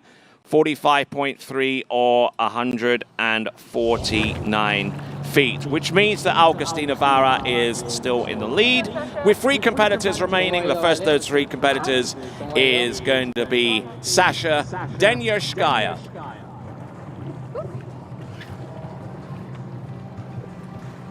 Okay, Sasha about to leave the dock. 173 yesterday. So a pretty handy jump there from Sasha, but she has been 180. She went here 180 here last year. She broke the 180-foot barrier for the first time, and she's been hitting around that all year. And same with these other girls. Taryn Grant out after her, close to 180 as well, and obviously Hannah Strautsova over 180 in the prelims.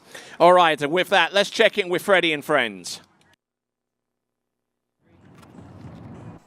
So Valet, not super happy, I wouldn't imagine. You just told me a second ago that you had it lined up. It didn't quite go your way on the last jump. Yeah, I think the last cut was the cut that I should have started with. Unfortunately, I couldn't kick the ramp. Kind of opened my legs a little bit, but I'm happy to be here. I want to say thank you to Actions and everyone for putting this on for us, and hope to come back next year. And we'll see you next weekend, I imagine?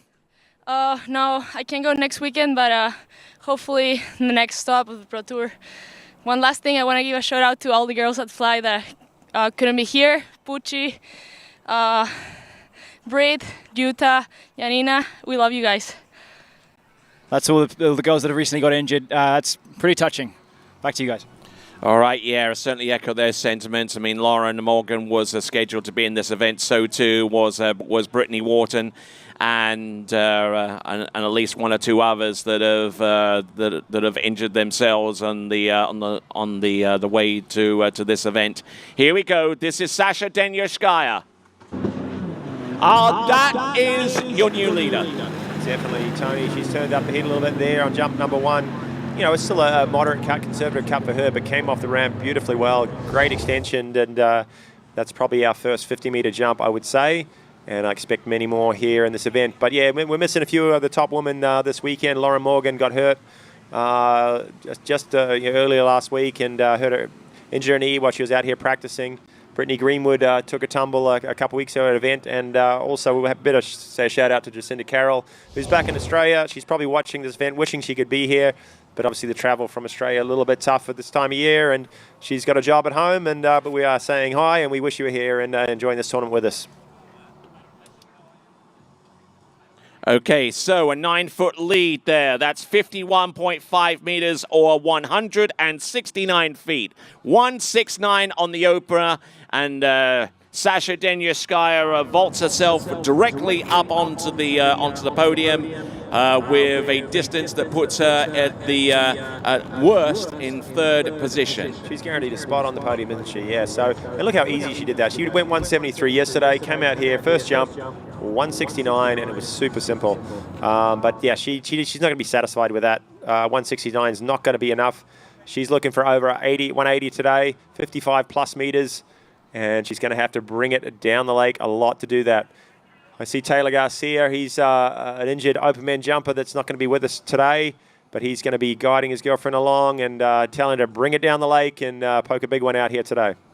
All right, here we go. Sasha Denyaskaya, 51 and 5. This looks later, Tony. She's got look a lot at the more go. speed. Can she hold? Oh, unfortunately.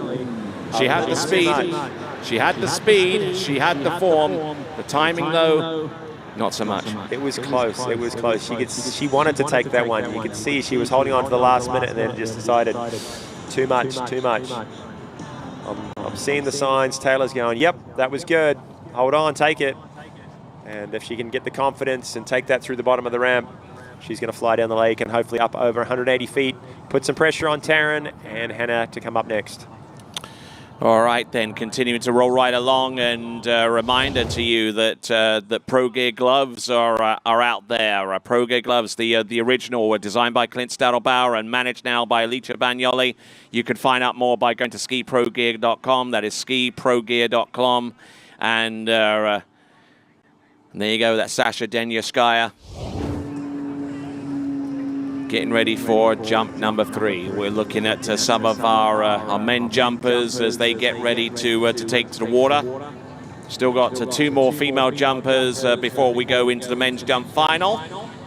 I love watching down at the dock when all the men and the women start getting ready. The different routines everyone goes through, how they get pumped up. You see Ryan Dodd there on our screen, just going through the motions, getting some music going, get himself ready. This is an adrenaline sport. You got to get fired up to go out here and jump a long way. And you see the jumpers going through the motions to get themselves ready. And they'll be out. The open men will be out very shortly. Only 2 open women left on the dock. And so far, our leader, Sasha, with 169, a pass on jump 2. And hopefully, she's going to put one together and put one out far on jump number 3. Right you are. So, jump number 3. Now pulling out wide on the 600-foot cut buoy, or 180 meters away from the ramp. And here she is. I'm really hoping she comes back, tries to find that same spot again and just takes some confidence. She looks late again. She's got a bit of a smoother turn. Hopefully she can hold on to this one. And she comes in the bottom, a lot of speed. Very close. But she's got some distance out of that. That's a big jump. Very close to the bottom right-hand corner, as a matter of fact, almost getting pulled onto it, as she came off the turn. Now, that boat is extremely powerful. It's a 6.2-liter Ilmore engine, and whenever you engage the switch, it is going to react and react hard. And look at her very close to the bottom right-hand corner, maybe with about 3 or 4 inches to spare, but managing to get some decent lift. I'm not too sure whether that jump is going to be anywhere close to being the jump distance of 51.5 meters, but we'll soon see in a moment. But Sasha Denyaskaya, the lead, and guaranteed a spot on the podium. I think it's going to be in that vicinity there. 52 meters, 171. There's our first 170-foot jump, but not quite as far as she went yesterday. She's left the door open a little bit for the following 2 skiers. I think she had the approach. I think she had the speed. You can see her timing, just sneaking on the ramp with a couple feet to spare. But unfortunately, just on the ramp, dropped the chest a little bit, missed the lift, and lost maybe 5-10 feet out there. All right, then. Down to the dock. Yeah, with Freddie and friends. Sasha, you've made the podium. 171, you've got 2 jumpers left. You think that's going to hold up, or are you a little nervous? Well, I don't think it will hold up. Everybody is pretty good, and every girl's been jumping really well. So, yeah, I mean, I'm more disappointed in myself. But, I mean, landed on my feet. So, recently a lot of girls did their knees, so it was a little bit frustrating. But, next tournament. If you don't mind, walk us through it. Like, what went wrong there? You know, you said you had a few things you wanted to line up. It just didn't quite work out. Yes. So I had good pieces, but I mean, I don't want to blame. But like, I have heel bruise, so I couldn't really take a lot of jumps over.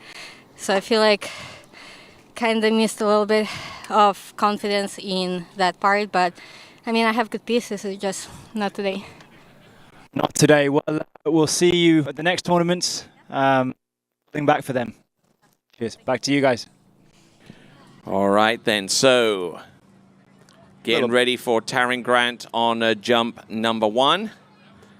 See a little bit of sweet there for Sasha. She's on the podium. She knows it. She's taking the lead, but not the jumps she was looking for today, and not the pressure to put on these next two skiers. Taryn Grant, been extremely impressed with how she's been looking. She looks very, very solid yesterday. Came off the ramp on all three jumps, well into the 70s. Had a PB, 54.1, only 1 foot away from the Canadian national record. Here she comes, jump number 1. She's left this pretty late. Hopefully she can hold on, get that characteristic lift. There it is. That might be enough. And I think she might have squeaked in the lead, only just. It wasn't as far as yesterday. Maybe sort of banked a little bit off the top of the ramp. She lost her direction a touch. And looking for a little bit of redemption, I fancy, compared to what she did this morning in the slalom event, looking to try and redeem herself after a performance in the slalom final. Yeah, I felt very sorry for Taryn this morning. She had a little bit of an upset, a little technical difficulty with the slalom event. She was given a re-ride straight away, but didn't put it together, and unfortunately went down at 35 off, and she was fully capable of running 38 off, hopefully even making it into that final. But it wasn't to be for Taryn, but she's going to use that frustration, that energy, and put it into the jump, and she has. There it is, 176 on jump number 1, 53.6. What a corker of an opener. Yes, and less than a meter away from tying the Canadian national women's jump record, which currently stands at 54.4 meters, and Dominique Grandin-Allard currently holds that record from last season. Well, the way Taryn has been looking, I don't think she's going to hold on to that record for too much longer. It's just a matter of time. She's been punching jumps out there in the 70s, 77, 76, very, very consistently. And when she's on like that, and conditions are like they are today, you know, the adrenaline is running with the money on the line as well. She's going to just push one down a little bit later and get off the ramp. And I fully expect a 180 here very soon from Taryn. Hopefully today on jump number 2. Here she comes, rounding the 600-foot buoy as she sets up her approach, getting super wide on that MasterCraft towboat. And right now here, she's in a holding pattern, breaking away a little bit, gauging her speed, gauging the timing. And now she says go, cuts in strong, and another good jump. Ah, look at that. Good flow towards the end there. I don't know whether that's going to be anywhere close, but she certainly has thrown everything into that jump and the kitchen sink. Oh, misses consistency, though. Look at her. She's out there. She sets up every time about the same spot. Maybe dropped the shoulder a little bit too hard, too early here. Right out of that turn, she got going. It's hard to look at the side of the ramp and not stay calm, and so she wanted to get on and get going, and yeah, maybe sort of line drove that one, but still, that's going to be in the 70s. It's still a handy jump, but she needs a little more. Hannah in form, over 180 in the preliminary round, and she needs a little bit more. 175, 53.3 for Taryn Grant's second jump. Again, consistent, 176, 175. Can she find an extra 5 feet? Can she bring it down and stay calm and get that connection off the top of the jump that she's going to need to go 180? I hope she can do it. We've got one more on the dock. Hannah struts over. And then we'll be heading into the O men's. We see Emil Ritter get down there. He's going to be the first one up. He got through in the LCQ yesterday. 214 feet, I believe. Jumping very well, followed by Joel Poland, who launched at 223. So some exciting jumping to come. One more chance, one more opportunity, one more roll of the dice for Taryn Grant. All right, then we'll see what she can conjure up. I mean, she's within a meter of putting her name as a Canadian national waterski record holder. She needs a jump distance of over 54.4 meters to do that. Let's see what she can do on jump number 3. Let's get behind her, everybody. Wouldn't that be a stellar ending for this competition? And not quite getting that extension. Saw her sit down on the ramp, pushing it hard, but she's going to have to be settled with 176. Her first jump was her longest. Yes, indeed. I believe that's going to be the case there for Taryn Grant, but 3 consistently long jumps there. Certainly, I would take that any day of the week. And good competitive action there from Taryn Grant as we take a look at the instant replay. I kind of felt she was a little rushed at this turn, as a matter of fact, there, Kiwi. Yeah, it seems like all her turns are a little bit rushed. Well, actually, not the turn, but right out of the turn, she looks like Ko says, okay, I'm going to make a nice smooth turn, but then when she hooks up with the boat, she seems to just jump on that shoulder a little bit and want to get going, and then not quite be increasing her pull and speed into the bottom of the ramp. 176 again, what a set. 176, 175, 176. Consistent, and you know she was missing a little bit out there, so she's got it. she's got in the tank, but she's left the door open for Hannah. Still, she's guaranteed herself a spot on the podium at least in second place, maybe first, depending on what Hannah can come up with here. There's some pressure on her. All right, then. Okay, let's rejoin Freddie and friends. That was unbelievably consistent. So 176, 175, 176. I think that 527 feet of jumping. Congratulations. How's that going to hold up? You know, I didn't quite do what I wanted. I know Hannah can go further, so I guess I'll just be waiting to see. But I predict she's going to go 180 or more. Stranger things have happened, but you're guaranteed second. That's good. You had, I think, a 5th and a 4th early this year at California and Night Jam. So you must be very happy to be on the podium and high up as well. Yeah, I'm definitely happy. And, I mean, again, consistent set, as you said. I mean, I don't know. Can't do much more, I guess. I just need to be going a little further. Yeah, but I mean, consistently, I know in my skiing, like, the more you get consistent at a certain level, you're about to make that next jump. So hopefully we'll see that. You're not out of this. You could well win. I'll be watching with you nervously. Back to you guys.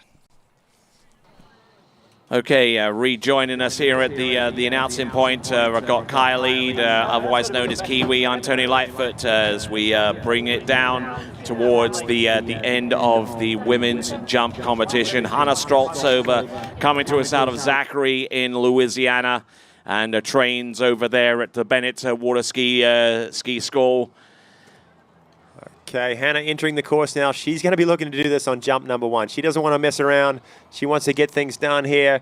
Maybe not quite as late as we saw Taryn come. She's got a little bit early. She does get great ramp work.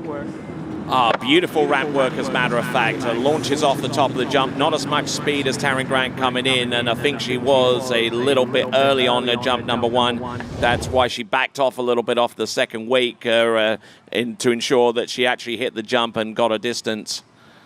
Yeah, so she just didn't quite account for the headwind there out there today. She set up a little bit early. You can see her just kind of hanging there a little bit too long. Lost some of her speed in her turn. Had a bit of time in front of from the wakes to the jump, and just wanted to ski through. Came off the top well, and it's a handy jump, but it's not going to be enough to take out the lead right now. It might actually not even be enough to get ahead of Sasha. Great ramp work, great air form, but just lacking the speed. So she'll go past us. See Jay Bennett on the shore there. He's going to give her some advice. I'm sure a part of it's going to be, hey, bring it down on that 600-foot buoy. That's where these skiers set up their timing. From way back there, 600 feet from the jump, they use that buoy to negotiate the countercut, and everything kind of unfolds from there. Okay, so just waiting on that distance to flash up on the screen. 50.8167, 50.8 or 167 feet. Absolutely right there, Kyle. Not even closer to the jump distance produced by Sasha Denyaskaya, who is in second place right now. So Hannah Stroltzover on the podium in third, and she has 2 jumps at her disposal to try and make up that deficit and move herself higher up towards the top. Here she comes, Hannah Stroltzover. I think you'll see some big changes. Yes, she's come way down the lake here on jump number 2, holding some speed in here, and still not quite connecting on the ramp, sort of moving around a little bit in the air. She's lost a little distance there. There was definitely a later cut, more speed, but that second factor, that second ingredient wasn't there. So moving around as she left the top of the ramp and flailing a little bit in the air and lost a few feet there.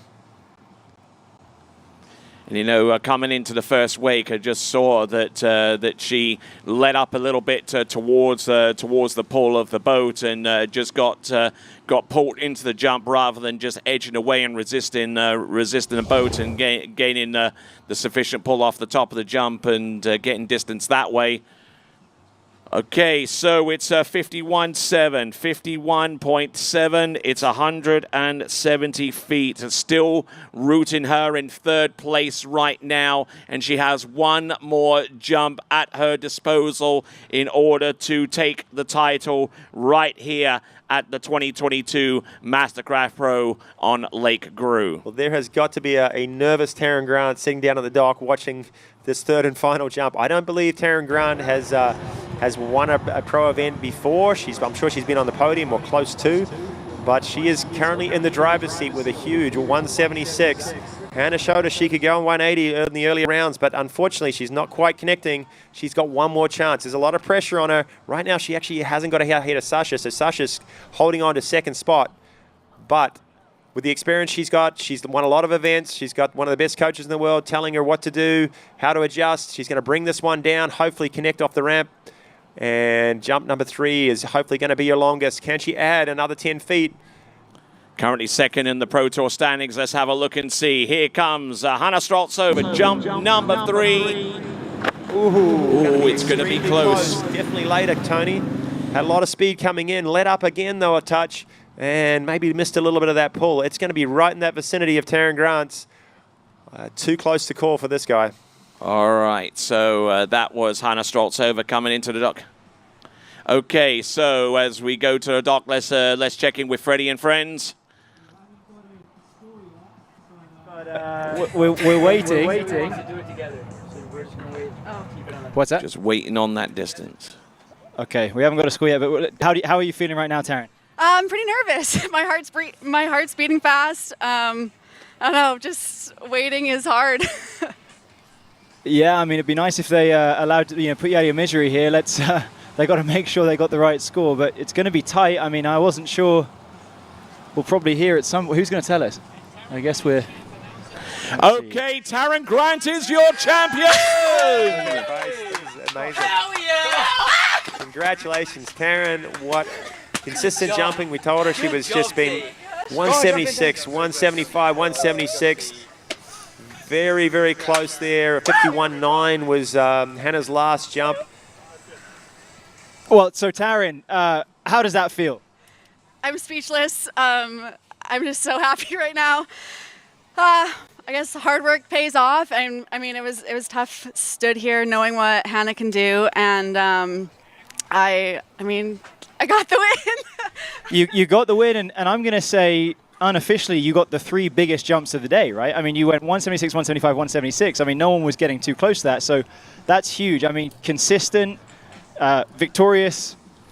You must be. I mean just all the hard work has paid off, like you said. Yeah, I'm over the moon. I'm just so happy. I'm speechless. Well, huge congrats. First time pro event winner.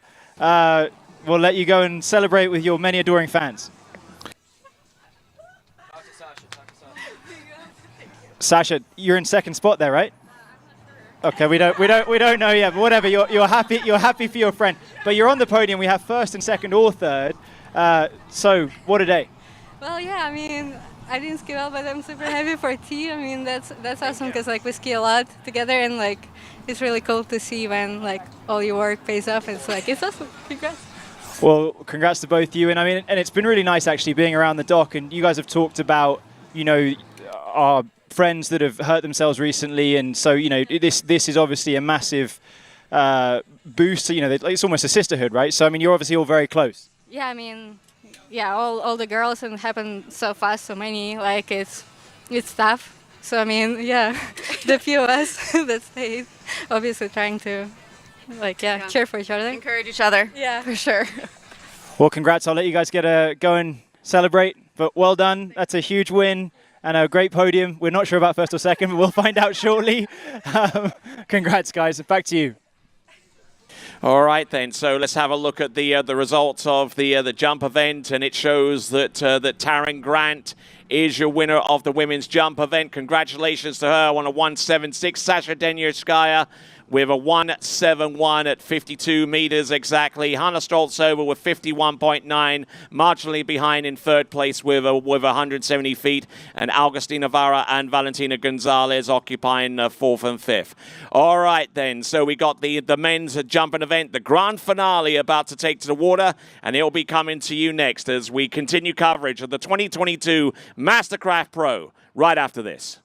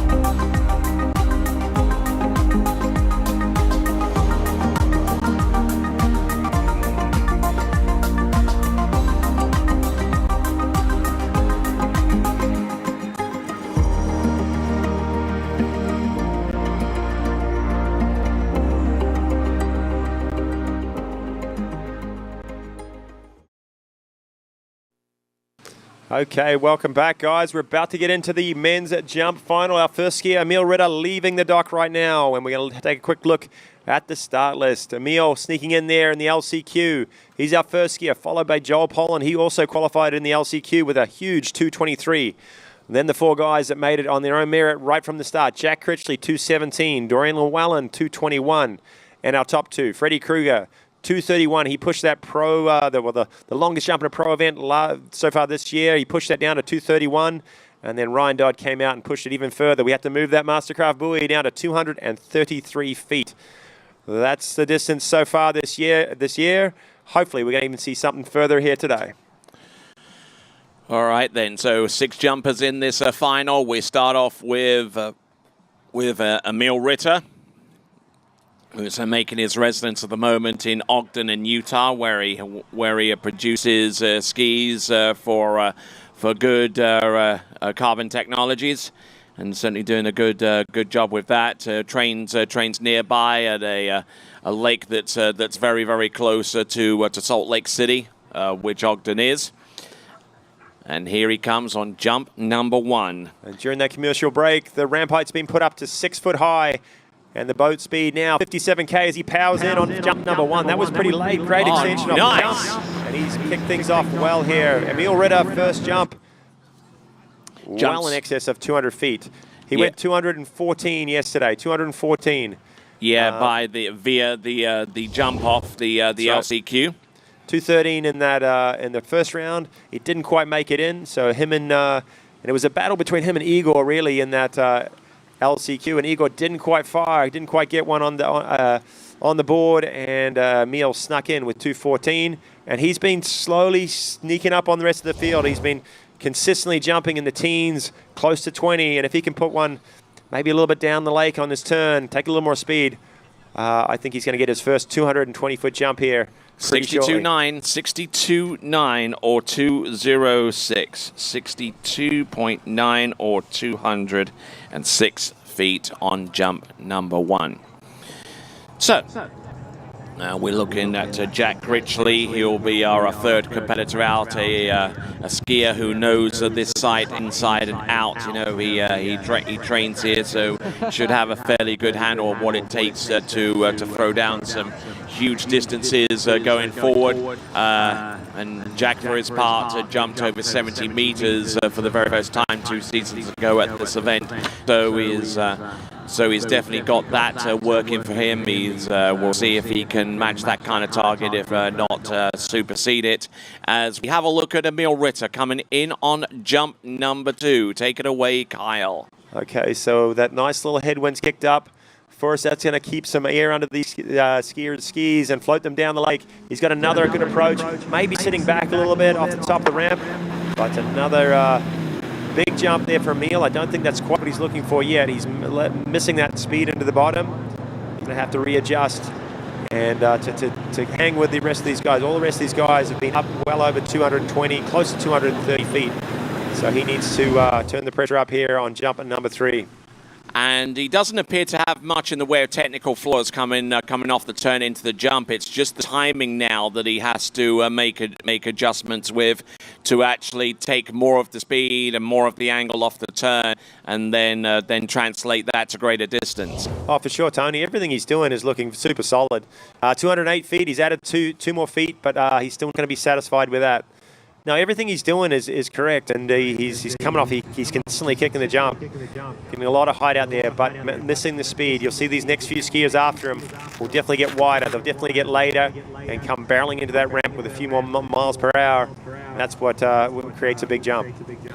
All right, let's see. Emil Ritter, third and last attempt. Certainly one of the better jumpers to emerge out of Latin America, and especially Chile, and just trying to make a little bit of a name for himself as one of the top distance jumpers from that part of the world.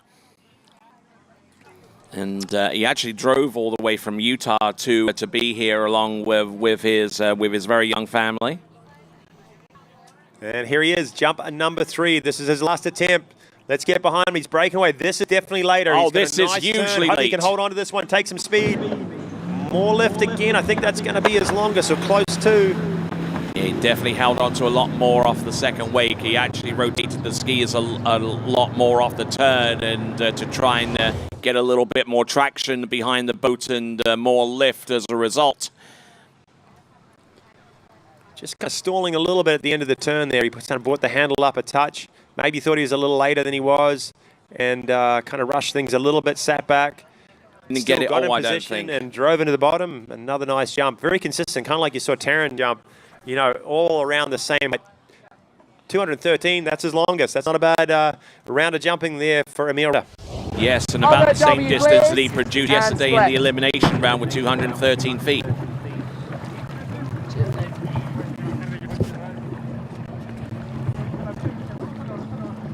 Let's have some fun, guys.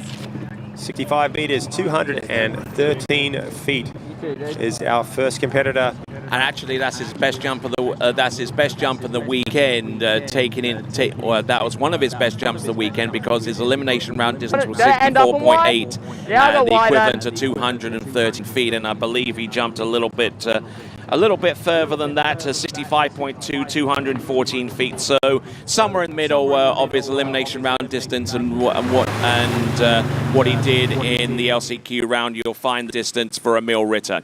All right, then. So right here and now, we have got Great Britain's Joel Poland. Okay, everybody on side here, I would get out your seat and come.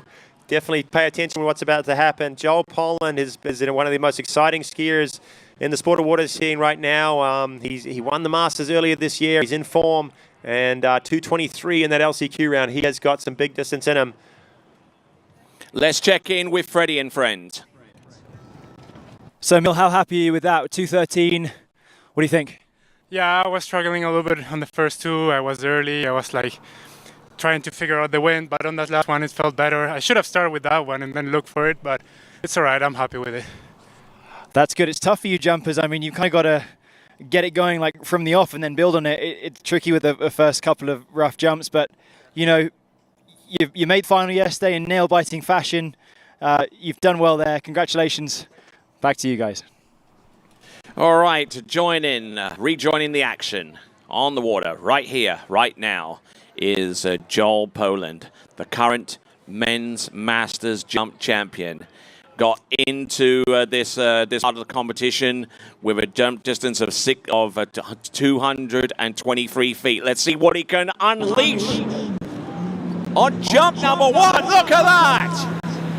That is a monster on jump number one for Joel Poland. Saw his setup, brought it way down the lake, probably another 10 feet later than we saw Emil go. Super wide on the boat, got the skis round and held on tight. Yesterday he was having a little trouble through the wakes, tripping over a little bit, but no problems there, and came off the ramp with a lot of pull, a lot of speed. That's definitely the longest jump so far. Is it in the 20s? It's got to be close. I honestly think it is, and it could well rival his LCQ round jump of 223 feet. We're going to get the distance any moment now. It's a huge, huge distance. 68.5, 225, 68.5 meters. That is his longest jump, 225. The longest jump that he has unleashed upon us so far in this competition. 225 feet, that is a monster. This guy, I think his personal best is right around 228. And if you had to pick the next guy over at 230, he's got to be right on the top of the list. Can he find another 5 feet? He's been right up close to the podium, pretty much on the podium at every event so far this year.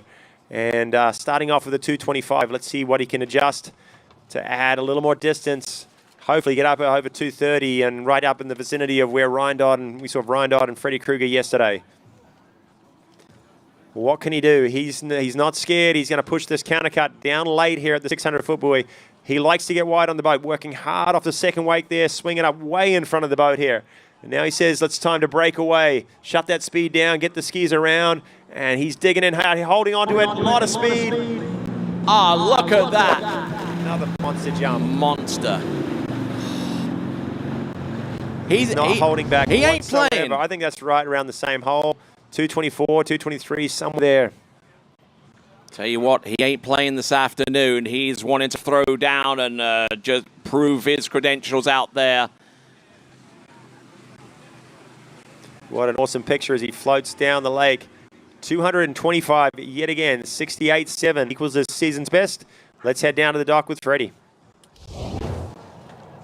So Dorian, we talked yesterday about how you're approaching that top level that you had at the end of last year. You've just seen 225 go down. You feeling good? You had a 221 yesterday. It's going to happen? Yeah, it looks awesome out there. And yeah, Joel just set the pace. I mean, Emil went out, had a good set. He's had a sick year, so he just keeps plugging away. And Joel just set an even higher pace. So now we're all going to go chase that and have some fun.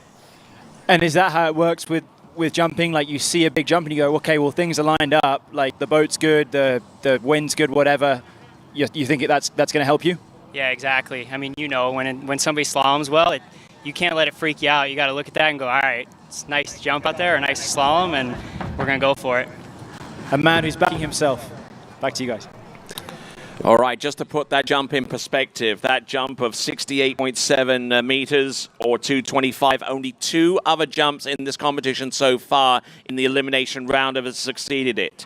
The 231 from Freddie Kruger and the 233 from Ryan Dodd. Right. Let's have a look and see Tony's what he can got do. one more time. Can he bring it down a little later? Can he get a little more direction through the ramp? Another big jump that slips out a little bit to the side. Definitely had the I don't speed. think that's going to be quite as far, but what a set there from Joel Poland. 225, he's our leader.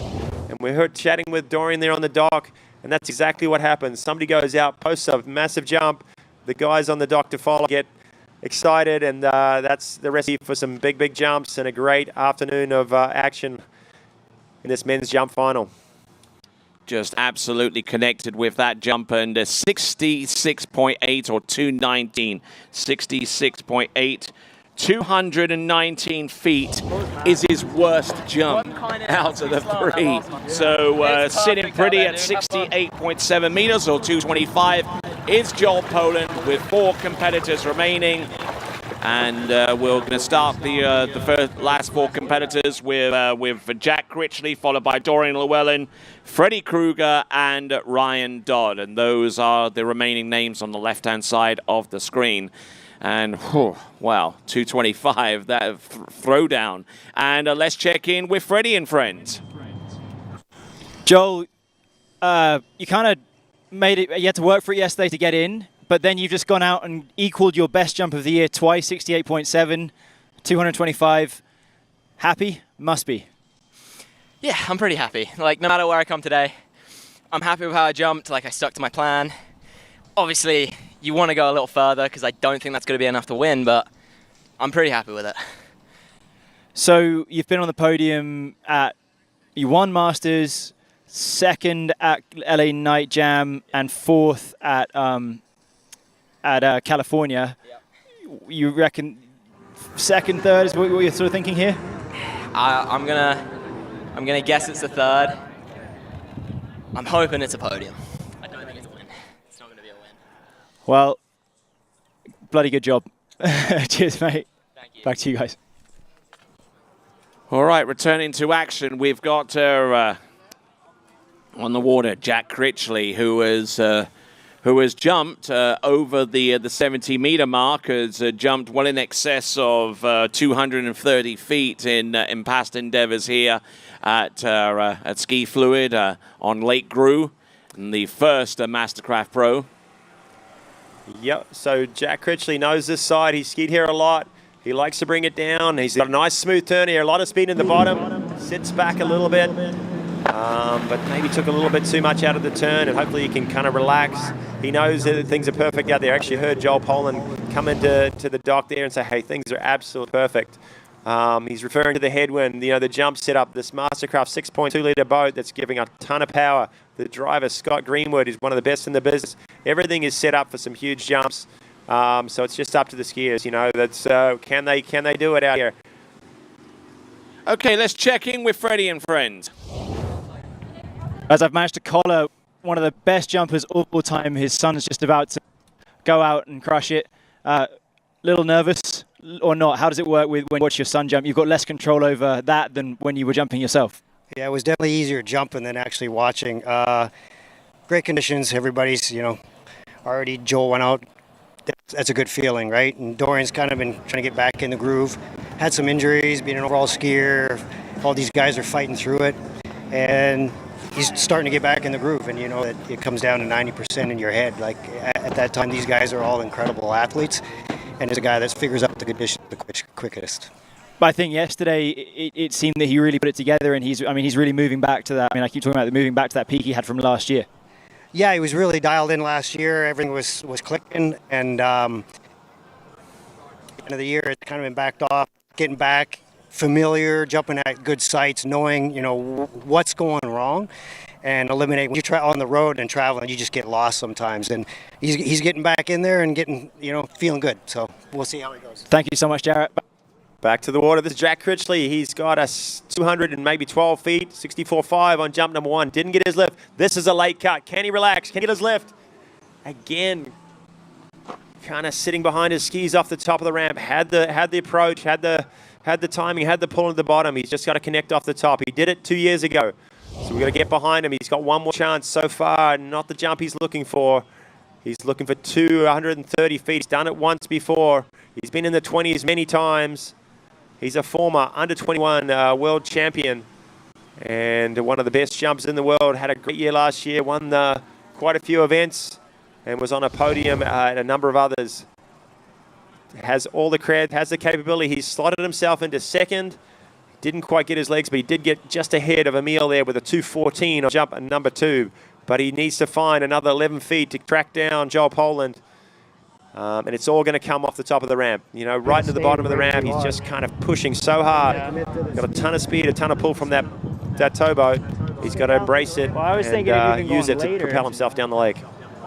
All right, then, so 214 feet on that jump, or 65.3, which establishes his best jump of the 3 so far, but his third and last. It's going to be critical here because there are only 3 competitors remaining after him, and he's wanted to try and throw down a distance that could represent the bubble distance for getting on the podium. The best jump distance, repeat once again, 68.7 meters or 225 feet, courtesy of Joel Poland. You see there on the leaderboard. Now, let's see if he can connect with this last jump. Jack Critchley of Great Britain, here he comes. Nope.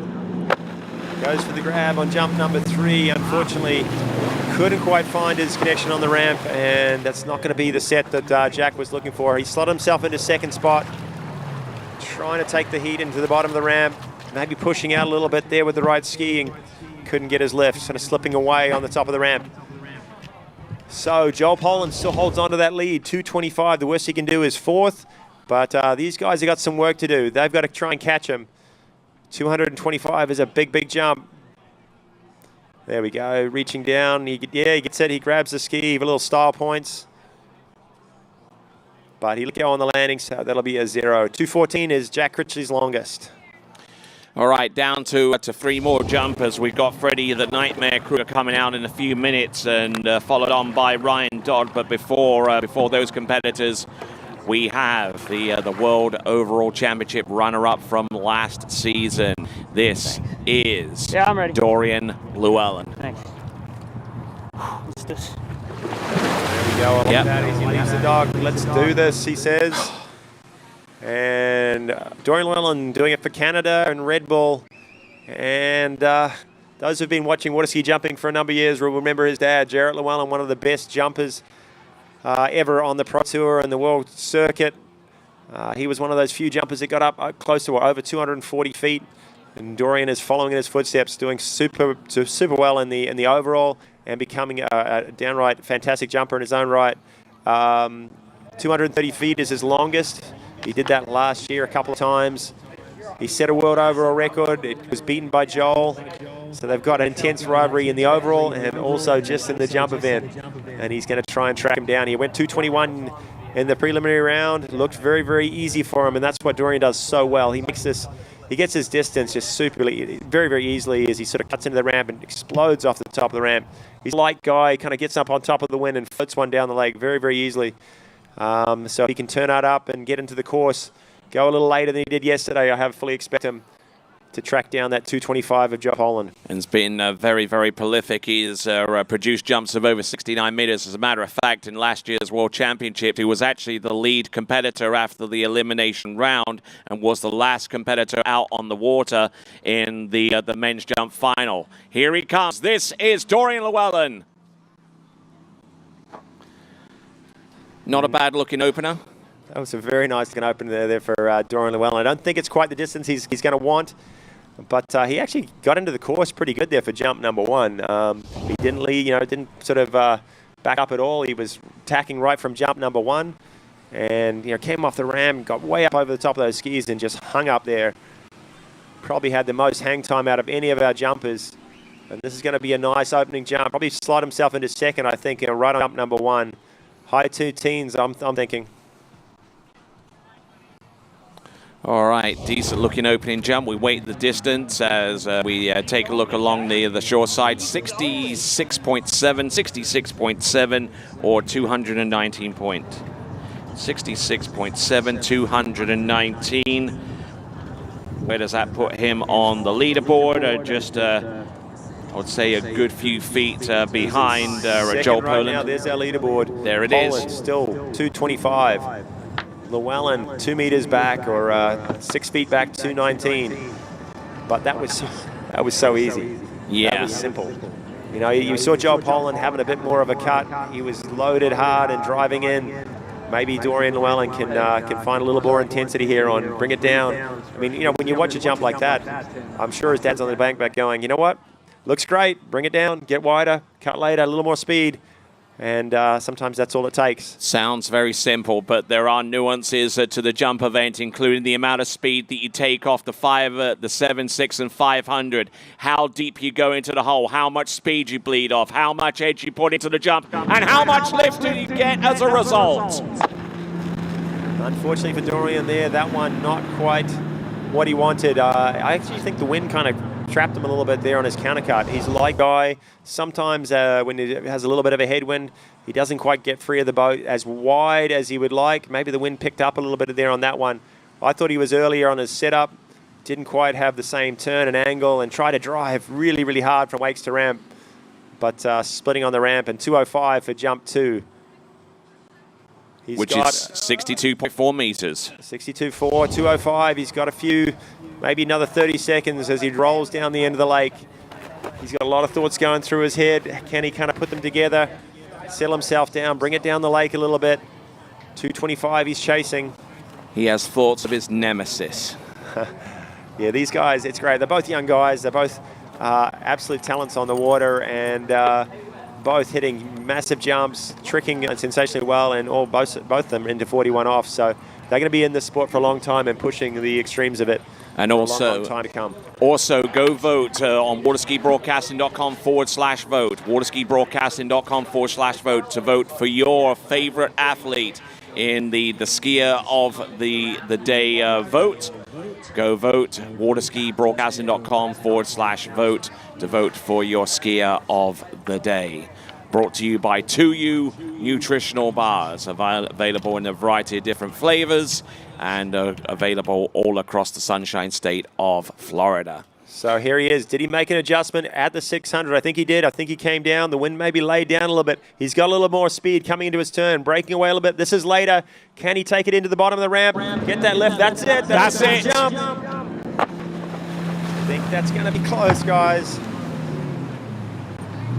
Wonderful, wonderful looking jump. If that isn't in excess of the jump distance produced by Joel Poland, it is awfully close.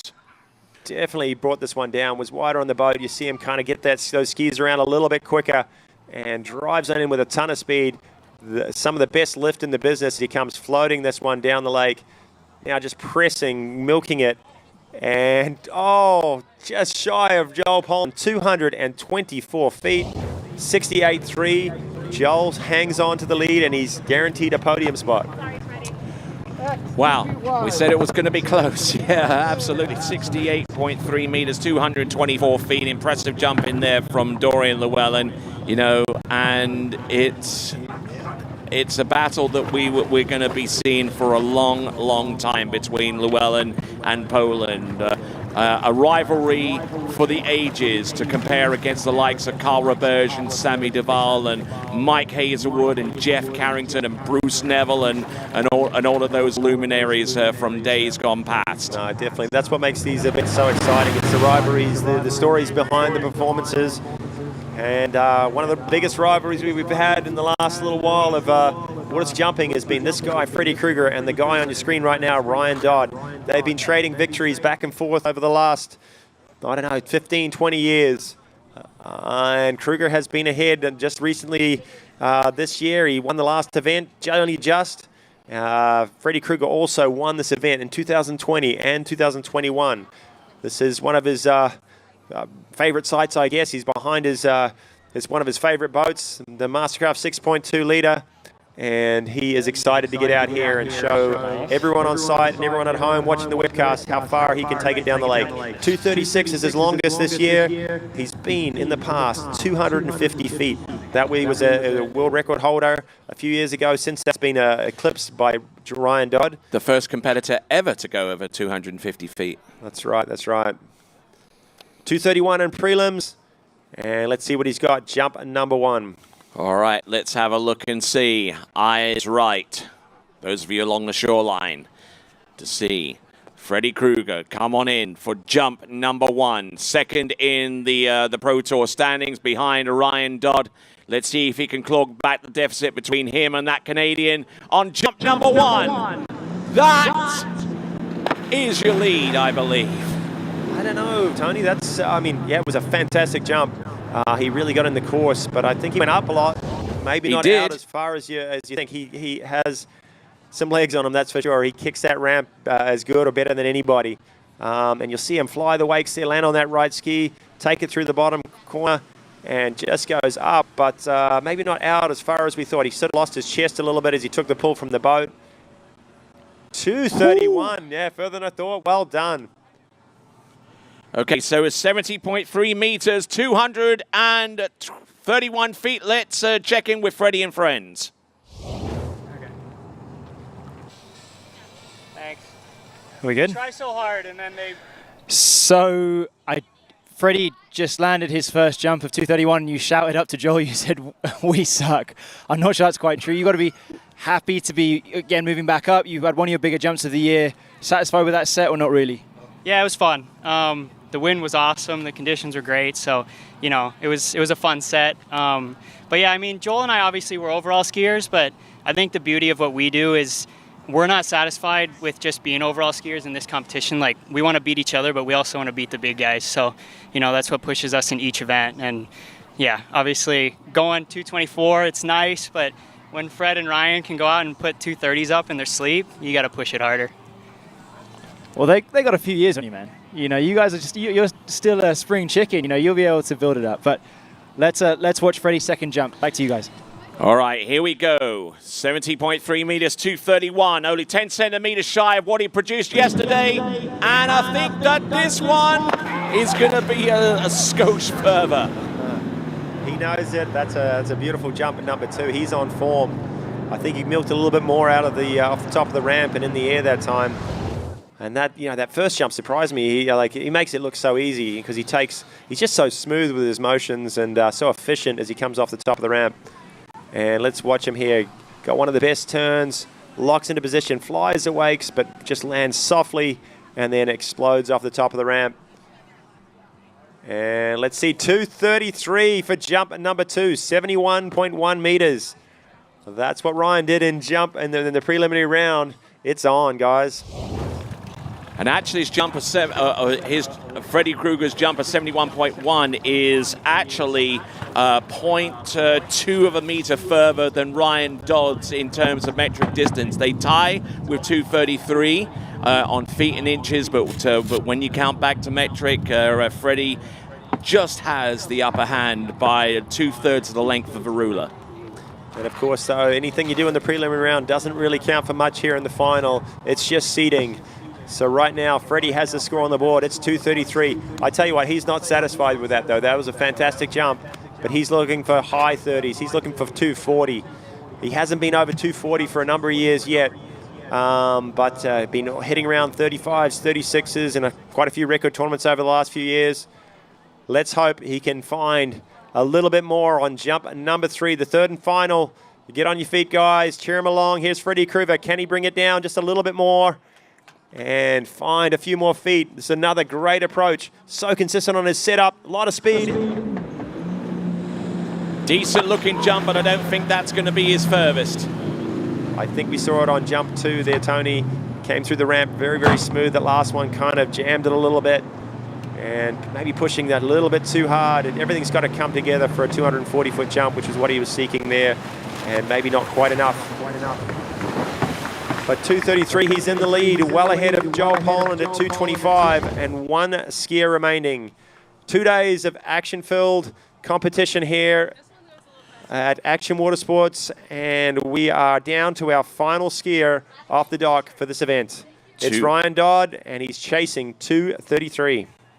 All right, that last jump was pretty decent as well, 69 meters or 226 feet. So the action here at Lake Gru, the home of Action Watersports and Ski Fluid, comes down to this crescendo right here, courtesy of Canada's Ryan Dodd. The world jumping champion has been for the last 3 occasions consecutively, and is the current world jump record holder with 254 feet. And I tell you, wow, it's on fire.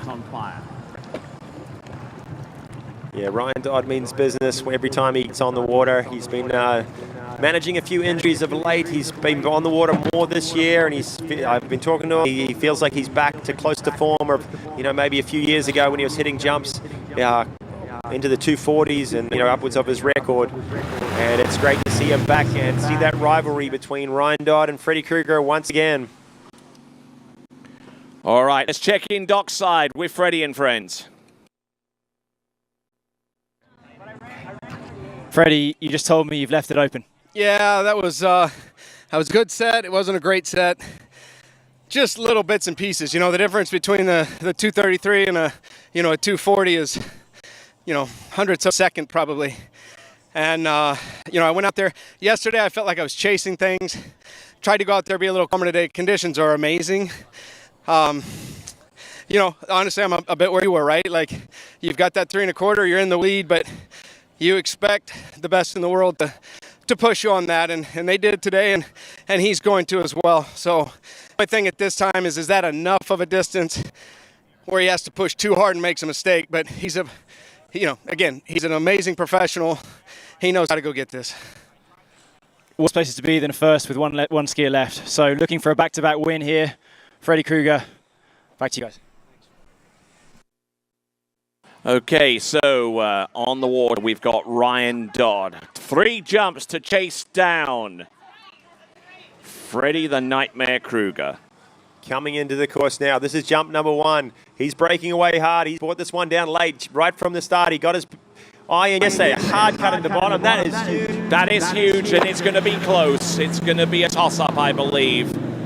He got after it on jump number 1, came through his turn, forced it a little bit, pushed hard like you heard Freddie talking about it. Maybe he was going to go a little bit too hard, but he managed it well into the bottom. You can watch this replay here.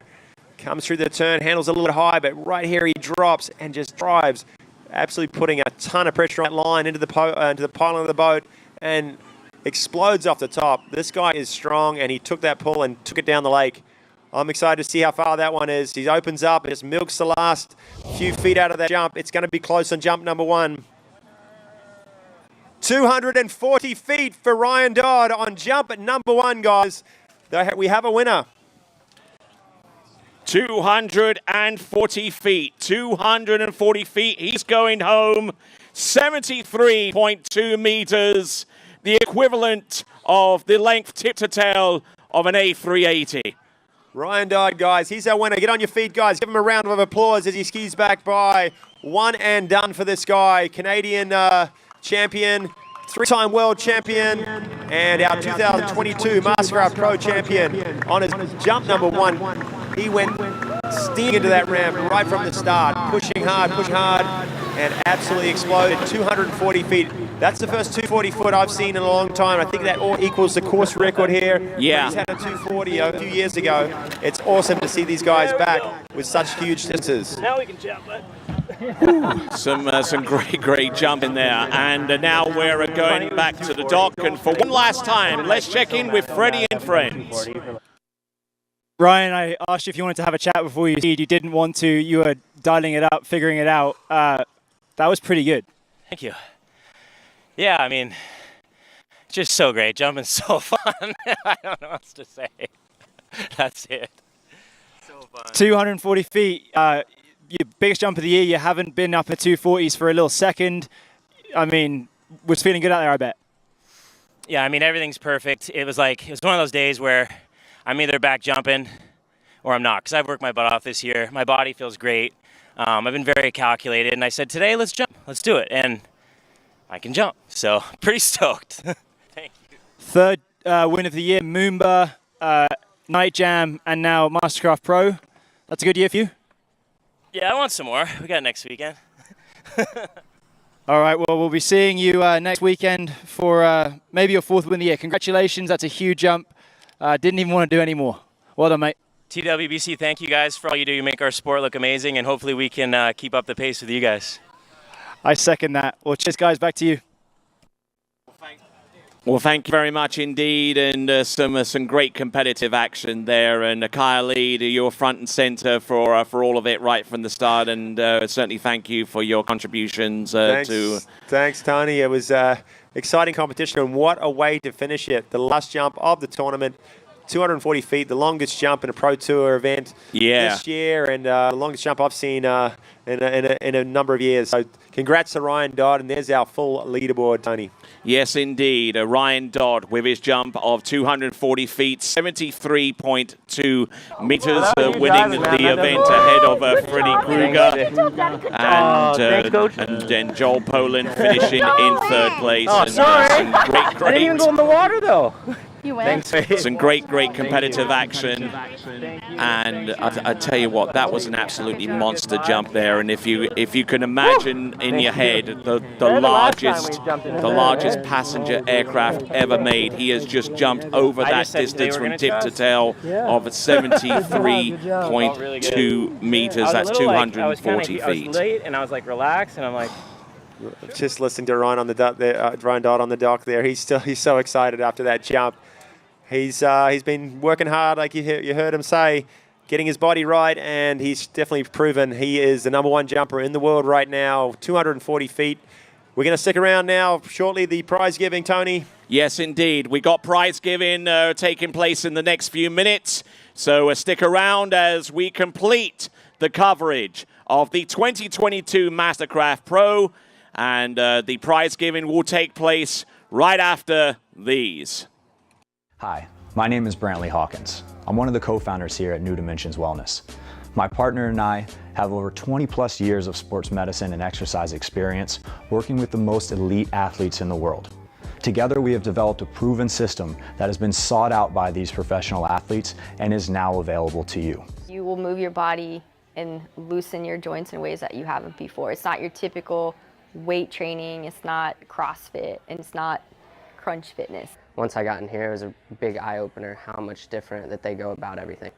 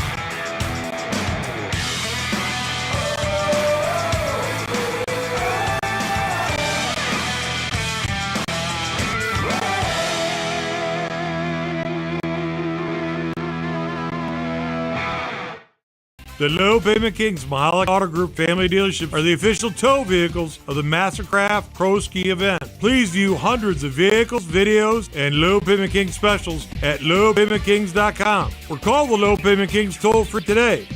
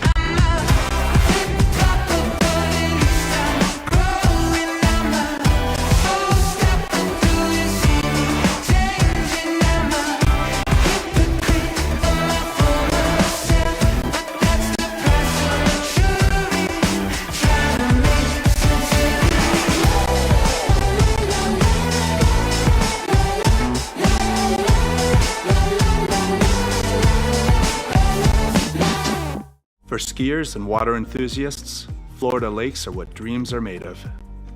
Combined with world-class golf, remarkable weather, natural beauty, theme parks, and so much more, it's easy to see that Florida is paradise. For more than 30 years, I've enjoyed Florida's lakes and many offerings. If you are interested in Florida real estate, let me be your guide and trusted advisor as you search for your paradise. Together, we can make your dreams a reality.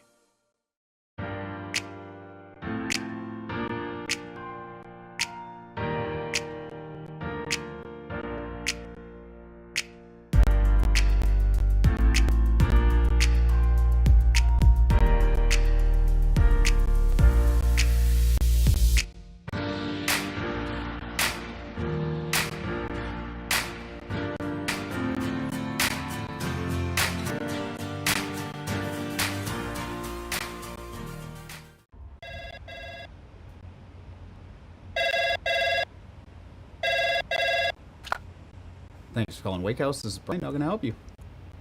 Yeah, Will. Can I let him know who's calling? All right, just a second. Will, I got a fill for you. Perfect. Give me just 1 second. All right, hit it. Thanks for holding. This is Will. Hey, how's it going? Good. You want to go around all 6 of them? You have no idea what you're doing. All your friends in the boat are like, I don't know, Larry. Maybe get your shoulders down and your thumb out of your ass? Why don't you just sign up for Flow Point and figure it out? Ask some people that know what they're doing. If you were lost in the desert and you saw somebody walking down the desert and they look fully hydrated, sunscreen on, friggin' sombrero, wouldn't you be like, do you know how to get out of here? Or would you just walk by them and keep guessing your way out of the desert, dumbass? Sign up.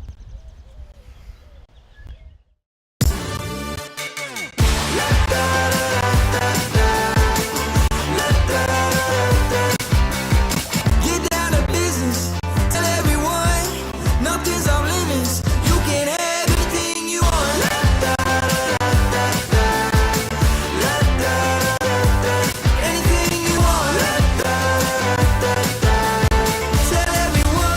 you can have anything you want.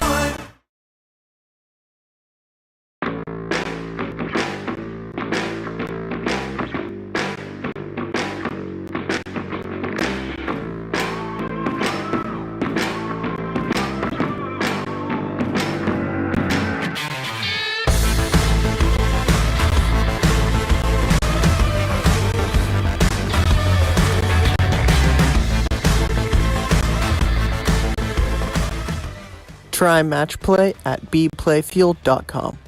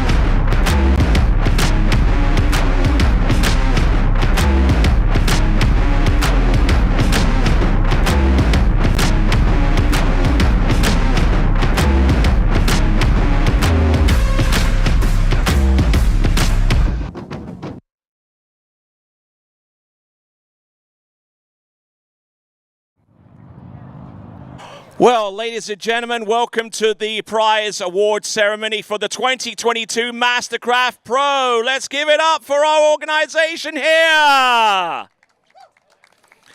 Right, before we go into the formal prize award ceremonies, let me deal with the winners of the audience prizes and the skier of the day.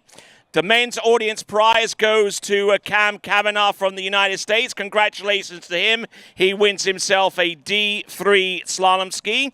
The winner of the women's audience prize is Neil Roach from the United Kingdom. He wins himself a Conley slalom ski. Now, the skier of the day and polling 15% to take the win is Taryn Grant.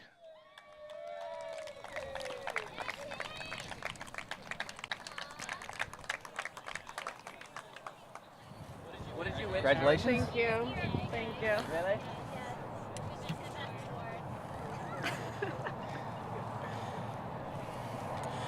All right, then, congratulations, Taryn Grant, on winning the Audience of the Day prize. So, now we're going to go into our event awards. Ladies and gentlemen, the women's slalom results, and we're going to call up the top three. In third place, with a score of 5 1/4 at 10.75 meters, it is going to be none other than Regina Jacques.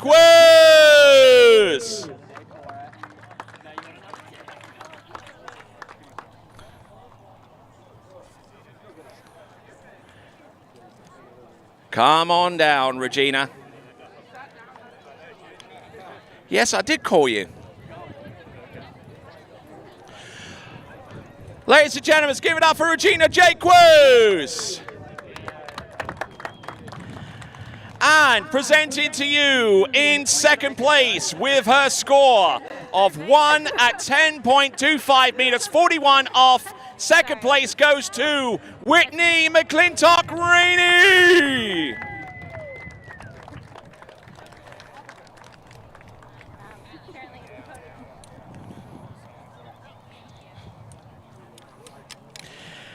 And now, presenting to you the winner of the women's slalom competition at the 2022 MasterCraft Pro, also with a score of 1 at 10.25 meters. She won the title via a runoff. The name of your winner is Jamie Ball.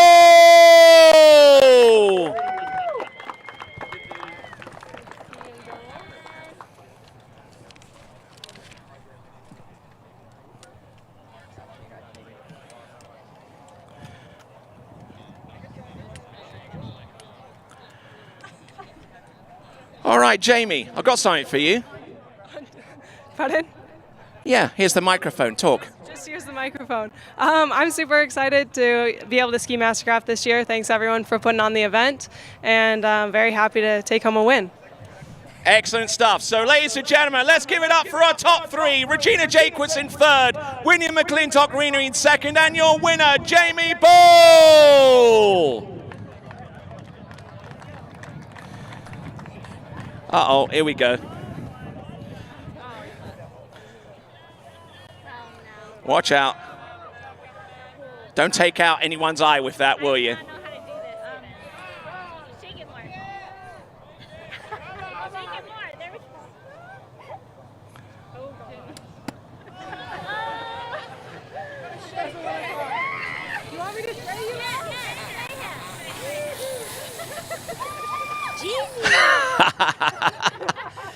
Ladies and gentlemen, congratulate your top three in the women's slalom competition.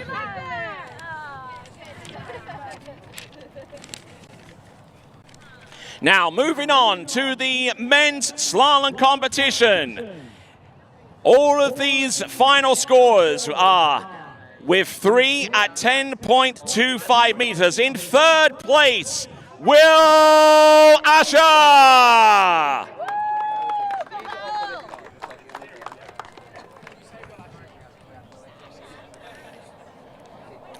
Ladies and gentlemen, in second place from Canada, Cole McCormick.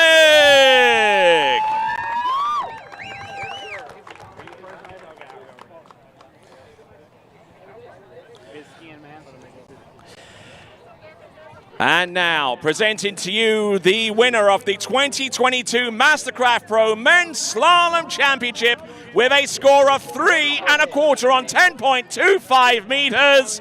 It's Freddie Winter!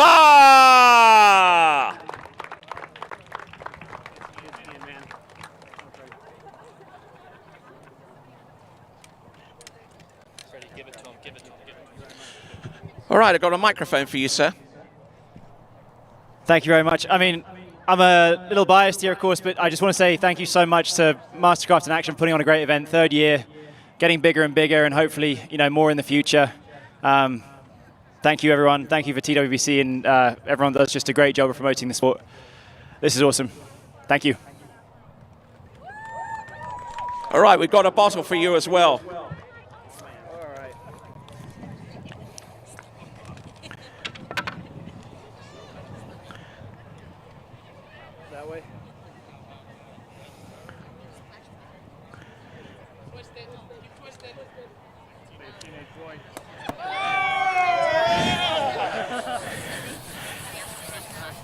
There you go, ladies and gentlemen. Let's give it up, please, for your top three finishers in the men's slalom competition. Will Asher, Cole McCormick, and your winner, Freddie Winter.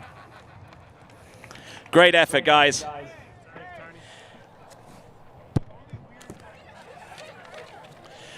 All right, ladies and gentlemen, we'll now go on to our Freestyle Championship in this, the 2022 MasterCraft Pro. In third place, let's give it up for Liam Birdman Klotzbach.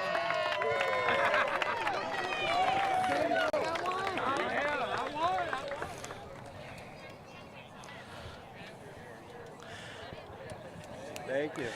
In second place, Carol Duquesne.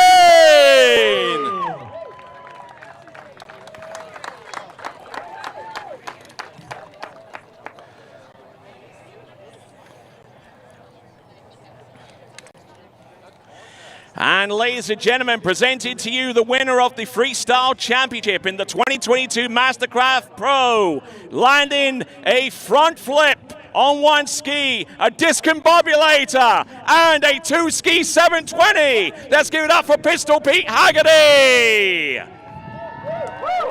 Pistol Pete.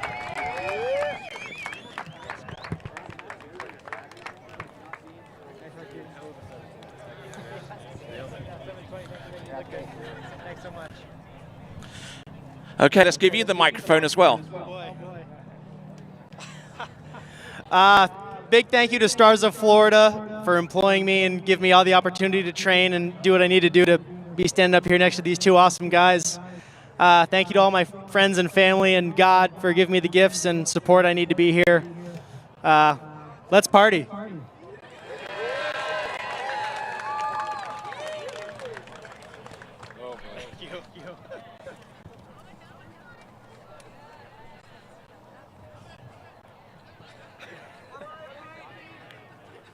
Oh boy.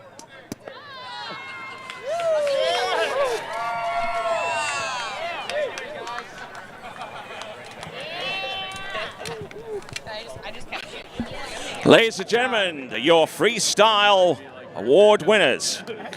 All right, the last event and two categories.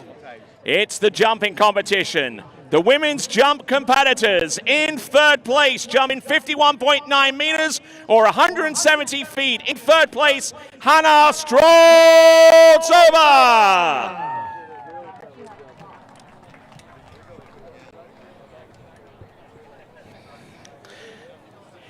In second place, jumping 52 meters or 171 feet, Sasha Daniushkaya.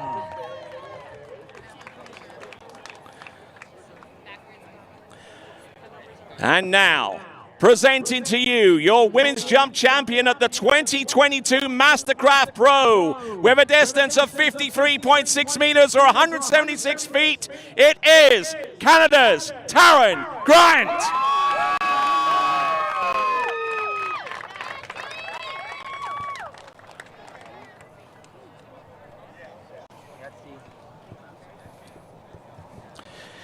Taryn, I've got a microphone for you.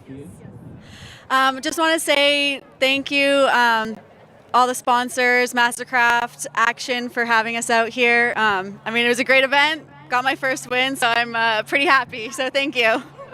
All right, now we've got a bottle for you now.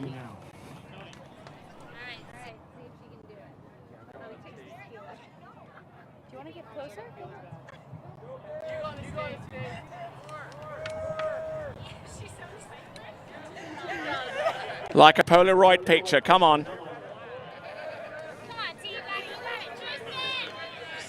Come on, get after it, Darren. Come on.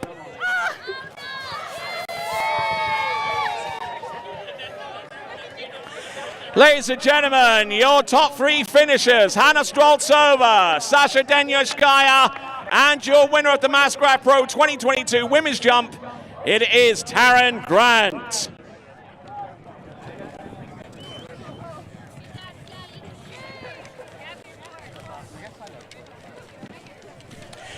All right, now we will go into our final award presentations amongst the competitive events. This is the men's jump results.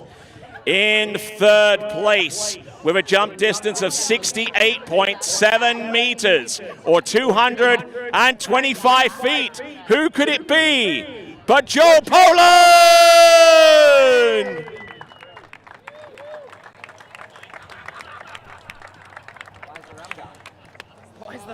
In second place, with a distance of 71.1 meters or 233 feet, it is Freddie the Nightmare Kruger. Thank you, sir. Appreciate it. And ladies and gentlemen, your winner of the men's jump competition in the 2022 MasterCraft Pro with an absolutely astounding distance of 73.2 meters or 240 feet. Let's give it up, please, for Ryan Dodd.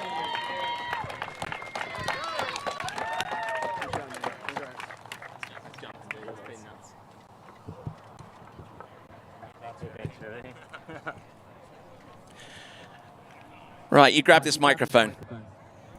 You need a break? Hey, yeah, I just want to say thank you very much to the Waterski Broadcasting Company and Action Watersports, all the judges, officials, and everybody that made this possible. Yeah, I've watched the webcast of this. I think the last 1 or 2 years, it looked like a lot of fun, and laying in bed half injured is not my favorite thing, but just super grateful to be back here jumping, feeling good, being part of the event, and I'd say relatively, I mean, for a bunch of jumpers going for it, we all landed on our feet, and thankful for that, and hope we can do it again. And now we've got a bottle for you. Uh-oh, here we go.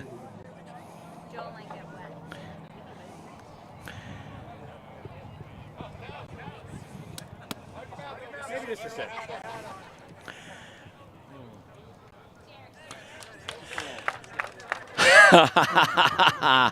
Ladies and gentlemen, presenting to you your top 3 finishers in the men's jump competition at the 2022 MasterCraft Pro. Joel Poland, Freddie Krueger, and your champion, Ryan Dodd. All right, so, Andre, I believe you have a word or two and some presentations to give. Yeah, thank you, Tony. First of all, I just wanted to thank everyone for coming out. This was a phenomenal event. This is our 3rd year hosting the MasterCraft Pro here at Lake Gru with the help of Ski Fluid. So just wanted to thank all the spectators, both the spectators in person here and on site. And then I also wanted to thank the skiers that continue to support the event. I mean, we had phenomenal conditions. We had some really great scores, and so it's always good to see you guys go for it and be able to come away with some great performances. And last but not least, I definitely want to thank our team of officials. We've got some of the best officials here to help us run this tournament, some of the best officials in the nation, and it makes things so much easier to run a tournament with such skilled individuals. So really thank them for their effort and all their hard work this weekend. At this point, I'd like to call up Arn Clow with MasterCraft Boat Company. Again, this event would not be possible without the support of MasterCraft, and we really appreciate it.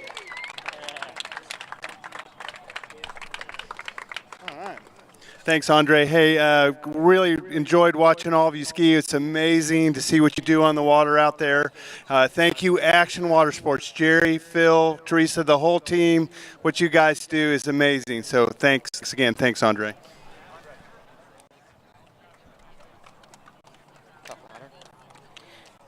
All right, thank you, Arn. You know, although this event would not be possible without MasterCraft Boat Company, it wouldn't be possible without Action Watersports as well. So I'd like to call up the man behind Action Watersports, Mr. Jerry Brower. Again, thank you for allowing us to have this event. It's a phenomenal way to celebrate pro water skiing here.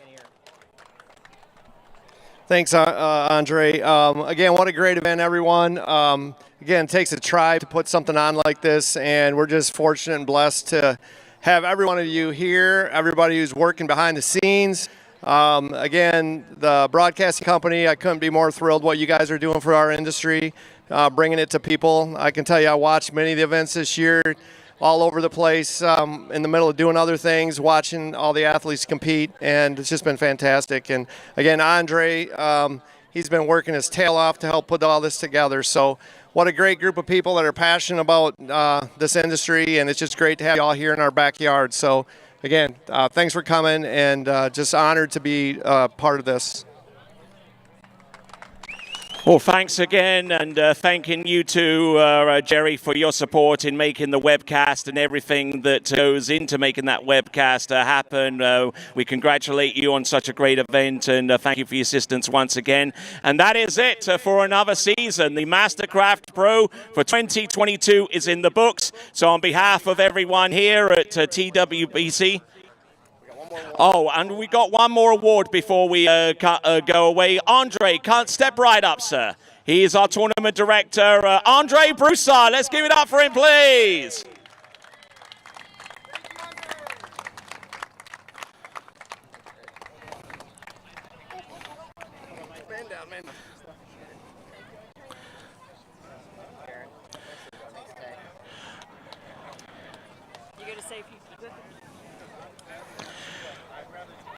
All right. right, ladies and gentlemen, that represents the conclusion of the 2022 MasterCraft Pro for another season. We hope to be here this time next year, but on behalf of everyone here, including the entire crew at TWBC, it is ciao for now.